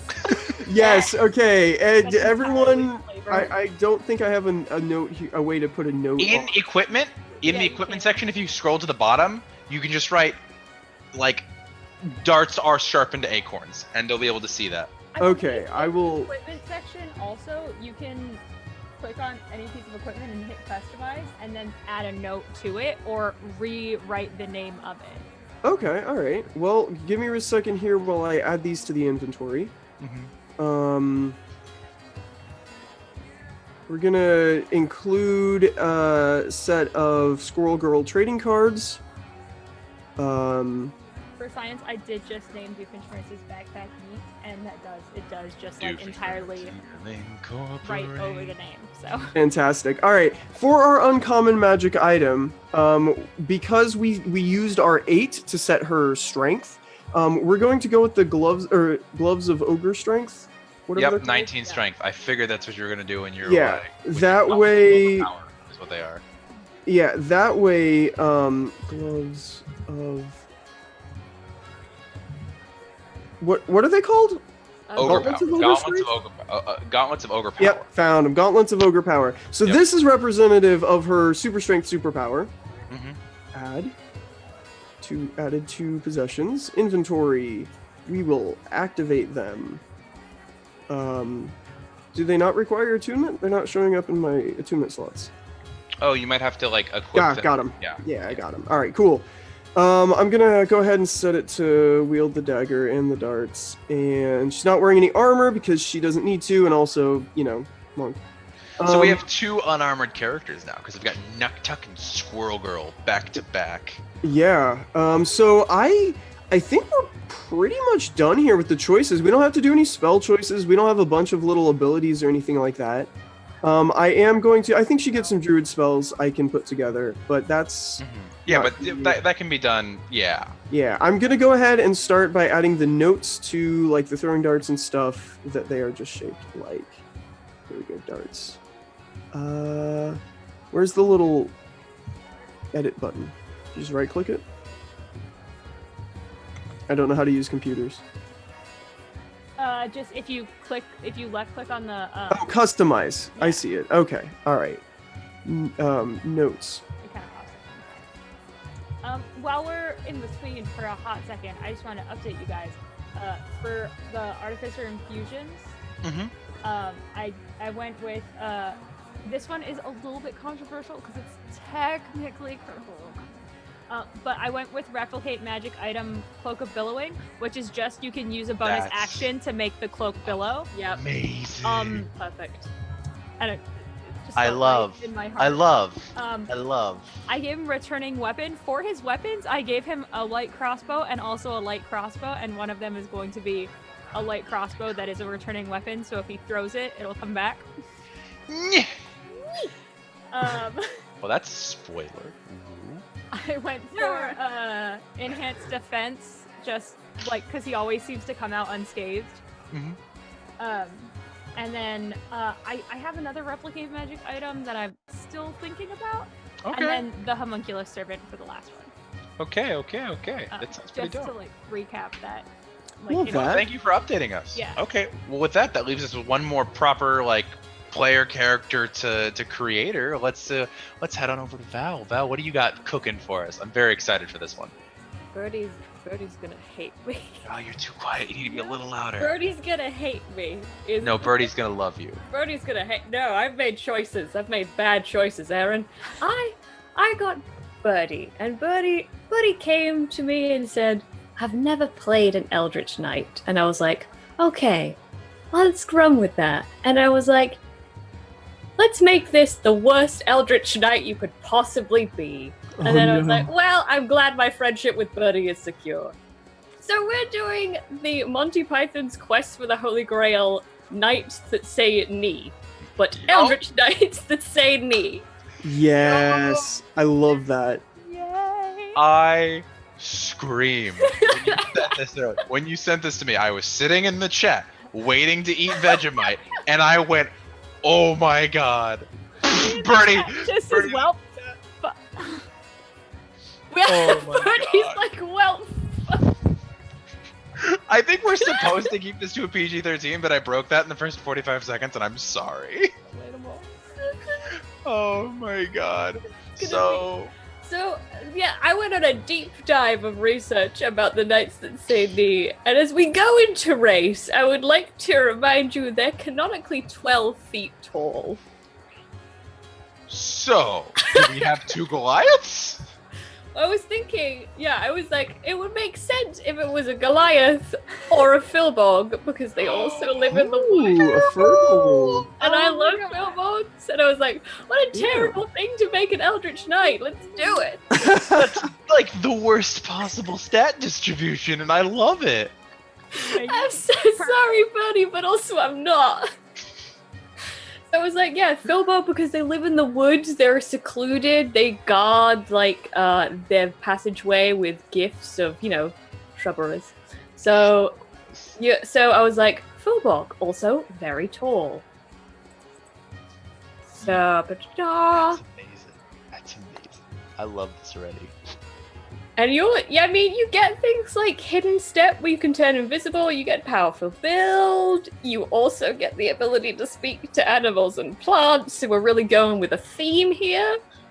So, Val, I want you to know, I mentioned to Birdie earlier that you had told me what you were building for him, but not what, I didn't tell him what you were building. And he just went, will I get the reference? And I went, oh, you'll get the reference. You'll get the reference. I want you to know it was between. I was like, wow, I could do the Knights of Ren from Star Wars, or I could do the Knights of Ni from Monty Python. And you know what? The choice. And I knew Birdie would like the Knights of Ren more, but I didn't know enough about them and the limited information that's out there. And But I was feel like, first off, I applaud. I love this decision that you've chosen the Knights of Ni over the Knights of Ren. But I also like the argument that the Knights of Ren also, have magic and Yeah. No, that's amazing. I love that. So we've got a Firbolg. We're going fighter because it's an Eldritch Knight. Yeah, but hear me out. Okay. Hear me out. I'm scared. So, they're a Filbog, right? Yeah. They live in the woods. Yes. Level in Druid. Okay. Everyone's a multi-class. I do have a question. Yeah. Question. Might I put forth the idea, because they seem to worship these shrubberies, instead of a druid, we do one level of nature cleric? Yes. It was just an idea. We don't have to do that if you don't want to. No, I love it. Okay. Okay. Birdie, we're gonna put Birdie on a quest for a shrubbery. That's... All right, Bonnie just posted the water reminder in chat, and my water is empty, so I'm gonna take a quick minute Thank to you. go and fill that. When you return, I shall also go and fetch water, because I have run low. Good.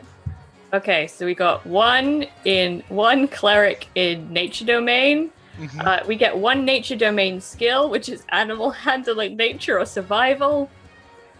You know what we gotta pick. Everybody else has this ability. I can feel Birdie's hatred. It's great. I would like to point out to the audience that in one of the campaigns that we run on Wednesdays, the Percy Jackson style campaign, they play a set of twins who she's making this character for. So it makes so much sense. I'm the chaotic one. And we get a druid spell. Control flames, bonfire, Drogoth, frostbite, and all that stuff. Thorn Whip, right? That's probably what we should go with. Yep. There we go. And we get a bonus proficiency with heavy armor. See, this makes sense. But you're a fighter. You have proficiency in everything. It's fine. Colt, are you over there picking spells? Oh no, I've already picked spells. I'm trying to see. So D&D Beyond doesn't acknowledge that a dagger, a simple weapon that lacks the two-handed property, counts as a martial arts weapon. And so, according to the built-in click this to roll the damage thing, it's dealing 1d4 still when it should be dealing 1d6. Okay, well we will figure that out, and if we have to, we'll just remind the player that's how it should. Yeah, no, I've drawn it in notes, and I also have set a short sword next to it, which already deals 1d6. So I'm sure Lavon can figure that out. Okay. So now Val, with your Knight of Knee, we've got the level of cleric. We can pick spells in momentary, after we've gotten through the rest of the class. Oh yeah, well, that was the only spell we got. Now we go to fighter proficiencies. Okay, so we're fighter now. What are we thinking? We got acrobatics, athletics, history, insight, intimidation, perception, and survival. Definitely intimidation, because they intimidated King Arthur into getting a shrubbery. Yeah. And almost did it again. And almost did it twice. And then we got acrobatics, athletics. I don't know. Maybe survival? I mean, they do live in or near a forest. Nature and survival would both make sense here. Yeah. Nature and survival. Fighting style. Archery, defense, dueling, great weapon fighting, protection, or two-weapon fighting. They had a big weapon, but they also looked pretty chunky. So I think it's your choice of defense or great weapon fighting. I would lean towards great weapon fighting. Yeah. I mean, are we thinking great sword going on here? I will be right back. I'm gonna go hydrate like the stream should be. Hydrate or dehydrate. Or choke on your water and hydrate and dehydrate at the same time. Oh, an option. Whoa, we've ascended. We've gone too deep. We've gone too deep into this now. It's funny out in the stream. I'm probably go great weapon fighting, just because it reminds me of in Lord of the Rings where he's got that giant mace just wailing it around. So I'll go great way. Yeah. I'm looking at pictures now just for reference because it's been a while since I watched the movie, and they definitely have tree branches coming out of their helmets. Yep, they have tree branches and horns coming out of their helmets, and I was like, well, we gotta go nature for something of this. Oh, this is amazing. Why are they so largo? So big. They're 12 feet tall, and I was like, why though? All right, where are we at with this? We can choose ASI or feet. I feel like they are the sentinels of the forest. I think it makes sense for them to have sentinel. Yeah. If we're going with sentinel, let me reread the words on it. Sentinel is the one that when they can use their opportunity attacks when somebody within 5 feet of them is struck. If they strike someone with an opportunity attack, their speed goes to 0. It's that one. Yeah. I just want to make sure. Okay. I was just double checking that it didn't have verbiage against great weapon, because I know some of the dueling ones or whatever, if you are wielding a weapon in one hand or something like that. Yeah, that makes sense. So I just wanted to double check that we weren't hamstringing ourselves. No, that's a good thing to check. Good job. Also, I want to say it's building a fighter for the martial archetype. I chose Eldritch Knight. I just skipped past that because I already put it in. Yeah, no, that makes sense. And then, they get an extra attack, and then another ASI. They get 2 more ASIs or feats. So I think we max out strength and con, like as much as we can. Strength and con. Strength.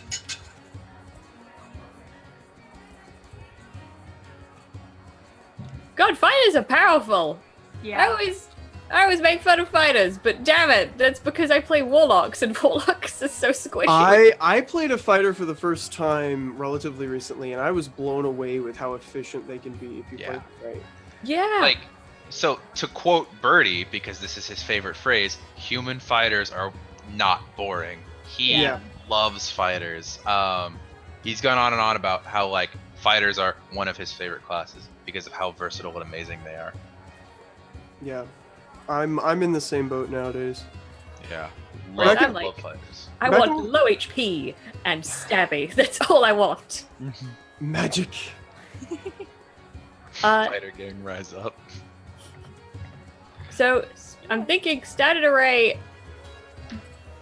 Do we want to put 15 in strength or 15 in con? I mean, if we're gonna max it out with the ability score increases to the best of our ability. Well, we only have 2 ABIs, Oh, okay, right? okay. Towards that. So 4 points theoretically. honestly, I'm thinking this is just me, but the 12, like, there's a reason they didn't attack the knight, like Arthur's knights. That's They're more willing Yeah. to take the hit than to give the hit, I think. I think also in charisma would be because they've got Is that intimidation. intimidation? Yeah, I'm thinking like like charisma, con, and strength that we focus on. Everything else is a dump stat. Okay. Everything else is a dump stat. We do not Everything care. else is dumb. Charisma, con, and strength. They do that one for the joke. I don't think they have a lot of decks because they're very tall with very bulky armor. I'm gonna put it out there. I don't think they have a lot of decks. Yeah, I can agree. I would agree. But there's the thing: is their main dump stat intelligence or wisdom? Because they were defeated by the word "it." Yep. I mean, I would say wisdom would probably be like Because they're not smart enough to know that words aren't real and can't hurt you. they don't quite have that like functionality. Like Me they know cries words. They know how to spell eki patong. Yeah, I don't remember how it goes. It's been a very long time. Okay, so we've got an 8 in wisdom, put 10. No, I'll put 12 in intelligence and 10 in dex because why not? And then background, I was thinking hermit. Yes, hermit in the shrubbery. Yes. Just hoarding shrubberies. Da da da. Okay, with that we get a language.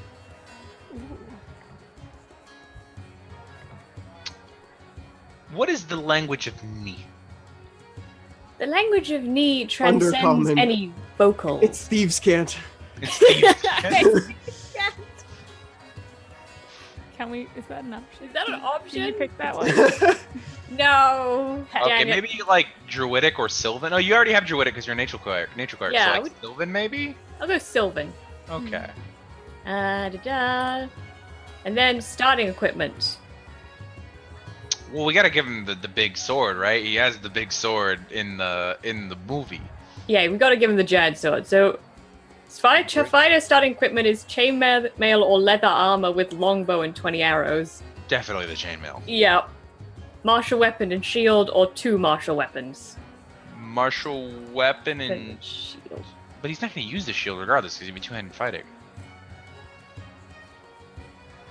Oh. I guess we just give him the shield so he can shield surf. Yeah. Go full Legend of Zelda out here. All right. So glaive, battle axe, warhammer. Great sword. Or does he get another one? No, he only gets one. You only get one. Oh, wow. Okay. And then Great sword, yeah. okay, a light crossbow and 20 bolts or 2 hand axes. Hand axes. He's a woodsman. Yeah. He's a woodsman, and I'm gonna give him an explorer pack because he's a woodsman. The chat did suggest, by the way, for the knee, deep speech. Deep speech ain't bad. Oh, yeah. Oh. Back we go.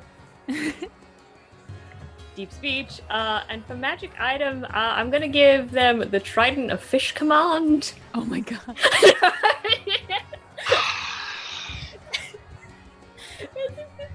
No, I'm not gonna give him the Trident of Fish. No, give him the Trident of Fish command. You want to. You Like, want it. Where would the knights be able to do that? Because they can chop down trees in the forest with herrings. Listen, listen. The knights have a long-standing rivalry with the clams. Also, we're the one who made the rules. We can break the rules if we want to. That's all I'm saying. Listen. They got the Trident Fish command from the Calamity. They stole it from the Inner Chamber. Okay. They guard it now as the Knights of Knee. As this is the Trident Fish command. This is given to anyone of the Knee who goes on a pilgrimage out into the real world. This is not a Trident Fish command. This is a sacred right. You've convinced me. You've convinced me. I'm in. Okay, Trident of Fish command. Anything with a swimming speed, go F you. Well, that just leaves our last character then. Huh. So we got, you might have noticed, chat, that there are 4 people making characters, but there are 5 DMs in DM Roulette. That's not the same number. 4 is not 5. I passed. Are you sure? This is the math we're doing on this segment. Yeah, that's the only math that we've done so Oh, far. all the rest of the math for us. It's just 4 to 5 that we're confused on now. But that's Oh, also true. Bertie says, can I trade the shield and chainmail for plate armor? No. No. No, Birdie, we don't want you to have an enjoyable time. What? No, absolutely not. Anyway, we have a fifth character to make. One for Nat 20 NPC, who's our last DM in DM Roulette. And who is there left to make this character but you, the chat? The chat. So we have compiled a list of fandoms, which I'm going to pull up in the Discord right now, that we think the chat might be able to help us make a pop culture character off of. Yeah. We've already covered a few of these, so I think what we have left on this is we have Star Wars, DC, Greater Disney in terms of Pixar and Disney Princess Studios, Percy Jackson. We can't do Harry Potter because no wizards. Very sad. Indiana Jones, She-Ra, anything like the such. So we're gonna. How about we let them give them like a minute or two? You guys think in chat and see if we find something we really like. Yeah, well, we can put it up as a poll if we can get that facilitated. Okay. Do we want to narrow it down to 2, like just as a group? I think you can do a poll of up to like. Can we? You can Oh, do let's do that. quite a few in a poll. Omnipotent I'm God. not Do you what the can max you number set up a is. poll? It's Do you at know how least many 4, polls? But maybe it's 5. Omnipotent God. Girl. Oh, they can't hear you. Interesting. Yeah, no, well, we always. That's normal. Yeah. We're Interesting. talking with our warlock patron. At this Exactly. Right. Okay. Okay. So if you Okay. type /poll in the chat and hit enter, it should pop up with. Okay. I've done a Twitch once or twice. Once or twice or thrice. Yeah, in the chat. Okay. Yeah. So how many options are we given? You have Let's see here.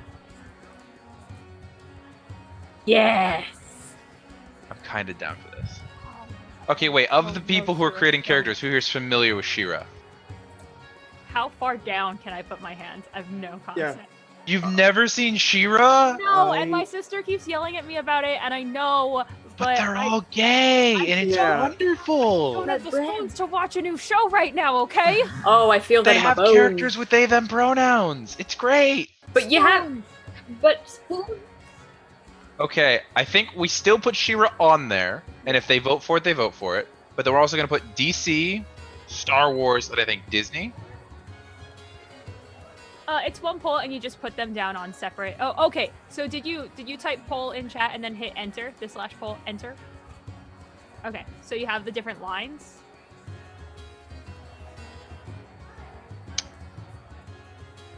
Oh, Oh, there's a new poll in chat. Which fandom? Figured it out. Hey. Hey, we did it! Oh, Thank this, you, person. this who figured went it better out. than expected. Oh, this is so interesting. Oh, one of those is going to be really easy for one of us to do, considering I made an entire campaign around it. We're not allowed to vote, right? Because I would. I kind of want to vote for one of these. As the all-powerful God, and now the chat can hear me. No, you are not allowed to vote. I'm not allowed to vote. Well, take one down off of Indiana Jones because I did asked. You guys are cheating. Also, hi chat. Remember to get something to drink. Yes, please hydrate before you dihydrate. Hydrate before you dihydrate, please. Indiana Jones just coming out in the front. I'm a little surprised. I think we. but I'm here for I it. think we need to make Indiana Jones. I think Nat 20 play like this is Nat 20 NPC. For those of you who don't know, she runs an apothecary, Passiflora's apothecary on TikTok. She is fabulous. I met her today. She's very cool. She's fabulous, and I'm very excited to be her future DM. But I think that she would be able to play an Indiana Jones character very well. Okay. All right. So I'm gonna spitball my first idea, and we're gonna see Okay. like if you guys. Okay, my first idea, right? All right, I'm going back to the void. Bye, Ivy. We'll miss you. I'm gonna pull up the sheet to put in this. Okay. My first thought is Inquisitive Rogue. That was just my first thought, but that's just me with an archaeologist background. Yeah, there is an archaeologist background nowadays. I mean, what sort of like are we building it off of? Because I know Indiana Jones doesn't have like a ton of characters. Oh, I thought we were building it off the title Indiana character. Jones, yeah. I think we're building the one. Yeah. Okay. Then yeah, Inquisitive Rogue I think would definitely be. That would also make sense, like trap evasion and trap detection, and High Dex makes a lot of sense. yeah, and are Inquisitives running off of wisdom or intelligence? Well, I think are int, these- right? Are these options that we are giving to the chat to decide with us? Okay. Right? This is so. This is one build. Do we have another build that the chat can decide against? Because Indiana Jones could really easily just be like I want to say he could like cross-class fight or something. Ooh, I could see like Battlemaster Fighter with like the Sage background as well, because he's like an archaeology professor who like knows how to win in a fight. But even before we get to that, because the first option is race. Oh, the first option is race. Like, I know it's boring, but like I think old white dude. I always think human. Yeah. Like, I know that's boring, but like, okay, hear me out. We go with like halfling or gnome. Yeah. That could be. We could go with Lucky Halfling because those traps never seem to get him. All right. Do we wanna put Okay. the options for like human variants and then gnome and then halfling in chat and see what they Yeah, think in the let's do poll? that. So Mrs. Omnipotent God, if you could put up one more chat, Goddess, if you could put up a chat with we're with gonna have a lot of halfling, polls right human, now. or gnome, that would be Gnome. wonderful. Wonderful, and I definitely won't vote this time. Same. Me too. I will not vote. While that's running, I'm gonna refill my water, so I'll just. Be Bernie right back. has already made his character a hero for it. I'm gonna be honest here. Birdie made Nuktuk before I told everyone what I was building. Like That's Nuktuk is amazing. built in Hero Forge.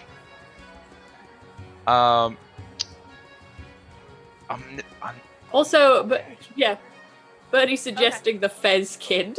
The Birdie, what's his name? What's his name? The character, the Fez Kid. Which one is best? What's that name? I'll wait. I'll wait. Halfling, gnome, or human? Gnome is spelled Knome. Oh, here we go. What is Indiana's Gnome. race? Thank you, Gnome. Thank you, Birdie, if that was you. I'm gonna smooch you later. Let's see here. Cat. Okay, we got 3 votes in for the chat. Come on, chat. You know what the correct answer is. Vote for it. That's not the correct answer, you guys. You know the correct answer. The correct answer is Ermaganurm. Come on. He's a gnome. Gnome. Kenobi. Kenobi. Hello there. Kenobi. missed opportunity. Oh my goodness. Just think, Nat 20 NPC could have been playing like Ahsoka Tano if they'd picked Star Wars. No. Think Damn about it, that. Aaron, now I'm sad. That's Oh, halfling is pulled ahead. Ooh woo. Still not the correct answer, but better than human. All right. Okay. Halfling wins. Halfling. Yeah. Okay. So the next question. Halflings do have sub races. Do Yeah. we want to? I think if it's halfling, we have to go with the lucky one, though, right? Like, is that even an option? The one that. Stout has lucky. I don't know. Or do they both have lucky? Stout and Lightfoot have lucky. Yeah, Oh my god, I don't play halflings. Can you tell? Can you tell? Wow. Okay then. Okay, Aaron. I'm sorry that I play so many tieflings. Lightfoot does say that they can easily hide from notice and use other people as cover. He does that all the time with Yeah. the attractive people in the scenes. And then Stout just says you're hardier than average and have some resistance to poison. Oh, the snakes. Yeah. Yeah, Oh, he's afraid of snakes. Right? but it also works really well. Guys, who let the dogs out? Who? Okay, so I'm kicking Aaron from this cold. I didn't make that, by the way. Someone else did. I just saw it. You had a choice, Aaron, to say it or not. You made your choice. Okay. Sake of brevity, our thoughts on. I think Lightfoot. Lightfoot? Okay. Because Lightfoot is the dex-based one, right? Sure. Yeah, Lightfoot is the one that lets you move in and out of like other people's spaces and like hide behind them. Mhm. That's that can always be pretty useful. All right. So Okay. now we'll move on to Yeah. I think Lightfoot and then class. I think the real question is like rogue or fighter. Like, what are we thinking? Someone suggested multi-classing rogue and then gunslinger fighter. I just wanna put my disappointment Okay. out into the world. That I the want it. poll Who let the dogs out had 3 votes for who? Who? Who? I can't even open the poll on my phone app. I think I need to restart that. This is so sad. Okay. Birdie, I love how everyone else can talk to my characters. Okay, so I think then the options are. Rules here, okay, Bert? I think the options are for our next poll is pure fighter, fighter rogue mix, pure rogue. Right? Okay. Those are our 3 options. Yeah. Okay. God of the polls, whoever you are, we would love it if we could have fighter, rogue fighter mix, rogue. What class? Here we go. Okay, yeah. Like, Oh, I feel there's like one. that's not I feel like you're not wrong. I feel like that's what we're gonna get. Like, Because it's am I pretty sad. wrong? No. You're gonna look at me and you're gonna tell me that I'm wrong? Am I wrong? Okay, we got 1 for pure rogue. Oh, Okay, 4 for rogue gunslinger. Ooh, we got 1 for fighter. I bet you Birdie was the one for fighter. Oh. We're at 7 now for rogue gunslinger. In the meantime, while we're waiting for that poll, I'm just gonna update you guys on spell choices that I made. Yeah. I for artificer, because they're prepared spells, I left those like the leveled spells alone. But for cantrips, I took mending because he always has to make and fix things, and prestidigitation because he always has to clean up after himself. That's amazing. Oh, we have a winner. All Rogue and right. gunslinger. Yeah. Do we want to start rogue or start? I think we start fighter gunslinger because I think you get more proficiencies if you start as fighter, and you know we obviously want Birdie to have the only unoptimized character. You know, it's not like the character I built has an AC of 13 or anything. 20. Yeah, that's 20 gets the unoptimized Nat 20 character. gets the unoptimized character. No, Birdie was complaining about having the not optimized character. Okay. Oh! Where Yeah. is gun? I'm not. Is gunslinger a fighting style? It's a subclass.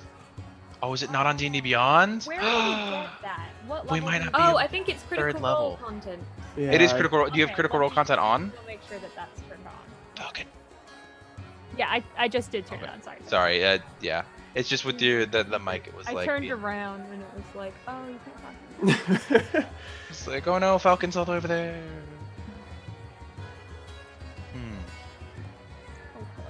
Okay, we're at. I'm not seeing it on here as a fighting style. Martial is so arts sad. type? There it is. Yeah, it's in martial arts type. Yeah, it was a subclass. Yes. Got it. Yeah. Then what fighting style do we want to give him? The shooty one. Archery. Yeah. Okay. Okay, cool. And he gets 2 fighter skills. Acrobatics. He does a lot of flips Oh, and yeah. rolls. He does a lot of, and then is history one of those? Hopefully. Oh, history is one of the options. Yeah. It has to be history. Oh, well, he's gonna get it from his arc from his backstory though, right? From his Yeah. background. Well, we also have survival and athletics as good options, I think, for Indiana Jones. Also good. He survives a lot. Well, I mean, but remember, the survival skill is really like being in the Tracking. wilderness No, and yeah, like. you're right. Oh, and that's true. He's Okay. terrible with snakes. He gets lost in the Yeah. jungle. He I definitely doesn't have animal handling. Yeah. No. All right, so we'll go with athletics then. Yeah. Yeah, he does manage to what I'm climb a bridge that's falling down. Yeah, that's spooky. Also, what's up? How many levels do we want to put in fighter versus in rogue? I feel like he's a little bit more rogue than fighter. He just has enough to where he's a crack shot. So I think maybe like just 3 to get the gunslinger. Okay. I don't know. That's me though. Does anybody else have a better idea for a split? As long as that doesn't burn one of our multi attacks. Oh yeah, multi-attack. We might want to go all the way to 5. You're right. You're totally right. I mean, rogues. Do rogues, Rogues have sneak attack. No, they don't. They only get single attack because they have sneak attack. So I mean, 5 is probably a good option to get the multi-attack. Five- You're right. Somebody in chat did bring up that he should be dueling for having like doing whip stuff and punching and whatnot. That's also fair because he also does He the single do the whip punch. thing a lot. well, remember a whip is a finesse weapon, so it will be able to count for like sneak attacks and stuff. Okay, so then we do we do dueling and then go for the whip as the primary and he has the gun as the backup? I think that's good. I think Okay, you know, yeah. like What he does so much fighting and punching, and there's that one scene where he pulls out his gun and is just like, I'm done with this. Yeah, does the whole sword thing. iconic. Well, that's because he was done with that in real life. Yeah, no, but I feel like he does so much more physical Yeah. fighting than he does punching. Yeah, so I think dueling's correct. Let's go dueling. Okay, yeah. And then we'll still go 5 levels because we do want that multi-attack. What does the gunslinger level 3 I give? get 2 choices on trick shots. So I've got bullying shot, dazing shot, deadeye shot, disarming shot, forceful shot, piercing shot, violent shot, and winging shot. I'm realizing now I could have just said the first word. I think piercing shot is always a good one to And go with. disarming might be I fun. was about to like say shooting disarming. something. Yeah. You guys nailed the 2 that I was gonna say. We're all on the same page to you. Yeah. What do we want to do with that level 4 ability score or feat? Probably ability score because he's gonna be pretty like he needs that dex. Yeah, he's gonna be very good dex dex. based. Yeah. Crank that dex. Hey guys, we have the funny number as the amount of viewers we have right now. Just nice. Yeah, Nice. it's been bouncing around there. Yeah, noise. All right, and then we'll get 5 levels in rogue as well. Proficiency, we get a rogue skill. So deception, insight, intimidation, investigation, perception, performance, persuasion, sleight of hand, or stealth. He sneaks around a lot. He does. I feel like he pockets things a lot too, though. That's also he could do both. Cause didn't he get 2 skills? No. Oh, just the 1. Okay, probably sleight of hand. Yeah, I would say sleight of hand. Okay. Yeah. He does get expertise. Extra teeth? Expertise. That was like extra teeth. Extra There's a lot of them. I'm going to start sending the characters that we for all those of you who have, or for those of like the characters that we do have done. Let's go ahead and start putting those links in the DM roulette chat so they can start looking at them. Oh yeah. And also, I'm gonna put the link to join the campaign in the DM roulette chat, so that they can. Oh, so join they it can claim and the then claim characters. their character. So we don't need to send the D&D Beyond links then. Yeah. No. Oh, okay. Well, then never mind. I'm Just just gonna. as an update, I've decided on Birdie's spell, and I'm going to pick ceremony because I think it will come in really handy. I'm not going to do that. Just give Birdie ceremony. That's beautiful. All right. Okay. So yeah, we picked our shots. What else do we need to pick for gunslinger? Well, we picked all of our fighter stuff. That was Okay. good. So We got rogue. through that. So rogue, we have expertise at level 2, so we get 2 rogue expertises. So acrobatics, athletics, sleight of hand, or thieves tools. Thieves tools. Thieves He, tools. he disarms so many things. Okay, and then the second one. Acrobatics. Alright. I think. I don't know. Do you guys have a better one? I think that probably works. I think that works. Okay. And he does, as a level 5 rogue, get uncanny dodge, which is really nice for that. That's also character. valid. That's Um, valid. So rogue archetype. I think Inquisitive is what we had said, right? Because he's that Yeah. guy who like has an eye out for things. Yeah, I think Inquisitive makes a lot of sense. And then ability score for the rogue. What's his dex at? We have it increased by 2. We have not done stats yet. So it's gonna be probably the 15, I would assume. Probably. So we'll probably put the one of the ABIs into that, and then we'll probably put the other one to wherever we're putting the 13, right? Okay. Yeah, that sounds good. Okay. Do we feel like his 13 would be like? I mean, what I just skipped choosing the exact ones, and then I came back after I saw where the odd numbers Should we do were. that? Let's look at. That way we don't have to do math. Yeah, that's Yeah. true. Even though I promised math. 2 plus 2 plus 4 minus 3. That's 1. Quick maths. You just how did you do that wrong? Oh my god. Okay, so. Was I wrong? 2 plus 2 is 4 minus 3 is 4. No, -1-3 quick maths. That's what it is. Dude, I've been awake so long. You I've did been awake the so math right though. Like your math was technically correct. It's your reference that was off. I'm too gay for math. I don't know Oh anything. yeah, no, same here. Okay, let's wrap this baby up. Oh my Let's god. see Okay, here. so he's gonna have a 20 in dexterity. Jesus Christ. Because the racial bonus is +2. Oh my god, how did we min-max a character by accident? And then we've got. I want to say either the 14 or the 13 in intelligence, and then Yeah. if we do the Yeah. 13, we can. Well, he's a bump it up. history professor. Yeah. Yeah. He went to college. I went to college. He is pretty learned how to read. charismatic. Like He does. He gets does it have a in different every girl movie. every movie. Except so- for that one movie that doesn't exist. That's true. Oh, he does. Okay. Well, here's the thing. He gets a racial bonus to charisma. Okay. What's the racial bonus? +1? It is +1. So do we want to put the 13 there then, and then we just have a +1 to throw somewhere? Gross. That's okay. So if we, it's a little like it's not great either way. It's not the best. Okay. And then int is probably the 14. Yeah. And then what are we thinking? Like con 12? Yeah. I mean, he's not been okay. shown to be particularly resilient. Wisdom Right. is definitely the dump stat, right? He makes dumb decisions all the time. Guy. And that gives him a strength of 10.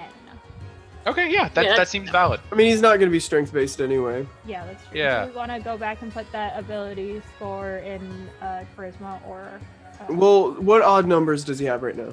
he doesn't have any other numbers right now.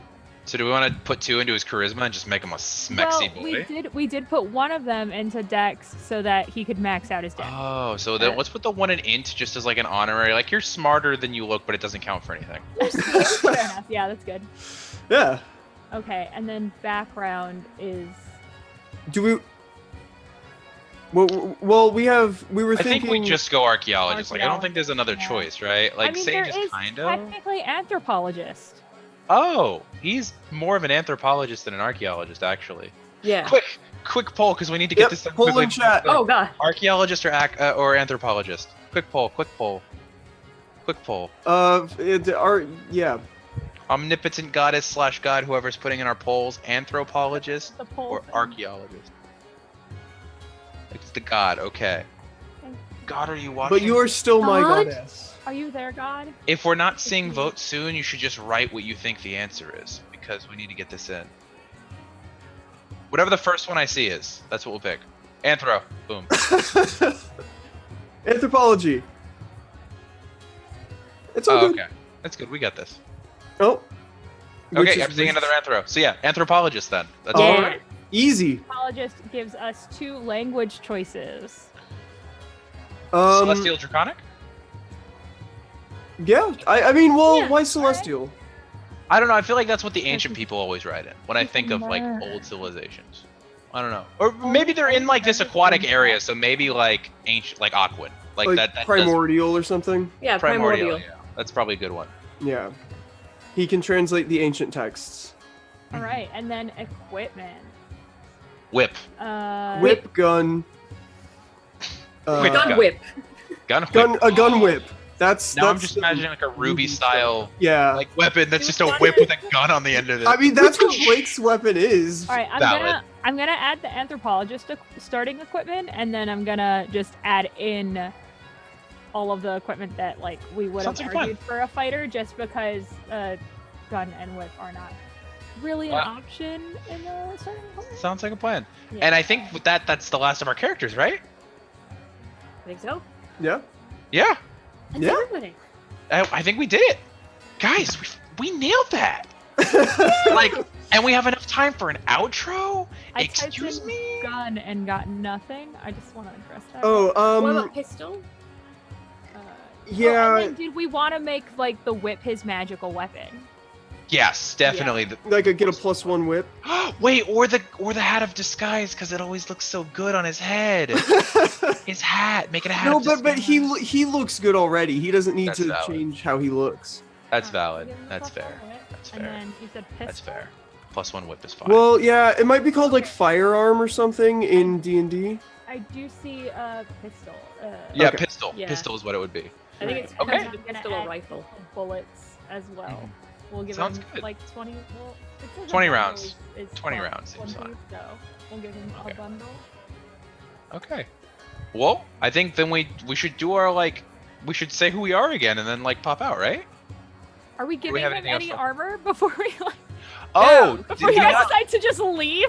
wait. We What was the didn't starting talk about equipment for that fighter? He got the either. starting equipment for a fighter, right? Is what I thought. No, I didn't give him the starting equipment for the fighter so Yeah. that we could add on. Give the him other thing. no, give him leather armor, right? Because Yeah, he, leather armor, Old leather. definitely. Like his jacket. jacket, yeah. Yeah. And the hat.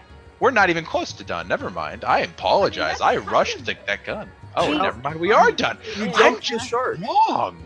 I'm just gonna bye, guys. I'm just. Bye, Aaron. Okay. So, is that it then? Yeah, that should be fine. Cool. Should we start our outros? I have Yeah. unassigned Okay. So, Squirrel Girl. So, I've been Aaron, the Obsidian Olive, here on the show's a Mimic, and then we've also had Initiative Order. I'm Falcon, Falconia Maxima. And I'm Colt Hack at Colt Hack. Colt Hack. And I am Val, the nerdy niffler. Peace out, y'all. Good vibes. Drink water. Woo woo. Drink coffee. Water is for nerds. ¿Por qué no los dos?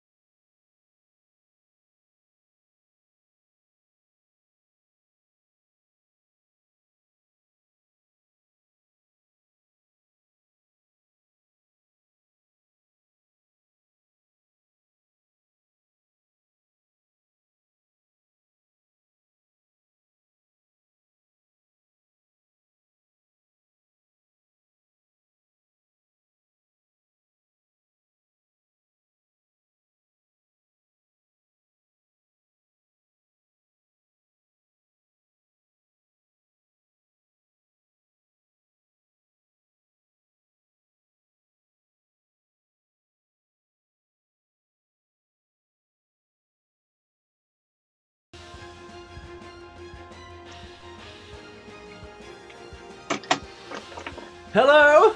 Welcome to DM Roulette on the Roll for Charity live stream. Oh my Oh, God. yeah. The last segment, you guys, before the outro. This is it. Oh, no And- pressure, right? Yeah, we couldn't. This has gone so amazingly. But before we do that, let's introduce ourselves. All right, hello. I am Abby. I am clueless_DM on the TikTok Tickety Talk. And yeah, that's me. I'm a DM. Is it Nat next? That's it. That's me? Or no? I think it's Nat next. Yes. Not Oh, next. it is me. Hi, I'm Nat, also known as Nat20 NPC. Today we're going to put that to the test of how many NPCs I can come up with the top of my head. So yeah, I'm excited to be here. Excellent. I am Corso, or D&D Corso on TikTok, and yeah, today's going to be a lot of fun doing some absolute bonkers campaign. Let's do it. I have Chatspiration. Oh, hell yeah, we do. We're gonna need it. Yeah, no, definitely. Birdie. be rough. Hello, my name is Bertie the Bard. Technically my name's not Bertie the Bard, my name's Ethan, but I go by Bertie the Bard on all social medias and to all these people. And I am a regular host and co-founder of This Show's a Mimic, the channel you are on right now.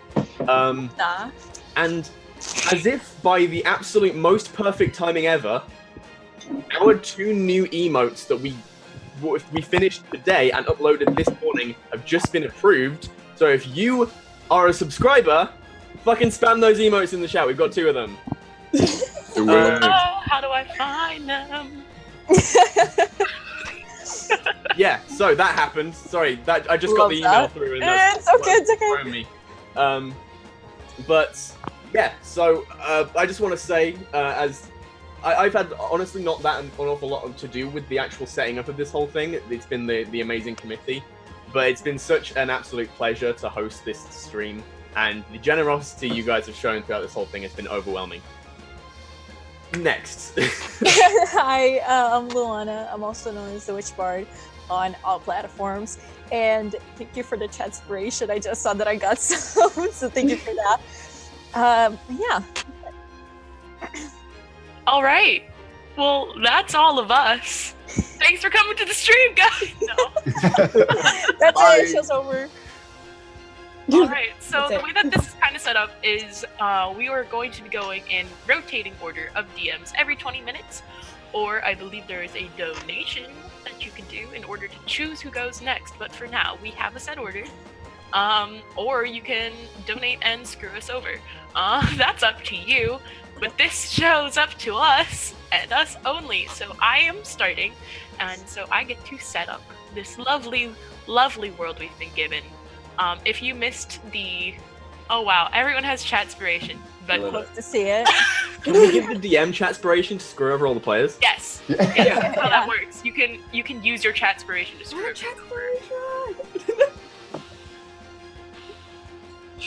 Oh, excellent. Yeah, so love that. Thank you, Voice of God. If you missed the previous segments, world building, lore discussion, and character creation, they built everything we have to work with. Catch us frantically looking at this Google document going, what? And then a group of tired nerds spent this morning deciphering all of the chicken scroll and turning it into something we can read. I tried to make notes out of it to see like if there's any like sense in the chaos, but there isn't. Yeah, no, I gave it a quick read over. Good luck. It's a beautiful world, but I don't want to be in it anymore. All right, so we're going to do this quite classically, in which we find ourselves at a tavern, or a tavern so we think. This tavern is called the Saints and Sinners Bed and Bar, I believe, which is a tavern in brothel in the city Havensburg. Havensburg. Inside is this very lovely wooden architecture with lots of long wooden tables and red curtains, a few back rooms, and a party of interesting characters sitting at a table. So I will go ahead and have our PCs DMPCs describe themselves. So, Nat, if you would like to describe your character. Alright, hello. I am Mr. Indiana Jones.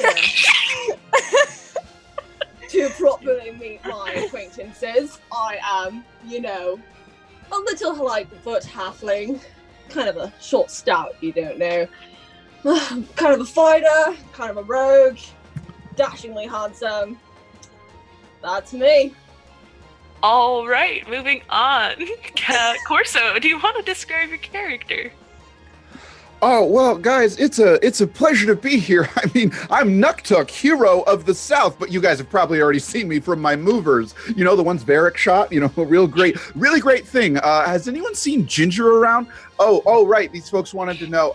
Yes, I am a barbarian monk, and yes, that is a little Goliath you do see. They do great with the makeup. It's fantastic. So anyway, what are we up to today? Awesome! With that lovely question directed at no one in particular, Bernie, would you like to introduce your character? Well, Nuktuk, I am one of the knights who saves me, and I am continuing my quest for a shrubbery. I am one of the keepers of the sacred words, Ni, Peng, and Niwa. I'm gonna cry. I love that. It's okay. And I'm also 12 foot tall. How are you doing down there, everyone?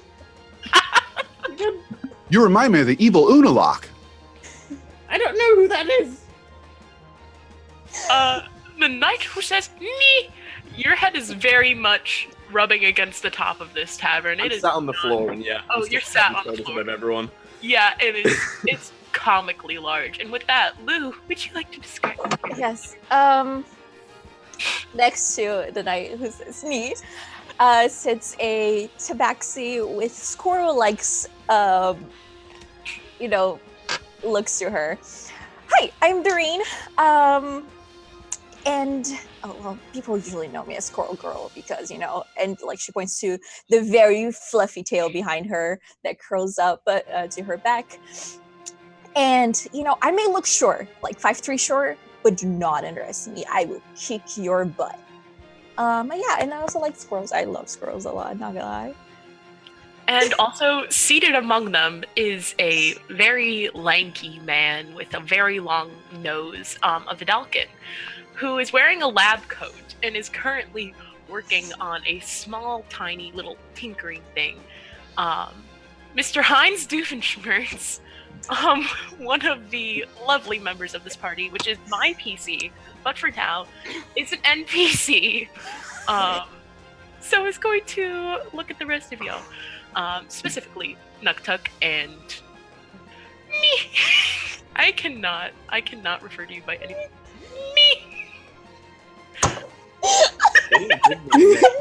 So I'm just a knight who says Ni.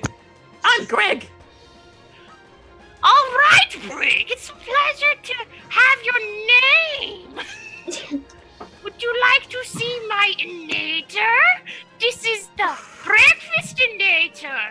It puts sticky tree juice onto the pancakes. Oh, I do love tree juice. It's very good. It's just syrup and it goes all over your pancake. So that is see the juice. Picks up the plate with one like that and just. It's like a small little tea platter in your fingers. Oh, wow, get a load of that. I really got to tell Varric about this. That would be great to have back home. Oh, God. I'm trying to...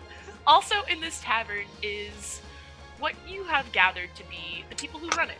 Having frequented this tavern quite a few times, our many adventures together as a group, you would recognize these as the owners, usually not all together, but today seems to be a special day as they're all seated at a table, slightly in the corner of the room, kind of watching the day of the tavern kind of unfurl in all of its chaos, seeing you guys, giving you a nice little light wave every once in a while. Seated at this table is a blue-haired goblin, who you would know to be named Bonnie. Hi, that's Bonnie. Love her. She's super great. Who speaks with a thick Aussie accent. always carries around a warhammer and is a barbarian. Seated beside her is a drow, edgily, with like just hair in front of the face, kind of painting her nails black. And you would know that this one is named Ivy Shadow, who is a drow rogue. Seated beside there, kind of playing with his greatsword, is a satyr, but a satyr wearing a white sweatshirt and a blue shirt. And this is Mr. V, the satyr paladin. But also kind of watching this Mr. V playing with his greatsword, very intrigued, is Adam, the other founder, Firbolg, Trickery Domain Cleric. Y'all can pick the color. I don't want to pick the color right now. And then the ever elusive Moose, who is a minotaur with, instead of minotaur horns, moose antlers, and is kind of maybe the god. Like, nobody actually knows. It's just a rumor in the village. Just a rumor amongst the people. For the DMs, that's in the bottom of the notes if you ever forget. Okay. Good thing. It was about to like rest already done stuff. I was like, good thing. It's like, oh no. Hey guys, does anyone find it kind of just like a little bit odd that all the bigwigs are sitting at a table? I'm not saying that that's bad. I'm just saying, like, usually in a movie, that's usually the sign that like something's about to happen in the script. Or, yeah, you would think that we would be, the main event going on in here, but no, they're over there. Let's go show them who the main characters are. Yeah. Right. Oh no, I'm not trying to start a war. The night of Greg goes over. Greg goes over. I'll go like a couple feet behind because I can't catch up with my little 10 legs. Like, I follow right next to Greg. All right, I'm like so surely up like all proud and stuff. there's these little tiny, a 12-foot tall knight and a small 5'3" up to the waist. And then there's a little 3-foot halfling. 3 foot. Oh, 3 foot. Okay, so it's like the kneecaps. Kneecaps. You Halflings are small, man. and you approach all these bigwigs as you claim, and the little goblin looks at you. Oi! What are you doing here? I'm on a quest for a shrubbery. For a shrubbery? A shrubbery! I'm so sorry. Well, I don't know. I don't reckon where you can get your shrubbery. And Ivy looks over at Johnny and says, "Your voice is so annoying." Oh my lord. But don't mind us. We're just kind of dealing with a situation that we can help you with. Oh, my well. friends, they can't help us with the shrubbery. I say we should go somewhere else. Well, hold on. We might be able to help them with the situation. Hello, Nuktuk, hero of the South. You might have heard of me. Hello, Nuktuk. Well, here you got a bit of a situation, and Nuktuk's always here to help. Yeah, I mean, it's not a big secret or anything, Calamithy's been kind of under the weather lately. Oh, Calamity! For the chat, our PCs would know this, but chat does not. Calamity is a giant telepathic clam who bestows his magic upon the land. Or so I think. Yeah, Calamity is ill. How tragic. Is there nothing we can do?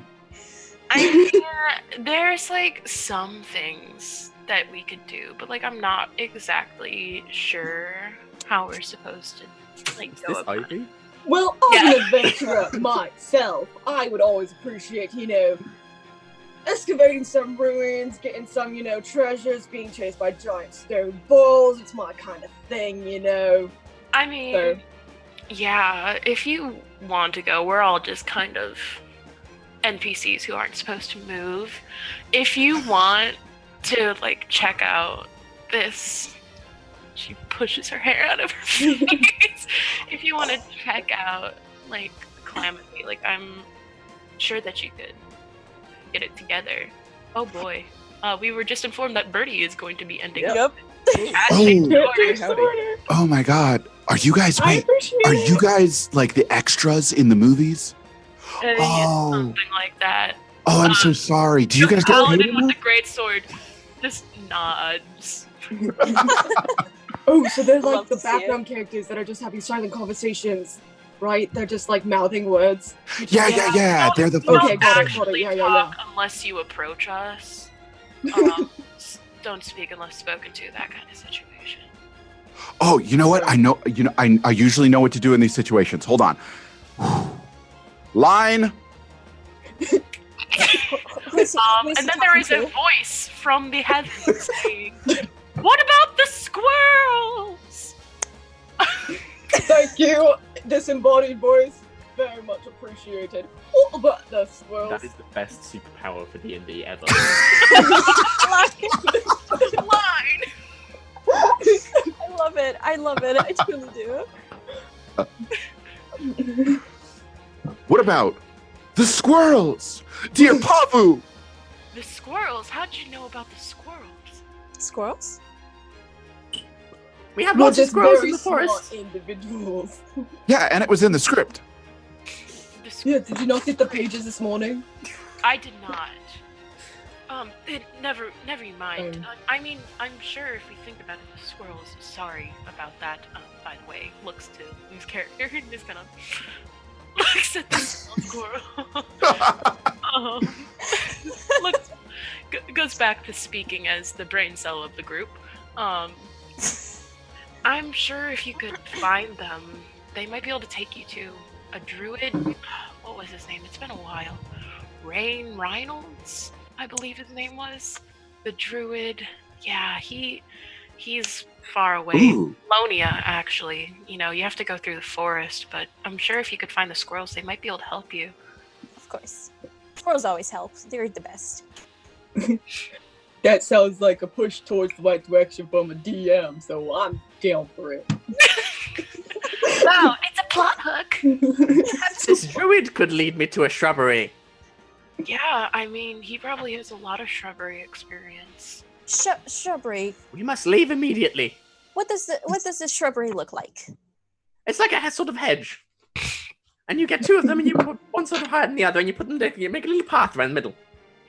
I mean, if you need to stock up on any gear, like blacksmithing materials, looking at the notes, clothes, or like flying carpets, I'm sure that you're able to like go around the town maybe a little bit, see what has to offer, but I would really encourage you going as soon as possible. That way we can get through this one shot in 2 hours. I mean, so that the situation taken care of. Nuktuk needs nothing but his spirits and his fists, and of course the trusty Pavu. The trusty Pavu. Who are you talking to? Nothing. Pavu, that's your cue. Oh. Should we tell him we ate his squirrel? Oh, Pavu! We had such a good run. Perhaps they'll write you back in the next one. Oh my lord. To the next scene! To the next scene! Like, does all fade out? Does all fade out? Like, It's just Nuktuk standing there, pointing off into the distance as everyone okay, cut that. backs out of the tavern. Greg just picks up Nuktuk and Carol. We'll go to the next scene. He's useless until we get there.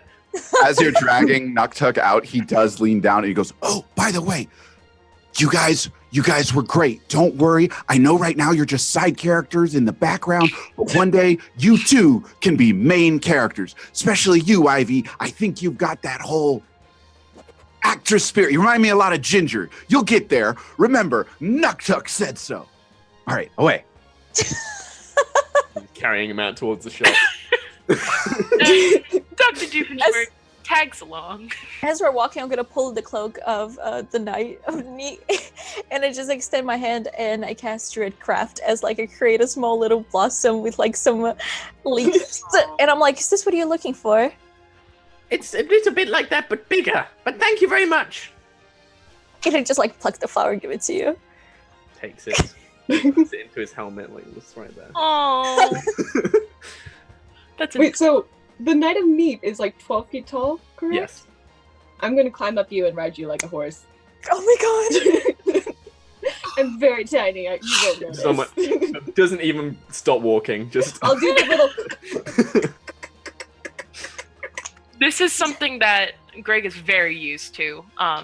Indiana Jones riding the Knight of Knee. I had to get on all fours to go through the front door of the tavern. Yeah, you have to like maneuver your way through. It's very much not built for a 12-foot tall person. However, there are establishments in this town, as it's a mainly monsters town, that do have high ceilings. This tavern just was not one of them.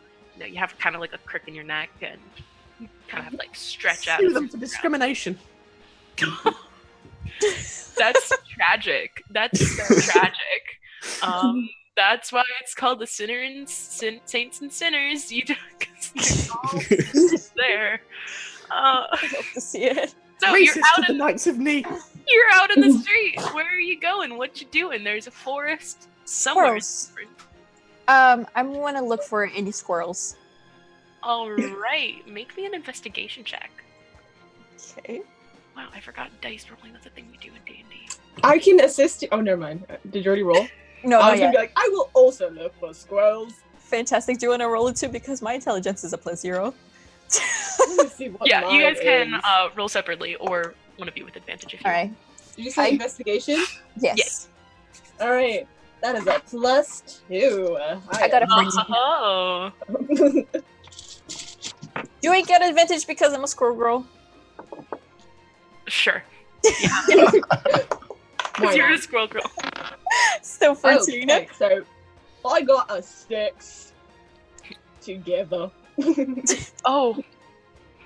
And then, Lee, what'd you get? 14. Okay. So I looking just wanna around, blood.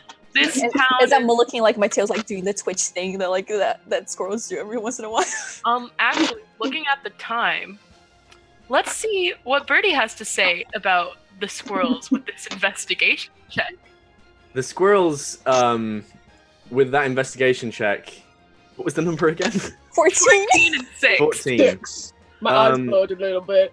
So as everyone is aware, the squirrels created the entire world. And they are survived today by the squirrel people. And there are, you would know with the 14 that there are tales of squirrels in a forest between here and Malonia that are known to guide adventurers towards places. Like they lead them off the path and towards adventure. So there isn't any squirrels here, but the forest. That's where like most of my buddies are. You have buddies in the forest.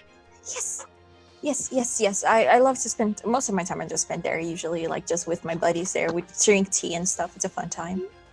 Oh, well then we must go to the forest right away. Yes. I have this thing. It's called a Walkinator. A what? Walking stick. Oh. It helps me walk. Ooh, what a clever design. I love that. Ooh, can we get one of those in blue? In blue? DM, I would like to try to manufacture a blue walking stick. So you reach into like your back pocket, like in your lab coat, and you pull out it's just a roller, paint roller, and you start furiously painting it blue. I call this the Walkinator .2, and I hand it to Nuktuk. Ooh, excellent. You can put me down now, bud. Thank you. It's like still fresh. You're from 6 feet up. Why is there a big red self-destruct button on it? I just want to know. And as you put Nuktuk down, he's like, whoo, yeah, whoo, whoo, Nuktuk, hero of the South, Walkinator. I like that. I like it. It's got a good ring to it.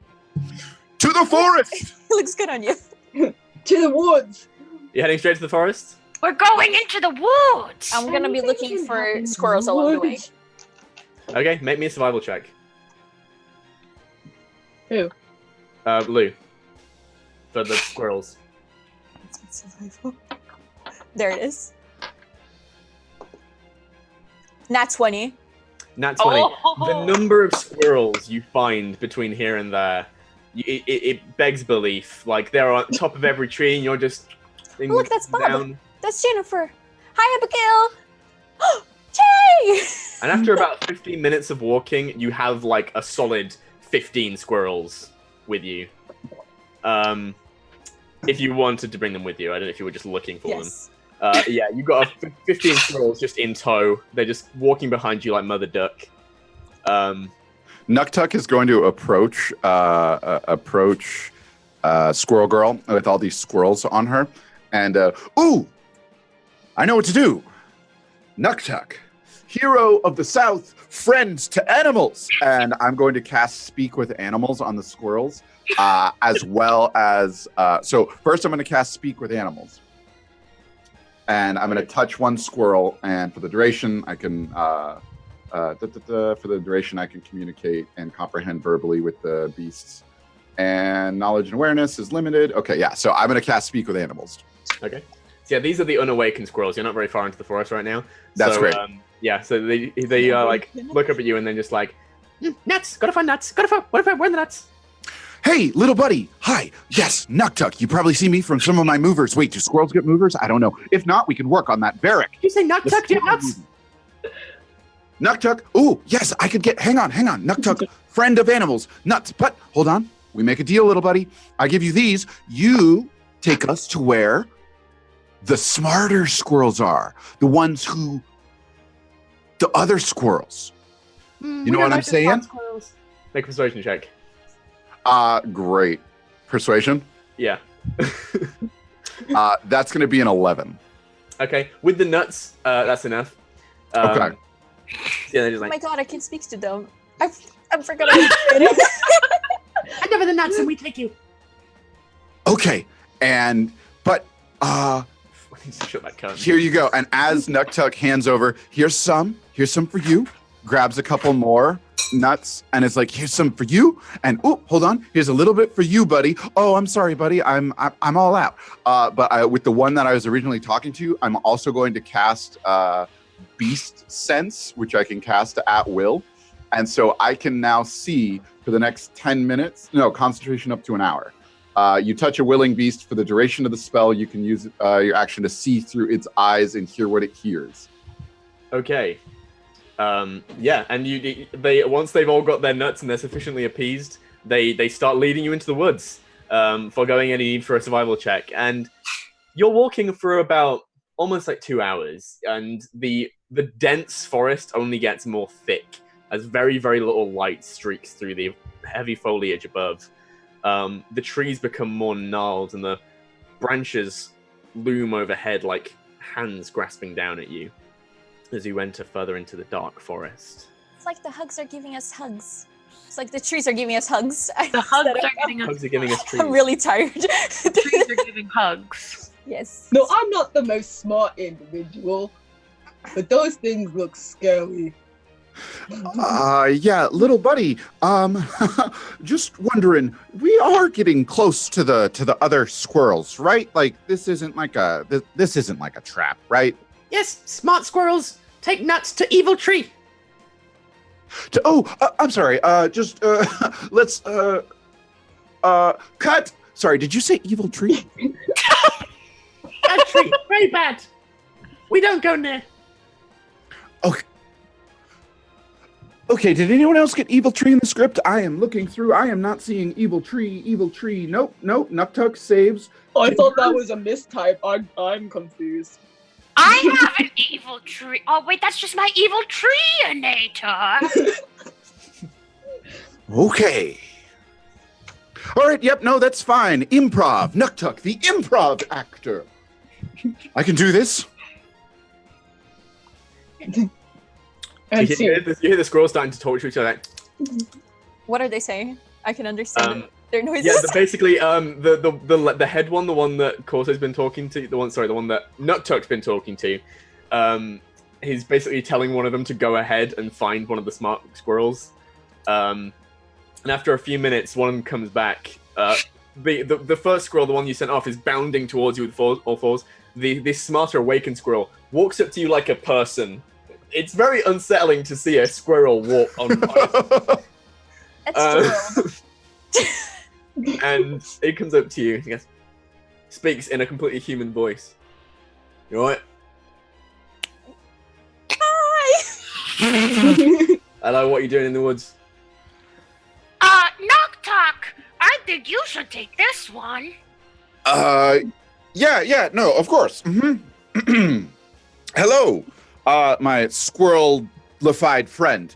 Love the walking thing. That is great stuff going on there. I am Nuktuk, hero of the South. You've probably heard of me, but that's neither here nor there. I am looking for. We are my line. Your compatriots and I are looking. Wait, what does the voice of God say? Oh shit. My compatriots and I are looking for the source of illness. My compartments and I are looking for the source of illest. What's illest?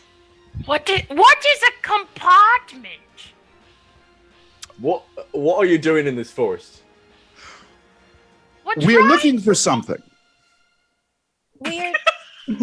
Oh! Yes, I remember what we're doing. Calamity. It is not feeling good, and Ivy told us that you guys might know how to help it.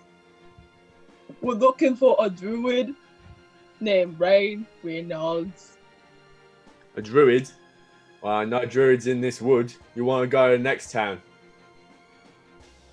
You sure? Can I insight check? Didn't Ivy tell us it was in it was in Malonia? Yeah. Yeah. Yeah, but this is the forest between Malonia and. There's a forest between. Still looking. Okay, but we heard. Now I remember. We heard that the great and wise squirrel leads the hero to their destination. Squirrel, hero. Well, we can lead you somewhere, but it's gonna cost you. Oh, I'm all out of nuts.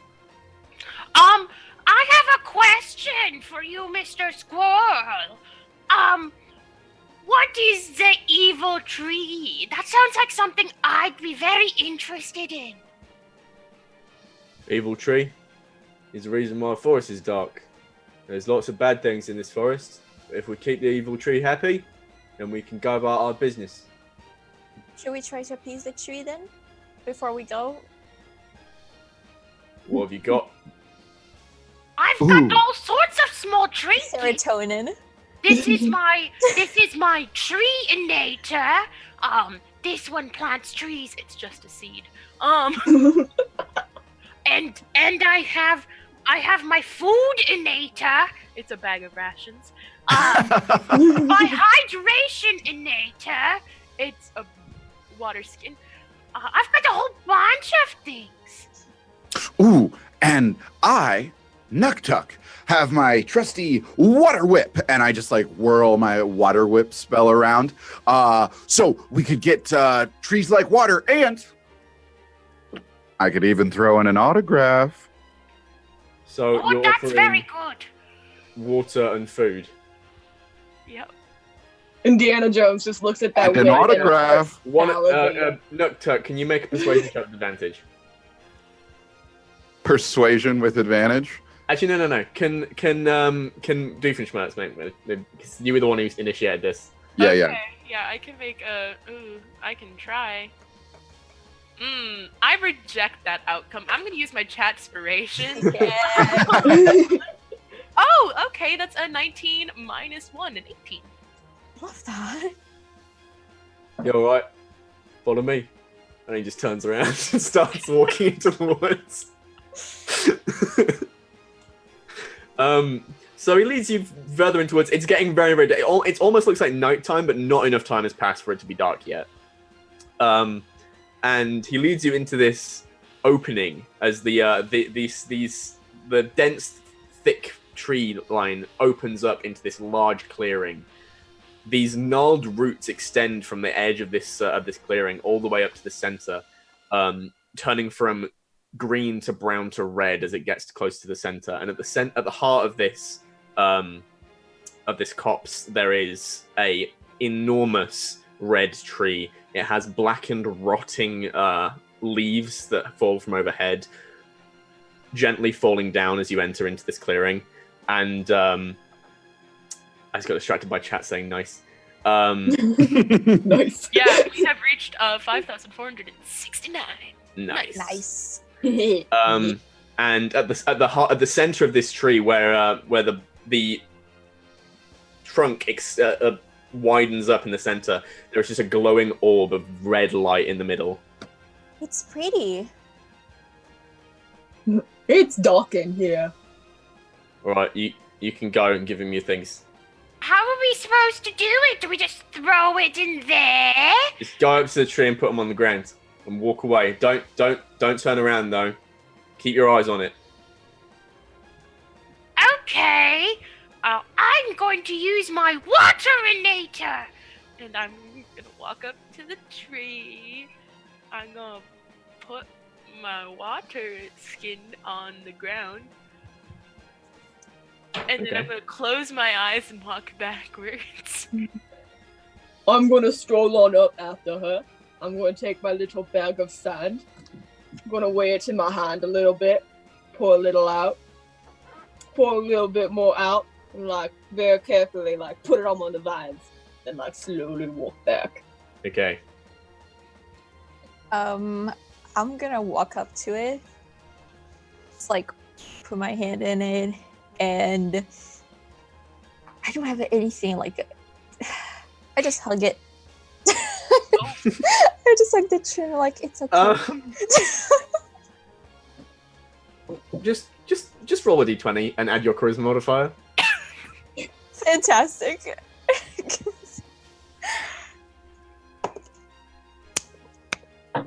6. Oh wait, actually, chatspiration. Yeah.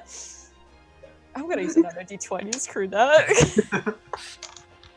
Okay, that's cocked. 4.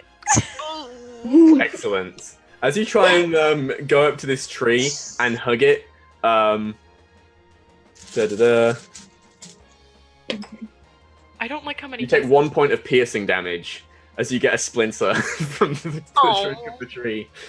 And the orb in the center glows a little as you see the blood that was taken from the little thing just gets drawn into the tree.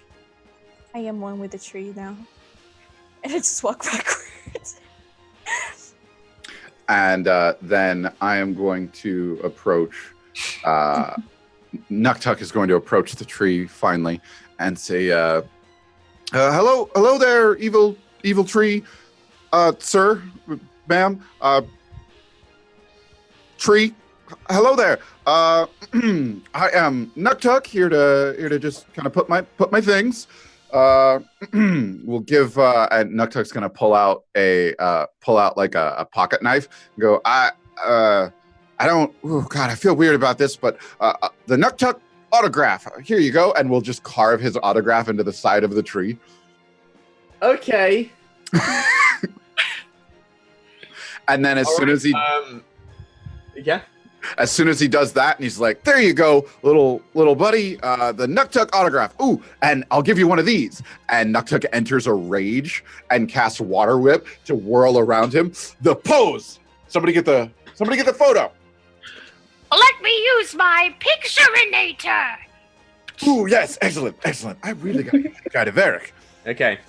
So as you do this, and you head over, and you draw just scrawling your signature on the side of this evil tree with a dagger, and then brandishing a water whip in his face, a branch falls from the tree onto the ground, and it begins to contort, growing arms and legs, manifesting into this humanoid form of a twig blight that just lets out this and then just bounds at you. Roll initiative.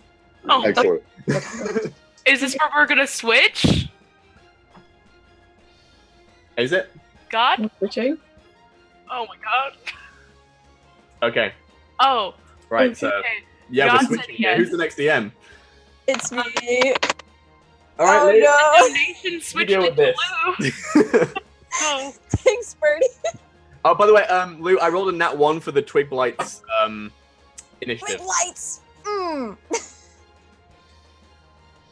Big light stat. Give me a second. Oh, Twig Blights are pushovers. We're not nothing to worry That's about. true, that's true.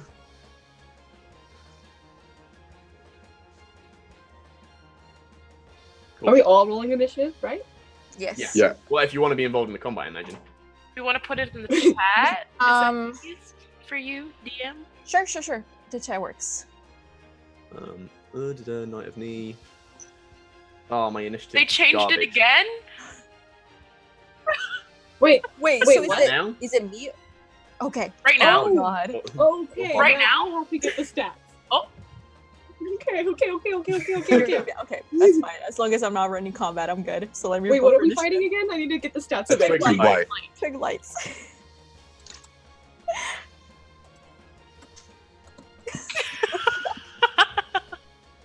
I can't spell initiative. Thank you, dreaded GM. Thank you. All right. So, Nuktuk got a 16 for initiative. Got a 12. Greg also got a 16. okay. So wait. Initiative order. Can I actually have you guys say 20 to 21 or 25 to 20? Nobody? Okay. Cool. 20 to 15. 16. And that was. And 13, Nuktuk. right?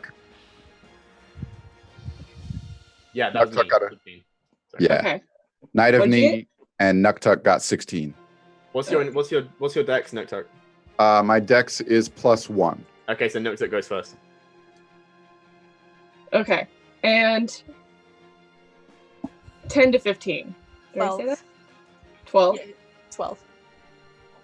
Oh god, Doofenshmirtz. I'm gonna start chugging Mountain Dew. Give me a second. But did you rolled initiative already on the Twiggies, right? It was an nat 1. It was only one. It's only one Twig Blight, and it was a nat 1. Okay, cool. And Doofenshmirtz? I got a 9. All right. And Twig. All right. So as you see this twig start to form into a human body, you hear this kind of ethereal voice echo in through all the trees in the world. You dare defame my body with your sword? Oh no! Just an autograph. Sorry about that. Are you guys? Do you guys not do autographs? Always ask for consent first, don't you know? Ooh. Now you will pay the price. Strangely enough, the little tiny halfling, Mr. Indiana, sees this, grabs his little whip. He's a little bit far back, but has been taking a keen eye on the whole situation with his, negative wisdom perception. Just kind of whips around and sees this. He's going to try to do a whip attack. With a natural 20. Oh my god. That's really awesome. That's a pretty nat 20 NPC. Hey. If you know what I mean. So he is going to let me pull up the stats for a whip because I've never played this before. All right, so that's a 1d4, so that doesn't really matter that it's doubled. And that's a 1. I rolled a 1 on damage. But with, expertise as an Indiana Jones man with a whip, he whips the thing really hard. Just say that. All right. And he takes 1 hit, And he's just like, all right. And he's getting ready to shoot with his gun for a bonus action. And Bertie, your character is up next. The Knight of Knee points at the Trig Blight and says, Knee! And he casts Word of Radiance. Has to make a Constitution saving throw. All right. Good thing I just pulled up the stats. All right. That's a 20. Okay, so he doesn't take any damage. And I believe that may well be everything. Yeah, that's it. Cool. Cool. Corso. All right, so the twig actually looks at you with the words, and you hear that echo again. The Knights of Knee. I've heard of you. You're not Everyone living has up heard to of us. the We are legend. very famous. And as Nuktuk hears that, oh yeah, sorry. Look, I think we got off to the wrong, on the wrong foot here, or the trees don't really have feet. On the wrong route. I'm Nuktuk, hero of the South. You might have heard of me too. Oh yes, I've heard of you. Excellent. Really sorry about that. Could you maybe call off the little twig thing? Cause like it's kind of freaking me out. Make a persuasion check with disadvantage. Excellent. All right, so persuasion with disadvantage. So that right there is a 10 or a 6. I'm gonna use my chatspiration though. Do you want me to roll twice again to have disadvantage, or just roll an additional? I say roll again twice, because then I don't really know how I would do disadvantage with you. Just Yeah, roll okay. So I'm gonna roll 2 real die here, and I add 2. Oh, that's a nat 20 and a 5. Ooh. She just looks you like deadpan. Or wait, it's a tree. Yeah. You just hear it echo even louder in your head. I don't know. Can you erase the defamation you have made upon my skin? Ooh. Well, I can try, and I'm going to use an unarmed strike to advance and uppercut the twig blight. All right. And that's a nat 20. Oh my god. God. All right. I guess, how do you want to do that? They're really Yeah. well. So the Twiggy just kind of looks at you, and like is ready. What do you do? Nuktuk advances much like in pro bending, ducks under the attack, and then ducks and comes with an uppercut and just shatters the twig head of this twig blight, and like jumps into the air and like has this just like moment, and then lands and strikes the Nuktuk pose. As you do that, the twig just kind of when you punch it, you're expecting it to splinter and like all of these woods to just kind of go like flying into the world, but no, it just like bursts into this thing of leaves, and just it's kind of beautiful but also kind of scary as it starts to swirl around the entire group. And in the center of this kind of tornado like flurry, another little tiny small Twiggy appears in a very calming voice. Oh, you are worthy adventurers. You have defeated the evil tree. Oh, thank you for picking us. I am the voice of the squirrels who have been trapped here, forced to give these evil-rooted human being gifts, just so we can survive. Please let us lead you to the river of, what's the river called? Nuktuk's gonna have an aside to the group and go, the special effects world of this tree. one is The Mist Falls. The Mist Falls is the river. Oh, okay. Yeah. Also, I would like to take a moment to acknowledge that we hit 5,500. Yeah, 5.5. Woo! Thank Oh you. my goodness. Thank you guys so We've much. made last time I checked, we made $350 from Twitch subs and bits, so we're very close to 6K total. I love that. Oh, wow, look at us. Alright, so back in character. Let me lead you to the Mist Falls, which is a cold red Mountain Dew river. It'll lead you directly to where you need to go. Did you say Mountain Dew? Oh, yes. It is the fuel of all the beings in the forest. The witch word. Sponsored by. Not sponsored. We're gonna get a Not cease really. and desist. We're gonna get a cease and desist. Wait till Balloony hears about this. I say we go to the river right away. The Indiana Jones guy just goes, "Oh yeah, I will go with her." I don't know how to play an NPC museum. All right, yeah, let's get away from the creepy tree thing. I go up to the tree where you try to carve. I cast through crafts to create a little patch of moss, and then just start like plucking in where you try to carve into the tree to like try to like mend the tree, but like with moss. I'm like, okay, Make that's a charisma check for me. better. Okay. Or wait, I got Chatspiration. Chatspiration. Okay, 15. Thank you, Jay. All right. You feel kind of like this tingling that happens from your hand and travels down all the way into your arm, and you look and you have like this no vine tattoo hidden amongst you. You now have the ability to cast Entangle. Once. Ooh. For this entire campaign. And You've been Nuktuk, after you. blessed for repairing the damage that Sir Corsair has done.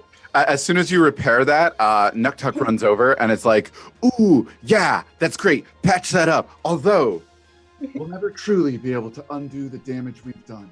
We can only try and be better. Make a dexterity check for me. You want Nuktuk to make dexterity? Yes, please. Excellent. That is an 11. You get your feet whipped out from underneath you from a roaming vine, just and you're now prone. But it's fine. All right, cool. So as Nuktuk lands on his back, he goes, oh, always ask for consent. Nuktuk. The I, like, little extend my spirit has drifted over to your group. Please, my adventurers, let me lead you to the Misty Falls. Yep, that's probably better than this. Yep, let's do that. I extend my head to help you get up. Absolutely. I'm really strong. By the way, I don't look that strong, but like I just pull you up like easy. Whoa. A DM, I would like to use our walk to make my Eldritch Cannon, if that is all right with you. Do you have to roll for that? I'm No, not I'm sure. just telling you, I'm just doing it. Oh. Yeah, go for it. It's Actually, as you're doing that, the little spirit is kind of like hanging out on your shoulder, like, Whoa, this is so interesting. Now what did? Oh, wow. I am choosing the flamethrower one. Okay. What a great choice for a forest. Yeah. Yeah. So, who's gonna spearhead this walk? Oh, I'm like with the squirrels, so like I feel like I'm gonna be in front of like just like walking with the squirrels. Okay. Roll a survival check with advantage because you're also having the little tiny spirit guiding you. Thank God for advantage. I need to stop using this dice. Oh my God. So that's gonna be 11. Okay, I mean you just had to beat 10, really. You're going Like, to that jail. As you're saying, this is a guided walk, so you're fine.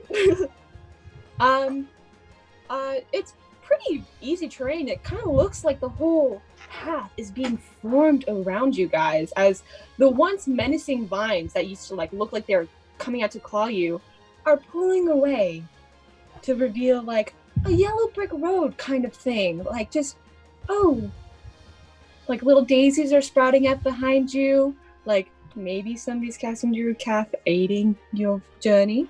And then you come across this giant roaring waterfall, which is kind of interesting because you really didn't see any mountains before. It was a forest, so you're wondering where this comes from. And then you realize, oh, this rock structure is just a giant formed bottle-like shape with a geyser. God damn it. Of red, kind of bubbling like liquid coming down, and it's just a rapid flowing river. And as you come across into this clearing to see this, what do you guys do?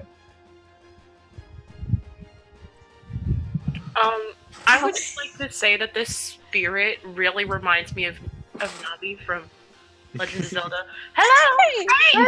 Listen! Watch out! Oh, we have made it to the Misty Falls! She does like a giant regal bow. Oh, my great dear Mountain Dew Lord! Thank you for blessing this journey. Does anyone else get the feeling we were led somewhere completely different? Oh, don't worry.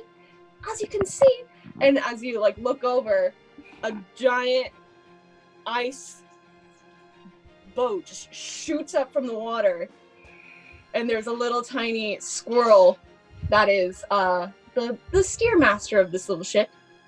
Oi, get in! I'm ready to pull up. Oh my god, he's so cute! Look at the little squirrel steer master!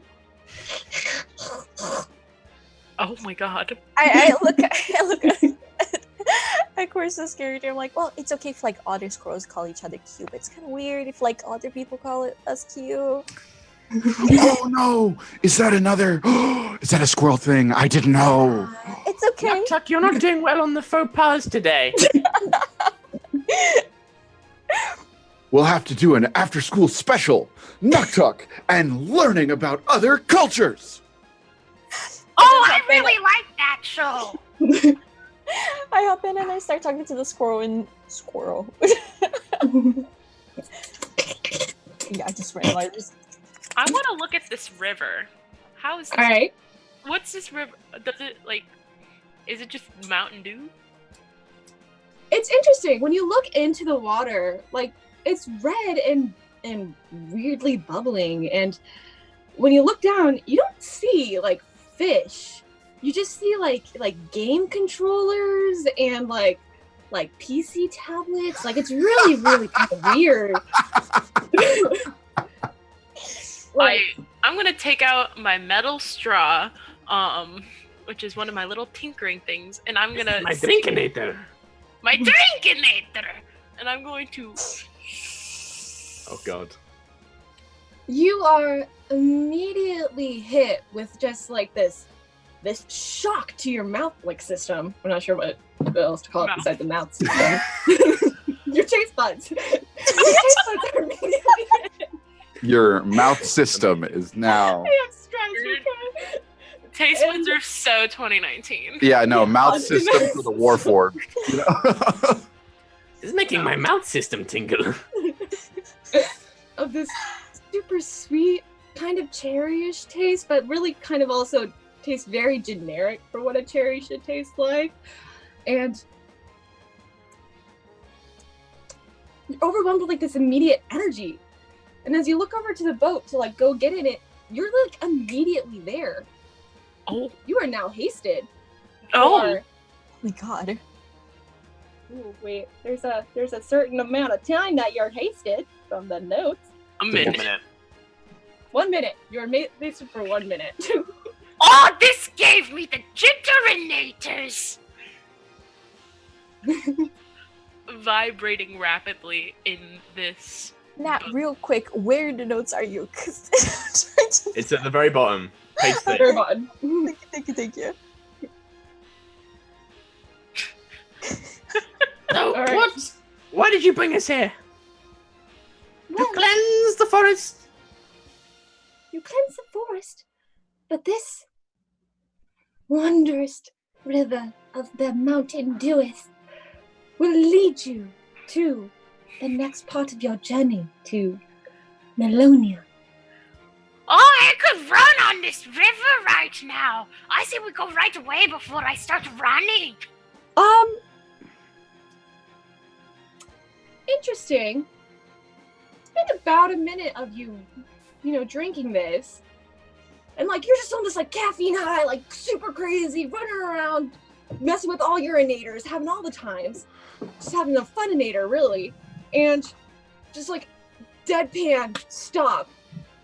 You look over and blackness takes you. You're incapacitated for 15 minutes. No save? No save. No save. Greg picks up man. Doofenshmirtz. So we have which part? Your character is in the boat. So is Indiana. Corso, I'm not sure what you're doing, but you also now have Dr. Doofenshmirtz just kind of passed out face down right near the riverbank. Nuktuk is going to do that thing where I like push us off of the edge and then hop in. I just scoop up Dr. Doofenshmirtz off the riverbank. I'm like, do you have a separate boat? I fear I may be too large. The little squirrel driver goes, Yeah, we got another one. and he goes, and another ice cube-ish boat just bursts from the thing. You're all sprayed with some Mountain Dew. Sticky. Which often leaves like a really sticky after feel. Like, you're gonna need a shower. Preferably not in the river. But yes, you have another boat and a little squirrel comes running up and goes and stems that one to like help out. Clamber into this boat. It's very angry that he has to do this. All right, so we're all in boats. We're all ready to go. We're all in. The little squirrel and has his little stick in. And it's a stick. You're just expecting, the water to lead you down on a very calming thing. No, that's not at all what happens. Have you ever seen like those speed racing boat races where they just kind of that's what happens. You guys should all make a dexterity check for me, or dexterity saving I'm throw. not good at that. I that's a automatically 14. fail because I'm unconscious. No, I'm holding you. It's fine. I got a 14. Okay, I'll give you that. Yeah, it's going to be a 4 for Nuktuk. I got an 18. All right, well, Indiana got a 19.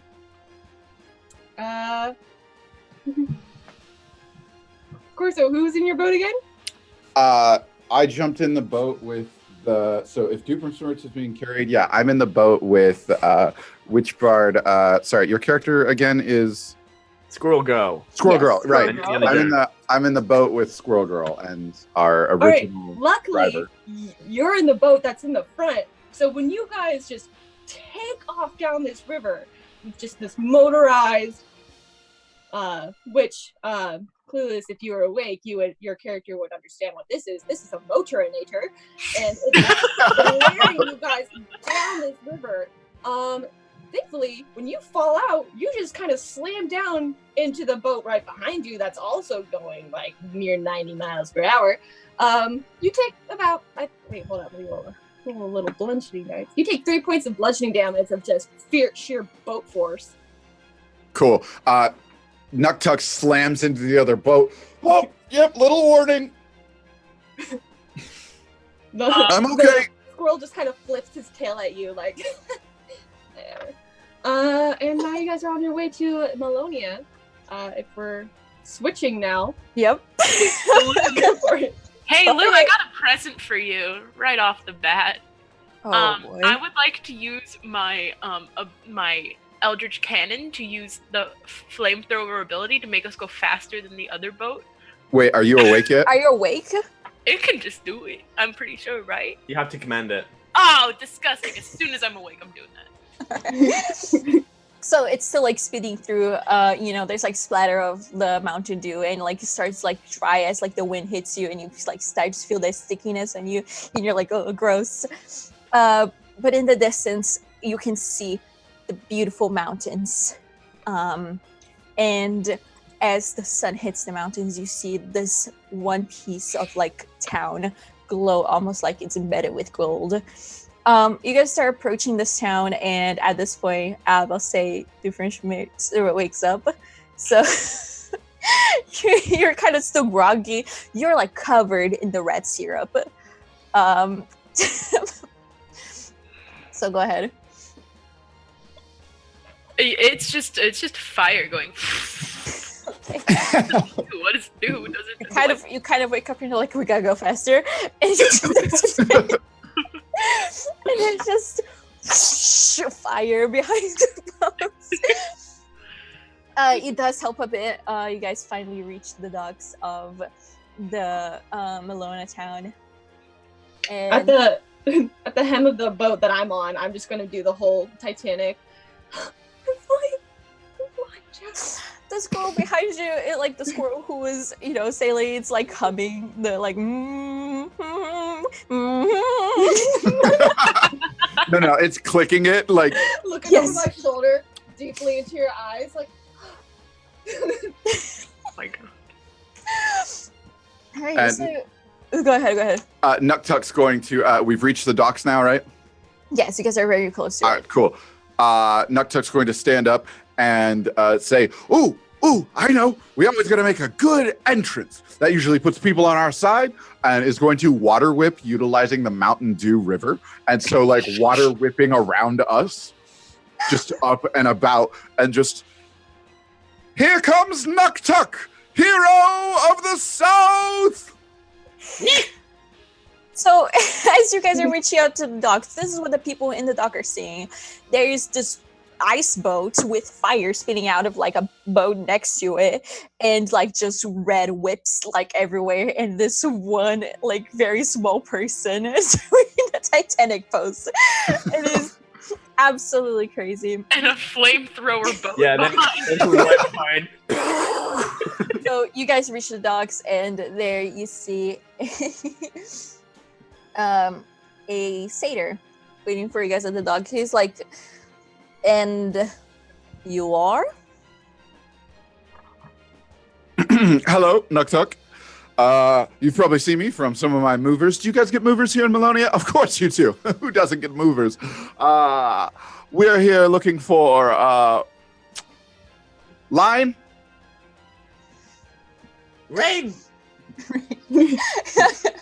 Now, now, do we hear that as the voice of God, or do one of the other characters just say it?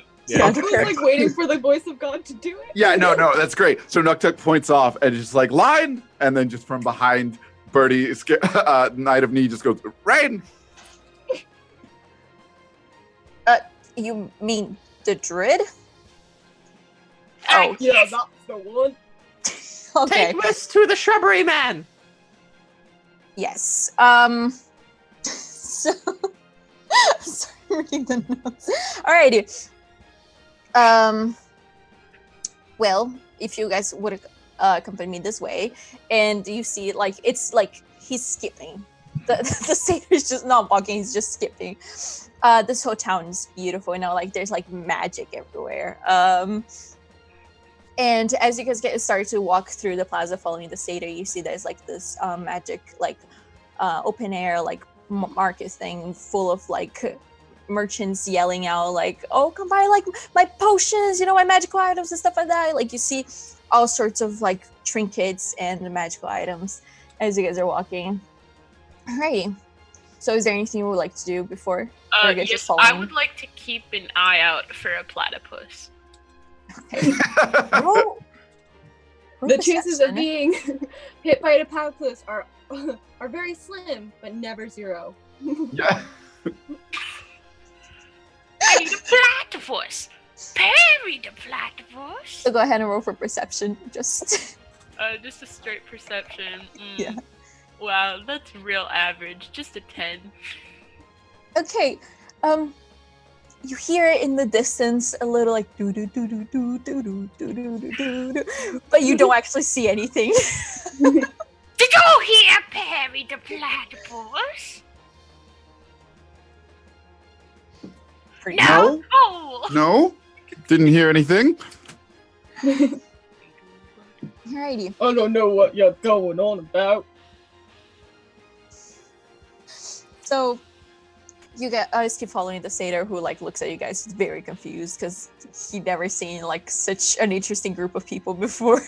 It's like, well, I will look to where the druid is. He usually just like he's usually studying, but like I have to like check in on him. So you guys can wait at like my family's tavern real quick before this year, and he walks you guys towards the wobble walk. And as you step in, all the planks feel like they're like almost like slime like. So as you're walking, you're just keep following. How big is this room? You do have to like crouch a bit, but it's like you see like it's more made for people like you, but not as tall as you. You still just like kind of like duck underneath the door frame. Just like this the entire time. My little halfling man is just walking in like, oh, this is perfect. Alrighty. So Rain Reynolds! Rain Reynolds! Is there a Mr. Reynolds? Is there a Mr. Rain Reynolds? At the corner of the tavern, you just see like a druid like lowered its book. You know, like one of those like. And you see Rain Reynolds there reading just a book and chilling in an afternoon until you guys came along. It's like that would be me. Rainy? Yep. I knew I recognized that name. Rainy Reynolds from Undead Pool and Green Torch? We don't usually talk about the last one, but yeah. Oh. I only strive to be as good of a mover star as you. I can't believe I didn't recognize you. It's alright. A lot of people don't. That's okay. That's all right. Nope, we're fine. Yep, just Nuktuk here, hero of the South with Rainy Reynolds. Yeah, here, somebody get a pose. And he just like awkwardly like just.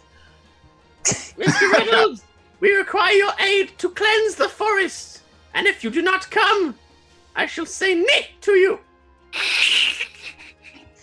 Doesn't sound like a big of a threat, but like I said, there's not like that much. You know, the second time really does the thing. All right. Roll a persuasion check with advantage. Would it be like intimidation or persuasion? I got a nat 20 and a natural 1. Love it. That's amazing. You know, the Yin and less yang. There is no light without the dark. the less neat just hit different. Yeah. I will say nay to you once more if you do not aid us. I'll help. Please, Mitch. Quiet and go and just have the whips out like. Right. I'm gonna make one of my innators go but it's very out of tune. He extends his hand for you guys to sit at the table next to him as he like thinks about it for a little bit. Very well, cleanse the tree. He like quickly like flips through, and you see like it is a very crude like leather book that like seems to be like homemade. He just like, oh, well that's easy. Can you guys make it rain? What, like, I take out my copper pieces. Yes. You know, the structures are unclear, so I don't know if that would work, but we can try. What if we just made it rain into the clam? Don't you got like a rain-a-nectar, Mr. Duck? I do! I'm going to spend the next minute creating like basically a money gun, but it's for coins. It's a gun. It's a gun. It's a gun. It's like a Nerf gun that shoots those discs. Very well. I think. Let's see. and he keeps like flipping through like his book to try to see if like there's any sort of like anything to help what it means to like make it rain and stuff like that. And he's like, well, we can try on the tree.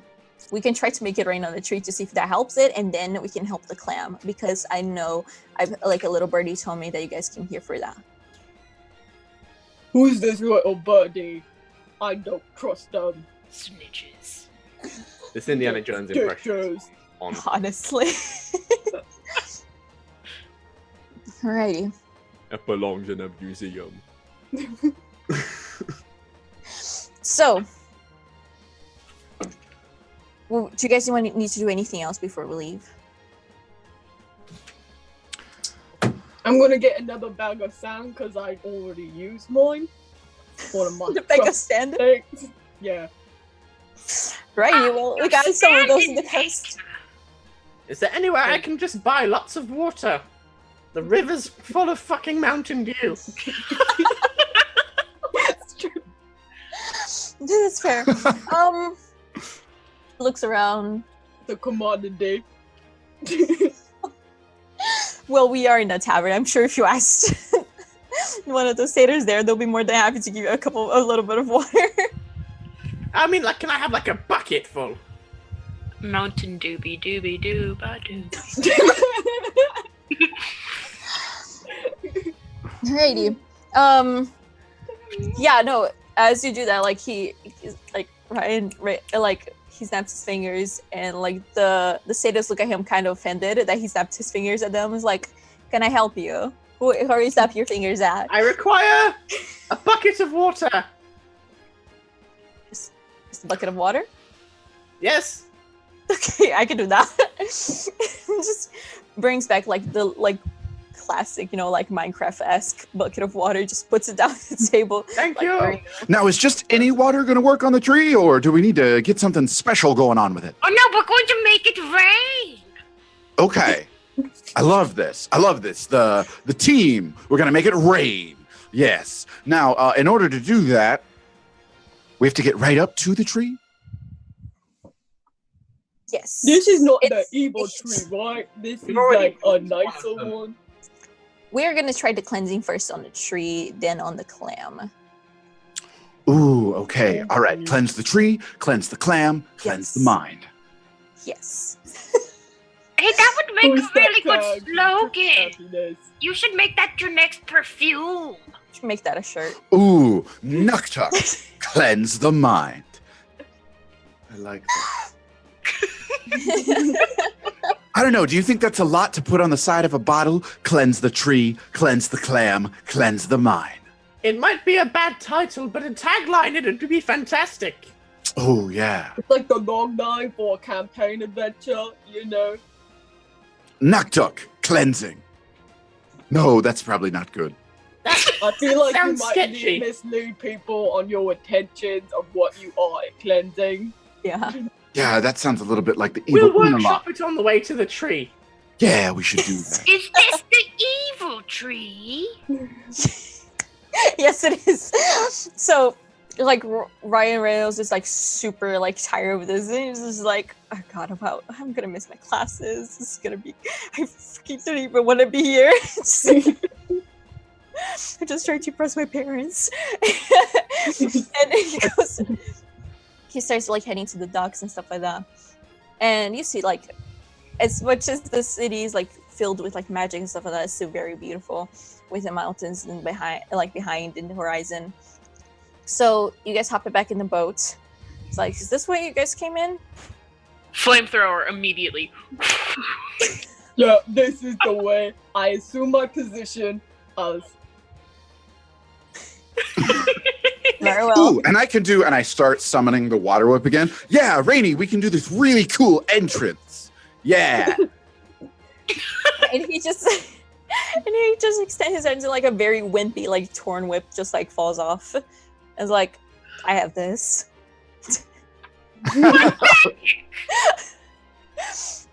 So you guys jump back in the boat, and the flamethrower just like helps out a lot, even though it's an ice boat. You guys are heading back to the forest. You get there. It's like a lot better. It's not as dark and like closed in. Like you guys already fixed a lot of it, but like the tree still needs cleansing. So the squirrels are like hesitantly like waiting for you guys. Like they like, why are they back? You know, kind of deal. So We you have jump. come to clean the forest. Come to make it rain. As you say that, all the like the little squirrels like start chipping and like clapping their little paws together and just spinning around like crazy. I was being like pushed off in the docks. I just kind of start humming like the whole. Copyright. Copyright. Matt, take it off. Matt, take it off. Music. Oh shit, my bad. Twitch is I clamping down on forgot. that. Oh, we made it 22 and a half hours, y'all. God damn it. Gotta do it again. Gotta do the whole 24 hours. My bad. I ruined it. Alrighty. So you guys start heading back to the forest, and the trees like are opening up their ways because like they just feel the good vibes from you guys. They're like, hi, yes, they came to save us. So again, the whole yellow brick road thing. And you get there, the tree, the evil tree, is like almost, you get the vibe as you guys walk back into the clearing that is almost like excitedly to see you guys again. Like it's ready to get this cursed out of it. Nuktuk is here to not put an autograph into the tree. We have brought the rain. Inator. I love it. So Ryan walks up to the tree and is like, yikes, it's way worse than I expected. All right. So would you want to do the water first? We need to ask for consent. He just puts his hand in the tree. And he's like, do we have consent? Rainy, we kind of went over this in the last scene where I did a whole thing and then learned a lesson in the end of it, and then there was a funny kind of pratfall thing where it swept me at my legs and stuff. We gotta ask for consent. So he looks at the tree and is like, do we have consent to make it rain on you? Everyone's just like, it's just silent, like not even like anything. And the tree just like creaks and it's like, yeah, that's a yes, let's go. All right, now, who wants to start the raining? Greg stabs the bottom of his bucket and starts waving it around above his head. Like, make it raininator and put like some coins in it. I start making a little Yeah. And Nuktuk is just water whipping, just with his water just up and down. Ooh. And Dana will join in with you with the 2 whips that he has. Squirrel Girl's just dancing with the other squirrels. All right. You guys are just like making it rain, like throwing coins and everywhere. Some are hitting the tree. I would like to use dancing lights as we do this to make it like a disco.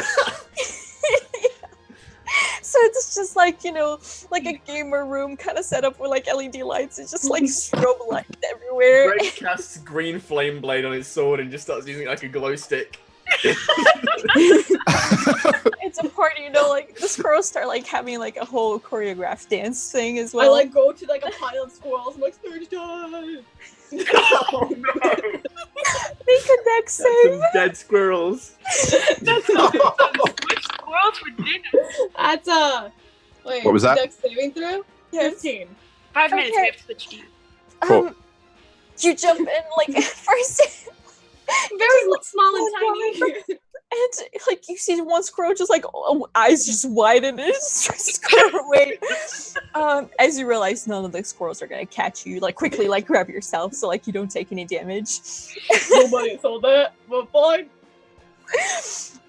Alrighty, so as you guys are making it rain, like you see like even like the trees like kind of shaking a bit to like the rhythm. surprisingly, that was it. And we're just like, shaking- yes! As you're shaking the tree, like you see the roots that were once red start to like clear up and make it turn into like this brown and then green, and the greens start heading up to the tree, and the bark start like flowing and blooming with like many flowers and vines, and like the green keeps going to the leaves, and you realize that what was once a very weak and gross tree is actually a beautiful willow, as like it covers this clearing, the leaves, and it just looks like you guys created a disco inside the clearing. Just by How making long has it been like this? couple thousand years. You guys haven't been able to disco for 1,000 years? Well, that's a downright shame. Oh, no wonder you're so weird and creepy. Hey, Noctok, I think we should rename the tree because it's no longer an evil tree. Now it can be. I take the moss little band-aid off. The Noctok tree. Ooh, the no longer evil Nuktuk tree. I love it. Do you think we could get that on branding? I mean, with the right company and like the proper advertising, really anything is possible. Ooh, and then little C in a circle. and then we could sell little potted plants and call them your very own no longer evil Nuktuk tree. We can have it be like your face, and if you water it, you'll get The like no good hair longer- going. No longer evil Noctok tree in nature. I love that. A no longer evil tree Nuktuk Anator Chia pet. Yeah, that is what I want. And then we could do it my face, and then we could do the pose, and then coming out of all the spots would be branches. Yeah, like you would get like hairy arms and hairy legs, and like good facial hair, like all the things. Yes. 100%. Oh. The tree seems happy over this, like it like creaks in like a happy vibes kind of deal. This whole thing just like turns into happy vibes. Dear tree, I am extremely sorry about earlier. I have learned my lesson, and I will be better and better for it moving forward. You hear echoing in your mind, "It is all right, my child. You have cured my bad vibes." Bad vibe. But why did you We all turn need evil in some the good first vibes place? right now. Ooh, that's a good question. That's a good question from me. Why did you turn evil to begin with? Should we switch DMs? DMs for that? Should we change DMs? Yeah, 2 Sure. minutes, yeah. All right. All right, final stretch. Bring us home, Corso. I can't even remember. It's been so long. One day something poisoned the forest, and as I am connected to it, it then thus poisoned me. And so we will be a lot more stringent about the things we allow to enter the forest, but you don't have time for this. I can sense it. You need to get to Calamity. Sorry, the name for the clam is Calamity, right? Calamity. Yeah. Calamity. You need to get to Calamity. Calamity. Yes, Calamity. Calamity. Oh, I can Calamity. sense the telepathic bond even from this great distance. Calamity is in such... Yeah, we're switched right now. Calamity is in such pain. I don't know if they have much time. And at this moment, you hear a and the wind starts picking up from all around you. And Rain Reynolds says, "Well, if speed is what we need, I phoned a friend before we left." And above you, you see an airship. And descending down onto all of you come a bunch of ropes in order for you to climb on up. and they extend down, and there's a little swivel step on the bottom for you to place a foot on. And Nuktuk says, "Ooh, I've seen these things," and grips one, and then it's ripped up into the air towards the airship. What do the rest of you do? A rope Indiana is hanging goes free. over to the rope and he pulls on. He's like, "Well, this campaign." You just go straight up.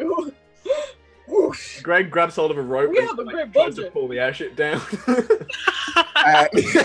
Tries to pull the airship down, and the airship kind of tilts a little bit with your pull, and then you two are ripped into the air. It's Kurogro just like gives like a very like small tug as she's like terrified of this.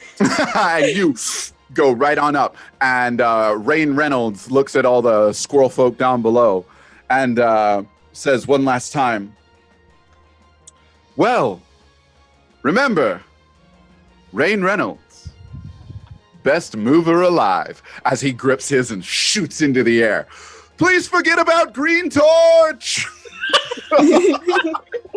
And as you all go up, you are ripped into the sky, and then you end up dropping onto the deck of an airship.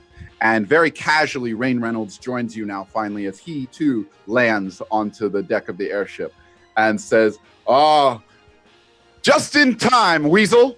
And turning over, you see a very resplendent person behind the helm of the ship who calls down and says, "Welcome aboard. Sounds like you needed a little bit of a lift." Yeah, you're right. We did. I wasn't filled in on all the details, but I was told you guys needed to get somewhere quick, so I tracked Rain. Save a clam! Go! All right, consider it done. And Rain Reynolds tells Weasel, "Yeah, we kind of need to get to save the day. We're heading back to the coastal city, Havensburg. Havenburg. Whatever. We're heading back to Havenburg to save a clam. You in it, buddy?" And Weasel lets out a little bit of a roar as you can, and everyone make a perception check. Natural 20. 14. So in Excellent. 26.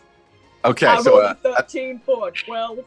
okay, so everyone got above a 12, right? A 12 or above.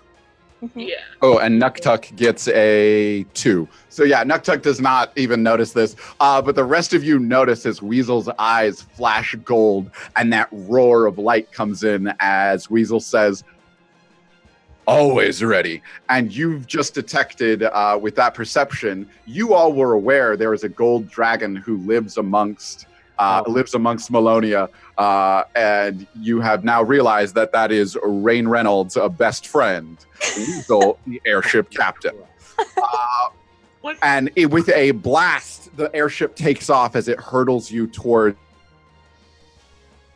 Oh no! Where are we going? Oh, there we go. While discussing the bits of plan, Rain Reynolds says, "So we need to cleanse the clam, and in order to heal it, we're gonna have to get there quickly. So luckily, Weasel's got us set up here. But one bit of issue is we don't have time to take the normal situation. We're gonna have to dive on in and get straight up to Klamathi. It'll be the only way to save them. Kind of like a buzzer beater moment, if you will." What's a buzzer? What's a beater? What's a moment? This is a moment. The sound of victory is the buzzer, and the beater, well, that's going to be us. Everyone. I like to beat things. Everyone, prepare your cleansing waters. We're going to make it rain like nothing else before. And Weasel calls out and says, "You guys need you guys are like a band. You're like a group. I love this energy. This is great. I've seen adventuring parties before, but I'm loving this. Reminds me of our days in Undeadpool, you know what I'm saying?" And Rain Reynolds looks back at the group of you and says, "What do we call ourselves?" This might be our final moments. Who knows? The no longer evil Noctuck Tree-inator Chia Pets. The no longer Nuktuk evil No tree. longer evil Noctuck Tree-inator Chia Pets. Me. No longer evil Nuktuk tree anator Chia Pets knee. Yep. Absolutely. Just rolls off the tongue. I love it. And Nuktuk says, trademark! And Weasel walks up to the rest of you now with the airship in autopilot and says, you're going to be descending on in, and starts passing out these vests to each of you. We won't have time to land. You guys need to get where you're going quick. You're going to be diving out at full speed, but don't worry, we've done this once or twice before, and we're usually pretty good about it. Everyone get ready to disembark in order to save a clam. Wait, do you guys have like smaller purple versions of these vests? Because like I feel like I'm a ball. And with that, you see Weasel kind of change shape a little bit as a bit of gold scales cross across Weasel's body as Weasel casts Gust of Wind, launching you all off of the deck of the ship. Oh. I need everyone to make a... actually, first, you all get thrust off of the ship. I need everyone to make a dexterity saving throw to put on your vests because they were handed to you and you were thrown off the deck. Well, I'm assuming mine doesn't really fit, so my plan was to just hold it in my hand and hold it like that as I descend. All right, excellent. I So, would like to use my flamethrower like a propeller. okay, so excellent. So go ahead. We've got a flamethrower being used, and you're just hanging on to yours. Give me those deck saves on everyone else trying to put theirs on. I'm gonna use Catspiration. Yeah, I'm All gonna right. use Catspiration as well because Got a 17. I got a 19. Okay, so I actually haven't used Catspiration this game, and I've been given 2. Can I roll that again? Reroll. Yeah, go ahead. Go ahead. Thank God, I got a 15. Okay. I rolled is it a saving throw? Okay. Yeah, saving throw. 16. All right. So it sounds like all of you, nobody got below a 10, correct? Just to Yeah. double check. And yep, and Nuktuk got a 10. So Nuktuk was able to throw theirs on very hurriedly. Is like, oh no! And throws it on and clips it. We've got Knight of Knee holding on to theirs. Doofenshmirtz has theirs, but is also using a flamethrower to aid in their descent. And we've got Squirrel Girl who was able to put theirs on, and then yours is a little too big, correct? Probably. Just too big. Absolutely. So yours is too big, but you're definitely in it, and you're just kind of flapping in the wind as you're falling. And you see very coolly in like a straight dive, you see Rain Reynolds just soaring past all of you at just like full speed, zipping by, and then hits the center of his vest, and you see magic cast over him as the float spell, the Featherfall spell has activated as Rain Reynolds slowly begins to descend and says, aim for the clam! And down below, you can all now see in the center of, so you've got Havensburg, and just off the coast of it, there's actually sort of a little island. And that is where Calamity resides, and there is a small like town that surrounds Calamity in order to like help protect and handle all the tourism that wants to come see. And he's just like aiming for it and says, aim for the clam! And has began the Featherfall portion as he slowly comes and ends up crashing into a big billboard for Calamity and crashes into it and is hanging off of it. And I would like to use my spell Featherfall to help everyone not fall as fast. absolutely. Go ahead and cast that now on all your teammates. So everyone has Featherfall. And as you feel that, you did see that he hit the center of his vest and it activated Featherfall. So you get the idea that your vests also carry Featherfall. But no worries. I love that Dr. Doomsword just activates that. You all now start to experience the Featherfall effects, and you are falling now. Each one of you now, we're going to start first with we're gonna start. Oh, you know what? We'll just use initiative order. We're gonna start first with Abby, Dr. Jubinsmirtz. I need a dexterity saving throw to control your descent. That is a 18. Okay, 18 total. Yes. Absolutely. So you are descending, and everything feels pretty good, and you've got a good hold of it, and your flamethrower is going well. But then right there in the end, you realize that you kind of misjudged just a little bit, and you have come down too close, not aiming right at the clam. You went just a little bit, and there's a main road of people who drive by to get a good view, and Dr. Jubinsmirtz gets hit by a bus. I'm going to need next up in this is going to be initiative order Birdie. Birdie, I need to know your dex save in order to control your, that's a 10 flat. Yep. So big old Birdie is just sailing in, just holding on. But because you're using this thing, it's like not quite working for you. So you are sailing down towards the ground. And it is clearly not really holding up your weight as well as it could have. You did get the Featherfall spell, but with that, you find yourself also a little off course, and you are heading towards the top of the building where a massive helicopter is spinning. And you are trying to turn, and Rain Reynolds is like, no, Birdie, no, left, and you collide with the helicopter blades. I just let go of the thing. Yeah, you just let go of the thing. You collide with the helicopter blades, and you are smashed by the blades. Now you are a giant. What is your race and class? I'm technically a Furbolg, but yeah. Okay, cool. So yeah, you are quite a cleric. Cool. So you are hit and crushed out by the blades, and you fall prone as you have basically just fallen through this helicopter. Next to the line is Nuktuk, who is making their save, and they are descending. Nuktuk is like, hero of the South. Nuktuk, hero of the, and here Nuktuk collides with some power lines, and you see them just getting electrocuted on the lines as Nuktuk kind of peels off and falls flat on their back after landing into the power lines. And not last but not least, no, there are two more. In the order, Nat, your character. Oh, thank God. Saving throw? 21. 21. Was that, and what was the initial roll? 16. Okay, cool. So, Nat, with yours, as you descend, you are able to twist and turn, and you're a little off course, but you still end up pretty good, and you land safely on the street.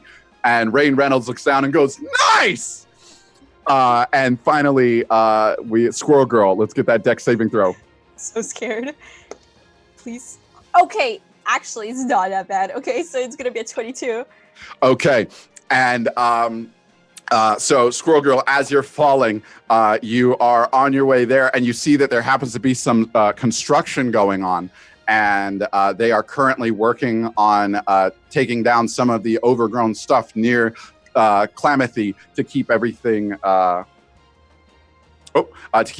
in order. And unfortunately, there is in fact some. Oh gosh, there we go.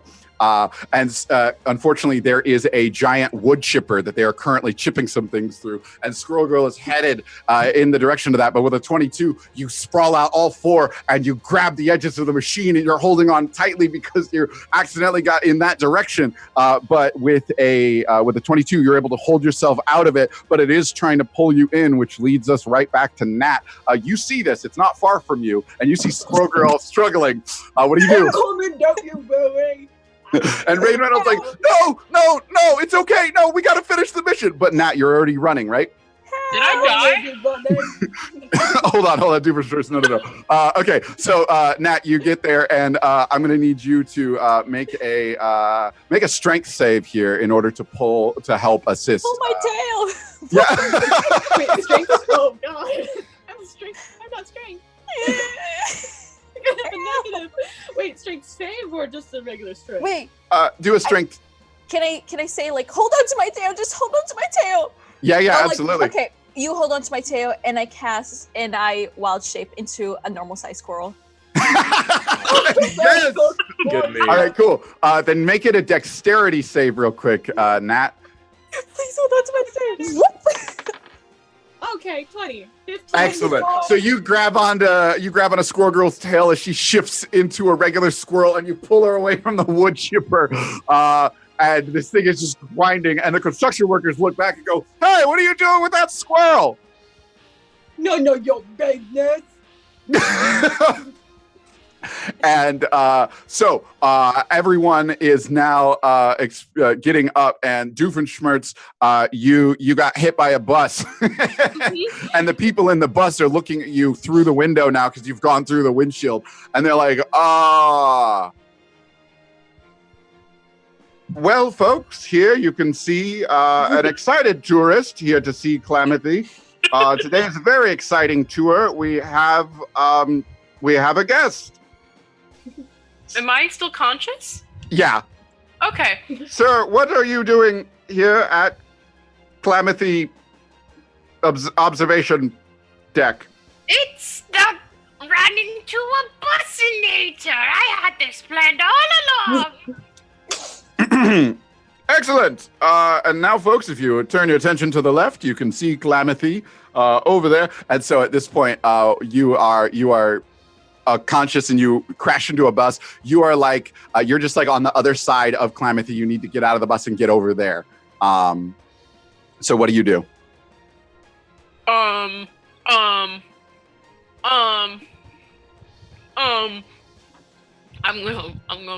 gonna run.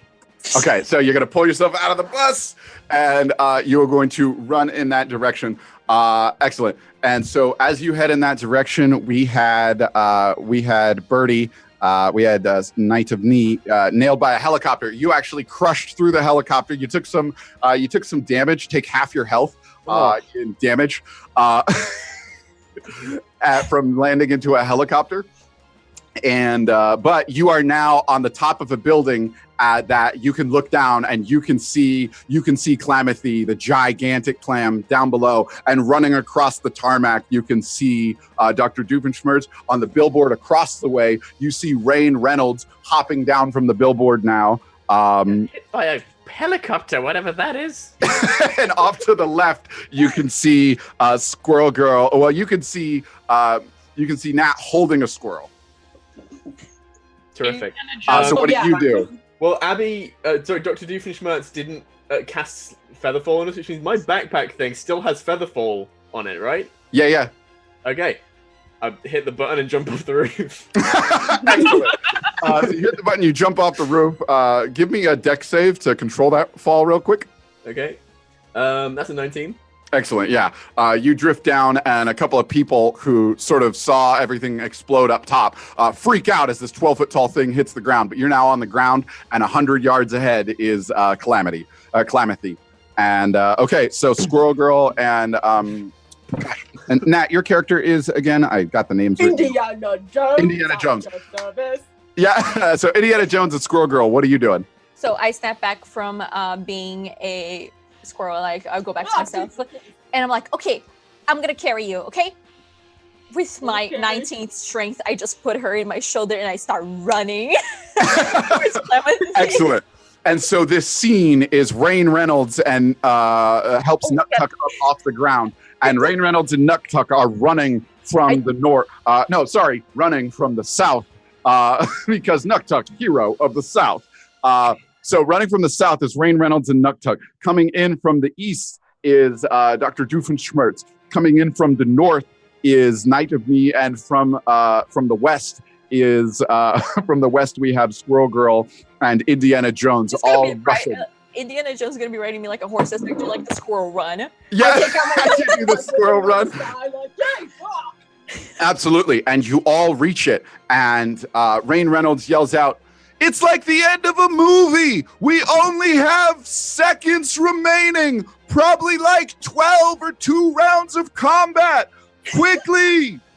Try and hit the clam! We're gonna have to break Clamothy's AC in order to you actually get the water in there!" And so So, with this, the Knight of Knee summons, as if from nowhere, using one of his bound weapons, the Trident of Fish Command. And he points it at the clam, and he says, "Open, or I shall say knit to you!" Casting Dominate Beast. Okay. What kind of save does the clam need to make? It has a Wisdom save of 15. Okay, the wisdom. Oh God, what is the wisdom of a clam? Roll a d6 for me real quick, and that will be its modifier. 2. Low. Okay, a 2. So I'm going to roll a d20 right now. That is a 14 plus 2 is a 16. It doesn't work. I have 3 uses. I said open, or I shall say knit. Okay, well, real quick, we're gonna do initiative order then. So you got that one off, which puts us. Oh God, where's the initiative order? So if Birdie, you got that off. Doofenshmirtz, what are you doing? Doofenshmirtz Evil Incorporated after hours. I am going to try to cast Shatter to make it easier for my comrades to get into the thing. So that's Okay. a con save, please. Okay, a con save. I'll just give it that same 2 on everything. Yeah, that's fine. It's a clam. That is an 11 plus 2 for 13. Doesn't do it. Okay. Excellent. So that counts as a strike. In order for this to work, we're not going to care about actual damage. You have dealt you have actually succeeded on a strike, and you have got that first hit. You are going to need a couple more hits in order to get the clam to open up. Okay, is that your move? Yep, that's it. All right, Squirrel Girl. I cast Primal Savagery, which like makes my claws like larger. I just like become more animal-like, and I'm like running faster and faster. And I just jump onto the clam, and I try to like rip the little like whatever tear Ab caused on it. I just try to rip it open. Okay, go ahead and make a strength check on that, and I will contest it, unless that's an attack. I'm down for a contested strength. I Okay. will just be like me trying to open up the. Cool. D20 plus 2. Ooh, it is very weak today. That's a 6 total. Well, that is a 22. Oh, excellent. So you start to slowly peel it apart. You have completed a second task on this. You hit it once with Doofenshmirtz, and now you're starting to pry it open, which brings us to Nat. What are you doing? In true Indiana fashion of seeing all my comrades trying to take some crazy, super intricate moves, I just kind of look over, I pull out my pistol, and I just shoot it. All right, give me an attack roll. Oh, that's really nice. 18 plus 9. Okay, so as you shoot, it lands and nicks the clam, and Squirrel Girl starts to pry it even farther. Brings us to Nuktuk, who's going to come at. I have a bonus action. Oh yeah, absolutely. Go ahead. I am going to send my second wind, to Action reshoot. Okay, shoot again. That's way worse. 16. Will not hit, so it bounces off the clam. And you hit a spot that was still well healed. Nuktuk is going to try and use Water Whip, which will succeed. So Nuktuk Water Whips at the opening of the clam to try and help separate as this is happening. Nuktuk, hero of the South, fighting a clam. Yeah, whatever. That's just a regular day. Which brings us back to Birdie. Birdie, it is now being mostly opened, and you still have a couple charges of that. Open! All right, and this is a wisdom save. Wisdom save. That is a 3 plus 2 for a total of 5. I didn't need that chatspiration. So, Birdie, you land that. Knight of Knee lands that monster dominate, and you tell it to what? Open. And Clamathy slowly opens its mouth, and Rain Reynolds yells, "Make it rain!" and starts throwing all of the cleansing water, druid-wise, that they can cast, and tells the rest of you to do the same. And then I use my Make It Raininator. Make it rain, dancing lights going. And as all of you are casting all of your water and blasting it in, however you do, so we've got you throwing it in. Birdie, how do you throw yours in a single sentence? Just spraying with the water bottle, just. Okay, Doofenshmirtz.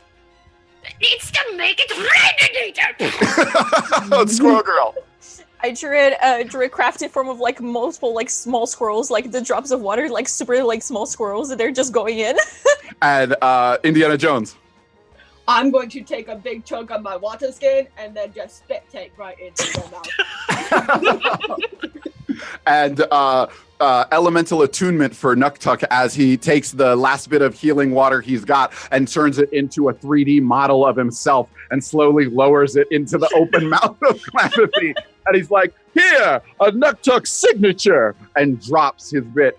And you see as the water comes gushing in, it is absorbed and swallowed, and it comes pouring all out of the rest is come pouring out of the mouth of Calamity, and Calamity jams shut. And you feel a pulse of energy erupt as you see Calamity, much like the tree, start to heal up and comes to better looking form, complete. All the armor plating across Calamity comes back. You can feel the light energy and the telepathic bond from Calamity, and it now connects back to you and goes. And it now speaks again because it hasn't spoken this entire time, which told you it was sick. And you hear in your voice,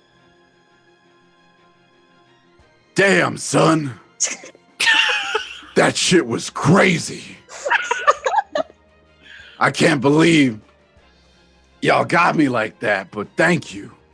I really appreciate all your help. Oh, all right, I'm gonna go back to defending the city. But next time I say I want to go party with the giant lobsters, don't let your boy leave the island, okay?" Yeah, don't be shellfish. Join us. Birdie, yeah, last comment. Just something to close on. Dominate Beast is still active for a minute, so he just goes, "Now tell me where the shrubberies are!" Oh, shit. No, we leave it there. We never find out. Yeah, I'll tell you where the shrubberies are and what happens to Zuko's mom. You see what it was is scene. And that was the end of DM Roulette. Can we give a hand to these phenomenal DMs? If you guys want to give me your handles real quick before I get you out, and then we're going to do our outro for those in the chat. Whoever has been donating, you guys have been entered in raffles to win, and we're going to announce those winners. So stay at the end of this. Yeah, round of applause for our phenomenal DMs. And if you guys will give me your handles and where to find you. I'm Abby at clueless_DM on most social media platforms. I'm Bertie the Bard on TikTok and most social medias, and I am a DM on this show. I'm D&D_Corso on TikTok and Twitch. Alright, I'm Nat20_NPC on TikTok and Instagram. And this was her first time DMing! That's right, first time DM here, guys. That's my first time. And I am the Witch Bard on everywhere. So. Okay, thank you. All right, you guys are good to go. Thank you again, you guys. Yep. We're going to transition here and to the schedule, and we will be right back with the rest of our committee members.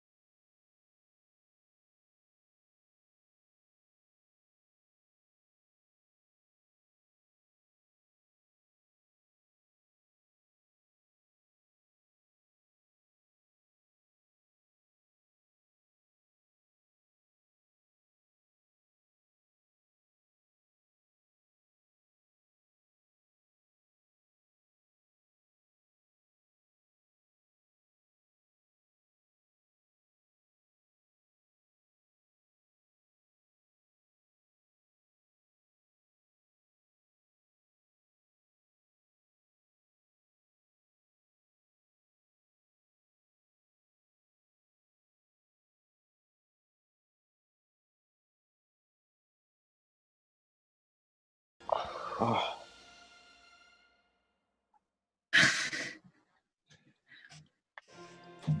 Hey. We're live. Hello. That we just canceled for this. Oh I my just wanna be- God. I thought we were done. Can I just not go to sleep now? Oh my god. We still have an hour. We still have 57 minutes.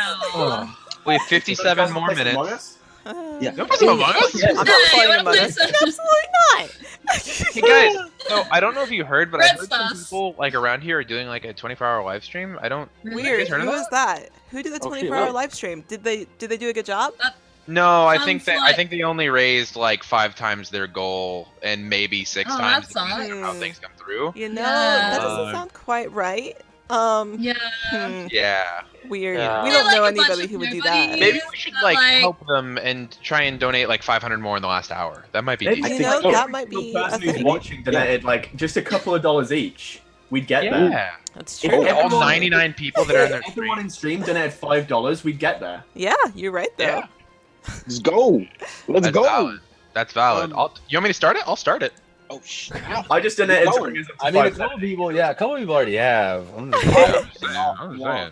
Aaron to freaking outdo me, so let's get on it. Can't do that. Let's start an arms race of charity. Arms race of charity. Let's go. Dude, can we give on a T-shirt for next year? Arms race of An charity. arms race Ooh, of that'd charity. be That's the next year's title. Yeah. Oh gosh. As we get into this, I know it's been 24 hours since you've at least seen most of our faces. I know a few of us have been in a bunch of sessions, but we'll go ahead and do a round of reintroductions as we get into this. And my name is Mustafa, name so nice you gotta say it twice, or as known on the internet, the Super Goat. And you can find me in all the wonderful places like the Bard Community College and Dice Cream Sandwiches. And it is a fun time. And today I had the pleasure and honor as working as one of the committee members who made this wonderful stream today. And I'm gonna pass it along. I actually don't know who's where in the chat, so I'm gonna just go back up to Aaron. Oh, me? That's actually perfect. That's a We perfect. just got an extra. We just got another 300. What? What? I Wizzy 17. I Wizzy! So, by the way, including what we've got from Twitch, which is over $300, we've surpassed 6,000. We passed 6,000. We've passed 6,000. Yo, it's my turn. You're not supposed to make us cry yet. Fudge muffins. Go for it, Aaron. I ruined the rating of this stream like 4 times, guys. I'm trying to fix myself. Okay, alright. Alright, let's keep going. Anyways, okay. Go. Hey, To go back to introductions. Hi, I'm Aaron at Obsidian Olive, pretty much everywhere. I am a regular cast member and co-founder here on the show's a Mimic, and we said yes to these like 5 crazy people who were like, we want to run a stream. Who's next? I'm upset. Ivy, you want to take us away? Yeah, I'm Ivy. I've been the one who's been in the chat making comments about every stream and running the tech behind the scenes. I go by Gamer Girl on Instagram, TikTok, anywhere else you can find me. Yeah, I'm Ivy, so I've been who's messing with you guys in the chat and reminding you to drink some water. So make sure you guys have been doing that. Bernie. Hi, I'm Bertie, also known as Bertie the Bard. I was just on the segment that I just said, so this is the 3rd time in 2 hours I've introduced myself. Yeah. I am also one of the co-founders of this show's a Mimic, and it's been a few months. We started this in like August. Yeah, and like early August. It's grown Bro, so much more than I would have You guys got over 1,000 followers in this over stream. 1,000 followers. I wanted small peek behind the curtain. I cried for about an hour and a half. Yeah, I was there. I have been so overwhelmed by the support that the channel's gained from because like no one needed to follow. That didn't help charity following. No. So I'm happy that you wanted to stay. We tricked you. We tricked you. We got you. Thank you for all your subs and your bits. They will all be going to charity. And I hope you enjoy the emotes, and I hope you come back to use the emotes, which would be great. But yeah, I'm so overwhelmed by the amount of generosity that's been shown on this stream, and I'm happy to take all the credit for all these lovely people's hard work. Thank you. Perfect. It's Brady, guys. Gladly This give is just it. Brady. God, we love it. Yeah. Adam. I was gonna say, Oh, Adam, it's I think me? you're next. Okay, Adam. hi, I'm Adam, also known as Mr. Adup. I was the other guy in chat who was messing with you. Yep. And I did all the artwork in the backgrounds for the stream. I also helped set up all the tech for the stream. There was the pre-stream tech. Ivy was on stream tech. And yeah, I'm usually, you can find me anywhere online at Mr. Addup.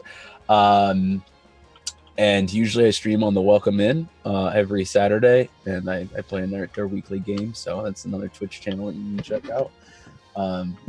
That's me, but I think we should move on to Mr. V. I didn't mean for that to rhyme. That was great. Totally. But it was so I'm being 100. Matt would be proud. I didn't mean for that to rhyme. Matt would be so proud of you. Mr. V, take us away. Tell us Hey, about yourself. I am Mr. V from The Adventures of Mr. V. Yo! We're at exactly 6K in just donations. Oh my god. There we go. Holy crap. God, Smiley. Yes, you do. Wait. Smiley? My Smiley. Freaking Smiley is the name. Hold up. God, If this is Smiley. who I think it is. Okay. Is this Smiley? The Smiley? I'm not gonna cry first. Bonnie's gonna cry first. I'm not gonna cry first. I got this. I might cry. Okay. I'm really close. Let me get I'm not through doing my it first. Say words.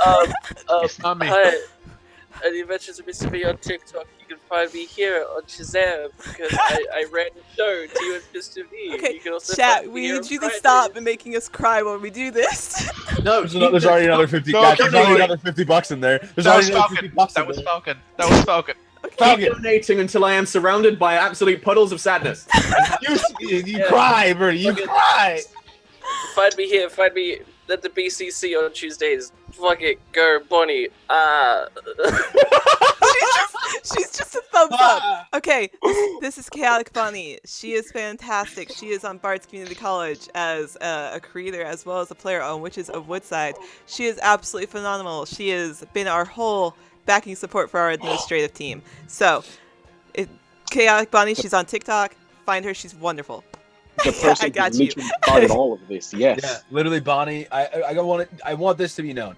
Bonnie is the person that started all of this with a comment to the five of us who were on the council, which the comment was, and I quote, "Hey, wouldn't it be cool if we did like a 24-hour stream for like charity?" That was it. That's how this whole thing started. I just want to say, as someone who experienced the true generosity of Australia today in an entire jar of Vegemite, Bonnie's the only good thing besides maybe V that has come out of Australia. It's those two. Yesterday. What do you mean maybe? Maybe. Like, the two of them are like maybe the best thing to come out of Australia. So are you saying that you like Vegemite now? Die. Bonnie Die. was basically the spark that lighted the fire, and the rest of us in the chat with her, because it was the five of us in a chat, said, yeah, actually, we've all been really interested in doing that. We should do that. And this is where it got us, you guys. Oh my god. Well, Corzo was saying if we push to 66666, he will run a special melee ball with all of us. Oh my god.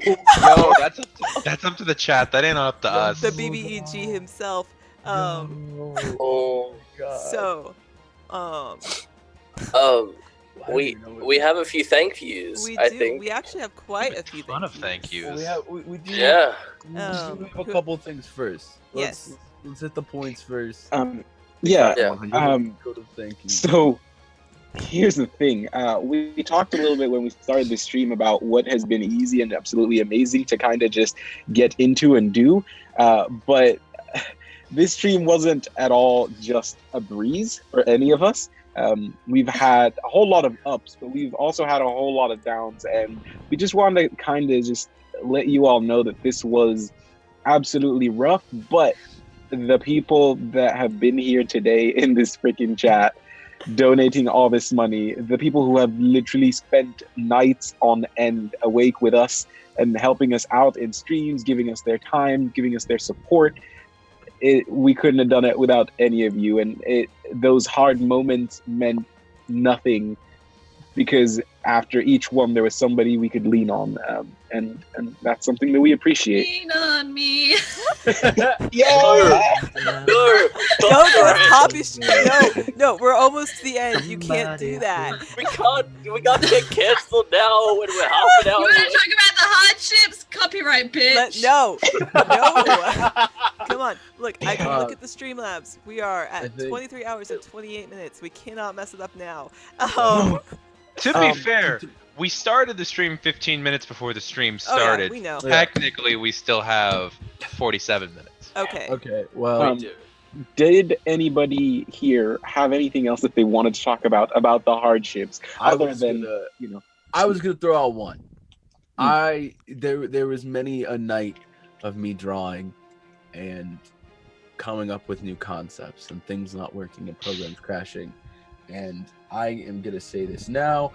Guys, every time I talk, it goes up by 100. But you guys, and it's not So fair. don't shut up. Keep talking. I Then. know, and I'm Keep scared that talking. I don't know if I Make can your talk. money. Nobody explodes. I'm gonna Wizzy, cry. oh my god. But was I Wizzy again? Adam, don't look at it. Just talk. I Don't look can't at it. stop looking at it. It's Don't look just at right there. Anyway, but there was many nights of late nights of me drawing and redrawing and putting this last few weeks of putting all the pieces together to make sure that this was going to run the way that we wanted it to, where I definitely just wanted to call it quits. And after 24 hours of not sleeping and 24 hours of being here, I am so happy I didn't. I am so happy that everything worked, and we had our hiccups, but we took care of Boblin in the end. Yeah. And screw you, Boblin. Yeah, Boblin. Can we get an F for Boblin in the chat? Yeah, let's get an F for Boblin in the chat. He's hanging upside down by his feet right Yeah. now. Yeah, his dad grounded him. Yeah, he did. Thank but- you, Robert. And Go for it, Bonnie. hardships, boy. I think one of the biggest ones that I felt, and I'm sure a lot of people felt, was that no one would be interested. Like, when it was just the 5 of us, it was just like, we'll send out expressions of interest and see who would want to see who would want to participate, who would want to join in on something like that. And the expression of interest was overwhelming, and we're like, surely they're not going to stick around. They just said they'd do it. We made a server, everyone joined and stuck around. And then when it started getting closer and closer to the stream, we were like, no one's going to watch. We're not going to reach our goal. And yet again, we were proven wrong. And it was such a hardship to have those just doubts and second guessing and just not wanting to get your hopes up. But it made it so much more worth it in the end. I think this is the first time in my entire life I've been happy to be wrong. Right? You know what I mean? I feel I remember when you all approached us at Shazam of hey, we want to do this 24-hour stream on your network, and we'd already been talking about it for a couple weeks. And I was like, sure, there's no risk to this because 10 people might show up, and we might just have to marathon the whole 24 hours, and that'll be it. And then it became so much more.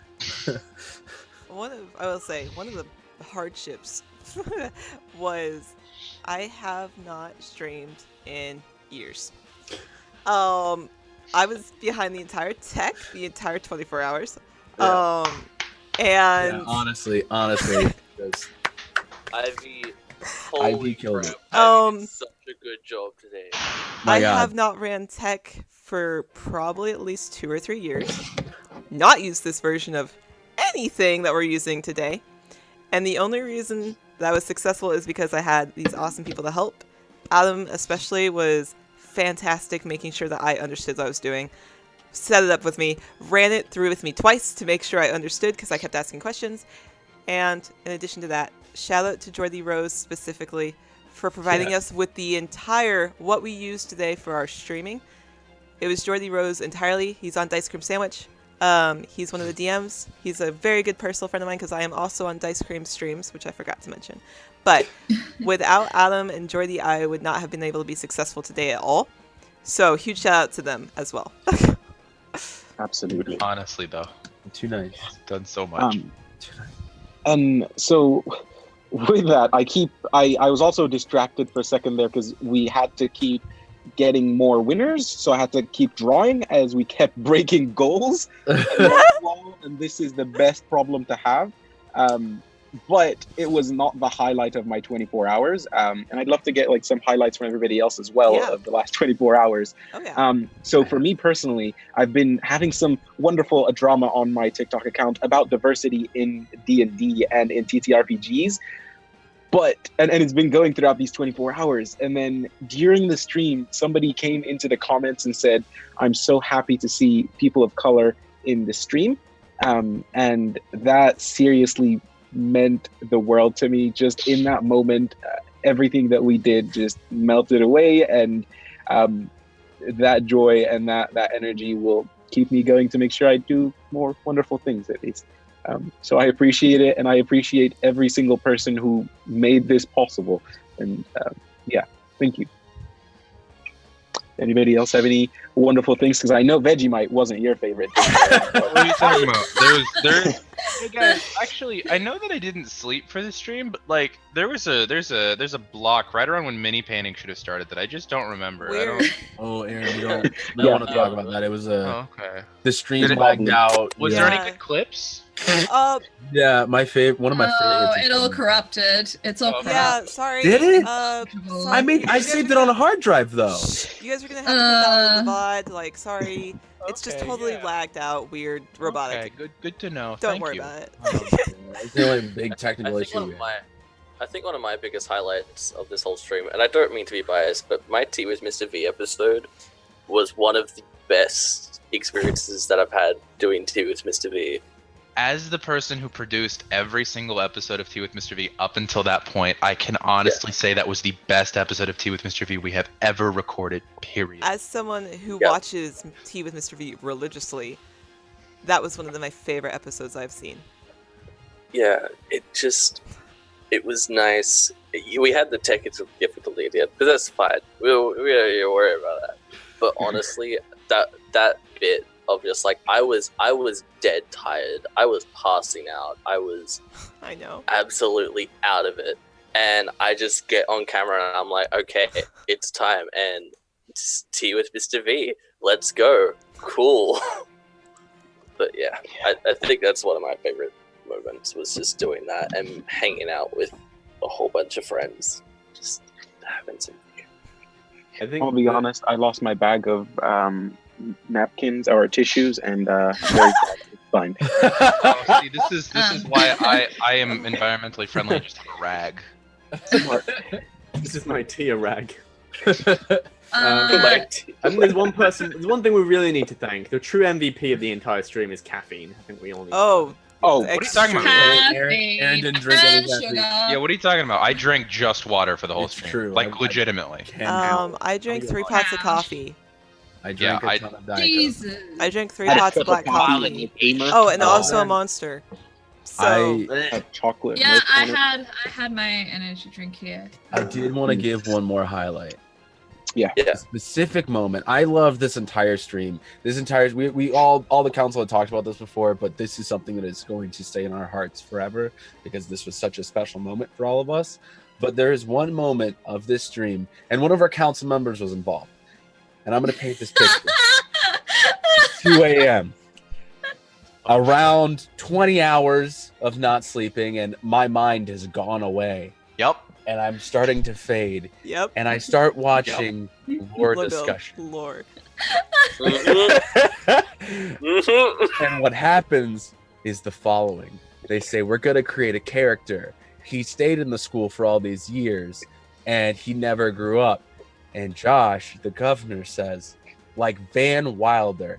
And Moose types on screen, there is an adult character who stays in school, like Pierce Hawthorne from Community. And then... But not bad. But not bad. And then crosses that out and goes, like Gene Wilder as... Gene Wilder as Deadpool. And then just goes... ... I don't know what celebrity they said. And then it says Ivy told me it was Ryan Reynolds. Okay, no, the funny part about that is he didn't type the Ivy told me it's Ryan Reynolds. I typed that. I went in after Lucian left and went back and typed it. Can I just also highlight that after that segment, the hour or two afterwards of just the late night watch party of just all of us going insane because Sloan and Josh and Governor were all in there. We were and crying we with were laughter. all just, I cried. we're just going insane. For so long, and it's a little moment, but it was so perfect in that little moment. And there's so many other moments I could just bring up. Yeah. I don't have enough time to bring up. We don't have the 24 hours to discuss the 24 hours. 24 Exactly. hours, yeah. Exactly. That'll be Like, next week's 48-hour stream. We stream for 24 hours, and then we talk about it for another day. All right. Okay, I would like to say the chat is outing me for not drinking enough water. Okay, look, you guys, I had one of the large bottles of water. I did drink it, I swear. Like, don't at me like this. I see what you're doing now. You stopped adding 100s and doing 10s, so it still messes me. That's messed up. That's Keep going. Dude, Adam, they were doing that with scents during Vegemite for me. I know, I was one of them. If I could put it on screen, I would. Oh man, it's almost like I did it too. Yeah, dude. Okay, I'm gonna be 110 real quick. So the joke with Aaron eating Vegemite. I have a record of who did that, by the way. Yeah, it was all of us. It was every single person that participated in the stream sat in a server and said, "Okay, let's put money together, and we're gonna just keep sending $1 every few minutes just to get him to keep eating." And Aaron has a record, and he's going to kill us later. So it is what it is. Say I will nice things say- at our funeral. Yeah. Absolutely. This was all amazing from the bottom of our hearts. We wanted to thank you, and we also wanted to say that I think we've all caught the charity stream love, and we are absolutely we've already started planning next year's stream, and we can't wait. We would love to see you all there, and we can't wait to start making even more memories about everything that's gonna come up. And I know we mentioned some of the people that we've thanked already, but we do have a list of our sponsors, the people who've given us a bunch of things, and Specific we want to thank them channels. specifically. Exactly. V, I know you have somebody who's very near and dear to our heart that we would love to You know, thank. we can see the list, right? I know that, but the Okay. chat can't. The chat can't. That's all that matters. I What know. list? Chat can't. What This list? isn't planned. There's I hate not a improv. list. Lay it on us. So, as someone who Wait, is here, I'll just- also a regular cast member on this show as a mimic, host of a show that is currently on hiatus, we, all of us here, would love to thank this show as a mimic. Thank you so much. Here with Birdie and Aaron, co-founders of this show as a mimic, who have been so helpful throughout this whole process. Shower me, They shower me with are praise. Birdie. I'm really regretting right now. Just shut the hell up. Give it to him. I don't want it. Okay. Shout out to Aaron for staying up the 24 hours with us. Shut your mouth. With 6 out of 7 people on this friggin' Aaron call did has that. been here this entire time supporting all of us in whatever ways that he could. It was phenomenal. Whether it was just being here and having fun and keeping us company, taking us aside and having personal chats with us. Like, we it broke was- down. Yeah. Yeah. It was, it This was is my incredible. replacement. I no longer Therapist Aaron pulled us aside and was like, "Tell us about your problem." Shout and out to Birdie has Birdie. done a whole bunch of practical help with the stream, helping us with everything in regards to all of Shout that. out to And- Birdie from the tech side for sending me the verification code multiple times when I was having issue. Yeah. Also saying It's so arduous. I've worked so hard on this stream. Yeah. Bonnie. Yeah. Oh, sorry. No, Yeah, no, absolutely. Much thanks. Bonnie, I know that we've had a great call. So can you tell us a little bit about that? Doctors Without Borders, the amazing charity who has also been supporting us along the way. They have been retweeting our tweets throughout the stream. They have been engaging with our content on TikTok. They have been with us every step of the way, and honestly, it's insane.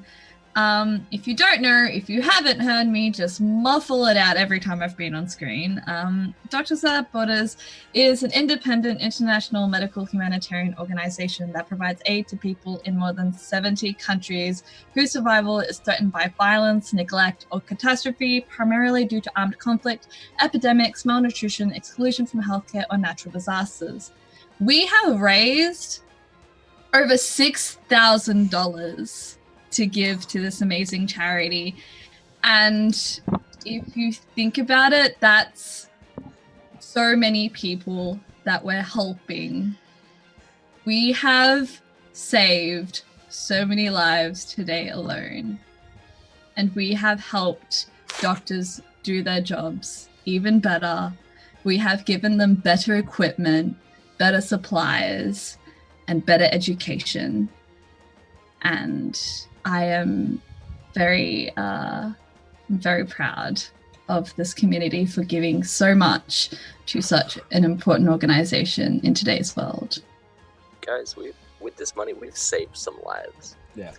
Like even if it's one or two, it's like even if it's one, we saved a life today. With all of this. And That is- you guys. That's you guys. That's the chat. That's all of our donators, you guys. That's you guys that are currently in the chat telling how proud of us you are. That's you guys. Absolutely. So here's the thing. We've had all this amazing support, and as people who love TTRPGs, and our focus, a lot of us has started, at least like majority of us have started in Dungeons and Dragons. Having the support of D&D Beyond as a sponsor and having them donate to our cause, it's going to be one of our stretch goals that we have hit already. That we'll be donating some books given to us by D&D Beyond. Is absolutely wonderful. D&D Beyond is the official tool set, online tool set for D&D 5e. Check them out. But also, even just by associating with us, it means the world to us. And I know I've said it before. Diversity means a whole lot to me, and inclusivity. And even if it's tangentially, even if it's by giving us a lot of these things, D&D Beyond keeps legitimizing POCs in this space by helping us in these cases, and that's something that I appreciate and wanted to shout out as well. Yeah, Ivy. Yeah, we have a few more things as well. Yeah, we do actually. There's a couple of things. So one, huge shout out to Geeky Clean for giving us an affiliate code and being one of our awesome sponsors. Geeky Clean is like a really cool like bath bomb, like spa kind of stuff where it's all nerdy based. So they have like bath bombs with a whole set of dice in them. If you use code Rolling for Charity still on their site, you get 10% off, and that 10% goes to Doctors Without Borders. So all those proceeds. Additionally, huge shout out to Dice Envy for wanting to sponsor us and giving us not one, but 2 dice codes for their online site, where they were giving us a specific dice code and one of their mystery sets.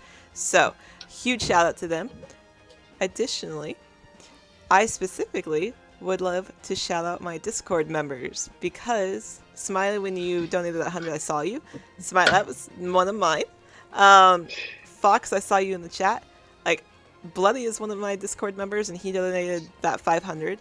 You guys at my Discord have been phenomenal. I know I saw a whole bunch of you in the chat. I wish I could remember who all it was, but I cannot. There were so many of you, and I cannot thank you guys enough for showing up and supporting us, because it means the world to me. Because I see you guys were talking in the Discord about it, you were hyping it up, making sure that I was taking care of myself when you kept adding me, making sure I was drinking water, and I appreciate you guys.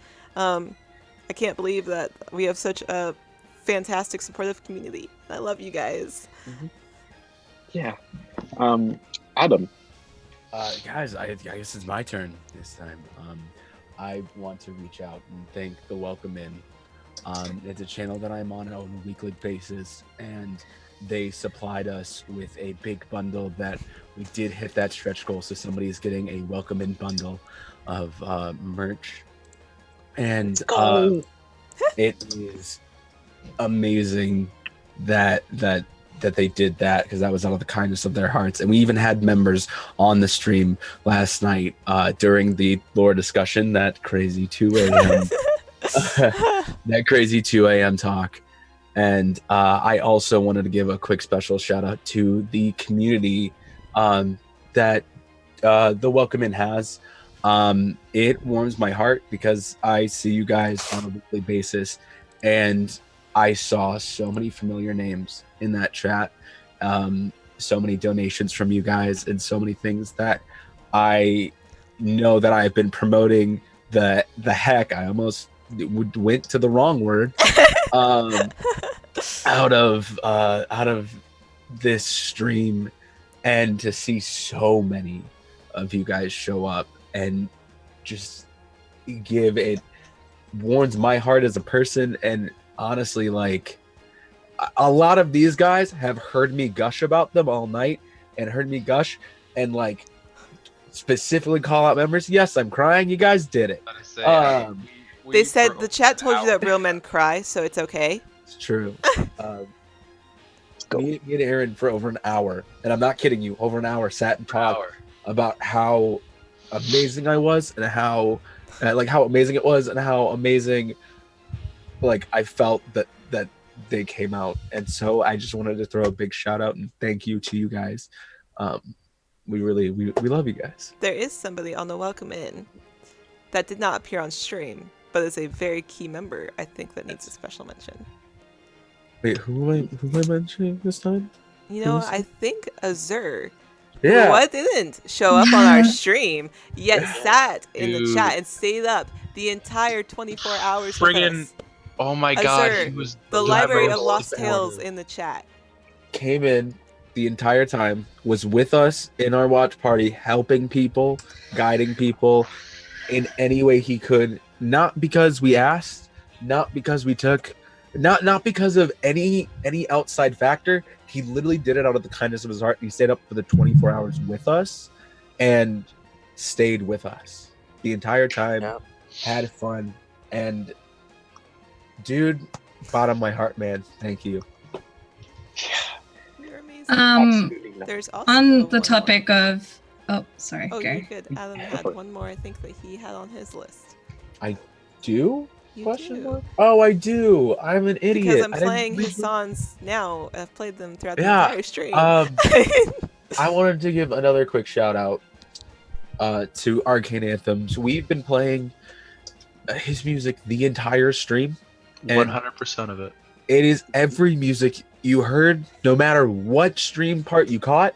All of that was Arcane Anthem, which is free music that you can play in your streams. Go check out his Patreon. Go support him, because he literally gave this stream that amazing immersiveness, and he writes music to make immersiveness. And guys, please take some time, go check out his stuff. Arcane Anthems, seriously amazing person, and we can't thank him enough. I forgot to shout someone out too. The Witches of Woodside community is very much a baby community. We only just started out a few months ago, but I have seen. Oh fuck! She gets the one. There we go. I have seen so many of our amazing community from the witches, and we're such a baby community. We've only started a few months ago, but you guys all showed up. You showed so much support. I have been seeing you guys in the chat and in the donations, and I would just like to thank all of you from the bottom of my heart, and thank you so much, especially to those who have donated such large amounts. And yeah, I don't think there are enough words to just put into words how amazing, not just mine, but how amazing all of our communities are. Guys, we're at 6,400. I know, I just looked. Why do you gotta keep reminding us, my guy? We are so close. We've got 20 minutes. We can get to 6. We can get there. We need 100 more. Speedrun. Speedrun it. If everyone watching right now donates $1. Oh my god, you could support a $1. D&D No, creator. $2. $2. Okay, That's $2. Yeah. You could support a D&D trying to hit creator. 6. I mean, we just got another 40. If we're trying to hit 6,500, we need. No, we're trying to hit 6. Oh, okay. Brady, Yeah. I think there was somebody you wanted to mention. Me? Yes. Yeah, Dice Queen Hales is an amazing artist and general person. Red Queen Hales. Red Queen Hales. Sorry, There we go. I got confused with someone else. You're fine. Red Queen Hales is an amazing artist and she's a great personality on TikTok. She does cosplay and everything. She is the person who made our Mimic logo, which you'll be seeing showing up around Shazam at some point. But right now it's available as an emote for all the subscribers. The reason I'm shouting out, his name is Chester. Haley named him. The reason I'm shouting her out is because she worked really hard this morning to get it ready and available so that people who donated during the charity stream would be able to use it. And the speed, because we only paid her for the commission yesterday, and now we have it. It's ridiculous. And she came on stream too. Like she Yeah. finished it and then came on stream. She showed up in chat an hour and a half before it was time for her to be on Tea with Mr. V. She sat down and started sketching and sent me a rough draft halfway through. I started bawling, and then 45 minutes later she sent me the finished thing, and 15 minutes after that she got on Tea with Mr. V. Yep. And I cannot thank her enough. Huge shout out to Red Queen Hills. She is amazing on both TikTok and Instagram. She's a phenomenal and huge support in this community. She is amazing and we love her. So huge shout out to her. So yeah, just wanted to say thank you totally for that. And thank you deserves to it. just everyone who has supported the stream in general. We only need $106 more, and then we're at the magic 66666 I think there number. is one thing we need to say. All of our participants, we have we have, when I looked, 50 people in our Discord. Yep. 50 people, you guys. That's on screen, off screen. On screen, off screen, Yeah. 50 people that were in and out of the chat or the video chat or That were- like that would come into the stream and support us for 24 hours. That's 50 people, including the 5 of us. That is 50 people, 50 participants that you guys saw on and off screen or in the chat. Just here the support, just here to make sure that this went smoothly. And they were amazing. Every single segment was fantastic, even with the bumps in the road, even with the tech issues, even with Boblin coming in and messing things up. Every single one was funny. Every single one was fantastic. You guys got to saw some amazing DMing, some amazing players. I don't think we can thank our participants enough either. I just really quick want to say I love the fact that Boblin's cousin donated to us. I did see that. I did. And also we had a real celebrity in the chat. Rain Reynolds donated to us. I did see Rain Reynolds did Adam, it. I saw your husband Lantern donated $1 earlier. My husband did donate $1, even though I don't have a husband. So. Yeah, Oh. you know, The Knight of Knee donated. yeah, I did see that Knight of Nido donated. I really appreciate that. He must have found a nice shrubbery. I'm sure. Dude, even Longest Shadow of the Moon called in from Soradin, and he donated for the wave breakers. I did see They that. don't even too. have internet there. So. I know. I'm confused on how he donated. He probably contacted some god. Herman Vander did it. Oh my gosh. I think we also want to thank some of the people who came in and rated us throughout this 24 hours. Yeah, we had quite a lot of people come in and rate us. We had Offbeat Outlaw come in. We had Sarah's Coffee, The Welcome In.